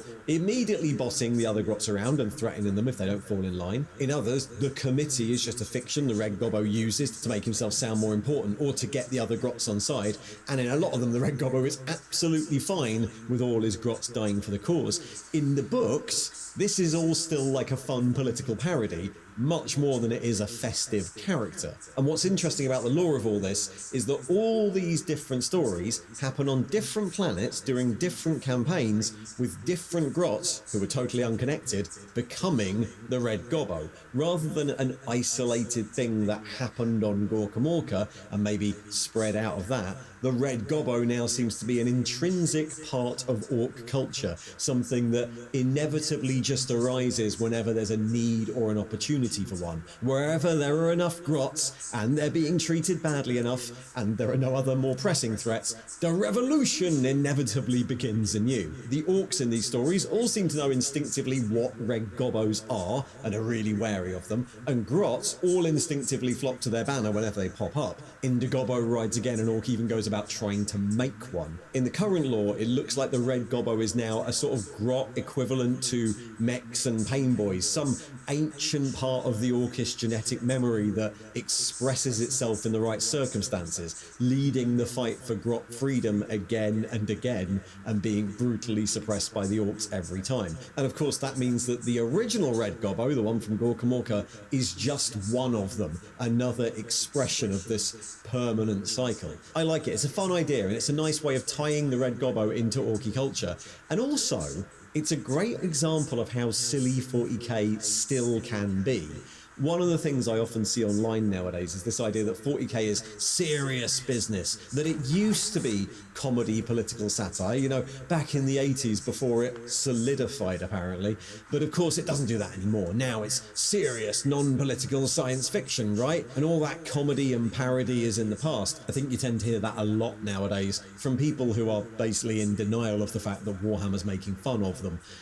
But it's wrong. For the last 5 years, Games Workshop have been releasing models and stories about a comedy goblin socialist revolutionary who's also sort of Santa, and those stories are exactly as canon as anything else in the universe. The Red Gobbo is now a permanent fixture, as valid a part of 40k lore as Abaddon the Despoiler or the Return of the Lion, and in fact he's got more lore than either of those characters in the last few years. So yeah, a brief history of the Red Gobbo, from his roots as a socialist grot revolutionary to his current state as a socialist grot revolutionary who occasionally wears a Santa hat, and a symbol of how silly 40k still is. So, good job, Arbiter Ian.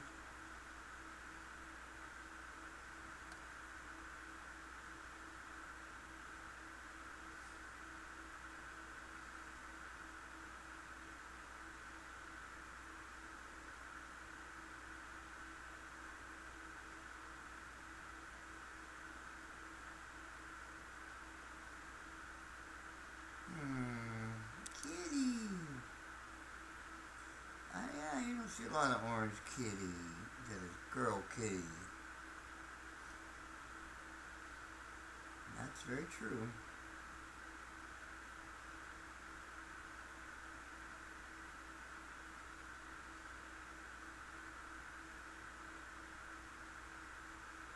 Oh, that's fucking slow, man. I should get it slower. Here's the problem. Come on out, Taco Bell. Miss Taco, you don't want to come out. Hello? Would you like a tube? Would you like a tube? It tastes good. I tasted it once. Just kidding. Why? Good girl. So today we are grooming a female orange, which is pretty rare. Almost all orange cats are born male. So the fact that this is a girl is, well, rare. Are you going to have orange activities? Good girl. Okay, come on out. Come on out and see what's out here. Don't jump down, okay? It's okay, you want more tube? Let's do it this way. Wow. Yeah. Good girl. Very good girl. Okay, I'm going to turn your carrier for you.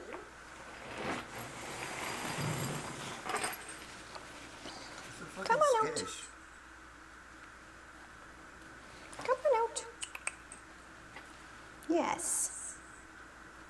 We love tube lovers. I'm going to get you another one because you finished this one. Okay? girl. Very nice kitty. Chunky. Now, I am not bathing Miss Orange today. I have more tube. Would you like to have the tube over here? There we go. And I shall take this away. We do have lots of dry skin, but Orange is not the only cat here. I just groomed her brother, Theo, and every time I turned the water on when I was bathing Theo, Miss Orange here, Taco Bell, was going a little bit crazy in her crate. So she's had one bath before at a grooming salon. The owners were told that she did not too bad, but based off of the way she was behaving when I turned the water on, I decided I was going to check her out first, and if I didn't think she needed a bath, I wasn't going to force her through it, since you are short-haired. But we are going to give you a brush and see how you behave for that, and we are going to give you a waterless shampoo, okay?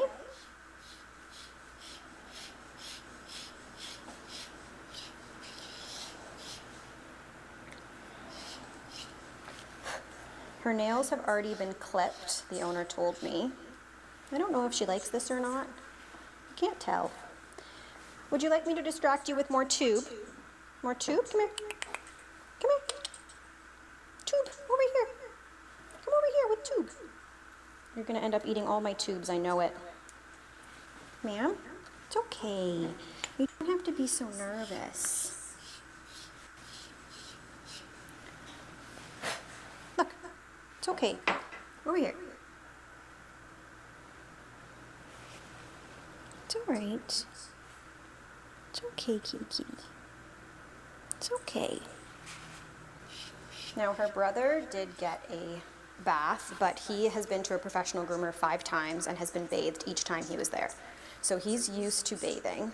This girl here is definitely not as used to it, and she is certainly a little bit more cautious of me, where he was a little bit more easygoing.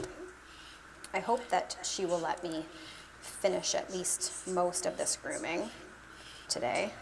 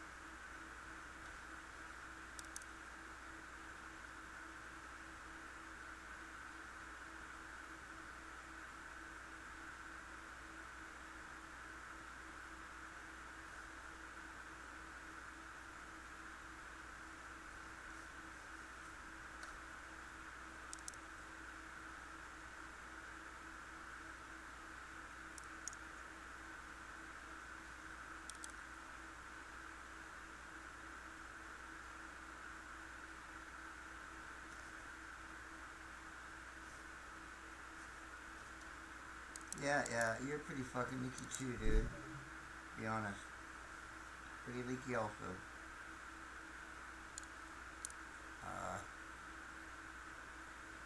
The fuck?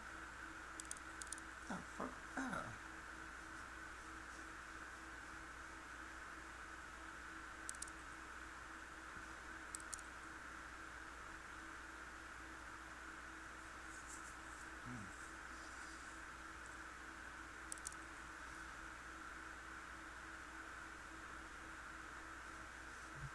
Boom, boom. Oh, no prawns on there. That's all clean.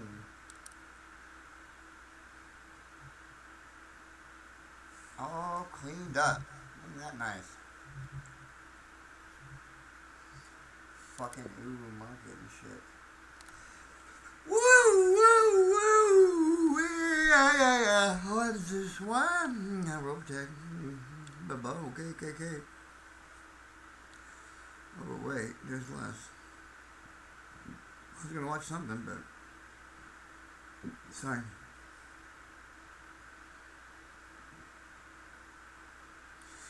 Maybe this will be a little good news. Be nice to hear. Hey everybody, how's it going? Hope you're having a lovely day. So I've talked a lot about the televisions that spy on you and how annoying this is. And this is something people will talk about and say, well, you bought a cheap TV, so you deserve it. This is a TV that I bought a few years ago. I was dumb enough to spend almost $3,600 on an LG G3 OLED. It's one of their close to flagship smart TVs.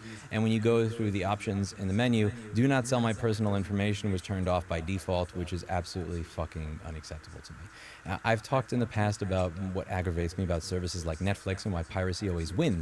I was paying for Netflix and I wanted to get the 4K package, and when I tried to get 4K, I was actually getting 720p because apparently they limit you artificially. If I'm using a computer and a web browser to view it, you have to have this incredibly crazy list of requirements, and many of these requirements are requirements that Netflix does not actually disclose in their website. Now, the reason that I don't want to connect my television to the internet to use the television's Netflix app to get 4K is because the television is unfortunately a form of spyware. And the Texas Attorney General, Ken Paxton, has sued a bunch of television manufacturers, so Sony, Samsung, LG, TCL, and Hisense, I believe, and I wanted to go over some of what he went over in these lawsuits because I'm glad to see that this is starting to get a little bit more traction with people who have the power to actually do something about it. So I'm going to read from one of them. There's about a 30 to 40 page lawsuit for each of these. I'm not going to read through all 200, 250 pages of it, but I am going to browse through some of it. So this is the one for Hisense. Your TV is watching you back. Hisense smart TVs aren't just entertainment devices, M-dash. They're mass surveillance systems sitting in 1 million American living rooms. Oh no. What customers thought would enhance their viewing experience actually tracks, analyzes, and sells intimate details about everything they watch. Through automatic content recognition technology, Hisense secretly monitors what consumers watch across streaming apps, cable, and even connected devices like gaming consoles or Blu-ray players. This isn't a glitch or side effect, M-dash. It's deliberate. Oh no. Hisense harvests this data, builds profiles of consumers' behavior, and sells it for profit. So the first thing I wanted to go over here is that there are people that will say, well, who gives a shit if they can tell what I'm watching, whatever, fine, no big deal. They know that I was watching House, okay, like what are they going to do with that information? What's important is that ACR captures everything on your screen. So this is not just capturing TV shows, but it's going to capture security footage if you're using your television to view security footage from your doorbell. It's going to capture anything that's on the screen if you're using it as a computer screen, which means it can read through whatever it is you have on your computer monitor, which is obviously a serious problem. ACR captures everything on your screen, not just TV shows, but also YouTube videos, security or doorbell camera streams, and videos or photos you send via Apple AirPlay or Google Cast, and from other connected devices to your TV by HDMI, including personal laptops, video game consoles, and Blu-ray players. So it's not just capturing, oh, you watched season 7 of Game of Thrones and you actually liked it, shame on you, which again, to be clear, shame on you. But in all seriousness, it's not just capturing that, it's capturing everything, and people use their televisions for much more than just watching television nowadays. Consent is not informed. Hisense's user interface reveals a surveillance by design default philosophy that is intended to manipulate consumer consent to align with its business interests. This scheme is illustrated in the following two ways. First, consent is not informed because Hisense relies on non-intuitive nomenclature, deceptive and misleading labeling for their ACR data collection program. In Hisense's first mention of ACR, it refers to ACR as an enhanced viewing service. Only after 20 clicks does Hisense mention that enhanced viewing service is in fact ACR. 20 clicks. The mislabeling of ACR in the consent screens presented to customers does not put them on notice, let alone give rise to any reasonable inference about what activity they are enabling, and certainly does not inform them that ACR technology integrated into Hisense TVs permits continuous real-time capturing of every sound and image on their smart TV every second. Second, consent is not informed, because consent is requested during forced initial setup. When Hisense smart TVs are turned on, consumers must click through a multi-page onboarding flow before landing on the consent screens for the terms and conditions. After thousands of clicks and upwards of 20 minutes clicking through technical convoluted terms, consumers are presented with only one choice prominently displayed, accept, which is something that we've gone over here on this channel many times. Many times when you're presented with these types of things, you'll see that instead of having an accept and decline, it's just accept. And the way that they are using these terms, they're going out of their way to say something that it is not. Enhanced viewing makes it sound like you're going to make the picture look better based on the lighting in my room. Enhanced viewing means that you're going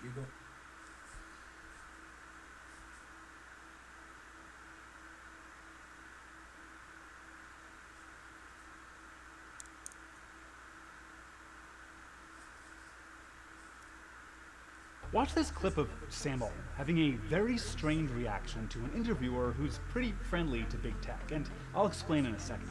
How can a company with 13 billion in revenues make 1.4 trillion of spend commitments? And you've heard the criticism, First Sam. of all, we're doing well more revenue than that. Second of all, Brad, if you want to sell your shares, I'll find you a buyer. I just, enough. So why does Altman seem so upset? What a After all, this bitch. interviewer is just pointing out a basic fact that OpenAI has committed to spend over $1 trillion on AI infrastructure over the next 8 years, despite only bringing in around $13 billion a year in recurring revenue, less than 1% of what they're promising to spend. I'm no money genius, and I'm personally terrible at budgeting, but that doesn't seem great. Most of the supposed growth in the American economy in 2025 was caused by investment in AI. That's all part of a promise being made by the industry, led by Sam Altman, that once a certain level of machine learning intelligence is reached, all of our problems will be solved. The housing crisis, cancer, poverty, climate change, mental health, democracy, universal basic income, cure a bunch of diseases, this cancer and that one, and heart disease. Helping you try to accomplish your goals and be your best. Very high quality healthcare, important new scientific discoveries. The marginal costs of energy are going to trend rapidly towards zero. The more equal world. Universal extreme wealth for everybody. In exchange for all that, Altman is asking all of society to put all of our eggs, our data, our economy, our water and resources, everything, into one basket. His. He's offering us one massive, just trust me, bro. So, should we trust Altman? Should we accept his deal? Is it even our choice? Altman isn't a technologist or scientist. He's an investor and deal maker, and really good at it, supposedly. But his whole career is a series of just trust me, bro moments. So let's examine the deal Altman is offering all of us. Should we believe Sam Altman's promises? And what's the cost to the rest of us if those promises turn out to be lies? So let's go back and look closer at Altman's early days in the tech industry. Altman's first big deal was selling his first company, Looped, a service for locating your friends. That's something that inherently needs lots of users to work, or else you're just locating yourself. The operative idea seems to be ubiquity. I mean, get it out there in more ways than you can possibly imagine. And make it available to everybody. But the whole time, Looped refused to say how many users they had. Altman just insisted there were, quote, way more users than any other similar service. It turns out, though, that towards the end, Looped only had 500 users. When Reuters reported this, Altman insisted it was 100 times more than that, and that he'd provide evidence. He never did. Just trust me, bro. Looped sold to the Green Dot Corporation, who shut it down immediately and never used any of the tech. Green Dot investors allege it was a dirty deal done to enrich Sequoia Capital, a VC firm with a stake in Looped, and 2 board members at Green Dot who helped approve the deal. Altman left Green Dot as soon as he was legally able, walking away with millions for building an app that no longer existed in any form. And luckily for Altman, someone saw something in him. Peter Thiel. Fuck Thiel, you. who once said that Altman should be treated as, quote, more of a messiah figure, gave Altman millions to start his own VC firm, Hydrazine Capital. And that's not all the capital Altman controlled. He was also hired as president of Y Combinator, or YC, an influential venture capital firm and startup incubator, where Looped got its original funding. I think the president of YC is sort of the unofficial leader of the startup movement. And Altman personally traded on that influence. The New Yorker reports that up to 75% of Hydrazine's capital was invested in YC companies. Altman used his inside view to get a cut of YC's power, despite Altman promising he didn't cross-invest in YC companies. That's 2 big lies so far. The user base of Looped that needed users to exist, and his investments. In 2015, Altman leads YC into the investment you likely most know him for. Sort of a semi-company, semi-nonprofit doing AI safety research. OpenAI was launched as the supposed nonprofit OpenAI Foundation, with a charter with a lot of lofty goals, a primary fiduciary duty to humanity, and avoiding enabling uses of AI or AGI that harm humanity or unduly concentrate power, while acting to minimize conflicts of interest among our employees and stakeholders. The evidence that they do that? Just trust me, bro. OpenAI's primary financial backers were tech billionaires and millionaires like Altman himself, Peter Thiel, Reid Hoffman, and Elon Musk, and tech companies like Amazon Web Services and Infosys. We wanted to build this with humanity's best interest at heart. But in exchange, OpenAI is asking for a lot, putting all of society's eggs in one basket, if you will. They want electricity, water, infrastructure, capital, your data, your writing, your art, and for humanity to adjust to job loss, deepfakes, and everything else. All in exchange for some future promise of technology that fixes everything. So, can we trust him with all of this? Let's look at some of his biggest statements and promises to show how they tie to all the eggs in the basket. Altman insists he doesn't own any of OpenAI, and he barely takes his salary. I'm paid enough for health insurance. I have no equity in OpenAI. I'm doing this because I love it. But he doesn't hide that he's already rich, trying to do a rich guy using money for good Batman thing. That Batman, such a wonderful person. I don't deserve it. But we millionaires decided that you do. But let's look at how this is part of his honesty problem. And it ties in to the eggs in the basket, because Altman is invested in all the stuff necessary to build OpenAI. One of the eggs OpenAI needs is a ton of data. You can't build a large language model without examples of language and content. And one source of that data is Reddit. Altman owns a big share of the social networking site and was on its board until 2022. Reddit got its start in the same inaugural Y Combinator class as Loot. Here's Altman standing next to Reddit co-founder Aaron Swartz in 2005. Swartz died by suicide in 2013 after being criminally charged for reproducing academic articles online and breaking copyright law.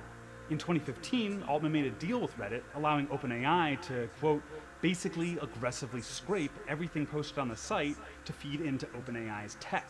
Reddit co-founder Alex Ohanian felt in his bones the deal was wrong. It's a less noble version of what Reddit co-founder Aaron Swartz was targeted by law enforcement for.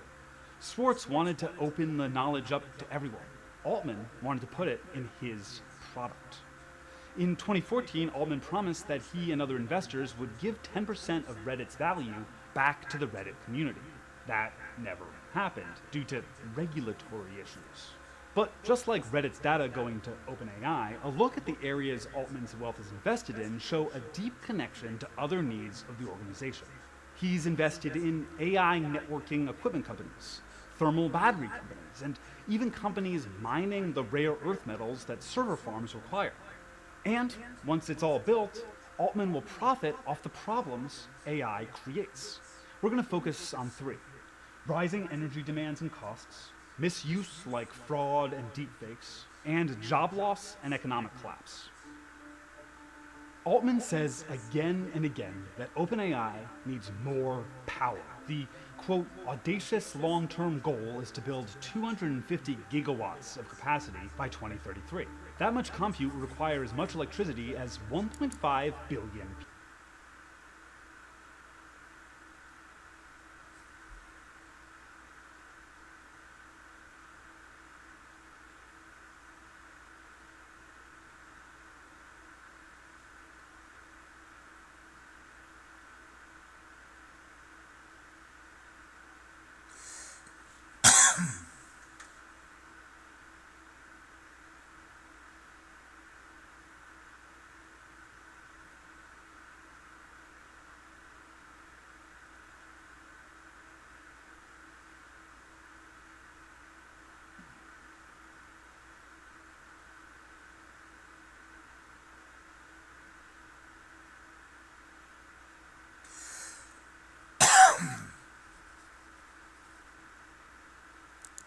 This giant cat isn't AI generated, it's a real breed, and one of the largest in the world, the Maine Coon. When it's less than a month old, it looks like just a regular kitten, but by 2 months, it's already noticeably bigger, and at 3 months, it's larger than a full-grown Siamese. At 6 months, it's almost 1.5 times that size, and by 8 months, it can stand nearly as tall as an adult woman.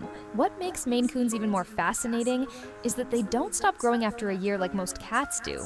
Instead, they keep developing for 3 to 5 years before reaching their full size. Their growth is also highly influenced by the amount of space they have. With enough room to move around, their bones and muscles grow stronger, and their bodies get even larger. Some of these gentle giants can reach over a meter long. But don't let their massive size fool you. Maine Coons are incredibly gentle, affectionate, and even sensitive to their owner's emotions. When you're feeling down, they'll quietly stay by your side. That's why they've earned the nickname, the gentle giants of the cat world.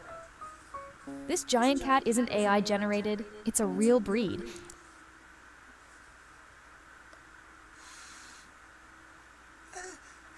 I ordered it. Yummy.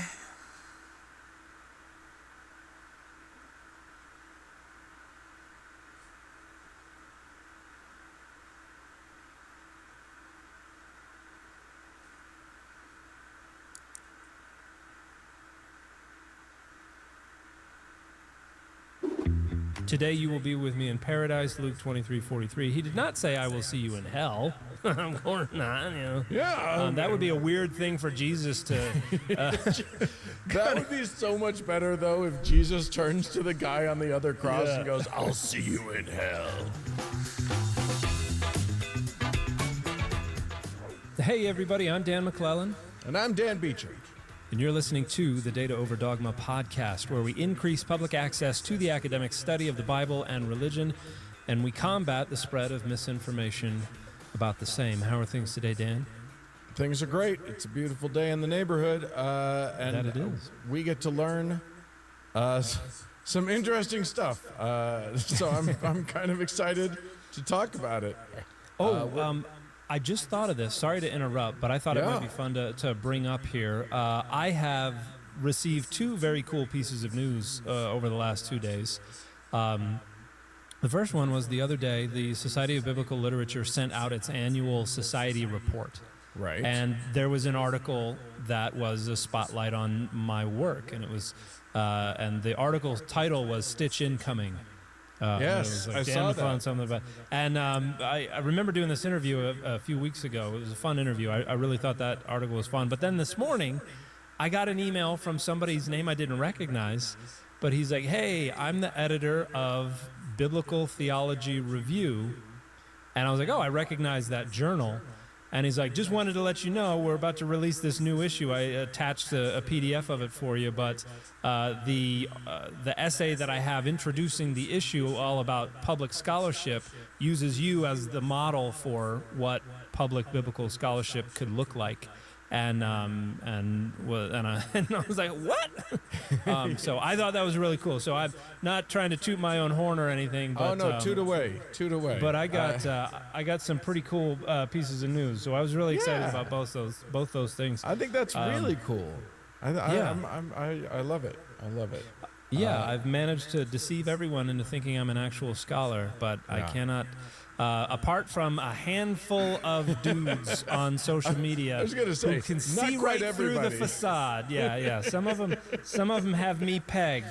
I'm a fake scholar from head to toe. Yeah. But speaking of we don't even know if those diplomas that you've shown everybody are even real. I could print up a diploma. You can evidently just pay somebody to send you a fake one. Yeah. According to some guy on Instagram who has a pseudonym and has a picture of an eagle and an American flag or something in their profile photo. Yeah. Well, listen, I can just Photoshop a thing that says that I've got a degree from Oxford. That's not hard. But it's embossed.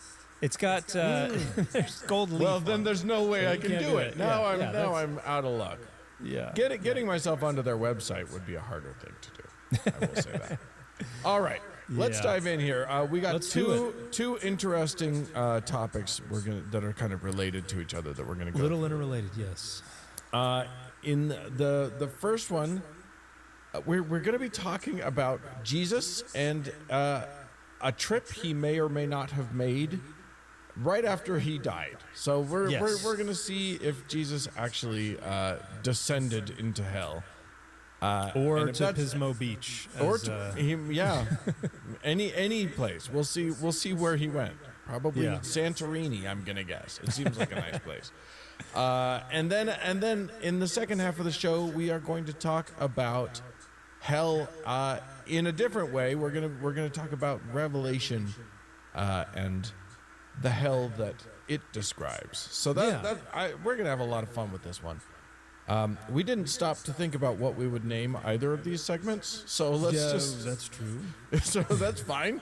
We're just gonna go with we're just gonna go with here we go. So here we go. Here's the first segment. All right, so this started because I was looking for interesting topics for us to talk about, and I stumbled on an article on a website called gotquestions.org.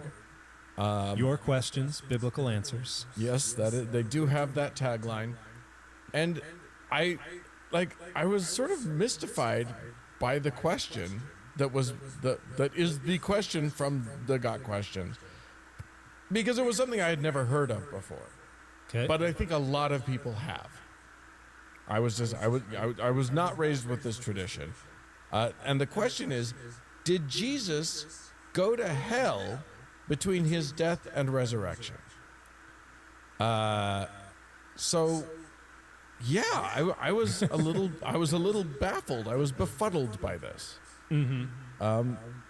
Let's talk about, first of all, so the article itself mentions that this idea sort of cropped up quick. At least, like, one of the earliest references we have is from what's called the Apostles' Creed, which I can't hear without thinking of Apollo Creed, but I know that that's different. Well, I every time I hear it, I think this is some role-playing video game. But yes, exactly. It's neither of those things. It's neither Yes. a boxer nor a role-playing video game. It is a 5th century. Is that what we decided? It's a Roman declaration, or rather, it's a Latin declaration.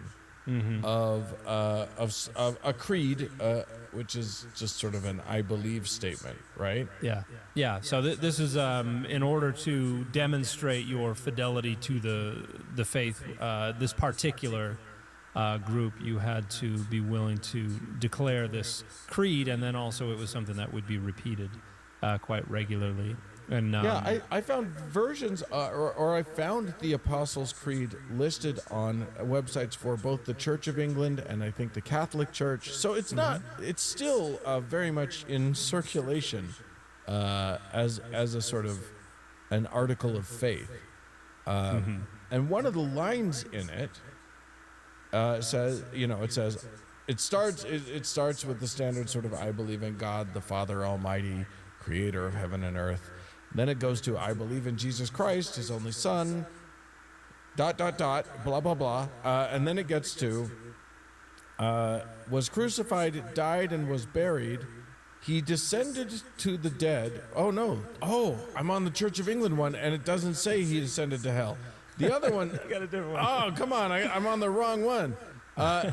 Many of them say he descended into hell. Yes, and then rose again from the dead on the 3rd day. Rose again from the dead on the 3rd day. And that Latin is descendit ad inferos. Which, I don't know. I got no Latin, so I assume that means the Inferno. Yeah. Which is prototypically associated quite directly with hell. Right. And it looks like this is a variation on something called the Old Roman Symbol, or the Old Roman Creed, which was an earlier and shorter version that might go back to the 2nd century. Oh, okay. And that version says, who under Pontius Pilate was crucified and buried, on the 3rd day rose again from the dead, ascended to heaven, sits at the right hand of the Father, and thus and so. So that the descended into hell may have been inserted into this creed at some point between the 2nd and 4th or 5th century. Okay. So that's what a fascinating thing to just shove in there in the middle. Do we have a sense of where that came from? Why that cropped up? Like, is it biblical? Does it come from the book itself? Well, I think the clearest reference to this, and this is something where we see this interpretation quite early, it comes from 1 Peter 3:18. Now, 1 Peter is probably early 2nd century CE. maybe first quarter, maybe second quarter. So 2 Peter is probably somewhere between 120 to 150 CE. 1 Peter might be a little earlier than that. But in 1 Peter 3:18, we have this statement, "For Christ also suffered for sins once for all, the righteous for the unrighteous, in order to bring you to God. He was put to death in the flesh, but made alive in the spirit." And then verse 19, "In which also," so in the spirit, "he went and made a proclamation to the spirits in prison, who in former times did not obey when God waited patiently in the days of Noah during the building of the ark, in which a few, that is 8 lives, were saved through water." And so we got a pretty peculiar little reference to Jesus in the spirit proclaiming something to some spirits that are in prison. And there are a few different interpretations of this, but the Got Questions article that you have goes through and makes a pretty interesting little play at trying to renegotiate what's going on here, and concludes, did Jesus go to hell? No. He went to Sheol/Hades. Okay. Which we might be like, that sounds like a distinction without a difference, gotquestions.org. What's going on here? But we did a whole show about hell and Sheol and Hades. Yeah. But give us a little refresher, just a quick refresher on what we're talking about when we say those words. So in the Hebrew Bible, you have no concept of hell as we understand it. Right. You have Sheol, and in the King James Version, that is translated as hell every single time.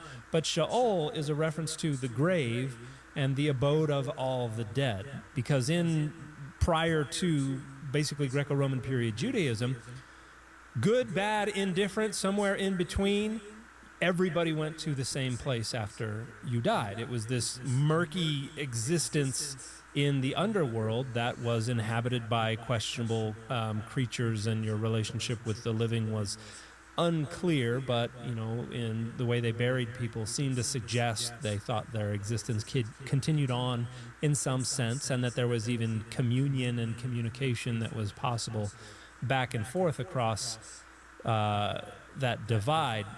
But Sheol is just the abode of all the dead that was located in the underworld. And then with the Enochic literature, First Enoch, Jubilees, other related traditions that are part of these texts that were written in Greco-Roman period Judaism, you have this development of different places where people went after death based on their behavior in life. And this primarily arises in the Persian and Greco-Roman periods as Jewish thinkers are kind of contemplating the problem of evil and going, hey, a lot of good people are suffering, our people, persecution, oppression, and they are dying, and we're not seeing them receive any kind of justice from God. Where is God's justice for the righteous? And then they're also seeing phenomenally wicked people, the people responsible for the oppression and the persecution and things like that. And they're saying, hey, they're not getting their just deserts either. What's going on here? Well, maybe it's in the afterlife that folks are getting their recompense, whether for good or for bad. And so in the Enochic literature, you have ideas, particularly of the disobedient angels. First Enoch is, in some sense, kind of fan fiction for Genesis 6, and it's extrapolating from that this idea that these angels who descended and had offspring with human women and introduced the evils of warfare and makeup and everything like that, they for those their role in evils of warfare and makeup. Well, the list is 2: warfare, makeup, and they're imprisoned in a part of this kind of eschatological landscape. And then you also have these smooth places where the righteous people are waiting, and then you've got the unrighteous people who did not receive any judgment in life, and then you've got another smooth place where the unrighteous people who did get judged during life, they go to await their judgment or their allocation of some kind of final place where they're going to be either destroyed or punished or whatever. And so you have ideas about different levels of the afterlife in the Enochic literature, and then we get into the New Testament, And we've got 3 Greek words that are used to refer to some kind of place of post-mortem divine punishment. You've got Outage, or Hades, which is clearly borrowed from Greek, which is very similar to Sheol. It's the abode of all the dead, but then you have, Hades is subletted. You've got Tartarus is the place where the bad people go to get punished, and that's where you don't want to end up. And Tartarus occurs once in the New Testament in the book of one of the 2 letters of Peter. And then the other word is Gana, or Gehenna, which is a Greek transliteration of the Valley of Hinnom, which became symbolically associated with evil and became this eschatological place where the bodies of the wicked are going to be stacked, and that's where we get this idea that there's this fire that never dies, and the fire is never quenched, and the worm never dies. Mm-hmm. And originally the idea was there are always new bodies being heaped into the pile so that the fire never runs out of fuel and the worms never run out of food. But then later that gets reinterpreted to mean if you go there, the fire will burn you and will never go away, and the worms will eat at you and they will never go away. And so, so these things are all changing. The concept of the afterlife and punishment in the afterlife is constantly changing. And so what this article is trying to do is trying to weave it all together into this rich tapestry of something that we can just pretend has a plausible case for being consistent. And that's where we're going to get through this no, he didn't go to hell argument, because they want to suggest that Hades and Sheol need to be equated. Right. And both of those are a temporary dwelling place for all of the dead, and then the idea is that this they talk about in Revelation 20, 11 through 15, and we're going to talk about those passages in the next part, makes a clear distinction between Hades and the lake of fire. And so they're suggesting Hades and the lake of fire are not one and the same. So the lake of fire is not in Hades, but Hades is going to get chucked into the lake of fire, oddly enough. We'll get to that later. We'll get to the chucking later of Hades. So, it's Lake of Fire adjacent, though. I think we can safely say. It might not be there, but it overlooks it. You've got a view. If if you're in a penthouse in Hades, you're going to be able to see the Lake of Fire. And they say that Sheol/Hades is a realm with 2 divisions, a place of blessing and a place of judgment. And so that's where they're going to tie in Lazarus and the rich man, this parable about how Lazarus dies and he goes off to the bosom of Abraham. And then the rich man is down and being tormented and just is begging Lazarus to let some water drip off his fingers into his mouth so he can be satisfied. And so we're what is fundamentally a diachronic difference. Diachronic means through time. And so, in other words, the ideas are changing as time goes on. Right. But because we're preserving the text from earlier, we get all of the ideas. And Got Questions is trying to collapse that diachronic difference and smush it all together and say, no, it's all perfectly consistent with everything else. And what they come up with is that Sheol/Hades is this temporary place where you have the 2 different divisions. And then hell is not, hell is, so they say the hell is not a correct translation of a bunch of things. Today you will be with me in paradise, Luke 23:43. He did not say, I will see you in hell. Of course not, that would be a weird thing for Jesus to... that would be so much better, though, if Jesus turns to the guy on the other cross and goes, I'll see you in hell. That I would love to have seen Willem Dafoe look over and just glaringly say, I'll see you in hell. No, he said, today you will be with me in paradise. So. Yes. So paradise must be the division that has blessings in Sheol/Hades. So one problem with that claim is that just because Jesus said, I'll see you today in paradise, doesn't mean he didn't also then go to hell. Yeah, I mean, he's like, I got a 4 o'clock in He's got 3 hell. days. He can boogie around all of the afterlife. He can check everything out. I don't know. That's not including travel. But what they're basically saying here is there's Sheol/Hades, and there's a good side and a bad side. Yeah. And then there's hell, and Jesus did not go to hell. But we got this thing about Jesus preaching to the spirits in prison.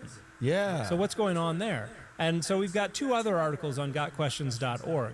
Okay. One is who were the spirits in prison? So we're talking about 1 Peter 3:18 through 20. And here they give a few different options. Number one, the spirits in prison are fallen angels or demons. And this is an idea that is based on, again, First Enoch, the Enochic literature, because one of the things it talks about is how these angels are going to be punished. In fact, I'll read a tiny bit from First Enoch.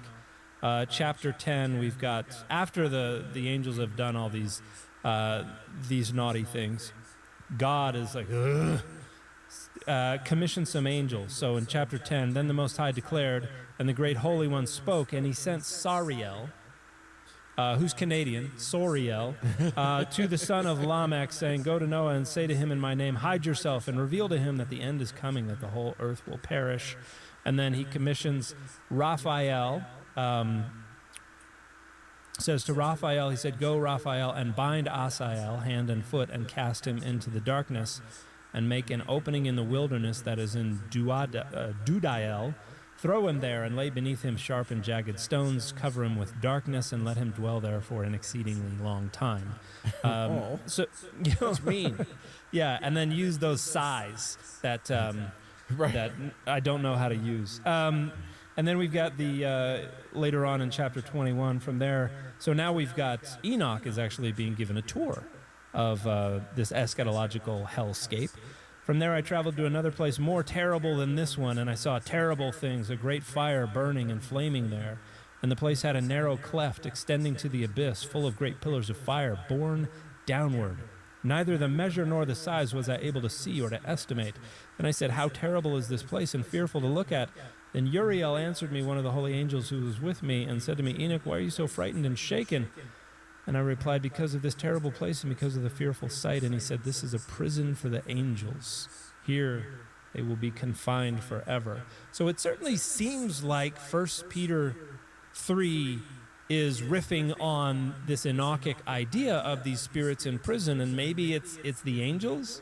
Yeah. And so why is Jesus preaching to them? Like there are a few different thoughts. One is that he's basically going na na na na na na. We won. More preaching at them than to them. Yeah. More a victory lap. Another idea is that maybe they thought that the angels could repent and then they would be saved. They would be let out of this prison. That's a possibility. Another understanding is that the spirits in prison are and here I'm reading from the Got Questions article again. The spirits in prison are the human spirits of those who perished in the flood of Noah's day. As for Christ preaching to them, there are three possible interpretations. One, Christ preached to them figuratively in and through Noah while they were in the flesh. So that's where Jesus is the puppet master, and Noah, who is preaching, is, and this is kind of a goofy reading of this. Christ in the Spirit preached to the spirits in prison really means that Christ manipulated Noah like a little hand puppet to preach to the people who rejected him. That doesn't make much sense. B, Christ preached to them literally, being present with Noah through the Holy Spirit, who inspired Noah to proclaim the message of coming judgment. In other words, the pre-mortal, pre-incarnate Jesus was there in spirit, directly preaching to them. And C, Christ preached to them literally in between his death and resurrection. And the article doesn't actually decide which of these is right, but it does conclude this way. According to each of these interpretations, the spirits are called such because they existed in a spiritual condition when Peter wrote. They were no longer in the flesh, but lived in Hades/hell. So in the previous article, it was there's Sheol/Hades, and that's different from hell. Right. Here it's they were in Hades/hell. So depending on which interpretation you prefer, one of them is that Jesus preached to the spirits that were in Slady's hash schlell, Hades/hell. Yeah. So and then the other these are both articles from gotquestions.org. So both of them from gotquestions.org, and I'm just curious. If now we go, got more questions. Thanks, Got Questions. Yeah. So the Did Jesus Go to Hell Between His Death and Resurrection is a part of, you go to the content index, you go to Jesus Christ, you go to the cross and the empty tomb. And then the Who Were the Spirits in Prison, you got to go to content index Books of the Bible, 1 Peter. But then you can also, through Jesus Christ, the cross and the empty tomb, get to the question, where was Jesus for the 3 days between his death and resurrection? Sure. So we got a third take on the same thing. Yes. And here we have the exact same Hades/hell take. Okay. So, yeah. Exact same as which? As the second. So remember, you got Sheol/Hades. Hades equals hell. Right. You got Sheol/Hades does not equal hell. Right. And then you've got Hades/hell. And now we're going to do another Hades/hell. So at the very end, we have, but they're kind of, again, they're playing with different interpretations. There's another interpretation of the 1 Peter passage. In this interpretation, the spirits are people currently in hell, but Peter is not saying that Jesus made a special trip to Hades/hell to preach or proclaim anything. Rather, Peter is giving parenthetical information about something Jesus had done previously in history, namely that he had in spirit preached to the people in Noah's day while they were still living on earth. So it's still toying with these different interpretations, but ultimately identifies these spirits in prison as being in Hades/hell. And that it concludes, the only thing we know for sure, because definitely we know something for sure here, is that according to Jesus' own words on the cross, he went to paradise. We can also say with confidence that his work of redemption finished, Jesus did not have to suffer in hell. Okay. A little non-committal. I mean, it certainly seems like Jesus would have been able to visit without suffering. Yeah. Particularly if he's there in a preaching capacity. You know, he can buzz the guards at any moment and be he's there sort of as a Doctors Without Borders sort of visit. It's yeah. So, but I'm going to go back a bit to the 1 Peter passage, because so the Got Questions people, they're Christian apologists. They're trying to provide a unifying framework for everything. That, is not all that unifying. You can't be consistent all the time when you're trying to assert that the Bible is consistent all the time. So sometimes Sheol and Hades are not hell. Sometimes Hades is hell. Yeah. But the scholarship identifies some closely overlapping interpretations. And there's a wonderful new commentary, multi-volume commentary on 1 Peter from the International Critical Commentary series. And talking about this, they say one theory, which can be traced as far back as the 2nd century, and we have this view attested in Alexandria, maintains that between his death and resurrection, traditionally known as the Triduum Mortis, the immaterial soul of Christ went to the underworld where he preached to the souls of dead humans. So according to this critical commentary, about the earliest interpretation we have is the notion that Jesus went to hell and preached to the souls of dead humans. Within this group, proponents are divided over what was preached and the group to whom the message was directed. The vast majority maintain that Christ proclaimed a message of salvation to the generation of Noah that perished in the flood, although other recipients have also been posited. And then another interpretation that extends back to the time of Augustine, or Augustine if you're nasty.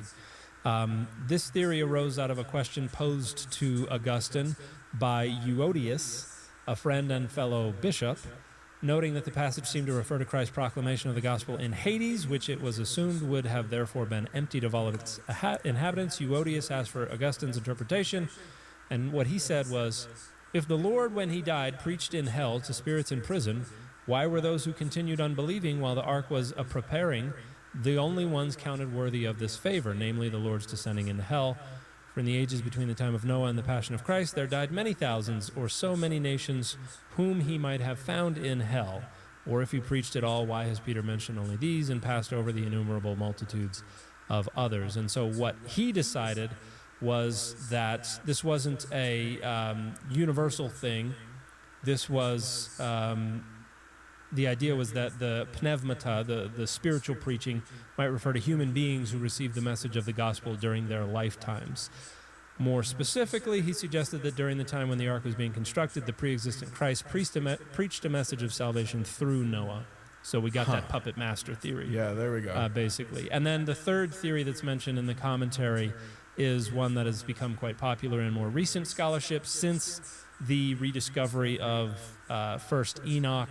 The idea is that maybe these are the angels that were disobedient. And the commentary doesn't really say, we like this option, but does suggest that a lot of critical scholars these days are leaning in the direction of understanding Peter to be referring to the angels. And I think there's sense to be made of that. But again, it's certainly not the earliest interpretation. And I think it kind of complicates whatever gotquestions.org is trying to do with their inconsistent little reconstruction of what these terms all refer to. I mean, I think the point here, which is the point commonly with these sorts of things, whenever we have, whenever there's something like this, this thing in Peter where it's like, what was he doing? We still have the question. Like it's just going to be a question perpetually, because there is no obvious answer, and all of these theories are fine and interesting, and valid, and also unverifiable and completely guesswork. You know what I mean? Like it's educated guesswork, but I think that the real answer is not to have an answer, right? Like the real, the correct answer to this is, like, sure, maybe we don't know. We don't know what a lot of it meant. So have fun with it. I don't know.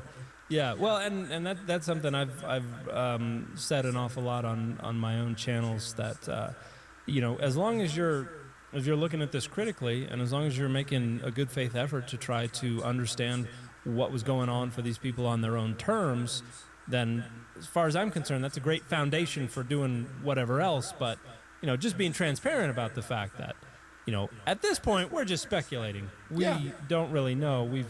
We're making some educated observations, but that doesn't definitively answer the question, because most of the folks who need a definitive answer need it because either there is social or actual capital at stake that they are trying to arrogate, or because their own identity politics demand that they have some kind of confident answer, and they can't shy away from that.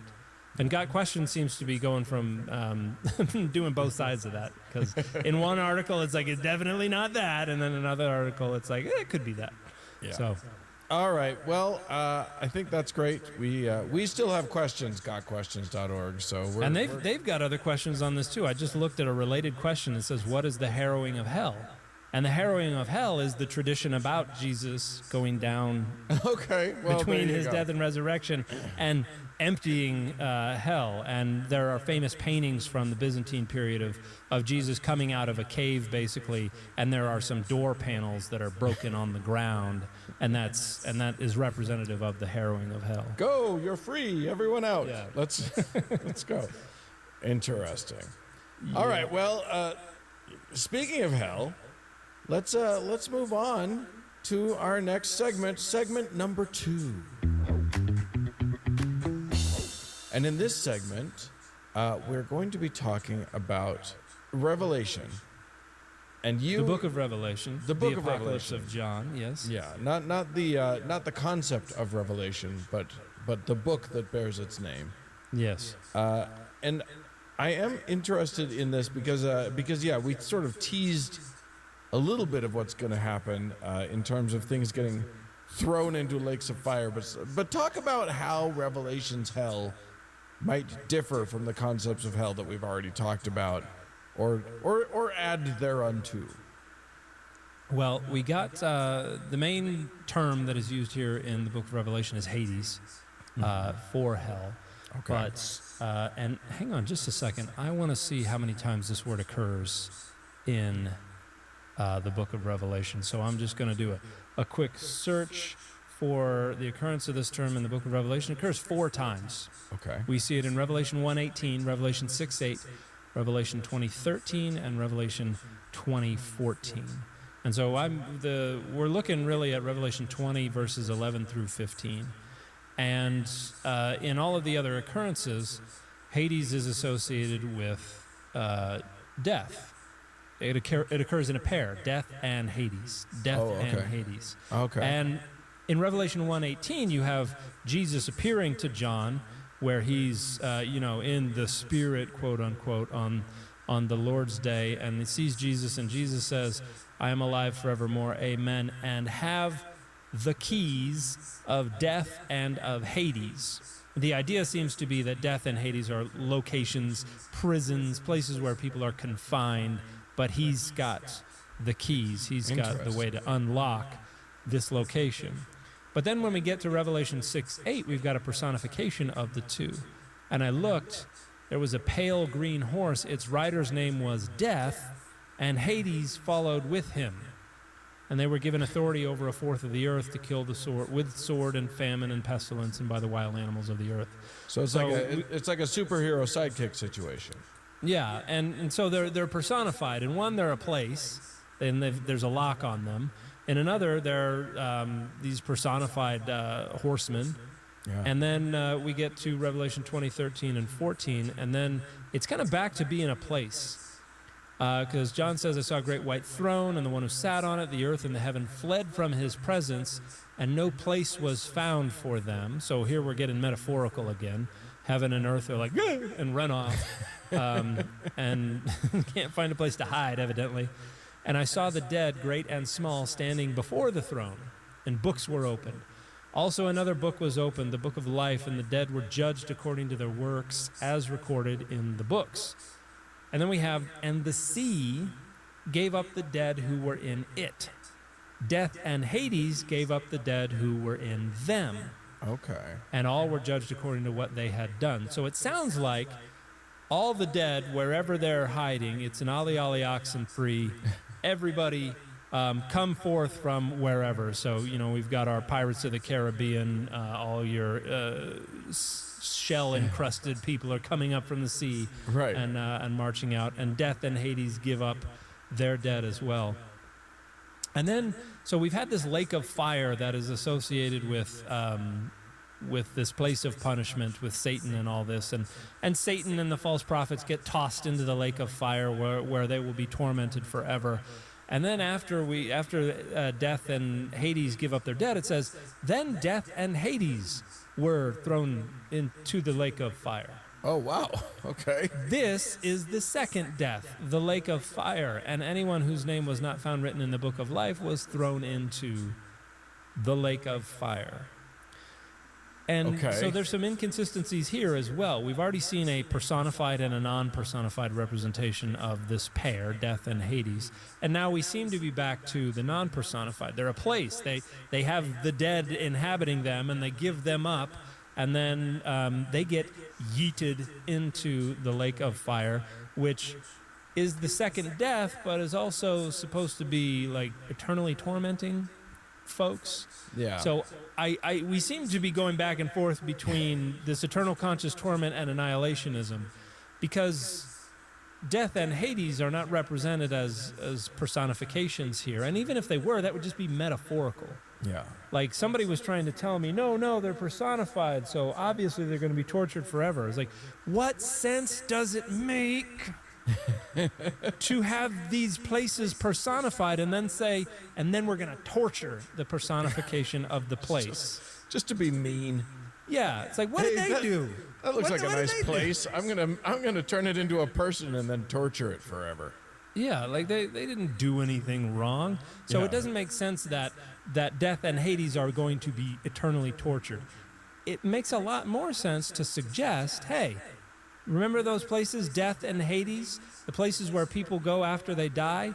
No more death, no more need for them. Right. Therefore, they're being destroyed. They're being annihilated.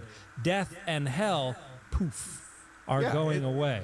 As a metaphor, it makes a lot of sense to say this, what Jesus has done or what God is doing is now sort of getting rid of the concept of death and of Hades and whatever. Like you can let go of those ideas. Let's just throw them into the infernerator and yeet them into the sun.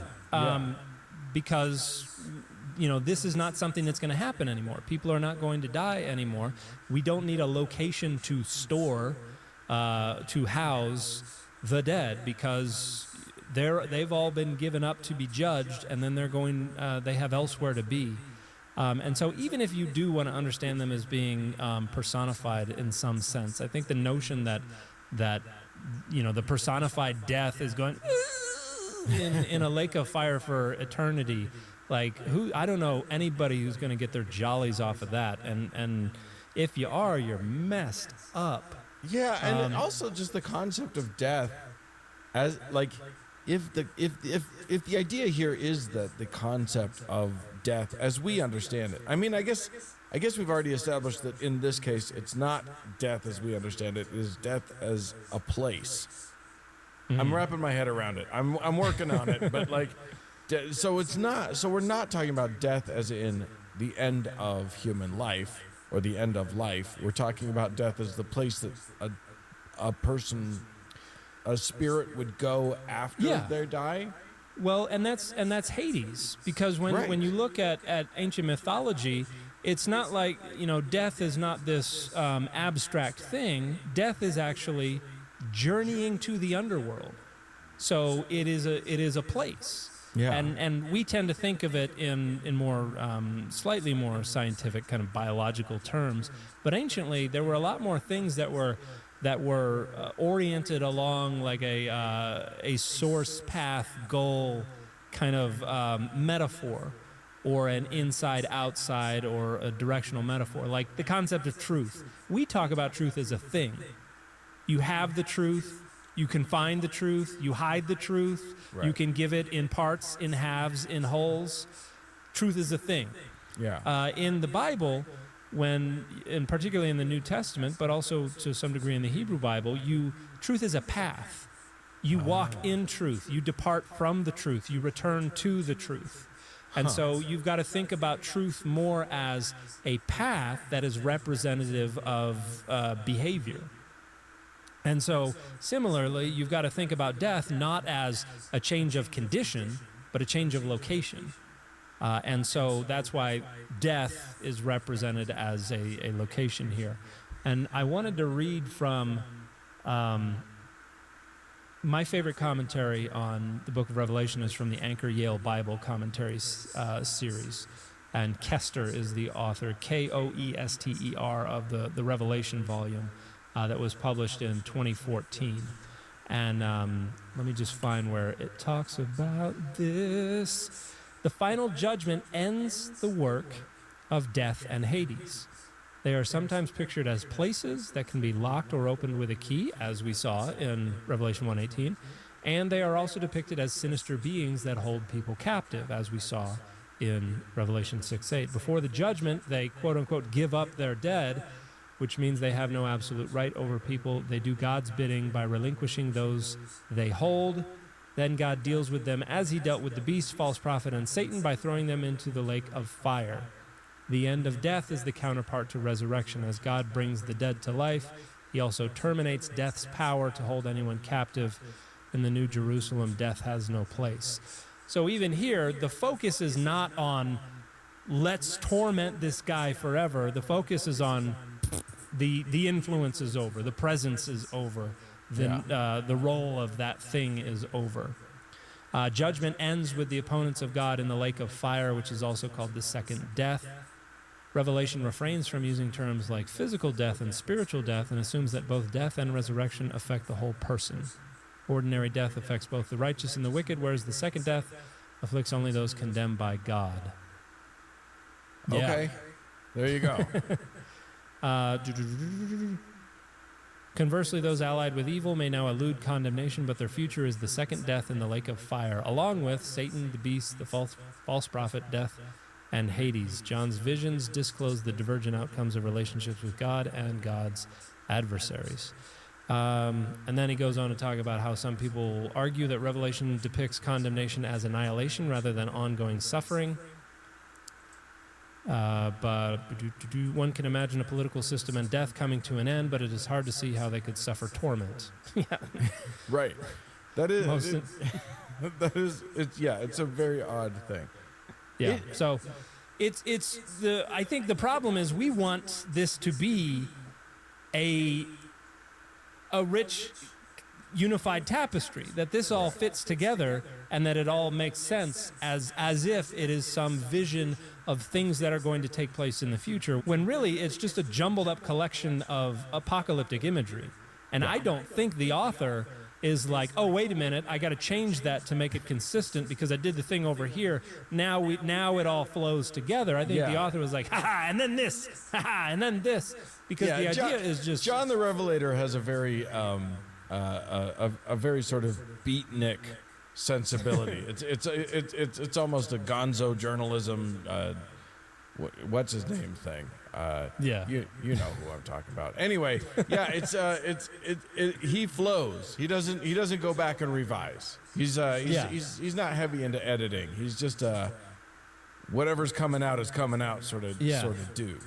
Which I think makes it a problem when we have people today in our modern world who try to create this unifying framework that gives everything a place and everything fits together, as with gotquestions.org and everybody else who wants Revelation, who every time there's a car accident, somebody's like, this is the beast from Revelation, and somebody was like the trains that were derailing a bit ago. They were like, this is the serpent with the tail like a scorpion from this part of Revelation, because they think this is actually some kind of prophecy about things that are going to happen in the future. It's really just scary story time. Yeah, like when you taking it literally, very much to my mind misses the point. Like you literally, if you try to take it as these are literal things that I'm predicting are literally going to happen and look the way I'm describing them, you miss everything that he's trying to say in it. Now, I think a lot of what he's trying to say is nutballs myself. I think he might have been a little bit goofy. But if you want to understand it, if you want to understand what he was trying to say, taking it literally is not going to get you anywhere near it. It's very clearly metaphor. The guy can't even decide whether two things are a place or people. That to me is plenty to just say, let's look at this as a metaphor. Let's chill out a little bit with the literal. And I think the reason there are so many people who are just allergic to recognizing that fact is because they want to try to make the text as useful and meaningful as possible to them. And right now, there's an awful lot of utility in mapping whatever's in the text onto current events, so that we can pretend we have some kind of insight into what's coming next. And that is horrifically dangerous when on a geopolitical level we have bad actors who are trying to represent genocide as something not only that is prophesied to happen in the future, but that is something they should be excited about.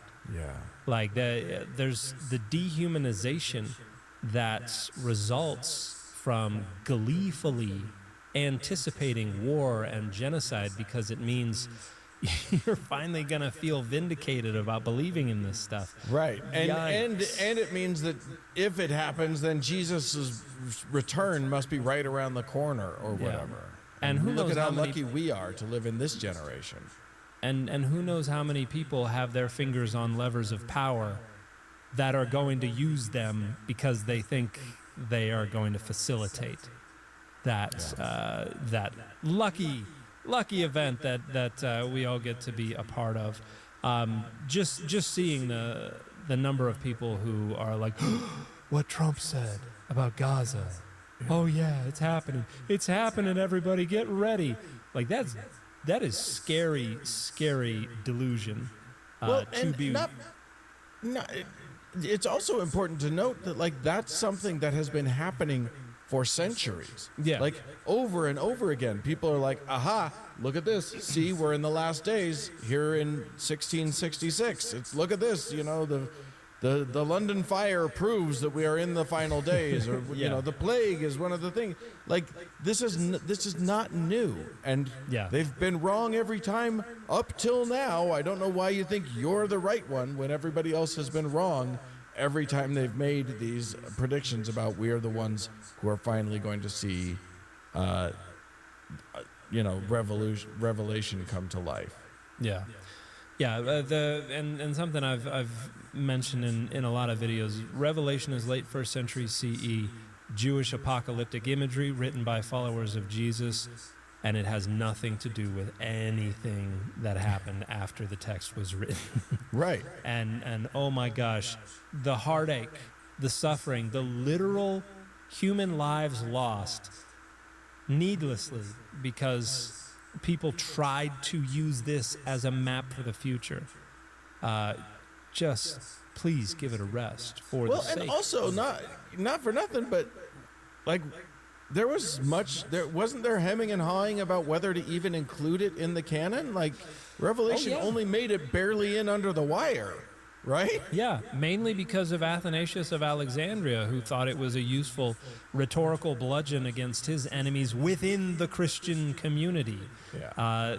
Because the earliest Christians were like, who's this John dude? He was up in the night. What was he smoking? Was he in a cave? What was happening here? But you had folks who were like, I think Justin Martyr around 150 to 160 was the first to say, hey, I bet this was the same John that wrote the Gospel of John. And other people were like, can you read, Justin? Like, this guy's Greek is awful. This is not the same author. And so you had Christians who were denying that this was John the beloved disciple. You had a bunch of them that were pointing out there's no revelation in here. This is just bizarre, grotesque imagery. This is not uplifting. This is not the gospel. And as we talked with Bart Ehrman about this as well, you had all this excess. It wasn't about dismantling these oppressive systems of power. It was about trading places with the people who were in the driver's seat, so that we could be the ones now to laugh maniacally as other people were being mown down. Yeah. And so a lot of people were like, that's not my Christianity in the early centuries. And yeah, it took a while. It took Athanasius of Alexandria to write his festal letter and tie his little canon off with the bow that is the book of Revelation, and then stealing a page from the book of Revelation, he closed out his canon list by saying, curses anybody who adds to or takes away from these. Yeah. So yeah, it's a mess. But I think and I think, let's see, I'm trying to think of who omitted it from their canons. There were a few people, but I think it wasn't even until like the Council of Trent that it was formally recognized as canonical by the Catholic Church. Yeah. I may have to revisit that. I don't know if that's true, but yeah, it was not popular for the earliest generations of Christians because it conflicted with what they were seeing in the Gospels and what they wanted to get out of Christianity. Darn you, Athanasius! You could have saved us all a big headache if you had just. Yeah. All right. Countless lives. Yeah. All right. Well, thank you for that. I think that is fascinating. And if you, friends listening or viewing at home, decided that you think it's fascinating and would like to help make this show happen and be a part of our ever-growing team of patrons, we would love for you to do so. You can go to patreon.com/dataoverdogma. To do that, you just sign up there. If you choose to, you can, at certain level, you can receive an early and ad-free version of every episode. You can get the after party where we have extra bonus content every week. We answer patrons' questions, and we talk about our lives, and it's a good time. A little free form, little hippy dippy. You gotta love it. Little beatnik stuff, yeah. Yeah, man, we're getting all kinds of crazy up in there. All right, so if you'd like to reach out to us, it's contact@dataoverdogmapod.com, and we'll talk to you again next week. Bye, everybody.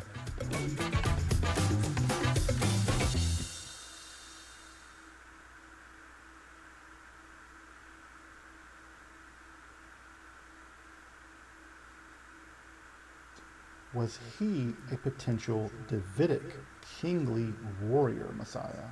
The problem is Jesus' parentage, because being a Ben David, a son of David, was only possible as established through one's paternal lineage. Maternal lines made you Jewish, but it was paternal lines that gave you inheritance. The problem here should be relatively obvious. It's Jesus' father. Matthew's genealogy attempts to provide such a Davidic inheritance through Joseph, through curiously mixing in women into the list. Tamar, Rahav, Ruth, and Uriah's unnamed wife are all women mixed into the genealogy who are marked by some type of sexual scandal. That sound familiar? Why in the world would it include them? Because it sets Matthew up for a wonderful sleight of hand. Jacob begat Joseph, husband of Mary, and from her was begat Jesus, called Christ. By including the women, Matthew is priming his readers such that when the shift is made, a shift that no Jewish genealogical tradition would allow, it seems more natural, even expected. Luke, on the other hand, attempts to fix this by tracing a Davidic lineage directly through Mary, perhaps to Nathan, brother of Solomon, which is better than Matthew's connection to Jeconiah, who is just kind of cursed and not allowed to be a king. None of his offspring are allowed to be kings. Further, the lineage through Mary is attractive because it also contains plenty of Matthews and Levi's, names associated with priestly lineages as well, which makes some sense given that Mary's relative Elizabeth married into a priestly family. But would such fishy genealogies have worked to establish Jesus as a potential heir to the Davidic throne? Well, yes and no, maybe. For the Jewish authorities of the time, no, absolutely not. Joseph isn't Jesus' father, thus he's at least a suspected mamzer, and no amount of genealogical sleight of hand is going to fix that. Further, that very sleight of hand makes Jesus all the more suspect. Why are you fudging things for the brother? But John and Jesus aren't appealing to that crowd. Indeed, their message is going to indict just that elite population. But by the time the Gospels are written, more than 30 years after Jesus' death, the movement itself had shifted audiences from a mostly Jewish audience looking for a literal kingly Messiah ruling over Israel to a largely Gentile audience expecting the return of a spiritual Christ to rule over the world.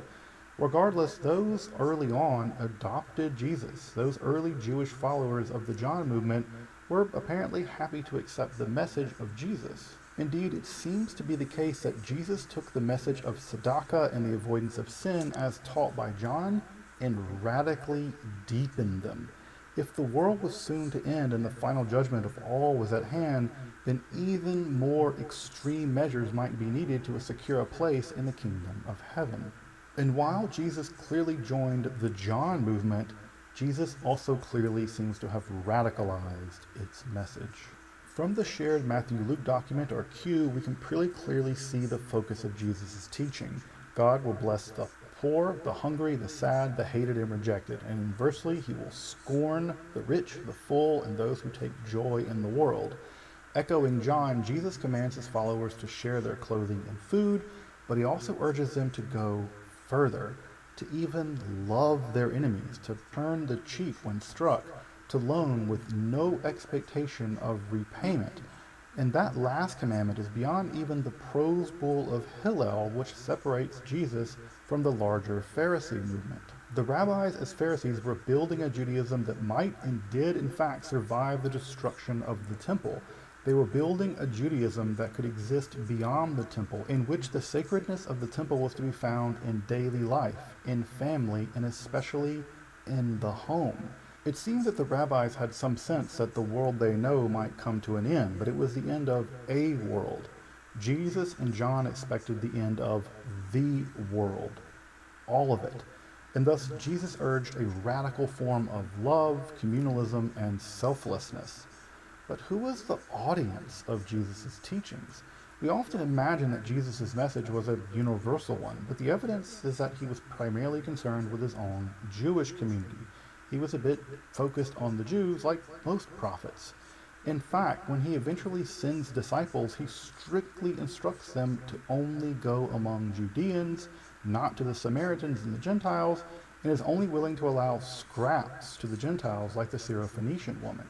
Of course, the end of the world will be the end of the world for everybody, but Jesus' message remains, I think, rather parochial.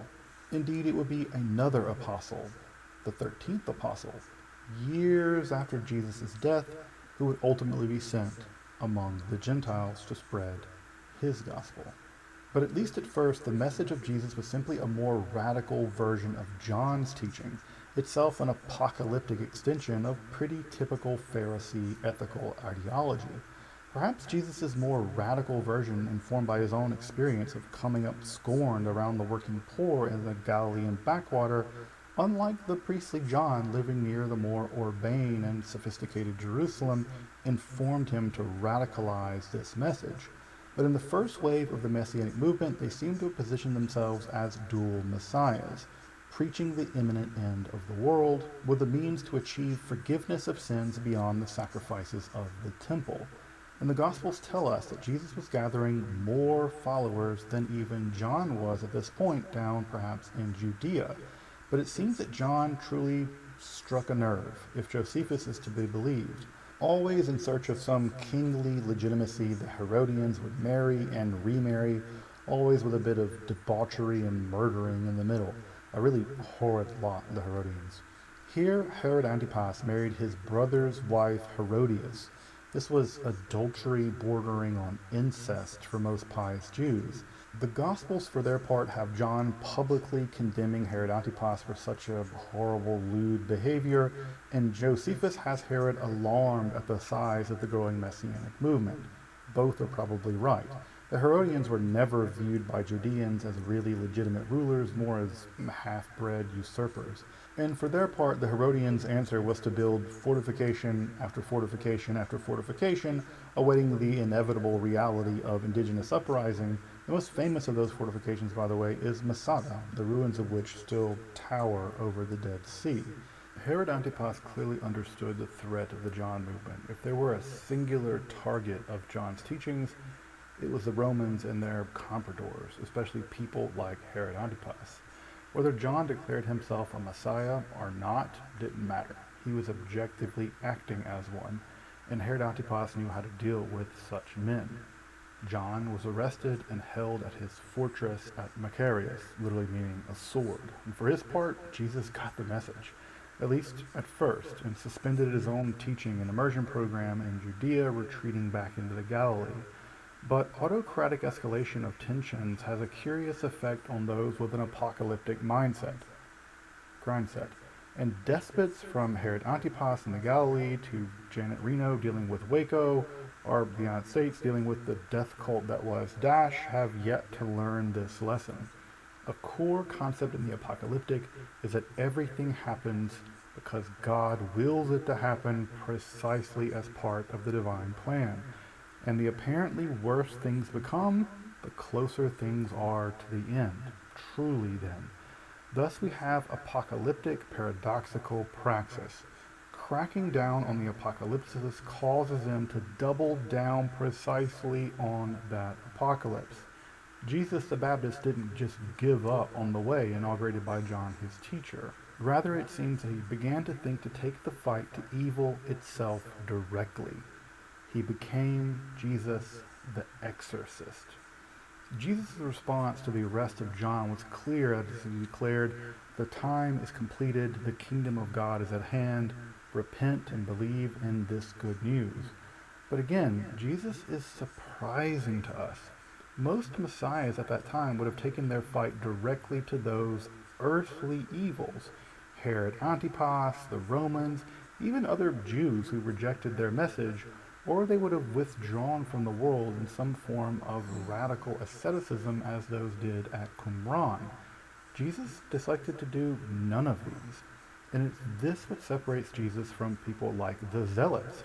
He had little interest in armed resistance to evil in this world.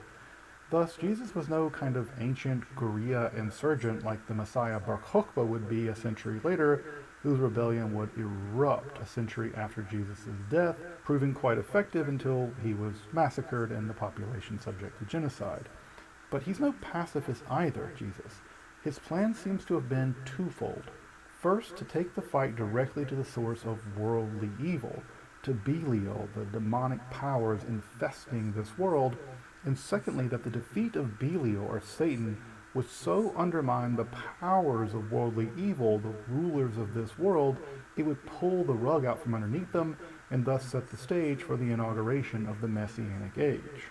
Jesus was a militant, but he was primarily interested in combating metaphysical evil, and probably did believe that the Romans and their comprador Judean ruling class, along with the temple, would be overthrown and the kingdom of God established in that process. But it appears that Jesus thought that he would lead the former and that God alone would do the later. He didn't have to bring the fight to worldly affairs. He had to defeat metaphysical evil first. Indeed, I suspect that Jesus believed that by taking the fight directly to the forces of metaphysical darkness, it would so undermine Herod Antipas that John might just be released or freed somehow, and that the two of them would eventually be revealed as messianic rulers. And so Jesus retreated to Capernaum, gathered his forces, and began to lead a direct assault on none less than Satan. Now combined with his radical social message, Jesus begins to drive the forces of evil from the world. Indeed, the lion's share of his miracles are exorcistic in nature. He performs folk healings and has magic-like powers over nature. But again, historical and social context are key here. While Jesus' miracles do seem extraordinarily if we only read them in the gospel accounts, they aren't without precedent. Miracle workers were just a staple of the ancient world, and exorcism was widely practiced. Indeed, it just was basically medicine in most of the regions of the ancient Near East. Further, the Galilee produced so many miracle workers, there was even a technical Hebrew term for them, anshe ma'aseh. Now, I've done a whole video on these extraordinary anshe ma'aseh, these miracle workers, if you want to check that out.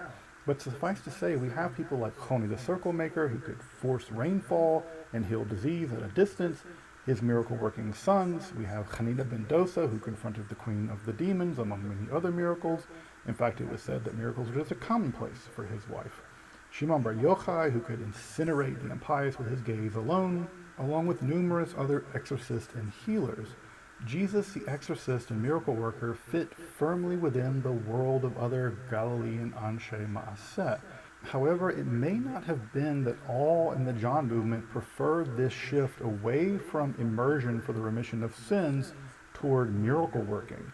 And the Mandean religion, perhaps itself and in fact an offshoot of John's immersion movement, still views John with awe and glory and views Jesus as basically a dangerous false prophet. And indeed, to this day, daily ritual immersion is a core feature of Mandean religion, which is a truly heroic survival from late antiquity. But that's not to say that it wasn't surprising or perhaps even a shocking turn of events in this transition from Jesus the baptizer and follower of John the Way to Jesus the healer and exorcist. Healing on the Sabbath was controversial, other miracles were beyond the pale of the movement, and the crowds were becoming simply overwhelming in size. Jesus was becoming a victim of his own success. Even the very family of Jesus were apparently, at least at first, so alarmed that they sought to seize Jesus because they thought that he had gone insane, a detail found only in the Gospel of Mark. But as the Q source makes clear, Jesus took it that if he could cast out demons, that was in fact proof that the kingdom of God was surely at hand. And it was his success, especially his success in confronting and defeating metaphysical evil, that perhaps led him to further clarity on his own messianic importance. But Jesus was no fool. He knew that being seen as a Messiah was a de facto death sentence. John was now rotting away in a prison, and that was proof of that enough. Thus, Jesus carefully proceeded with a great deal of subtlety. He curtailed discussion of his messianic character. He commanded silence of any such people that would be healed or make proclamations of his messianic character. And he kept this messianic character a secret as much as possible. Yet, he acted messianically enough, especially in electing 12 followers, 3 of which were his stepbrothers, to act as a kind of provisional Israelite government, a move identically made by the Dead Sea Scroll community at least a century prior. Indeed, Jesus the Baptizer became Jesus the Ishmaaseh, the exorcist or miracle worker, but he was now becoming something else. The miracle worker was settling into becoming a Messiah. Given this initial success, Jesus quickly expanded his confrontation with the forces of evil, sending out the 12 to do exactly the same kind of miracles that he had been doing. Indeed, he even imagines that such a confrontation may prove decisive, such that they might not finish going through the towns of Israel before the Son of Man comes. But who is he talking about? Who is this Son of Man? This apocalyptic trope emerges from the book of Daniel. Indeed, the timing of all of this Jesus movement may have been informed by the calculation of the weeks found in that very book. But for Daniel, the coming of this Son of Man, from the Aramaic term Bar Nosh, was the collective symbol for the leadership of the faithful Israelites to be given power over the beastly foreign nations. In some of the earliest gospel materials, such as in Q, Jesus will often refer to the Son of Man in the third person, making it pretty clear that he didn't think that it was him. We see the same thing in Mark, but this gets conflated on by later Christians. Rather, it was a cosmic event accompanied by celestial catastrophes like the sun going dark, stars falling from the sky, and terrestrial cataclysms like earthquakes, etc. But clearly by this point in Jesus' career, he expected that the Son of Man might appear immediately, thus inaugurating the end of days. This idea was so core to Jesus, the idea of the Son of Man coming, that it was among his last earthly pronouncements in his trial before the high priest. Jesus even sent word of such workings to John in prison, of these miracles, such that he had cured disease and confronted demons and talked to the poor, and even raised the dead. Shockingly, almost this exact language can be found in the Messianic Apocalypse 4Q521, written perhaps a century prior to the life of Jesus in the Dead Sea Scrolls, such that the Messiah would do just that: heal the wounded, revive the dead, and bring the good news to the poor. There was no mistaking this message, and perhaps Herod Antipas actually intercepted this message, because John the Baptizer, he was put to death. He was beheaded shortly thereafter. And the murder of John must have been completely devastating to Jesus and to the movement. After all, John was the teacher of Jesus, the founder of the way, and probably taken to be the priestly Messiah. He needed two. In the wake of this disaster and fearing for their lives, Jesus and his 12-member provisional government just fled as far as they basically could, far to the north to Caesarea Philippi, where the pivotal question had to be settled. Is Jesus still a Messiah? Now perhaps the Messiah? And if he is, what is to be done next? The execution of John was a disaster, but it wasn't a disaster without messianic precedent. The Damascus document, written in the aftermath of the death of the messianic teacher of righteousness, contended that his death was in fact the prophetic realization of the prophet Zechariah's words that if you strike the shepherd, that the sheep will be scattered, just before the final victory of Yahweh in Jerusalem. And indeed, that a Messiah might die, indeed must die, was already a notion in development in Jesus' time. In fact, it seems to have been during this period of Jesus' career that he came to the conclusion that both he and his followers must go to Jerusalem and suffer some kind of ordeal before the appearance of the Son of Man. Again, the murder of John results in apocalyptic paradoxical praxis, with the vote of support from his followers that he is, in fact, the Messiah.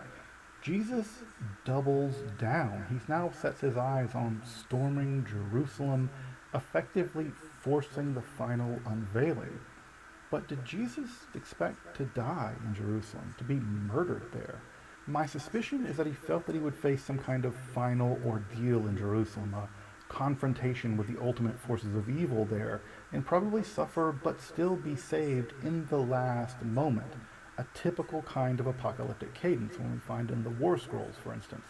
But following that salvation, some cataclysm would fall upon the earth, resulting in the final defeat of evil Rome, the corrupt temple, and the worldly authorities would crumble, and he would be crowned king.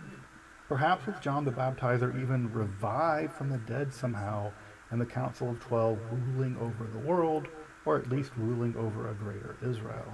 And as an opening salvo against those final forces of evil, Jesus sends his followers back into the countryside to confront evil, to heal the sick, and to proclaim the same message that he had sent to John in prison. Herod Antipas and the others must have just been flabbergasted. The movement, rather than sulking in defeat with the death of John, had returned with a vengeance. Their success put wind into the sails of Jesus' now truly messianic mission. Indeed, Jesus has one of the rare visions, mystical visions that we have in the New Testament, in which he sees Satan tumbling out of heaven like a bolt of lightning. He begins to make his move to Jerusalem, preaching, teaching, and healing, but carefully avoiding his enemies all along the way, all the while actively trying to keep the chatter about him being a Messiah to an absolute minimum. Jesus clearly felt that his and his followers' actions would then induce a chain of events which would inaugurate the coming of the kingdom of God and the coming of the Son of Man. Further, rather than seeing his actions and the actions around him as the completion of messianic prophecy, he was shifting gears. Rather than just witness fulfilled prophecy around him, passively seeing prophecy being fulfilled around him, Jesus would now actively seek to fulfill messianic prophecy in his Jerusalem quest. It was no longer that the end is coming and Jesus is to play a decisive part, but that Jesus' very coming to Jerusalem is bringing that very end. This is no longer the fulfillment of prophecy. This is messianic accelerationism. Jesus intentionally enters Jerusalem on a cult and messianic triumph. He arrives near Passover, the holiday celebrating Israelite deliverance from slavery, an annual period notorious for Jewish uprisings in the region. He brings his followers, especially his provisional government of the 12. His first direct action is to target the economic central nerve of the temple system, the money changers. Both a decisive strike, but also, again, further fulfillment of prophecy. He directly confronts Judean religious leadership to their face in the temple. Everyone in Jerusalem knows exactly what this is. They've seen some version of this messianic drama play out time and time before. Further, the Judean leadership knows exactly how this is going to play out. There's going to be a riot, maybe armed insurrection against the Romans, followed by brutal Roman suppression, but most of all, it will be a disruption to the tenuous status quo. The suppression of Jesus' messianic activity by the Judean leadership actually has very little to do with Jesus specifically. There were even members of the Judean leadership seemingly sympathetic to him and his message among the Pharisees and perhaps even in the Sanhedrin.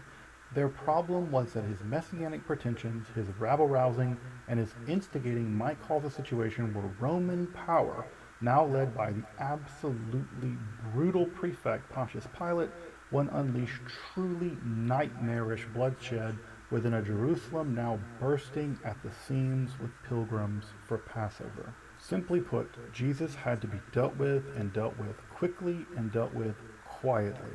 A public confrontation would likely spark at least a riot. Thus it appears that he was alone, or at least mostly alone, when he was arrested by a significant detachment of Judean and Roman security. And they were right. Even when he was arrested at night, armed combat with Jesus' followers was joined. If this arrest had happened inside Jerusalem, inside the temple, now swollen with pilgrims, primed with the message of Passover, it could have been a disaster. Jesus, however, pacifies his followers and is taken to be questioned by a hastily assembled Judean Inquisition, apparently led by the Sadducee faction, those with the most to lose from a Roman crackdown during the Passover at the temple. After all, Passover was among the most lucrative times for the temple finances, and the upper echelons of the priesthood, along the most wealthy in the region from precisely those funds, have absolutely no interest in a Galilean peasant upstart interrupting the foundations of the Jerusalem economy. The Sadducee high priest Annas and his father-in-law, the high priest, or former high priest Caiaphas, would have found Jesus a threat to the social order from which their income, from which their money came, and socially, theologically, they would have found him to be a bumpkin heretic at most. In general, they didn't care about Jesus. They cared about what he might cause. They simply wanted to get rid of him. And imprisoning him likely would have only deepened the potential crisis. They knew that he had messianic pretensions, and that alone was enough for convictions by the Roman for sedition. Let him be the Romans' problem, I imagine they thought. And with Passover starting the following evening, people would be busy anyhow. Maybe they wouldn't even notice what had happened. Basically, if he didn't survive the next day, he wouldn't survive into Passover and cause any problems during the holiday. But they needed a confession. Was he the Messiah and therefore an insurgent? They directly asked him this in front of witnesses. Are you the Messiah? And Jesus, for his part, saw this as his moment to directly confront the highest level of Jewish religious life, face to face. And what he had tried previously to keep secret, he now made as clear as he possibly could. I am, and you will see the Son of Man sitting at the right hand of power and coming with the clouds of heaven. Both the high priesthood and the Galilean Messiah had both thrown down their gauntlets. For their part, the temple authorities had their confession, and thus they punted Jesus to the Roman prefect. Now, Christian history has long whitewashed Pilate, but the historical truth is that he was a brutal ruler. Philo denotes him as a mixture of willfulness and relentlessness, noted for being especially vindictive with a furious temper. Probably realizing the situation, I think that Pilate just didn't want to riot for killing the guy either. And realizing that Jesus was Galilean, Pilate punts him over to Herod Antipas. But at this point, Jesus has said all he's going to say, especially to the face of the man who murdered John. He's staring into the face of the man that murdered his teacher. I suspect that Jesus perhaps thought that Herod Antipas would get his comeuppance soon enough, perhaps even face to face with a resurrected John. Punted again back to Pilate, Jesus was quickly sentenced to torture and execution by crucifixion, the most wretched of deaths, as Josephus put it. After beating Jesus within an inch of his life, mocking him as the king of Judeans, around 9 a.m. the next morning, he was nailed to a cross with other insurgents. From a distance, some of his followers looked on in horror. His own mother, who had very well beheld crucified insurgents near her own home while pregnant with Jesus years ago, now beheld her own son struggling for hours against blood loss, shock, struggling to breathe as the weight of his own body was suffocating him.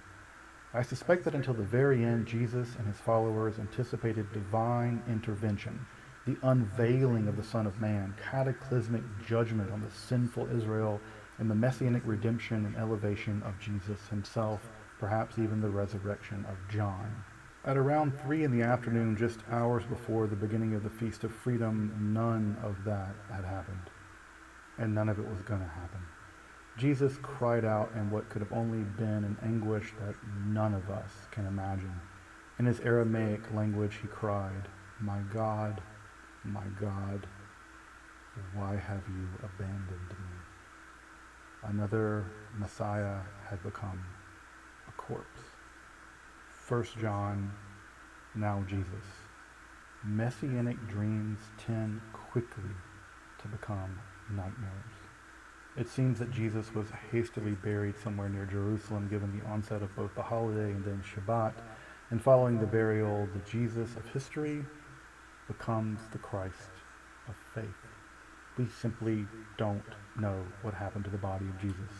I suspect that he was reburied, probably by his mother and some female followers. It seems like virtually all of the men fled or were in hiding, and for good reason. They didn't want to share his fate, though some eventually would. Jesus' mother had family in the area, as did some of his followers, and the areas around Jerusalem are just honeycombed with tombs from that period. But a part of me has always hoped that his mother and followers took his body back to En-Karim, just west of Jerusalem, where she had come pregnant with him all those years before. And there I kinda hope he was laid to rest in a family tomb, perhaps not too far from the body of John, his kinsman, teacher, baptizer, and friend. What is clear, however, is that the execution of Jesus did not stop the Messianic movement. Following a return to the Galilee to regroup, James, the brother of Jesus, takes up the helm along with Peter and eventually seems to center the movement in Jerusalem. But the core teachings of Torah observance, radical tzedakah, and the imminent end of the age persisted after the death of Jesus. The way, founded by John, radicalized by Jesus, and continued by James, his brother, himself now a contender for the Davidic throne, would continue. But some years later, the glorified Christ was now beheld by a man who would transform the teachings of John and Jesus. Paul would develop a gospel in which Jesus was a pre-existent divine being, through which creation itself came to be, who then poured out his own divinity to become the sinless human Jesus, who in turn was sacrificed as a sin offering for the redemption of all human beings. According to this gospel, Paul's gospel, Jesus was raised from the dead, attained a glorified, angelic-like divine form. He co-ruled with God and was soon, very soon, to return in judgment so as to doom many and glorify those who had trust in the gospel developed by Paul. And to this day, the documents that we now call the New Testament contain the fossilized remnants of at least 3 distinct gospels. Those of John, the founder of the way, those of Jesus and his brother James, and finally those of Paul. But it would be Paul's gospel, taken to the wider Gentile world following a mystical vision in Jerusalem, that would triumph simply as Christianity. In effect, for James, the message of Jesus remained central, but for Paul, Jesus simply became the message. But let's save that story for a part 2. Yeah, I want to come back to the emergence of the Gospels in the primitive Jesus movement and explore this gospelscape, if you will, of James and Paul. So I'll see you next time for that. I put some works that have informed my own thinking in this episode in the description if you want to check those out. But I want to say a special thank you to a scholar that has deeply informed my thinking on the historical Jesus, and that's Professor James Tabor. I can remember being an undergraduate and reading some of this literature on the historical Jesus movement, and a lot of it seeming to go way one direction and way the other. And I remember finding Professor Tabor's books, and it really spoke to me. It really came to me as if this is a glimpse into what have actually happened historically. And if you watch this episode, you can probably hear very much the influence of Professor Tabor on my thinking about the historical Jesus. So I want to say 2 things. First, thank you, Dr. Tabor, if you're watching. Your ideas have radically informed me and shaped my appreciation, my deep appreciation of the historical Jesus. So thank you for your years of scholarship.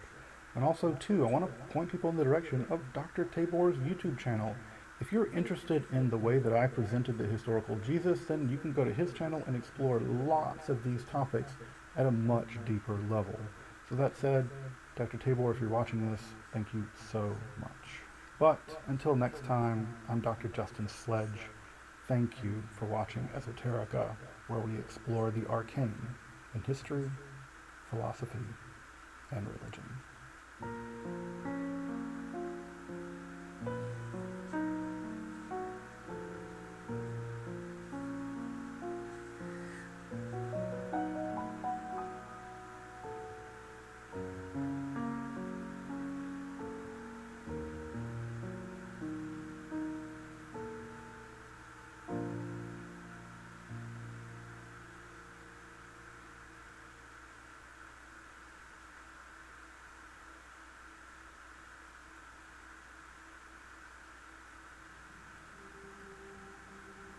Well, some think that the White Gold Tower, and some other towers around Tamriel, help, well, hold the world up, or something like that. Others believe that before the dragon broke, the tower helped protect us from invasion from oblivion. They help keep Mundus, the world, from dissolving back into oblivion. Or something like that. Anyway, everyone seems to agree it has power, but no one knows exactly what kind.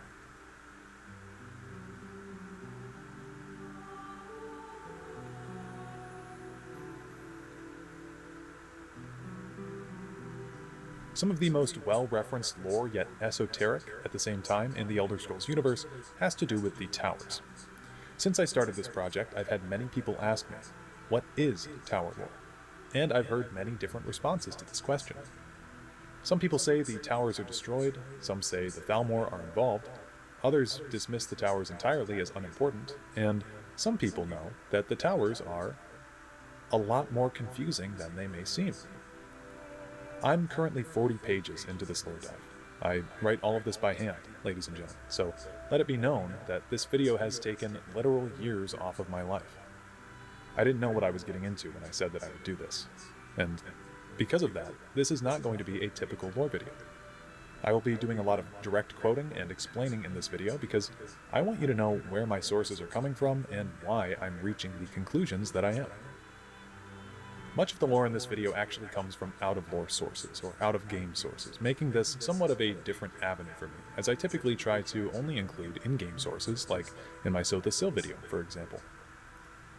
You're totally free to disagree with the things I say throughout the runtime, but I would at least like it if you left a meaningful comment with a source or something backing up your claim, because if I put in the research for the video, I'd expect you to put in research for your response as well. Needless to say, this video has taken me an extremely long amount of time, and it's by far the most insane lore research I've had to do yet. So, if things seem a bit jumbled in the writing, I sincerely apologize. I tried to organize this video in a way that made sense, but it was a lot harder to do than I thought. Before we begin, I'd like to just remind everybody to please leave a like or a comment. It helps the algorithm find me, and it'll make me feel good, so I'd appreciate it. And if you want to stick around for further videos, please subscribe, but I won't try to push that on you. For now. Anyway, without further ado, please grab a snack, sit back, and enjoy as I lore dump to you all about the towers.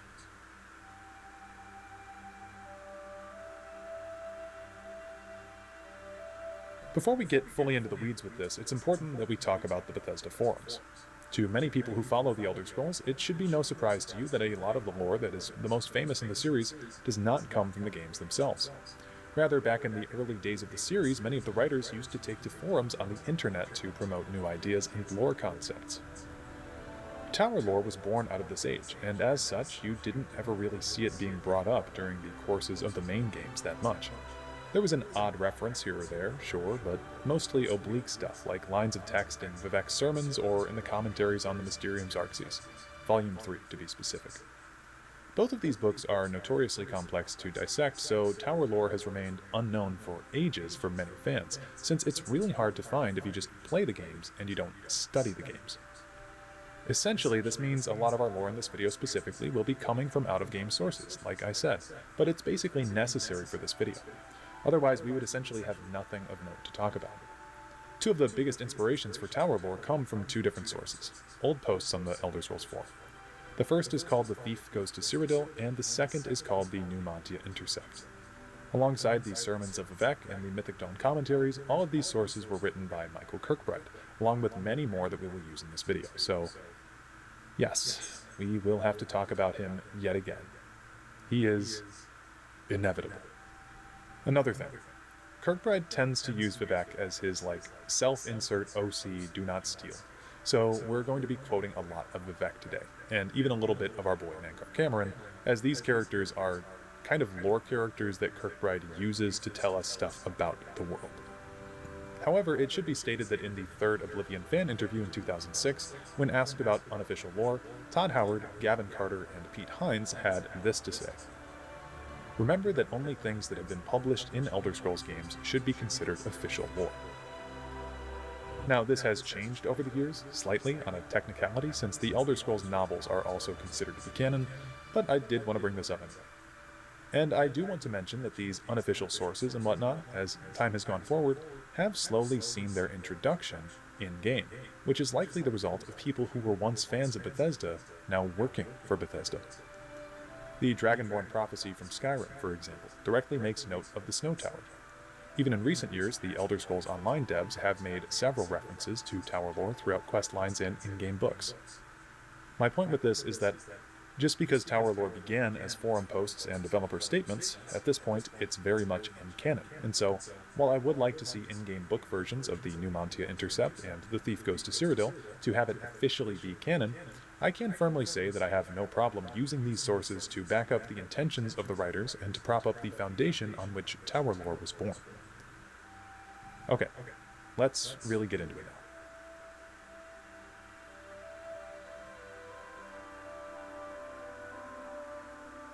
By now, if you're not familiar with this, you're probably wondering to yourself, what exactly is a tower? Well, isn't that a good question? I've spent the better part of 3 months trying to figure this out myself, so please put your thinking cap on and pay attention closely. When most people think of the towers, they think of the 8 or so structures on Nirn that have been associated with tower lore for forever. The Adamantine Tower, Red Mountain, White Gold Tower, the Crystal Tower, the Green Sap, the Orichalc Tower, the Snow Tower, and the Numidium. However, I've identified a few more. For the purposes of this video, this is just one branch of towers, and we'll be referring to them as the idols from here on out. For the next set of towers, there are 8 of them, as told to us by Vivek, just like the idols. These 8 towers are the gifts from the Aedra that stabilize the universe. We'll refer to these towers as the spokes, which is their general name. It's important to note that I don't think these are ever directly referred to as towers, but I genuinely think that they fit the bill here and have been confused with the towers of Nirn in the past, so stick with me. Additionally, they are tower-shaped in their description. Our last set of towers is actually just one singular tower, and this tower is the most important of them all, and likewise the most unknowable one. We will refer to this tower as Tower Actual from here on out. Now that we have our 3 categories of towers, we'll need to have a segment of this video dedicated to breaking down the cosmology of the Elder Scrolls universe in order to comprehend their place in it. So, let's start by understanding the fundamentals of the Elder Scrolls cosmos. The term that we use when discussing the Elder Scrolls universe is the Orbis.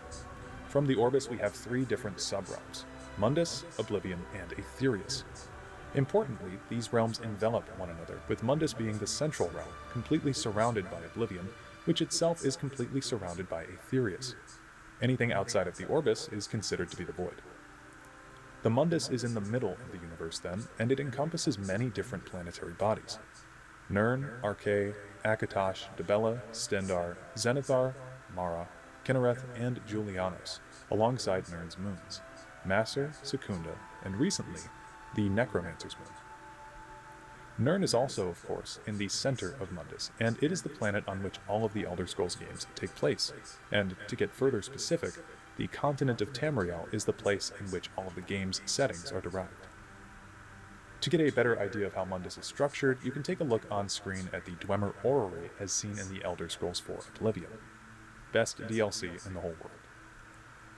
Mundus was of course created during the Dawn era when the Aedra were compelled by Lorkhan to use their power to build Mundus. Zooming out from Mundus, we arrive at Oblivion. When put into this perspective, it begins to make sense why Mundus is constantly being invaded by the Daedra, since they fully surround the realm. Oblivion is essentially composed of the larger planes of the Daedric Princes and several other pocket dimensions like the Sol Cairn, Gaiar Alada, and Fargrave. The main characteristic difference between these realms and the planes of the Mundus is that the Aedric gods assisted in the creation of the Mundus while the Oblivion lords did not. The planes of Oblivion are also said to hail from the void itself, lending to their chaotic nature. Finally, outside the outer layer of Oblivion, completely surrounding the Orbis, is the plane of Aetherius, which is essentially the godly spirit realm where magic is said to hail from. The Aedric gods are thought to have hailed from here, and it's said that this is the plane that many of the gods fled to when they realized that they would become stuck forever in Mundus upon its creation if they lent their power, like Akatosh and Arkay, whose realms reside in Mundus as a reminder of their mark on creation. This is why you can see stars from Nirn. They're actually tears in the cosmos through Aetherius, Oblivion, and Mundus, where the Magna Gi and their chief god Magnus pierced the veil between realms to escape the prison of creation. The escape of Magnus resulted in the biggest tear in the sky, creating the sun, and the Magna Gi created smaller holes which serve as the stars. The most recognizable realm in Aetherius for many fans is Sovngarde, which the last Dragonborn gets to travel to at the end of Skyrim, but also places like the Mantellan Crux from Daggerfall exist here too. With all of these realms in mind, you can think of the Orbis as a wheel, like an old-timey wagon wheel. Mundus would be the hub of the wheel, the central point. From that wheel protrude the spokes, and these are our second group of towers. These towers metaphysically connect outward from Mundus through Oblivion and into Aetherius, essentially propping up Mundus from falling into Oblivion like ancient Greek pillars holding up a roof.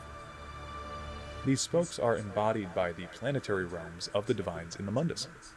Vivek says in The Thief Goes to Cyrodiil that the spokes of the wheel are the 8 gifts of the Aedra, sons and daughters of Aetherius. The voids between each spoke number 16, and their masters are the sons and daughters of Oblivion. The center of the wheel was another circle, the hub, which held everything together. The Atada called this Mundus. You can see how directly the creation of the universe is tied to these spokes now, or these towers. The 8 spokes beget the 16 realms of the Daedra lords, as there are 16 Daedric princes.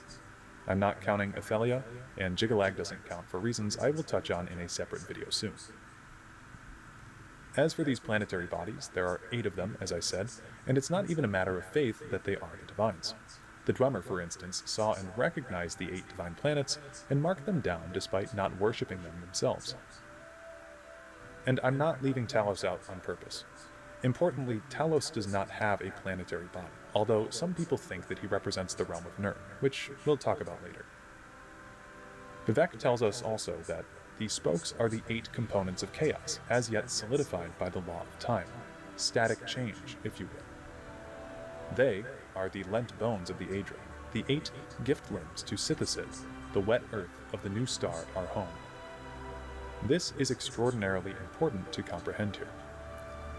Basically, if you're unfamiliar, a long time ago, a god named Lorcan tricked/convinced a bunch of his other fellow gods to create the mortal plane, without telling them just how unstable it would be. Many of the gods that helped in the creation of Mundus would have to turn themselves into the Elnathae, or, as translated from the Elnatheks, the Earthbones. Now, the term Earthbone is quite literal here, as their powers helped solidify Mundus and give it structure, like bones.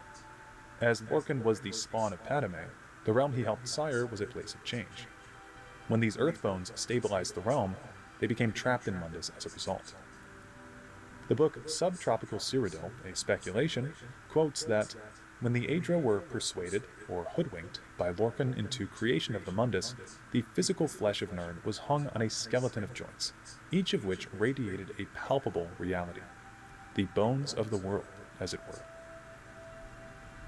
So wrapping back to Sermon 21, when Vivek says that the spokes of the wheel are the lent bones of the Aedra, he is literally talking about the Aedric sacrifices of their power to create the world and become its bones.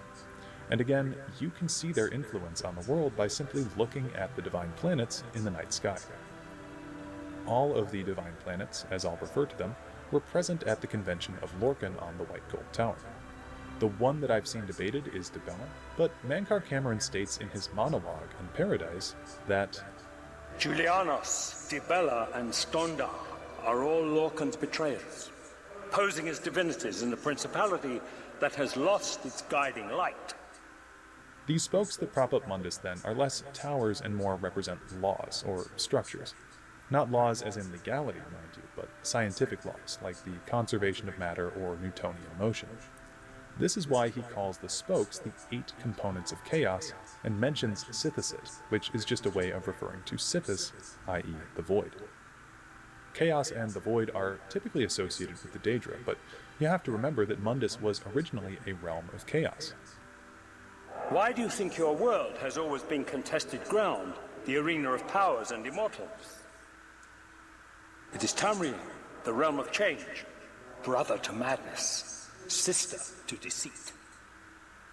In the monomyth, the Altmer are said to refer to Mundus as the House of Sithis, i.e. the House of Chaos. Sep, the Redguard version of Lorcan, tricked the gods into entering the Skin Ball, otherwise known as Mundus, which was deadly to them. So, looking again at the quote from Sermon 21, these spokes are the 8 components of chaos, as yet solidified by the law of time. The spokes of the wheel were in place in the chaotic realm of Mundus, but were not yet fully realized until the law of linear time was fully established. You see, during this era, the Dawn Era, time existed as Akatosh existed for it to persist, but time flowed strangely, in an amorphous fashion. That is, until Convention. Convention refers to the conference held by the Aedra against Lorcan for his perceived treachery, and it was also the first event of the Morathic era. Nuhata, the main speaker in the Numantia Intercept, tells us in letter number 4 that Oriel, that is Akatosh, returned to Mundek's arena from his Dominion planet, signaling all Aedra to convene at a static meeting that would last outside of Orbic time. His sleek and silver vessel became a spike into the changing earth, and the glimmer winds of its impact warned any spirit that entered Aura with it would become recorded, that by consent of presence, their actions here would last a period unassailable, and would be so whatever might come later to these spirits, even if they rejoined the Aether or succumbed willingly or by treachery to a Sithite erasure. Thus could the Aedra and their cohorts truly convene in realness. Our forebears saw the erection of Adamantia, Tower. I know this text block sounds kind of unhinged and insane, but to break it down really simply, when it came time to punish Lorcan for his convincing of the gods to create Mundus, Akatosh and the other Aedra created the first of the physical towers, the Adamantium Tower, to actualize time on Nirn so that their convention against Lorcan could be recorded in actuality. The sleek and silver vessel referred to in this text is a reference to this Adamantium Tower, which became a spike into the changing earth, and its impact warned any spirit that entered Aura with it would become recorded. From here, Nuhata goes on. Time began to last in stepid fashion. Those spirits that remained, lesser and greater, involuntary or eventual earthbone, surrendered all definite hold on divinity. Aldmeris bore witness and built the remaining towers during the Morathic. White Gold, Crystal-like Law, Orichalc, Greensap, Walkbrass, Snowthroat, and on ad semblio impera. Thus, we come to the idols. Way back in Sermon 21, Vivek says, "Look at the majesty sideways, and all you see is the tower, which our ancestors made idols from." But an idol implies an ideal, and this ideal would be Tower Actual. To quote Vivek, "The tower is an ideal, which, in our world of myth and magic, means that it is so real that it becomes dangerous." If you remember a little ways back, I made mention of Tower Actual and how it's the most important of all the towers. Well, if the spokes are laws and the physical towers are just idols, then what is this Tower Actual? Well, Tower Actual is God. Let me explain. The Orbis is a wheel, we've established this. But if turned on its side, like what Vivek says, you see, it looks like a tower. But let's back up for a second. When we think of Elder Scrolls deities, we tend to refer to them as gods, but gods with a lowercase g, not capitalized, as opposed to the God of the Abrahamic religions with a capital G. However, when we look at Kirkbride's writing, the singular God comes up quite a bit, as does the phrase Godhead. Mankar Cameron in Volume 3 of the Commentaries on the Mysterium Xarxes refers to the Godhead, and it appears in the Black Book Waking Dreams in Skyrim's Dragonborn DLC, alongside many oblique references in other texts. So, what is the Godhead? Well, the Godhead is a complex topic in and of itself. It can be used to both refer to a tripartite God, which is also the way that the Church of Latter-day Saints uses the word Godhead as well, and it can be used to refer to the first dreamer. The prevailing idea here is that the Godhead is the first dreamer, its dream being the Elder Scrolls universe, or the Orbis. This obviously means that all of the Elder Scrolls universe may actually exist solely in the mind of the dreamer, making everything in the Orbis non-existent in a sense. A fan once told Michael Kirkbride that the idea of the Elder Scrolls universe being all just a dream made it boring. He responded with the following. Just want to say, because I never think I did, the whole "it was all just a dream" avenue is completely missing the point. Consider your lucid dreams, if you've been lucky enough to have ever had one. Then think again before you dismiss the idea of divine hypnagogia. Hypnagogia is the transitional state of being in between wakefulness and sleep, which can cause a sort of lucid dream state. If anyone has ever had a lucid dream, which I've not, they'll know that when you're sleeping in this state, you're able to both realize that you're in a dream, but also control aspects of it. And interestingly, the aforementioned reference to the Godhead in the Black Book is labeled as Waking Dream. If you go just a step further and you look through what's called the secret triangular gate, you can see the secret tower within the tower. And this is where you find the true name of God, which is I, coincidentally, yet another tower-shaped reference. Now, I personally really like the idea of the name of the Godhead being I, since I've always interpreted the Godhead as being the player.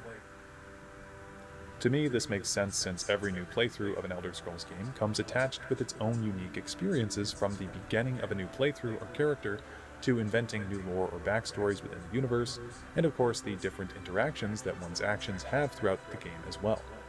These choices inflicted by the player essentially makes each playthrough a unique dream for a unique dreamer. Anyway, my opinion notwithstanding, what seeing the secret tower through the secret triangular gate allows, what seeing I, the name of God, what this does, if done correctly, is allows the viewer to essentially realize their place in the Godhead's dream, becoming a master of it themselves. In this sense, the tower gives one a truly objective view of reality. And in fundamentally understanding the true nature of the universe, one who overcomes this revelation is said to enter into the state known as Kim. And yes, it is pronounced Kim, I know. It deeply upsets me as well, but the CH is pronounced as a K. Also, before we move on, the secret triangular gate is a topic that is very esoteric in nature, but simply put, the triangular gate is seen as a representation of divinity requiring pairs of three. This can be seen in many aspects of Elder Scrolls lore, most famously with the three good Daedra, the Tribunal, or Talos, and of course the Guardian constellations. The triangular gate can also be seen in both the Mysterium Xarxes and the Agma Infinium, as well as in this concept art of Boethia. Getting back to Kim though, Mankar Cameron quotes, "The tower touches all mantles of heaven, brethren novitiates, and by its apex one can be as he will. More, be as he was, and yet changed for all else on that path for those that walk after. This is the third key of Numantia, and the secret of how mortals become makers, and makers back to mortals." Now, here specifically, Cameron is talking about the Psijic Endeavor, which is a whole nother process, but it's one of the 6 walking ways, the ways in which mortals can transcend to godhood. All of these walking ways are incredibly closely connected. Case in point, the purpose of the Psijic Endeavor is to achieve Kim, another of the walking ways. And finally, tying things all together, achieving Kim is realizing your place in the dream, yet remaining within it. So, just so we're all on the same page, these 6 walking ways are laid out in Michael Kirkbride's Love Letter from the 5th Era. You in the 4th Era have already witnessed many of the attempts at reaching the final subgradient of all I, that state that exists beyond mortal death. The Numidium, the Endeavor, the Prolix Tower, Kim, the Anatiomorph, the Scarab that transforms into the new man. For the purposes of this video, just know that most of these paths lead to Kim eventually. Vivek tells us that those who can attain this state, called Kim, experience an ineffable sense of the Godhead and escape the strictures of the world egg. So those who achieve Kim successfully are able to bend the rules of the universe to their liking because they ultimately know that they are within the dream of the dreamer. You with me still? I know, this is a lot, it's a lot of explaining. I'm going to take a quick second so we can all just have a mental breather. Also, if you made it this far, please consider subscribing. Now I will pester you about it. My channel doesn't do well in between my big lore videos, to be honest, and I don't want to be that guy, but like 88.3% of viewers aren't subscribed. And look, I get it. Sometimes I'll be on a binge of videos from the same channel and only realize that I'm not subbed on like the 16th video in a row. So anyway, please leave a like, comment, a share, and if you really want to, please subscribe and stick around for more. Anyway, let's get back to the video. So, the first person to view the tower from its side and see the name of God was the deity known as Lorcan. Padme's firstborn went wandering from the start, changing as he went, and wanted no name but was branded with Lorcan. As time allowed more and more patterns to individualize, Lorcan watched the orbis shape itself and grew equally delighted and tired with each new shaping. As the gods and demons of the orbis erupted, the Get of Padme tried to leave it all behind, for he wanted all of it and none of it all at once. It was then that he came to the border of the orbis. He saw the tower, for a circle turned sideways is an eye. This was the first word of Lorcan, and he would never, ever forget it. Lorcan is said to have intentionally failed to fully achieve Kim despite seeing the tower on its side. Why would he do this? Well, again, Vivek implies that it may have been to show the mortals of Mundus what not to do in achieving this state of being. While we're on the topic of Kim and the walking ways, there is an excellent video I would be upset if I didn't recommend to you by a YouTuber named Black Rose. They have a video titled Explaining the 6 Walking Ways. I found this during my research phase, and while I disagreed with some points in it, it was an extremely interesting theory, so please add it to your watch later and check it out after you finish this video, and then leave a comment that you came from my channel. The video only has like 7,000 to 8,000 views, and it's just far too well made for that. But there you have it, that's Tower Actual. That's the name of God, and that is what all of the other towers, the physical structures in the Mundus, have been built off of. So, let's talk about the actual towers on Nirn then.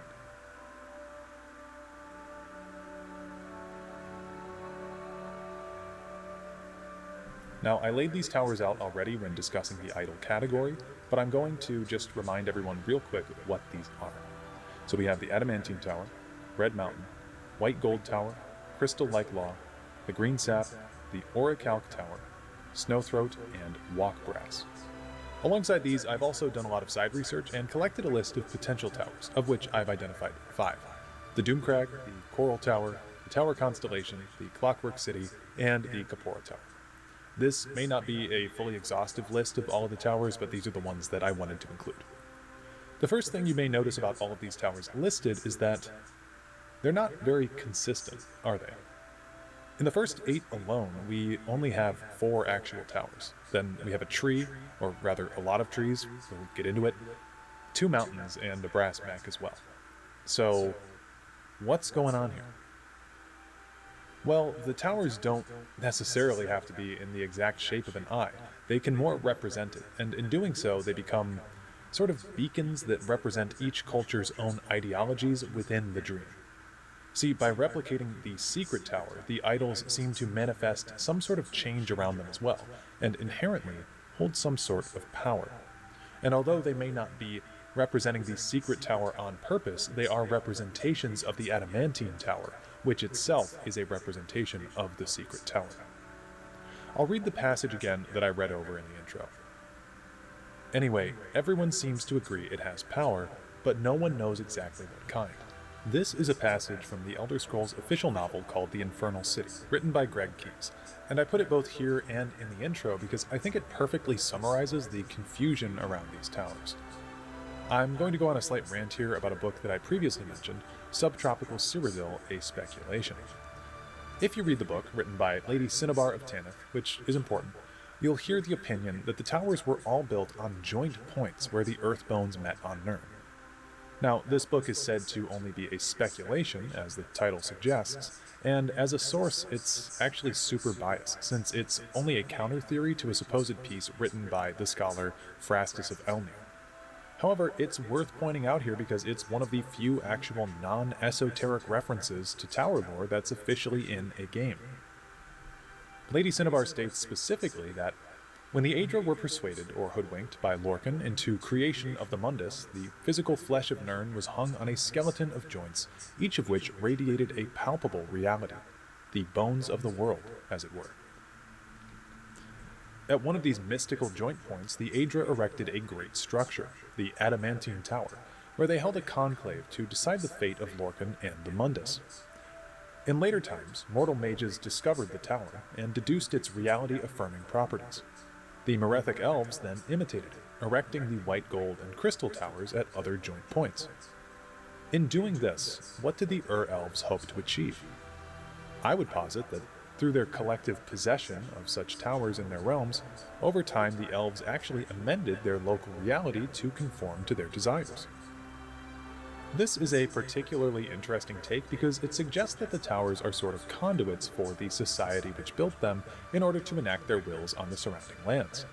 Specifically, Lady Cinnabar hypothesizes that this is the reason that Cyrodiil changed from a jungle climate to its typically mild one. Now, this speculation runs counter to Mankar Cameron's reference to Tiber Septim in Volume 3, which states, Kim, those who know it can reshape the land. Witness the home of the Red King once jungled. This passage has always been interpreted as being a reference to Tiber Septim achieving Kim and breaking the rules of the Orbis to transmute the biome of Cyrodiil into a more temperate zone, rather than the jungle that it was originally intended to be. Why are we still here? So Cameron claims that it was through Kim that the lands were changed, and Lady Cinnabar claims that it was through the manipulation of the White Gold Tower. I can't believe I'm saying this, but I actually stand more by Mankar in this specific instance. I think that because Lady Cinnabar specifically states that she's only speculating, it really informs me that the developers were trying to do some unreliable narrator stuff here, which doesn't necessarily mean that she's wrong, but it likewise doesn't mean that she's right either, or at least not fully correct. I have yet to rule out the possibility that Tiber Septim didn't channel his usage of Kim through the White Gold Tower, but I think until proven with further evidence, it would be unwise to trust Lady Cinnabar's Cyrodiilic hypothesis on its own. Never forget that she ends her book with the words, "Have I deduced the answer to the mystery? I cannot be sure. I'm only a humble scholar residing in the Tower of the Fifth Doctrine, which is neither white gold nor adamantine. The only thing I'm quite sure of is that any theory propounded by Phrastus of Elnir is almost certain to be wrong." Now, thankfully, however, we do have another book called Orbic Enigma 4, The Elden Tree, which actually does line up with Lady Cinnabar's story about the towers. To quote, "The spike of adamantia and its zero stone dictated the structure of reality in its orbic vicinity, defining for the Earthbones their story or nature within the unfolding of the dragon's time-bound tale. The Aldmeri or Merethic elves were singular of purpose only so long as it took them to realize that other towers, with their own stones, could tell different stories, each following rules inscribed by variorum architects. And so the Mer self-refracted, each to their own creation, the Chimer following Redheart, the Bosmer burgeoning Greensap, the Altmer erecting crystal-like law, et alia." And furthermore supporting this is the Numantia Intercept, which, in letter number 5, quite clearly states, "The Aldmer began to split along cultural lines on how best to spread creation and their parts in it. Each tower that was built exemplified a separate accordance. Basically, this is again reaffirming that not only did the towers have the ability to change the worlds around them, but they also were made to do so purposefully, to tell the stories of the cultures that created them. Now again, I do stand by Mankar Cameron in the instance of Cyrodiil becoming a jungle, but we can understand with pretty good evidence that these towers do have something to do with the local landscape. Many sources claim that the towers are emblematic of the Adamantine Tower, not of Tower Actual. If we look at Vivek, he states, "Look at the majesty sideways, and all you see is the tower, which our ancestors made idols from." But if you listen to Nuhada, they claim that the towers are magical and physical echoes of the Tower, Adamantia. And honestly, I believe both of them at the same time. It's just as likely that all the towers link back to Tower Actual, even if that was not the intention of the builders. It's no small secret that the Adamantine Tower inspired the others, such as Crystal Like Law, the White Gold, and the Red Tower, which is a direct result of the actions at convention. It is also said, importantly, that each tower has its own stone associated with it. Quoting Nuhada in letter number 7, "The stones are magical and physical echoes of the Zero Stone, by which a tower might focus its energy to mold creation. Oftentimes, the stones borrowed surplus creation from Oblivion, grafting it to the terrestrial domain of its anointed tower. It was and is difficult to bypass Oblivion and go directly to creation's source, the Aetherius. It has been done, but not without great expenditure, mundane and otherwise. However, access to Oblivion, the void that surrounds Mundex Arena, which we might touch every night, was child's play in comparison. Cultivating creation that washed into the void from Aetherius became the rule among stones." So what on earth does that mean? Well, the Zero Stone was a piece of the Adamantine Tower, or Tower Zero, as it's less frequently called. Basically, this stone helped channel the powers of the Adamantine Tower. These other stones, for other towers, couldn't get access to the same divine energy as was in the Zero Stone, so they took to siphoning ethereal magic that resided in Oblivion, which had seeped through the cracks in between Aetherius and the Void Realms. So these stones are the ways by which a tower might focus its energy to mold creation. And finally, with all that out of the way, let me actually talk to you guys about these physical towers. Hopefully, as we go through, you'll be able to see how these towers represent their localized cultures.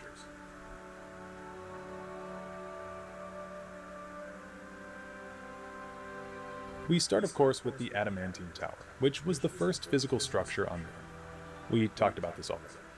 It was erected to stand as a place for the Aedra to hold a conference about Lorcan's actions. All tales of the convention end with Lorcan's demise, generally at the hands of Trinimac, who ripped Lorcan's heart asunder from his body and shot it via bow and arrow across the world.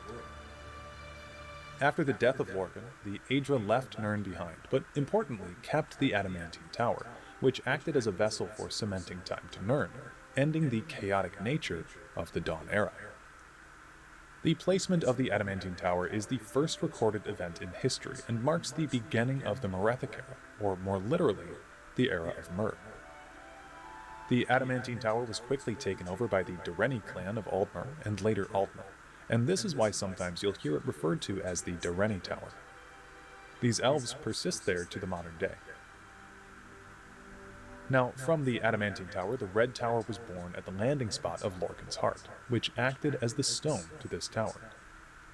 Nuhada tells us that the outcome of the convention was to leave the terrestrial sphere in their excess, for its own good, but that it should last after their departure as in the semblance of the Adamantia. Mundus was given its second tower, the Red, whose first stone was the heart of the world, as in the image. This allowed the Mundus to exist without the full presence of the divine.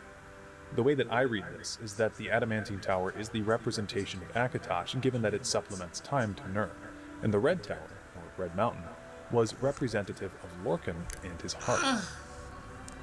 You see, Lorcan's heart and the volcano of Red Mountain that sprung from its crater are both idols of change. Even its genesis at the site of the heart is seemingly chaotic and without explanation. By their nature, volcanoes are turbulent, violent, and somewhat unpredictable. They are capable of great destruction while at the same time fertilizing the soil that they erupt over, allowing for new life from the old. There is nothing inherently evil about a volcano, only that it changes its surroundings. This is perhaps most evident in the elves who followed the heart, the Chimer, or literally, the changed elves. The Chimer people followed the Daedric lords of Azura, Boethia, and Mephala, and were even entirely changed as a race when the Tribunal committed their sin at Red Mountain. Now, the heart, interestingly, might suggest further proof that Mangar Cameron's theory about Mundus being the realm of Lorcan is legitimate, for, famously, the heart of Lorcan, being the heart of the world, as it were, cannot be destroyed. Your false gods could not entirely rewrite history. Thus you remember tales of Lorcan vilified, a dead trickster whose heart came to Tamriel. But if a god can die, how does his heart survive? He is Daedroth, Tamriel I Daedroth. This heart is the heart of the world, for one was made to satisfy the other. You all remember this. It is in every legend.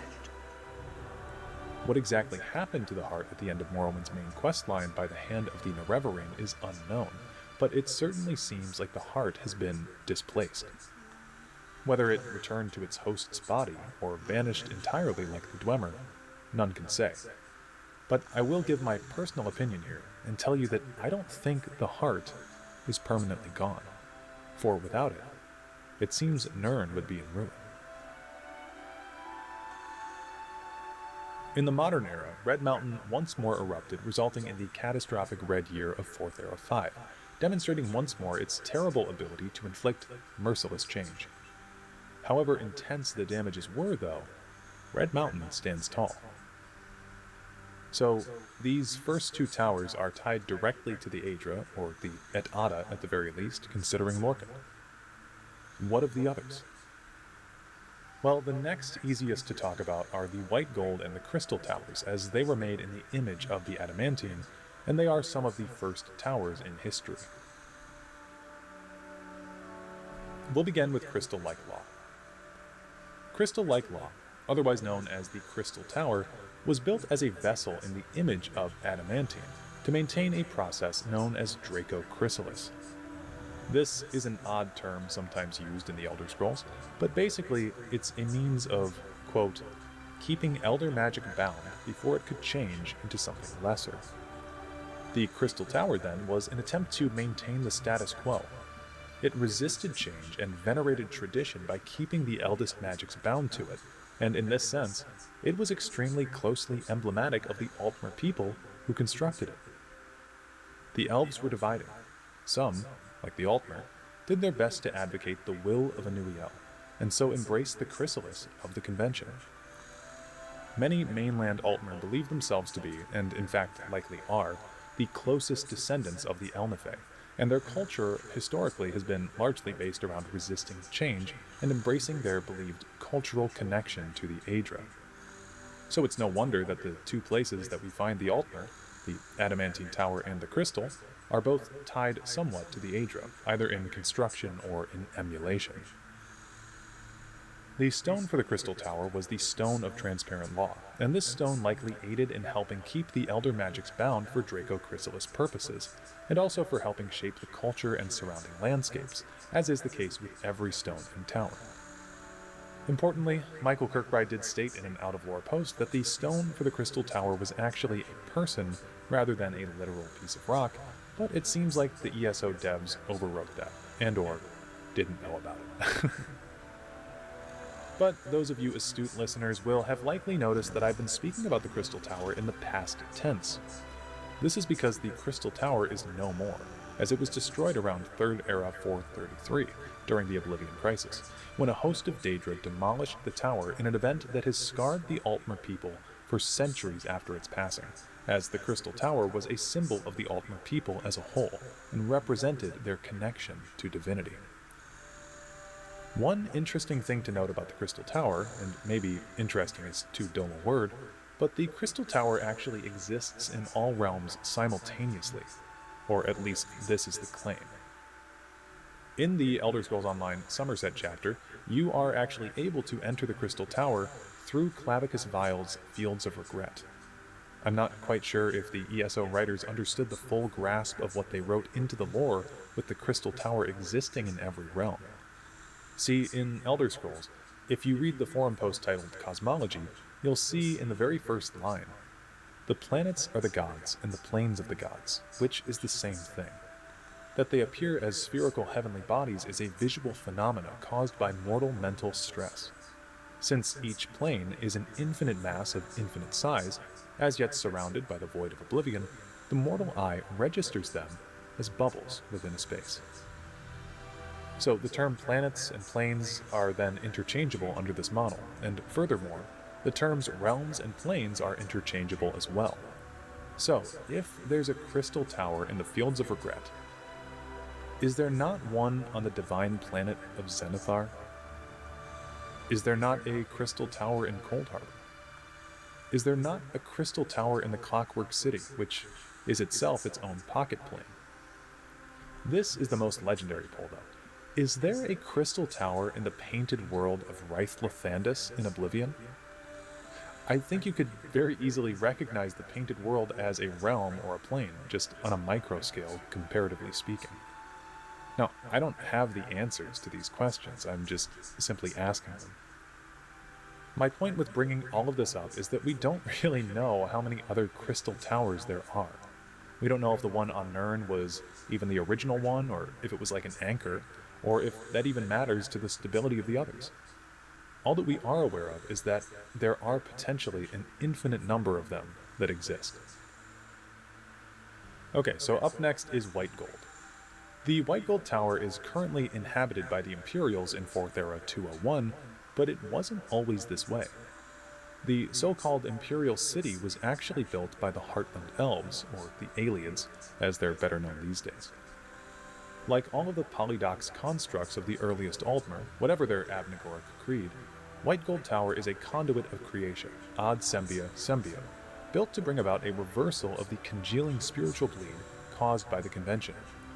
In other words, it was a focus point for re-reaching the divine. In other words, the White Gold Tower was built to reunite Nirn with Aetherius, which is quite similar to the goals of the Altmer. But where the Aelids and the Altmer greatly differ is in the fact that the Aelids made pacts with Daedric princes in order to harvest the Creatia needed to power their tower. The White Gold Tower, residing at the center of Tamriel, which is the nexus of creation on Nirn, which itself is the nexus of the hub of Mundus, is, needless to say, in an important position. Furthermore, if we look at the shape of the Imperial City, does it start to look familiar to you? I'll give you a moment here to pause the video and look at it. Well, I'm going to continue with the video now. But if you said that the Imperial City looks like the wheel of the Orbis, then you'd be correct. Something cool you can do is actually take a side-by-side of the Imperial City and the Ogma Infinium's leftmost page, and if you look at them, they most certainly line up. In letter number 8 in the Numantia Intercept, Nuhata makes the claim about the Aelids that every Dawnmaker tower takes a myth form. The Aldmeri Polydoxes were cosmonauts, and the White Gold Project was and is no different. Though the Aelids gave theirs a central spire as the imago of Adamantia, the whole of the Polydox resembled the wheel, with 8 lesser towers forming a ring around their primus. To dismiss this mythotexture as being a mockery of the Orbis is to ignore an important point. This same jest gave White Gold Tower a power over Creatia unlike any on this plane. It was a triumph of sympathetic megafetish and the start of the threat to empire that brings me to this council. If the Aelids made their own wheel within the wheel, were web ad semblio, what would happen if they plucked its strings? And this is a great question that we don't really know the answer to, since the Aeliad Empire is long gone. But looking at the structure of the Imperial City, we can begin to point out how similar it really is to the wheel. The central area that surrounds the White Gold Tower acts like the mundus, like the hub of the wheel. From there we have 6 lines that jut out from the center, similar to the spokes that stabilize Mundus. At the endpoints of these lines, we finally come to the lesser towers, of which there are 6. Then, if we look to the Prison District and the Arcane University District, we find 2 more spokes which connect to 2 more lesser towers. There is even a bonus 9th tower in the Waterfront District, actually, but I guess the devs either didn't realize that or just didn't care. It's also worth pointing out that I think in lore the Imperial City does probably have 8 towers surrounding the Outer Rim, but we've just never seen that interpretation in any of its instances, since the 6 districts was popularized in Oblivion, then later replicated in Elder Scrolls Online, Elder Scrolls Legends, and even the covers of the Greg Keyes novel, Lord of Souls. The legendary islands that the Imperial City are built upon are also numbered 8, although this too seems to have either not been remembered by the Oblivion devs or they didn't care about it, but you can see in concept art and in lore that this was originally the plan. But regardless of the interpretations of White Gold and the city, there's supposed to be representations of both the Adamantine Tower and the Wheel, superpositioned in the center of both Nirn and Mundus in replication of the name of God.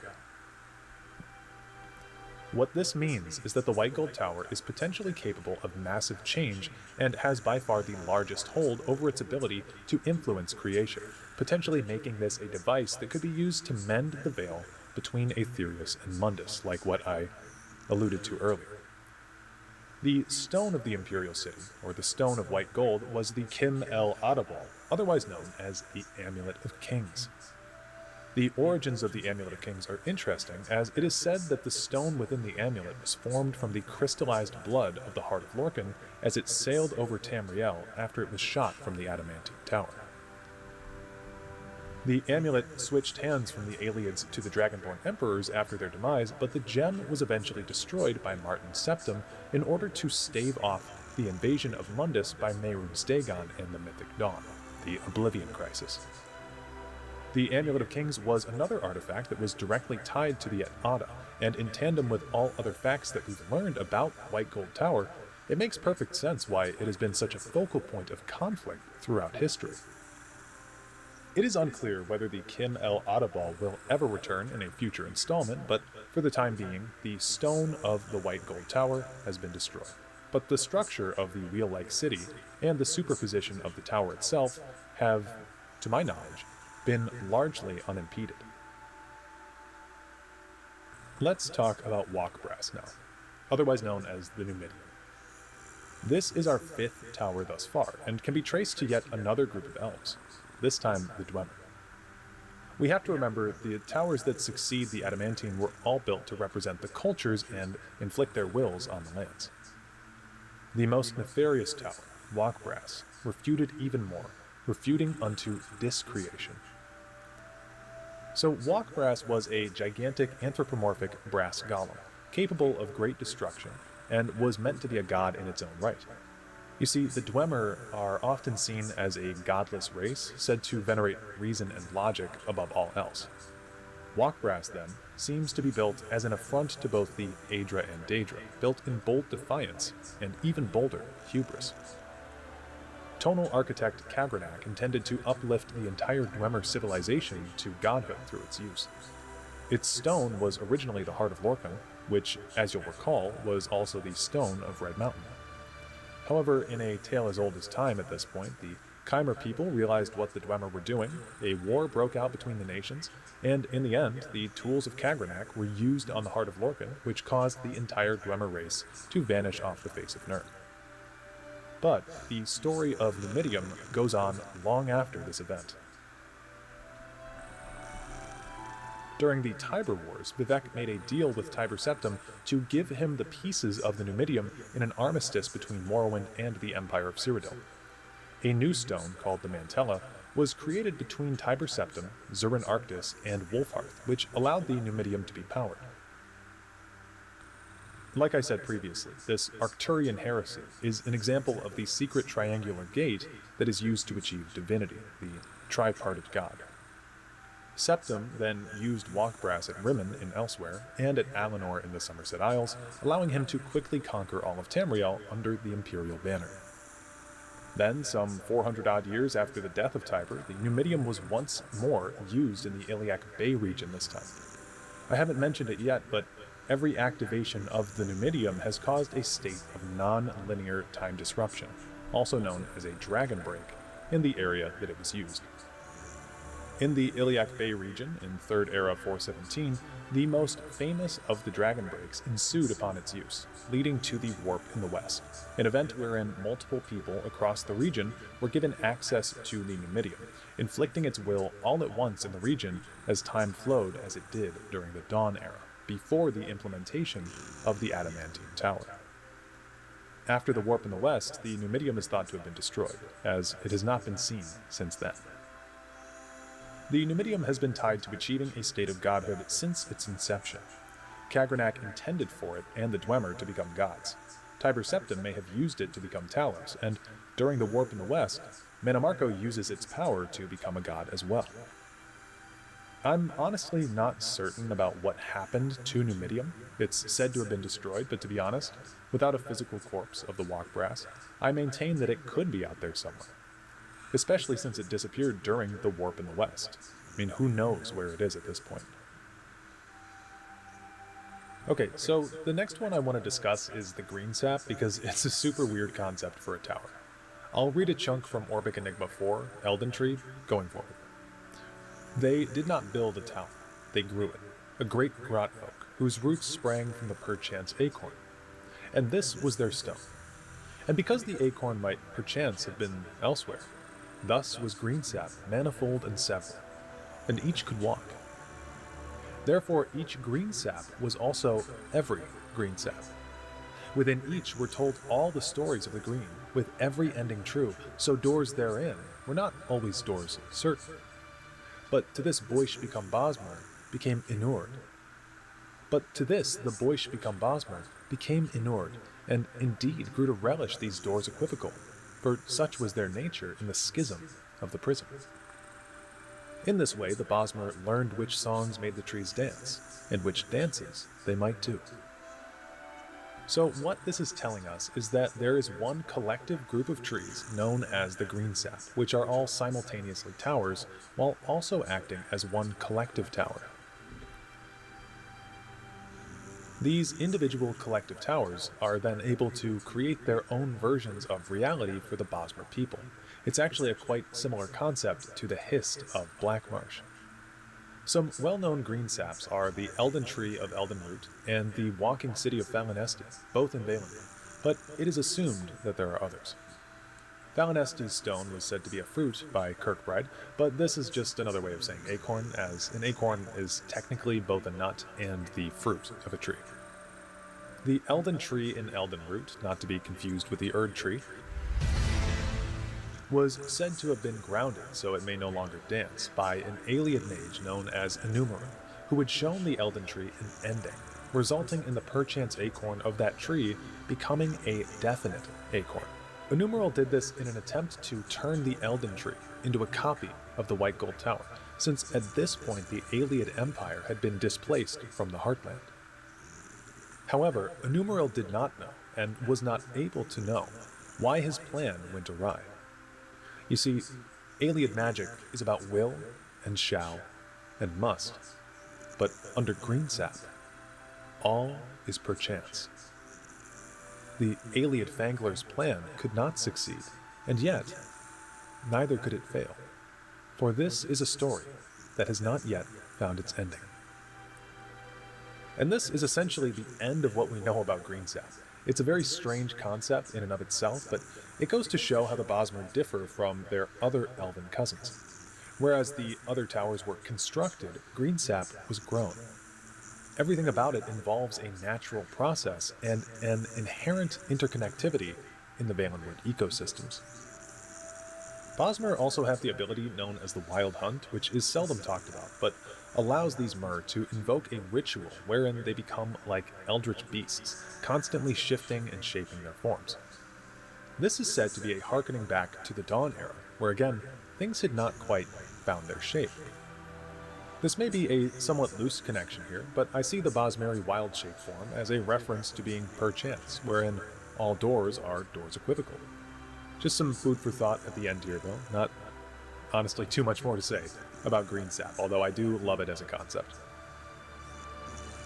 Moving forward, we have our final towers of Snowthroat and Orichalc, which are the two most enigmatic of them all, at least in my eyes.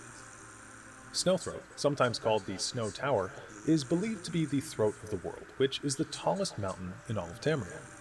Furthermore, it is said that its apex is only half there. An important point here, and I never see anyone talk about this, the term Throat of the World can both refer to the mountain in Skyrim and also Skyrim itself, which is extremely confusing. See, in the popular Nord legend, the Children of the Sky, this is the first passage. Nords consider themselves to be the children of the sky. They call Skyrim the throat of the world because it is where the sky exhaled on the land and formed them. Notice the syntax here. It claims that the Nords call Skyrim itself. They call Skyrim the throat of the world, not specifically the mountain that we usually think of. Somewhat odd, isn't it? Now, Children of the Sky is a legendary telling, as it also claims that the Nords were magically born here, but the idea of Skyrim is a conceptual, right? Skyrim is whatever the borders that are drawn on a map are. Solstheim used to be Skyrim, and now it's not. The borders changed. So if we're talking about the whole of Skyrim being a tower, it just logically doesn't make as much sense as referring to the mountain. But I wanted to bring this possibility up because it's another one of these things that I just haven't seen talked about. Thankfully, at the very least, New Hada does give us some clarity when they confirm that the Snowthroat is a mountain, so we have that to work off of. But what if it's stone? Famously, when asked the question, what is Snowthroat's stone, Michael Kirkbride gave a particularly annoying answer, as he tends to do. He responded to this question with the cave. This is a big gripe I have with this man. Not this instance in general, but the way that he responds to users. This guy had a genuine question about a blank spot in tower lore, and Michael Kirkbride gave an answer that raised more questions than not. And if you look through his posts and responses, he does this consistently to fans. It just kind of pisses me off. Anyway, the stone to Snowthroat is the cave, but what does this mean? Well, I wish it were a simpler answer. Kirkbride elaborated once in a Twitter DM of all places that the cave in question was actually supposed to be a reference to the famous allegory of the cave, written by the ancient Greek philosopher Plato. For the uninitiated, the allegory of the cave is a hypothetical scenario wherein a group of prisoners are held deep within a cavern. These prisoners have been here since childbirth, and as such, this is the only life they have ever known. They're chained and facing a wall of the cave. Behind them is a parapet, and on the other side of the parapet is a fire. People within the cave walk behind the parapet, holding various objects which, when passed by the fire, cast their shadows on the wall that the prisoners could see. Thus, the lives of the prisoners, trapped within, have had their entire worldviews completely skewed since birth, making them think reality itself is nothing more than shadows cast from artificial objects. However, one of the prisoners eventually is able to leave the cavern, and he experiences the outside world, seeing things for once as they are, and not as they seem to be. He rushes back down into the cave, destined to tell his brothers in bonds what it's like in the outside world, for he has witnessed it firsthand. However, in a cruel twist of fate, the prisoners kill him, for, from their perspective, he was mad. After all, how could there possibly be a life so outlandish as opposed to the reality of the cave? So, what does this mean for Snowthroat? Well, many fans have their own theories, but ultimately, in my eyes, it's up to user interpretation. I'll link some Reddit posts below that talk about the platonic connection to the cave more, but these are not my theories, so I'm a bit hesitant to share them here. However, I will give you a brief synopsis of one theory that I saw, which says that Lorcan was the prisoner who escaped. Essentially, he saw the tower from its side and went back to the Ada to create Mundus thereafter. The Aedra then killed him for his treachery, acting as the other prisoners in the story, who wished to maintain their previous worldview. this then begins to get into Kalpic cycles and all that fun stuff, which I don't want to get into in this video. Suffice it to say, there is a lot of room for interpretation with this cave stuff. Also, special thanks to channel member Alexis for helping me find out this information about the allegory connection here, as I actually hadn't seen that Kirkbride DM before, believe it or not. Getting more back on track though, we don't know the origins of the mountain, but considering that all the other towers were built by elves, I'd wager that the Falmer may have actually had some involvement with Snowthroat's actual conception, but this is just conjecture, as it seems that the true origin of the mountain has been lost to history. The Snow Tower, then, is basically important for two factors outside of Nordic cultural significance. It is the site where the ancient Nordic heroes banished Alduin forward in time, leaving behind the Tid Aran, or the Time Wound, which Paarthurnax watches over as of 4th Era 201. That's why he's up on the mountain. He's waiting for the return of the World Eater. The second thing that Snowthroat is important for is that it is actually directly mentioned in the Prophecy of the Dragonborn, which I've already read in previous videos, but I'll do it again because I like you guys enough. When misrule takes its place at the 8 corners of the world, when the brass tower walks and time is reshaped, when the thrice blessed fail and the red tower trembles, when the Dragonborn ruler loses his throne and the white tower falls, when the Snow Tower lies sundered, kingless, bleeding, the World Eater wakes, and the wheel turns upon the last Dragonborn. Basically, this entire passage is a reference to the main quests of the mainline 5 Elder Scrolls games, prophesizing the aforementioned return of Alduin at the Time Wound. And this gets back to why I bring up the Throat of the World potentially being a reference to Skyrim as a whole, because the line about the Snow Tower seems to have nothing to do with the actual mountain itself, and more is a line in reference to the state of affairs in Skyrim. The Snow Tower lies sundered, kingless, bleeding.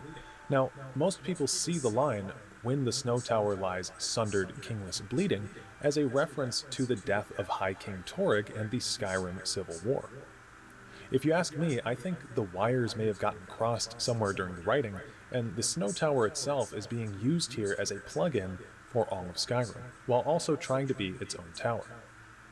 I saved this one as one of my last entries here in the legitimate towers because it's just kind of confusing, and there's not as much about it out there as there is for its constituents. So unfortunately, I don't have anything extremely profound to say about this one. I'm not really sure how it influenced the surrounding lands and cultures, but maybe you guys can help me out below in the comments on this one. Lastly, this brings us to the Orichalc Tower, which is by far the tower that we know the least about, and it's actually the only one we know of that is not on Tamriel. The Orichalc Tower has long been the victim of fanon, that is, canon made by fans. We've basically only had the name Orichalc Tower to work off of for about a decade now, and this has led to several fan theories about how the Redguard god Diagna may have been involved with this, due to them being named the Orichalc god of the Sideways Blade. There is interestingly another connection to Plato here as well, this time in his dialogue titled Critias. This dialogue is one of the first ever mentions of the famed city of Atlantis, which, according to the story, was a mighty city that fell into the ocean. Plato uses this as yet another allegory, this time to reference the hubris of nations. In Critias, Plato makes mention of Orichalcum, and says that it was in fact the ground of the city of Atlantis. To quote Kirkbride, Orichalc the name comes from Plato's description of Atlantis, the most famousest of sinking continents. It was therefore too fun not to add some Orichalc into Yakuta's background. Plus, it's just a neat-looking, neat-sounding word. So it seems like it was actually a pretty face-value reference at this point, and not like the allegory of the cave stone. Thank God. Nevertheless, like all of the towers thus far, these were the result of Myr, and the Myr in this instance were the Sinistral Elves, or the left-handed elves of Old Yakuta. So we have this story of the left-handed elves in this Orichalc Tower, and of course the Redguards left Yakuta after its sinking, so the fan theory has been for years that the Orichalc Tower was drowned with the rest of the landmass. Orichalc Tower was indeed in Yakuta. Whether or not it contributed to the sinking of the land isn't for me to say, but the Yoku and the left-handed elves certainly did fight a lot, so you can be sure the tower had a part to play in their war games. The identity of they when talking about their war games is unclear, but most people take this as a sign that the Orichalc Tower was some part of the Sinistral Elves war game, not the Yakutans. So again, this was the fan theory for a long time, and ESO writers and developers have been building on tower lore for years now, albeit in slight manners most of the time. One thing that's important to point out is that many of the people now employed by Bethesda or ZeniMax or Microsoft or whoever were likely once fans of the series, and now they're getting a chance to be a part of the history of this universe, so it makes sense why we see some slight references to this fanon in ESO. The Augur of the Obscured, for example, makes reference of the Orichalc Tower with this line of dialogue. The Orichalc Fragment. Don't hear much about the Orichalc Tower anymore, but it was always my favorite. I love ugly, sunken, long-forgotten things. Unfortunately, ESO can never seem to just fully commit to an idea, because the Augur of the Obscured is also said to be a belligerent liar unless it's asked a direct question. And in this case, it wasn't asked a question, it just said this. You can call this the unreliable narrator if you'd like, but I personally see this as more of a cop-out than anything else. The stone of the Orichalc Tower is said to be a sword of some kind, but much like the cave, we don't really know what this is. Because of this, the only speculation that I can give you on how the Orichalc Tower relates to Sinistral Elf culture is that the Sinistral Elves seem to have been a warlike culture of elves, and the Orichalc Tower, with its stone being a sword, seems to echo this warlike pattern. Also, all that we know about the Orichalc Tower in the modern era is that it's likely sunken, but not necessarily destroyed. I mean, if by some miracle the White Gold Tower was submerged underwater, would we consider that tower to be broken as well? I personally don't think so, but again, please let me know in the comments. It seems that the stone of the Orichalc Tower is still in place as well, as we don't really know what it is, despite the tower's submerged state. So, with all 8 of those out of the way, that is the end of our section on the confirmed idols of Nern.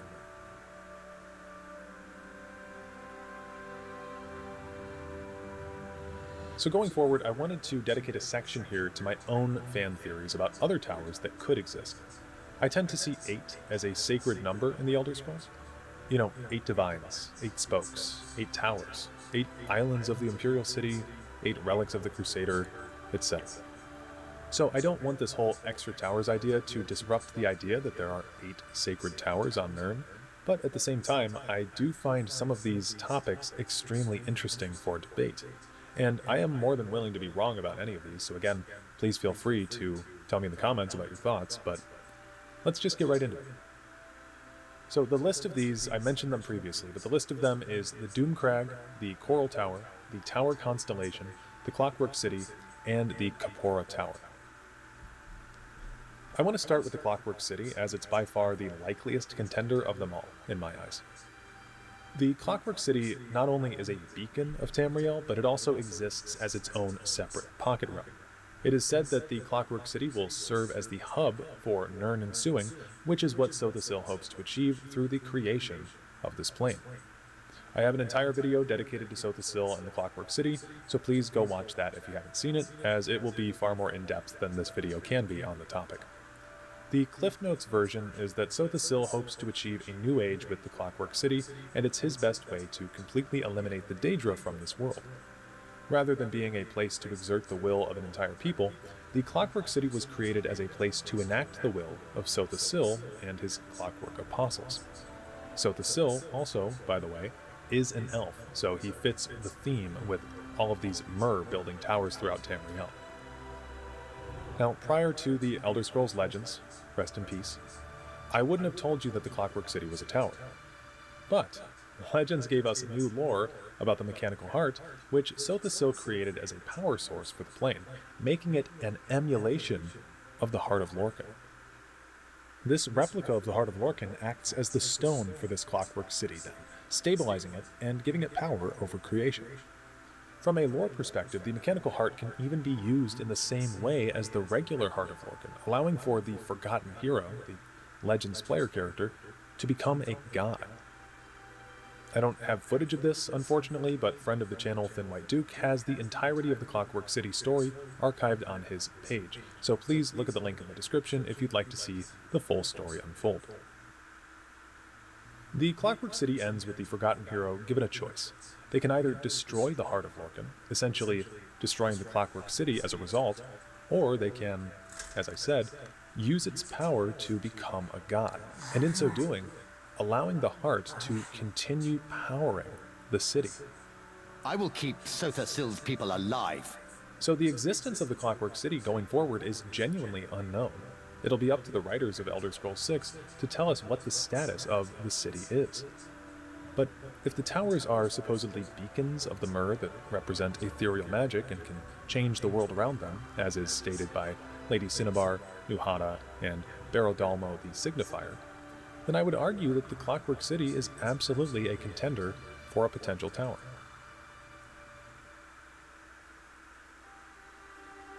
Okay, lightning round now. Next up are two that can be talked about in tandem, the Coral Tower and the Doomcrag, which are both supposedly faux towers. Morikawa speculated that the aliens who built the Great Spire above Oroki were attempting to create a metaphysical structure that would be a focus of orbic power, much as the Adamantine Tower is said to be. I have no idea what that means. I'm not a scholar of tower lore. My interests tend more toward the practical, but this accords, somewhat, with what the mytho-historians claim is the purpose and practice of the so-called Towers of Nirn. Was the Coral Tower a real tower, like Lawful Crystal here on Somerset, or was it a failed imitation, like the Doomspire? I do not think we have the answers, based on what little we know. So both of these are mentioned to be potentially failed towers who never fully achieved the same status as the other towers of Tamriel for whatever reason. The Doomcrag was said to be built by the Aelids, of course, because this seems to be their favorite thing to do, and the Coral Tower is said to be built by the Slode, a race of what are called Beastmen, making the Coral Tower bereft of any involvement via Myr. Although the Malmur could have been involved, but this is unknown and just purely speculation on my part. Both towers are thought to be failed imitation towers, and supplementary information about them will be included in the description. Suffice it to say, I don't really have much to say about these two. The Doomcrag is stated to be a failed tower, we know of no stones, and there is no real reason that the Coral Tower should be connected to the broader Towers of Nirn outside of its tower-like appearance. Within this group, we can also briefly mention the Kapora Tower, which is the tower that the Psijic Order resides in on Artaeum. Functionally, the Kapora Tower serves as the Psijic Order's central location for both research and meditation. Directly beneath it lies the Dreaming Cave. Even now, little is known about its origins.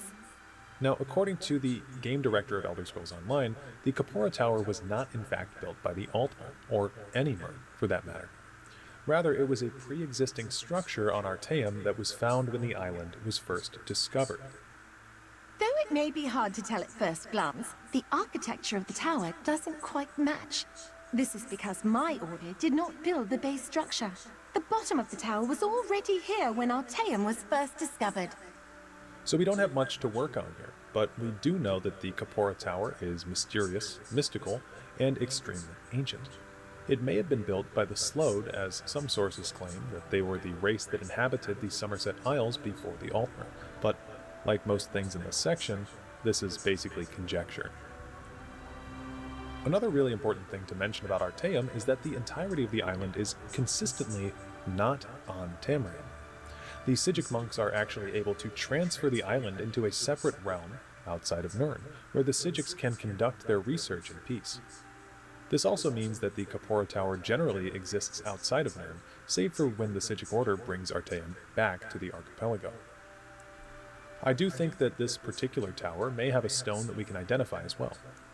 If the stone of Snowthroat can be the cave, I don't see why the stone of the Kapora Tower can't be the Dreaming Cave. I can already hear you asking though, Daraloth, why are you so handsome? Well, first off, thank you. But most importantly, I also heard you ask, Daraloth, what is the Dreaming Cave? Simply put, it's a portal to oblivion. It's thought to be able to enter into any realm, though of course that theory hasn't been fully tested.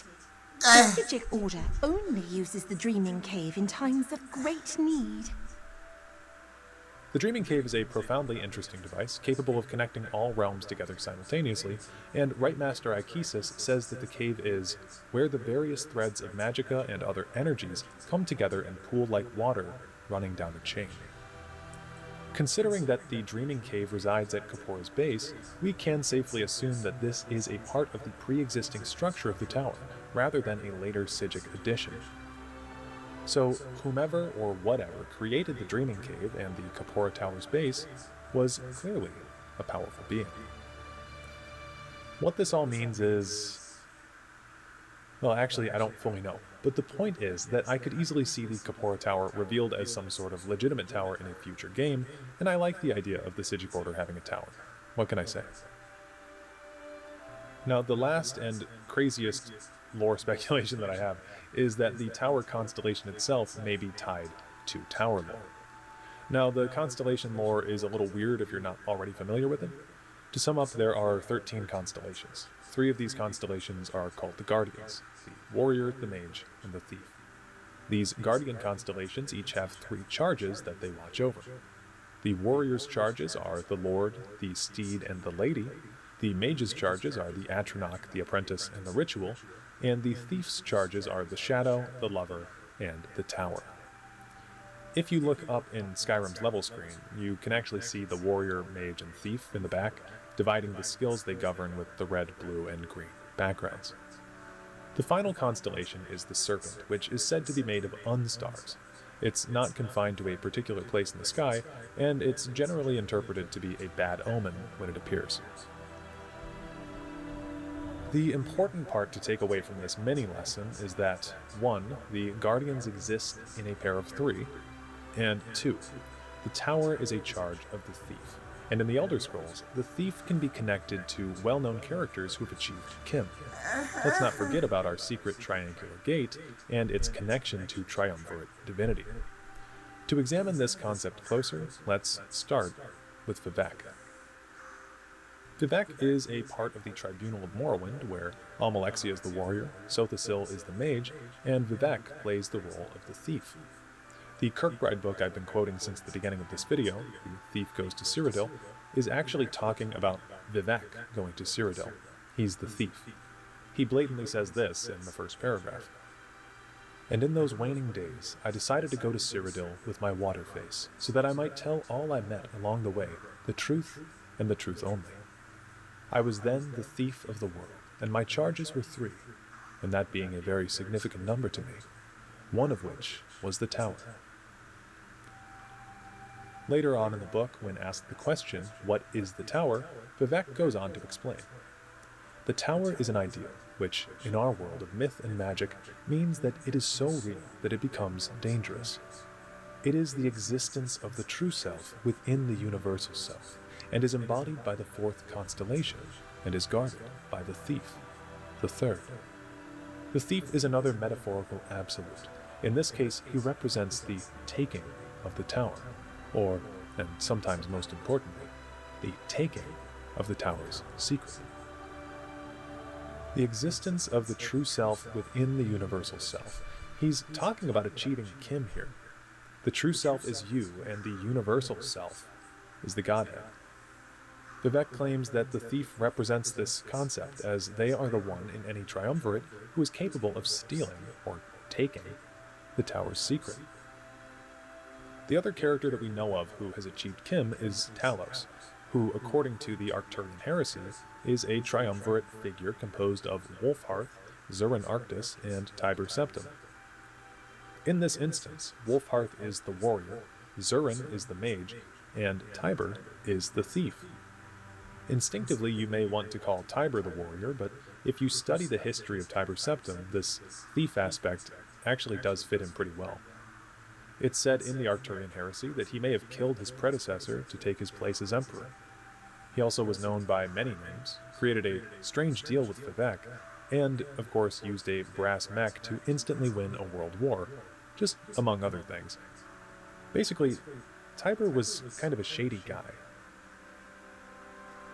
We know that Tiber did achieve Kim and rise to become a god. Many people claim that it was through the process of mantling that he did this. To mantle someone is to walk like them until they walk like you. This is the fourth walking way to achieve godhood, and it's actually what the hero of Kvatch does to become Sheogorath at the end of the Shivering Isles DLC. Basically, you embody a person so well that the universe can no longer tell the difference between the both of you. Tiber Septim is said to have done this to Lorcan, which is why some folks believe that Tiber is the current god of the plane of Nirn, as I mentioned earlier. To quote Michael Kirkbride, again for the billionth time this video, think of the mystical power of reenactment. What did Lorcan do to solidify the plans for Mundus? Oh, I don't know, he tricked, promised, betrayed, and made concessions to the various rulers of the Etana, right? Sounds like the summary, only a few existence lenses down. And just like the varying accounts of how that convention and its consequences have become murky with time and myth, so too is Tiber's ascension to the first true emperor of all of Tamriel. Accident? No way. So, Tiber Septim was quite like Lorcan in a lot of ways. Interestingly too, there are 8 provinces that Tiber united on Tamriel, and there are 8 divines that became united in Mundus due to Lorcan. Anyway, we really got off track here. What the point of this is to showcase that the Tower Constellation and the Thief are consistently intertwined, and although that Tower Constellation may not be an idol like the others on Nirn, it is certainly important. Just to be thorough, I also wanted to bring up a more recent out-of-lore statement by Douglas Goodall. Douglas is lesser known than folks like Todd Howard and Kirkbride, but he was a writer on Morrowind's staff. In 2003, Goodall released a work titled 6 Views of the Egg of Time. In this book, he wrote the following text block. The heart represents the divine female and the mystery of birth, which once ruled the primitive mind and was slowly replaced by modern Aedra worship. This is still symbolized by the clearly masculine imagery of the Tower, which protects the world from chaotic, feminine, Ptolemaic influences. Now, I'll be the first to admit, I didn't read the whole 6 views on the Egg of Time. There was a lot to read in there, and it didn't really pertain to this video, so I skimmed it. But I will tell you that in this passage right here, Goodall does seem to think that the Tower has some way of protecting the world from chaos. And I didn't really know where to fit this in the video, but I did want to mention that I think all of the towers can somehow be connected to an Elder Scrolls deity. Might be a coincidence, might not be, but my list is that Adamantine is connected to Akatosh, Greensap to Ifra, Red Mountain to Lorcan, Snowthroat to Kine, Crystal-like Law to Julianos, White Gold to Talos, Orichalc to Diagonal, and Walkbrass is kind of its own thing, as it was made in opposition to the gods, but it actually does technically connect Manamarco to becoming the Necromancer's Moon. This is basically just my monkey brain searching for pattern recognition, and I don't think there's much to say about these loose connections, but I just wanted to toss this here at the end anyway. So, those are all of my additional towers and ideas about them that I think are at least worth considering. I'll also link you to a popular post on Reddit about the entire population of the Khajiit being a potential tower.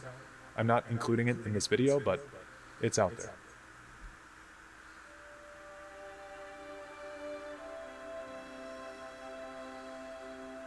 The final thing I'd like to talk about before this video ends is the popular theory that the Thalmor are deactivating towers. Okay, so I have a bone to pick with this theory. I don't like it, and it's way too ingrained in the Elder Scrolls zeitgeist at this point. So if you haven't heard it before, the basic premise is that the Thalmor are deactivating towers somehow by either destroying them or destroying their stones. I've heard 2 reasons that they might do this. The first is that because the towers supposedly hold up the Mundus, the Thalmor want to destroy them to set the Mundus free. This is extremely easy to debunk. As we talked about previously, the towers themselves are not holding anything up. The spokes are, but they often get confused with the towers of Nirn. The only idol that can really be claimed to have stabilized anything is the Adamantine, which introduced the concept of linear time. The other towers are simply imitations of this original tower, and they act as cultural beacons with magical powers over creation. So this leads us to the second theory. which is that the Thalmor wish to destroy the towers since they're pillars of culture, and in doing so, they'll be able to reunite the disparate races of Mer under one banner, which will allow them to return to the elven homeland of Aldmeris. To quote the PGE3 on Other Lands for a moment, "For countless centuries, adventurers have sought lost Aldmeris, only to return disappointed, if they return at all. Some say that Aldmeris was sunk into the sea by the angry gods of the Aldmer. Others claim that the elven homeland has left Mundus and will only return when the races of Mer are united as one. So, in destroying the towers, the theory states that all elven cultures will just homogenize and the Mer will become unified, which will bring back Aldmeris. What I don't understand about this theory is that the Snow Tower is in Skyrim and has very tenuous connection to elves, if any connection to all. So, why are the Thalmor attacking Snowthrope for the Civil War? The White Gold Tower is currently inhabited by the Imperials, not the aliens, so there would be no real reason to attack it, if the true reason for attacking it is that it's a cultural beacon. Also, if it's true that the Amulet of Kings was the stone of White Gold, then the White Gold Tower has actually been deactivated since 3rd Era 433, which was 171 years before the Great War. So, not the brightest of plans. Also, if the Thalmor wanted to reach Aetherius, wouldn't they do so by using the White Gold Tower and not destroying it? I mean, the case has been made that White Gold was a focus point for re-reaching the Divine. So again, why try to deactivate it instead of reactivating it? Moving on, the Thalmor have Greensap under their banner now, since they took over Valenwood, and we haven't really heard if it's still active or not, but it seems like it is, so why haven't they deactivated it? Furthermore, why aren't the Dunmer becoming more like the Altmer? Their tower, under this theory, is seen as deactivated due to the removal of the Heart of Lorcan, which was 196 years before the events of Skyrim. Shouldn't the Dunmer be becoming more similar to the Altmer if their tower has been deactivated? And I know, look, this theory sounds really provocative at first, but it just falls apart under any sort of scrutiny. The Thalmor Tower theory is just pure fanon in my eyes, plain and simple. But that's just my interpretation. I think the general consensus among loreheads is similar to my interpretation here, but it's a theory I wanted to address because it's actually what inspired me to look into all of this tower lore in the first place, way back during my Thalmor video, so I'm happy to talk about it. Also, I think I found where this theory comes from. In my eyes, the genuine main confusion here stems from the differences between the spokes and the idols, as I alluded to previously. Author Greg Keyes made this mistake in his novel by saying that the idols hold up the Mundus and keep it from falling into oblivion. I think Greg was confusing the spokes with the towers, and I can't blame him. They're both supposed to be tower-shaped. The spokes are the things that fixed Mundus, turning it from a chaotic realm into a stable one. The idols were made after the stabilizing of the plane, and there's simply very little evidence to suggest that they hold anything up. I mean, they were all made at different times by different groups, right? When you're building a house, you build all of the pillars of the foundation first, then lay the roof. You don't build one pillar, lay the roof, then build extra pillars under it as time goes on. But this quote from the book is the only one cited on the Tower Lore page for the UESP that suggests the idols hold the world up. And maybe Greg Keyes was trying to use Atribus Mead as an unreliable narrator. He admits he doesn't really know what he's talking about and that there's little agreement. But if that was the case, then this line from this book has been interpreted incredibly inaccurately for over a decade. All other evidence for Tower Lore suggests that they are basically cultural beacons, as I hope is understood at this point in the video. If we look at Walk Brass too, it's kind of characterized by having been an unhinged tower. I don't really think that it was holding anything up in the first place. In fact, it was mobile. It left destruction in its wake and dragon breaks everywhere it went. It's been destroyed and rebuilt at least twice, and in both of those times, nothing has happened to Mundus overall. You'd think that if the towers were really holding up the mortal plane, then the fact that like 5 of them are, air quotes, deactivated, would be a really big problem. But instead, life moves on in Mundus, Nirn, and Tamriel. I did actually see a funny theory once that the towers being deactivated is the reason that Bethesda games are so buggy because the universe is becoming more unstable, and I thought that was a funny joke. But other than that, yeah, it doesn't really hold up very well for me. Let me know if you think I'm right or wrong about this, though. I would love to hear your opinions and thoughts.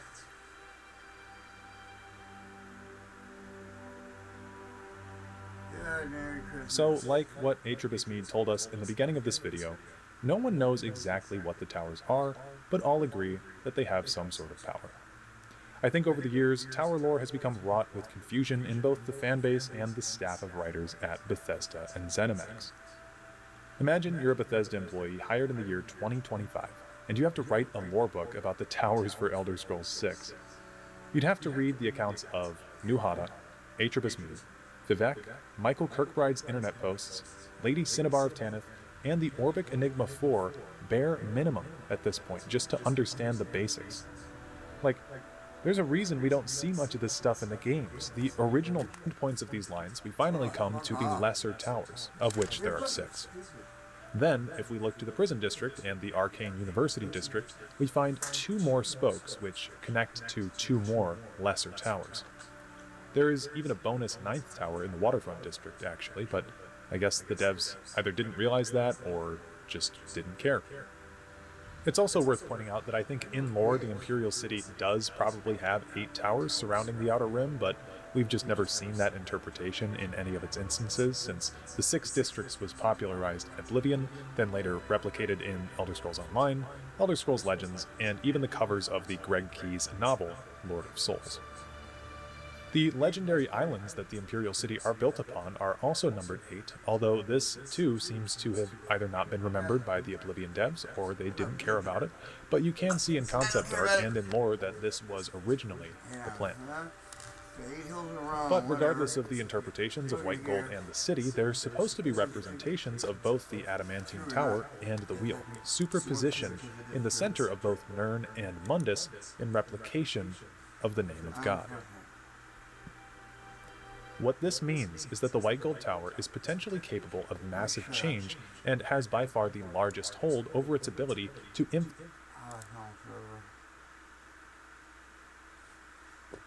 is almost over, thank God. Hallelujah.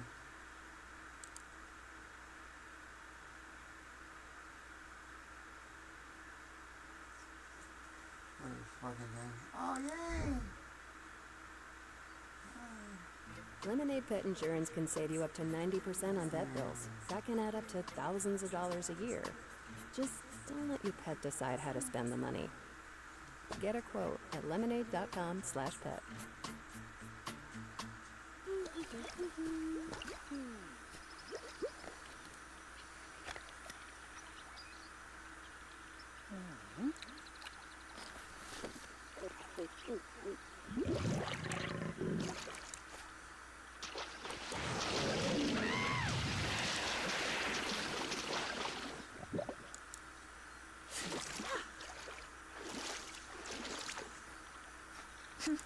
Red Bull gives you wings.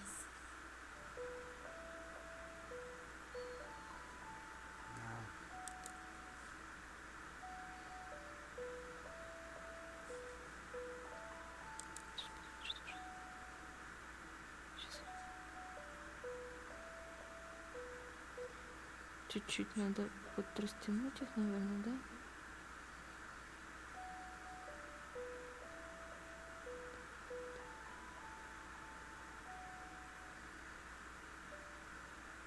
Да. Это оно. Это просто великолепие. Чуть-чуть возьмем, сделаем типа педаль. Вот так, да?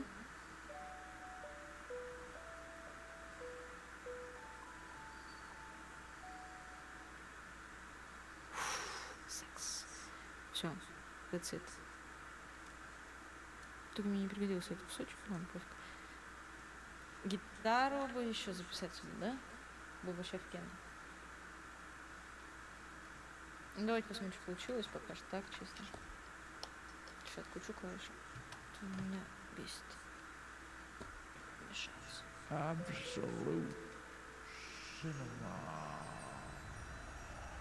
Обживу Жреба. Что это? Это типа жожеба? Жожеба?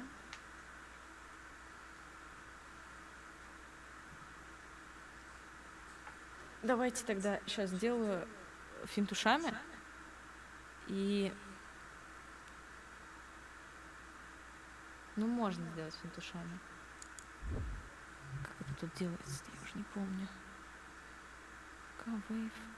Там, окей. Куда ты сохранишь? Давай туда. Давай. Так, пускай, допустим, так. Сейчас, если у меня еще откроется тут Телеграм, будет вообще просто послание богов. Свернулся, что смесного ничего, смесного ничего. Водичка. Хорошо. Это чай, но это вода. Представь, что это вода.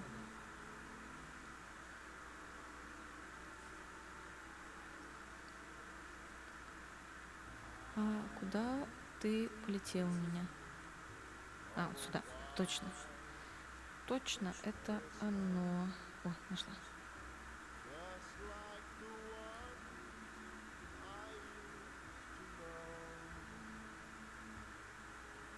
Но это пока сырой вариант, но тем не менее он хотя бы есть. Пока закроем, но нам, в принципе, я думаю, сегодня больше не понадобится.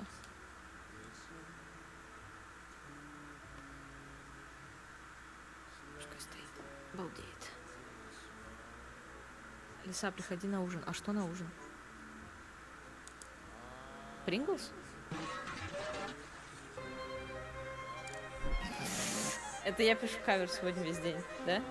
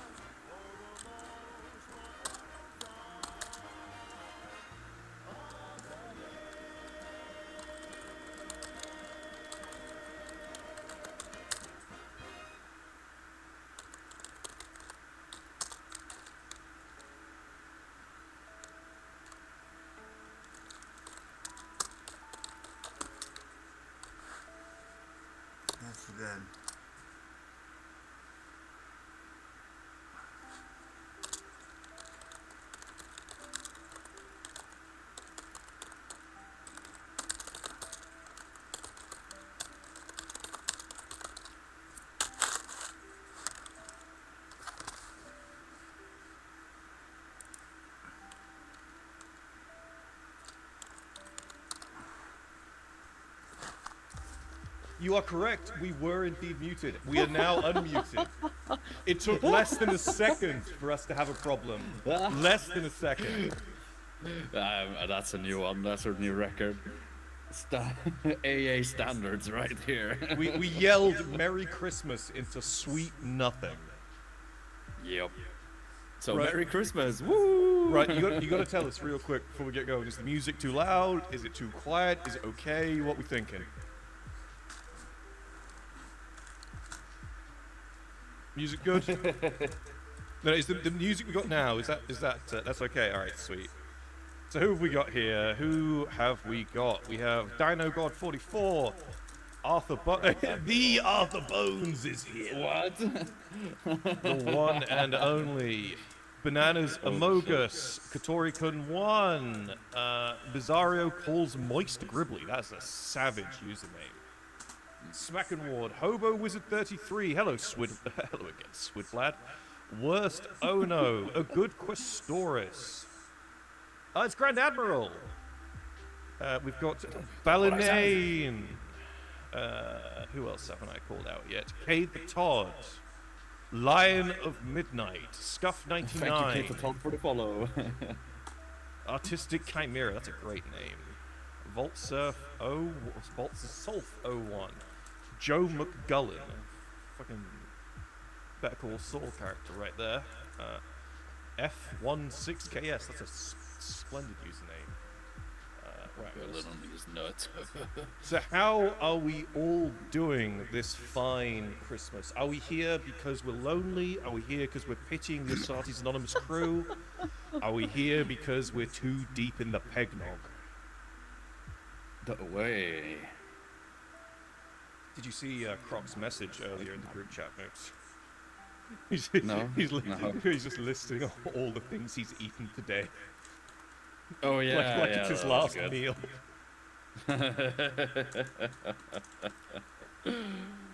Oh, you know, it is that time of year. You sort of just stuff yourself full with way too much food, go into a food-induced coma, and then you sleep. Yeah. And then you sleep for 3 days straight. I'm here for the whiskey tong. It was made by my people, and I deserve a share. Do you? Smack and Ward, do you? Wait, that's Rowan, right? Smack and Ward, you're Rowan, right? Smiling Zarek, I'm back from Grandma and needed a chill evening. Has Grandma filled you with food and sustenance? Smiling Zarek.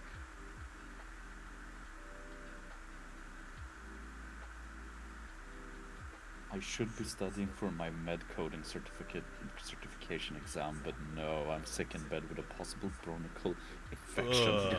That's brutal. God damn. That's actually that's really unfortunate. I think I think everyone has to be sick on at least one Christmas and one New Year's, like once in their life, right? Mm-hmm. I think it was in 2014 or 2013. I had a really bad ear infection on New Year's Eve, and my dad had to drive me like 2 counties over to see a doctor in the middle of the night. He was thoroughly unimpressed. Building Orlok gangers while killing time before meeting up with my parents for the holiday dinner. That is wonderful and wholesome, Arthur. Orlok gangers. Don't let Zarek hear you say that, or she'll just end up asking you questions, and we'll have to deal with a whole conversation about Necromunda. My grandma doesn't believe in Christmas. That's... Man, next time she tells you that, just say skill issue, and then you can have all the Christmas spirit while she gets none of it, man. Easy clap. Necromunda is a really good Warhammer game, Arthur. I absolutely agree. Don't say really that. want to get Zarek's into gonna ask it. you out on a date. Be careful. It looks so fun. I mean, I tried one game of it and it was really interesting. I really enjoyed it a lot.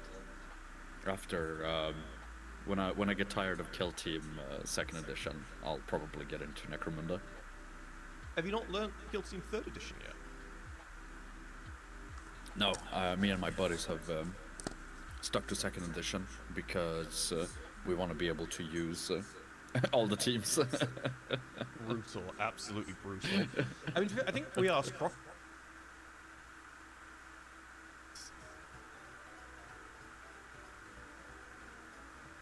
I was so stun-locked by this. I could not believe what the fuck had just happened.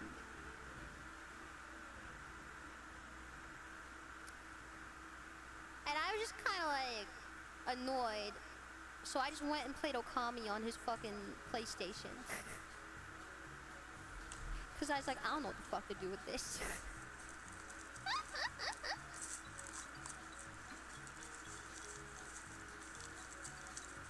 I heard he doesn't play League anymore though, so good for him. He's one of the few exes that I would actually be friendly with. Despite that. And he did apologize for that in the future. But he knows, I called him a stupid ass for it later. I did call him a stupid ass for it. He was a nice fella, just a bit dense. No. I didn't get blue balled entirely. Just that particular time. There were, admittedly, and just to paint a picture for you, I was like early college age at this point. Very early college. Okay? I still had horrible fucking self-esteem and self-worth. Like, horrible self-esteem and self-worth. So, stuff happened both before and after that at points. 'Cause, yeah. The shame.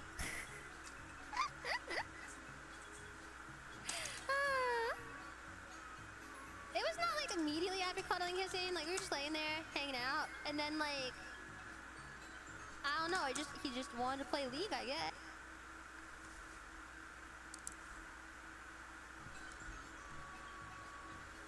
Okay. Did he offer you to join? Dude, he had one fucking computer, how would I? I didn't bring a fucking computer with me.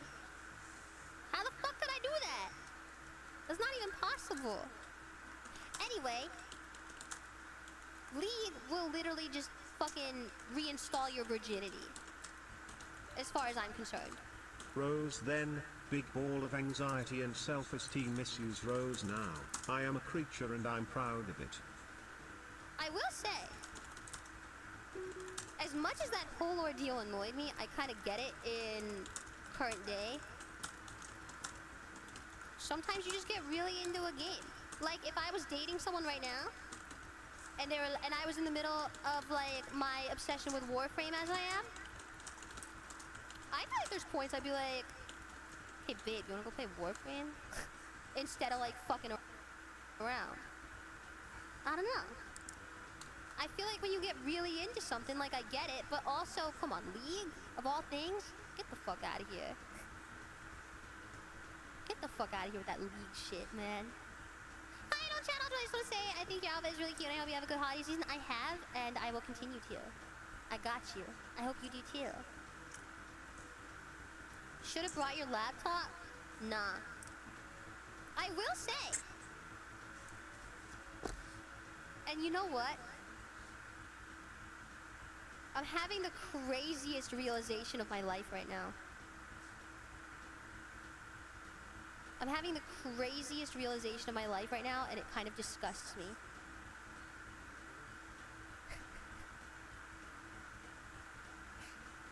So of the array of people I have dated in my life, I would say there's like, I don't know, 2, maybe 3, but more so 2 ex-partners that I think I would actively have a conversation with today, should they decide to ever speak to me. I'd say like 3 maybe, yeah. And 2 of them really fucking liked League. And for the second one, I actually installed League to try it once. And then I decided, this is fucking ass. I don't want to play this. And they were chill about it.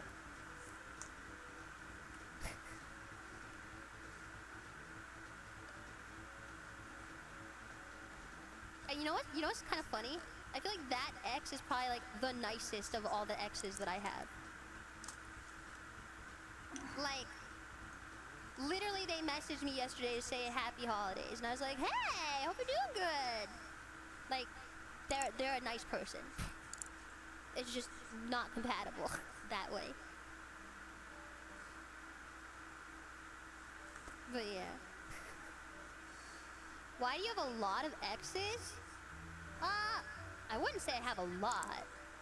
I have a handful. Who the fuck would... I have a handful, I'd say. And I think that's because I don't do casual dating. I only do relationships. Do I have 7 exes? Well, now you're gonna make me fucking count? Okay, what counts as an ex? Alright.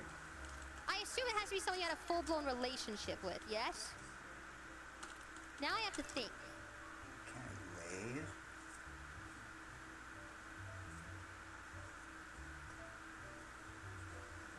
Man, like... Now I have to think. Like... Full-blown more than 4 months. Okay.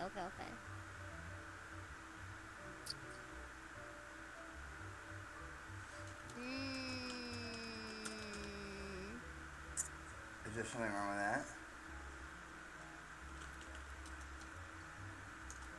Dude, well, I don't think so. I think that's more than I had.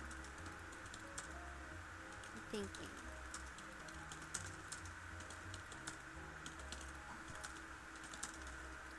Oh, I just had a very horrible realization.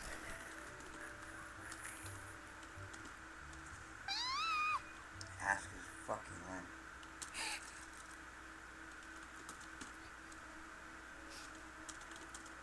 If we're going back even to like high school and shit, then I would say 6, which means if I start dating again, it better fucking work out. Or else it's gonna be If I ever start dating, it better be the fucking one, dude.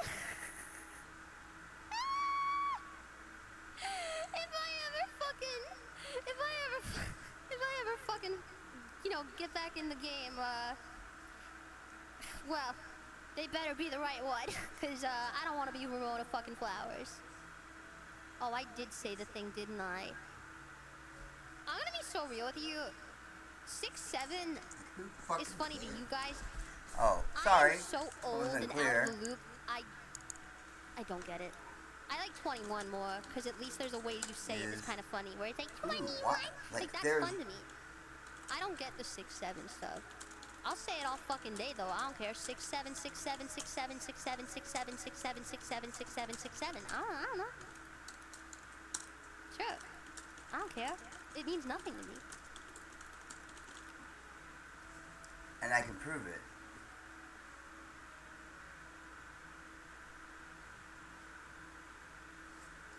It doesn't upset me, and it doesn't please me either. I feel nothing about it. Yeah. Like, I feel no feelings about it.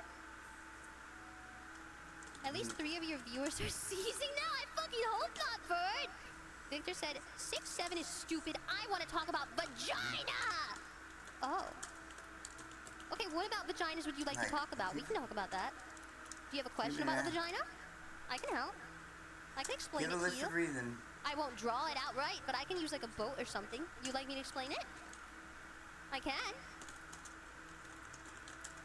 Do you not know the audio? No. Yet again, it is something I am out of the loop with. It does not matter. It's very cute that you guys expect me to be cultured enough to know this shit. I live under a fucking rock.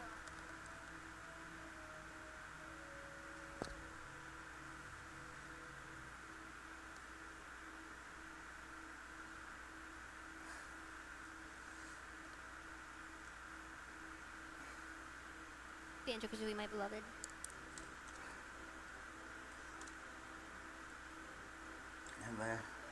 How? Rose, What? Yes? important question. Okay. Who is Clint Taurus and how do I find him? Oh, honey.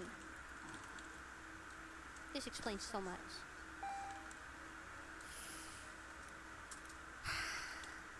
Let me give you a map.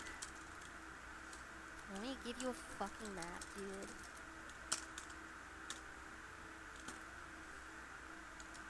Hold on.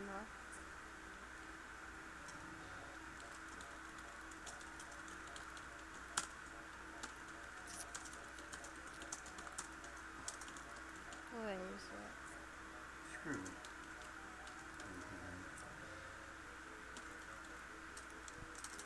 Let's just do this.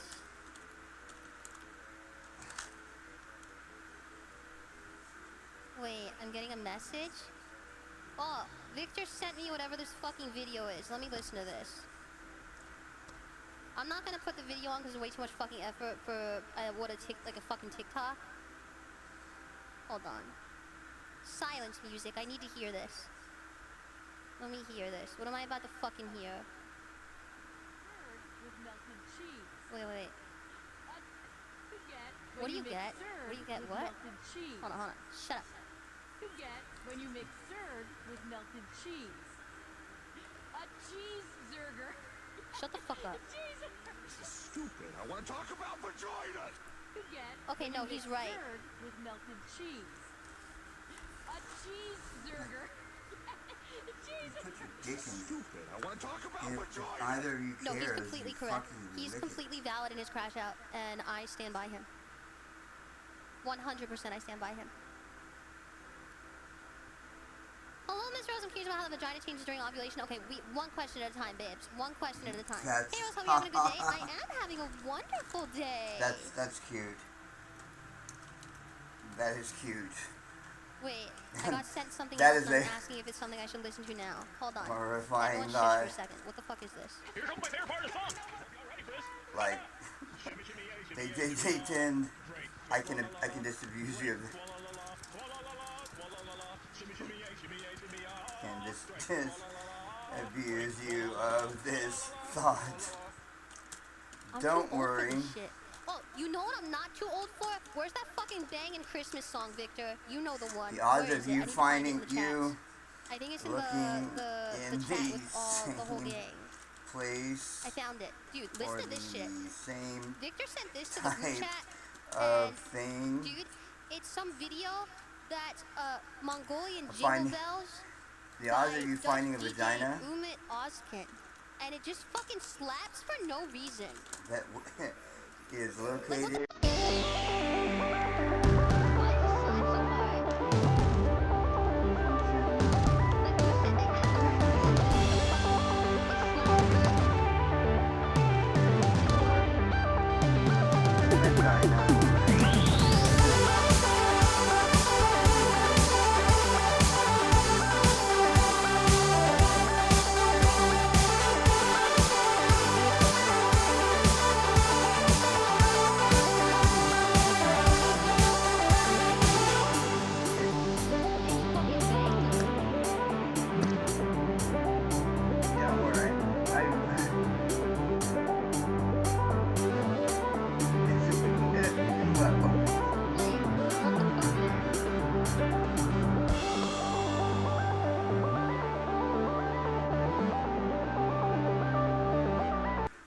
Like, what the hell is that? It's so fucking catchy.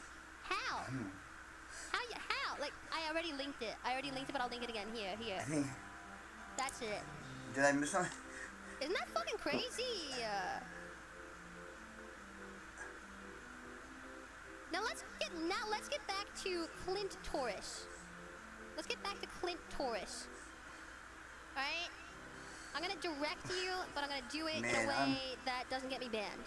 Alright? We've gone over this before, but I'll go over it again. Alright? Just for you. I'm feeling loving and generous today. Alright. We're gonna draw a boat. Mouse boat. That's a mouse boat. We're Fuck gonna draw Christmas. a boat. Alright? Yeah, they're gonna watch This is a the boat trash. from above. Here's someone I don't follow anymore. She's actually hot. I mean, whatever. They would be hot if they're real. Most of them shows them. For the full-size sedan that has it all, choose the Honda Accord.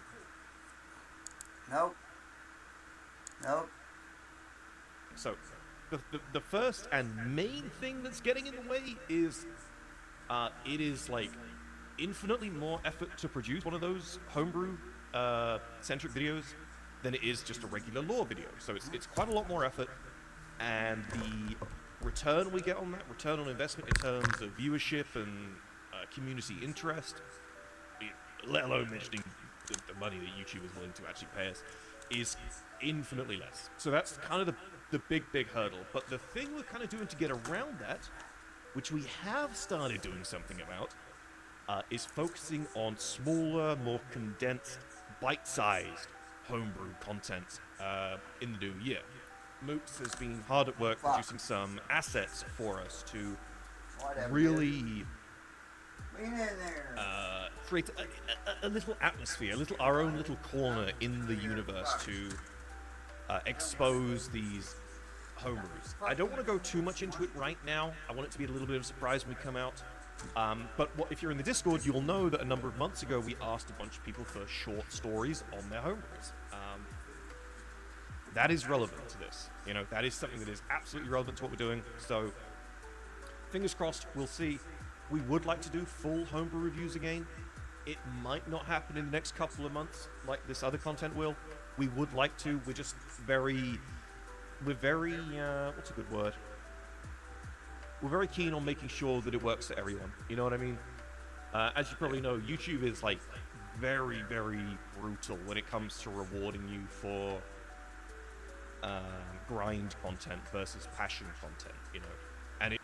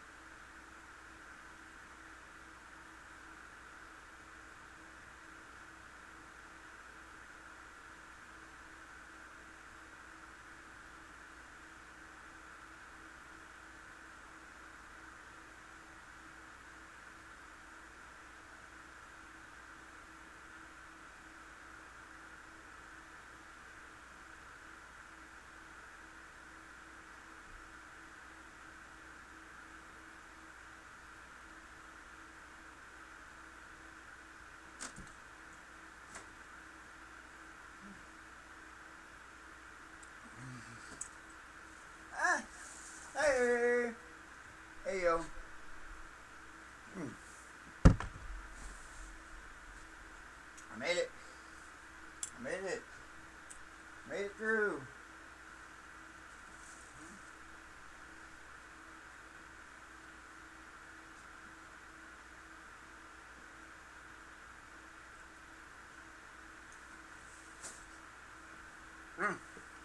Ah, yeah. Oh, that's a good vibe. Oh, so much better. Parties Anonymous. I'm assuming that means you're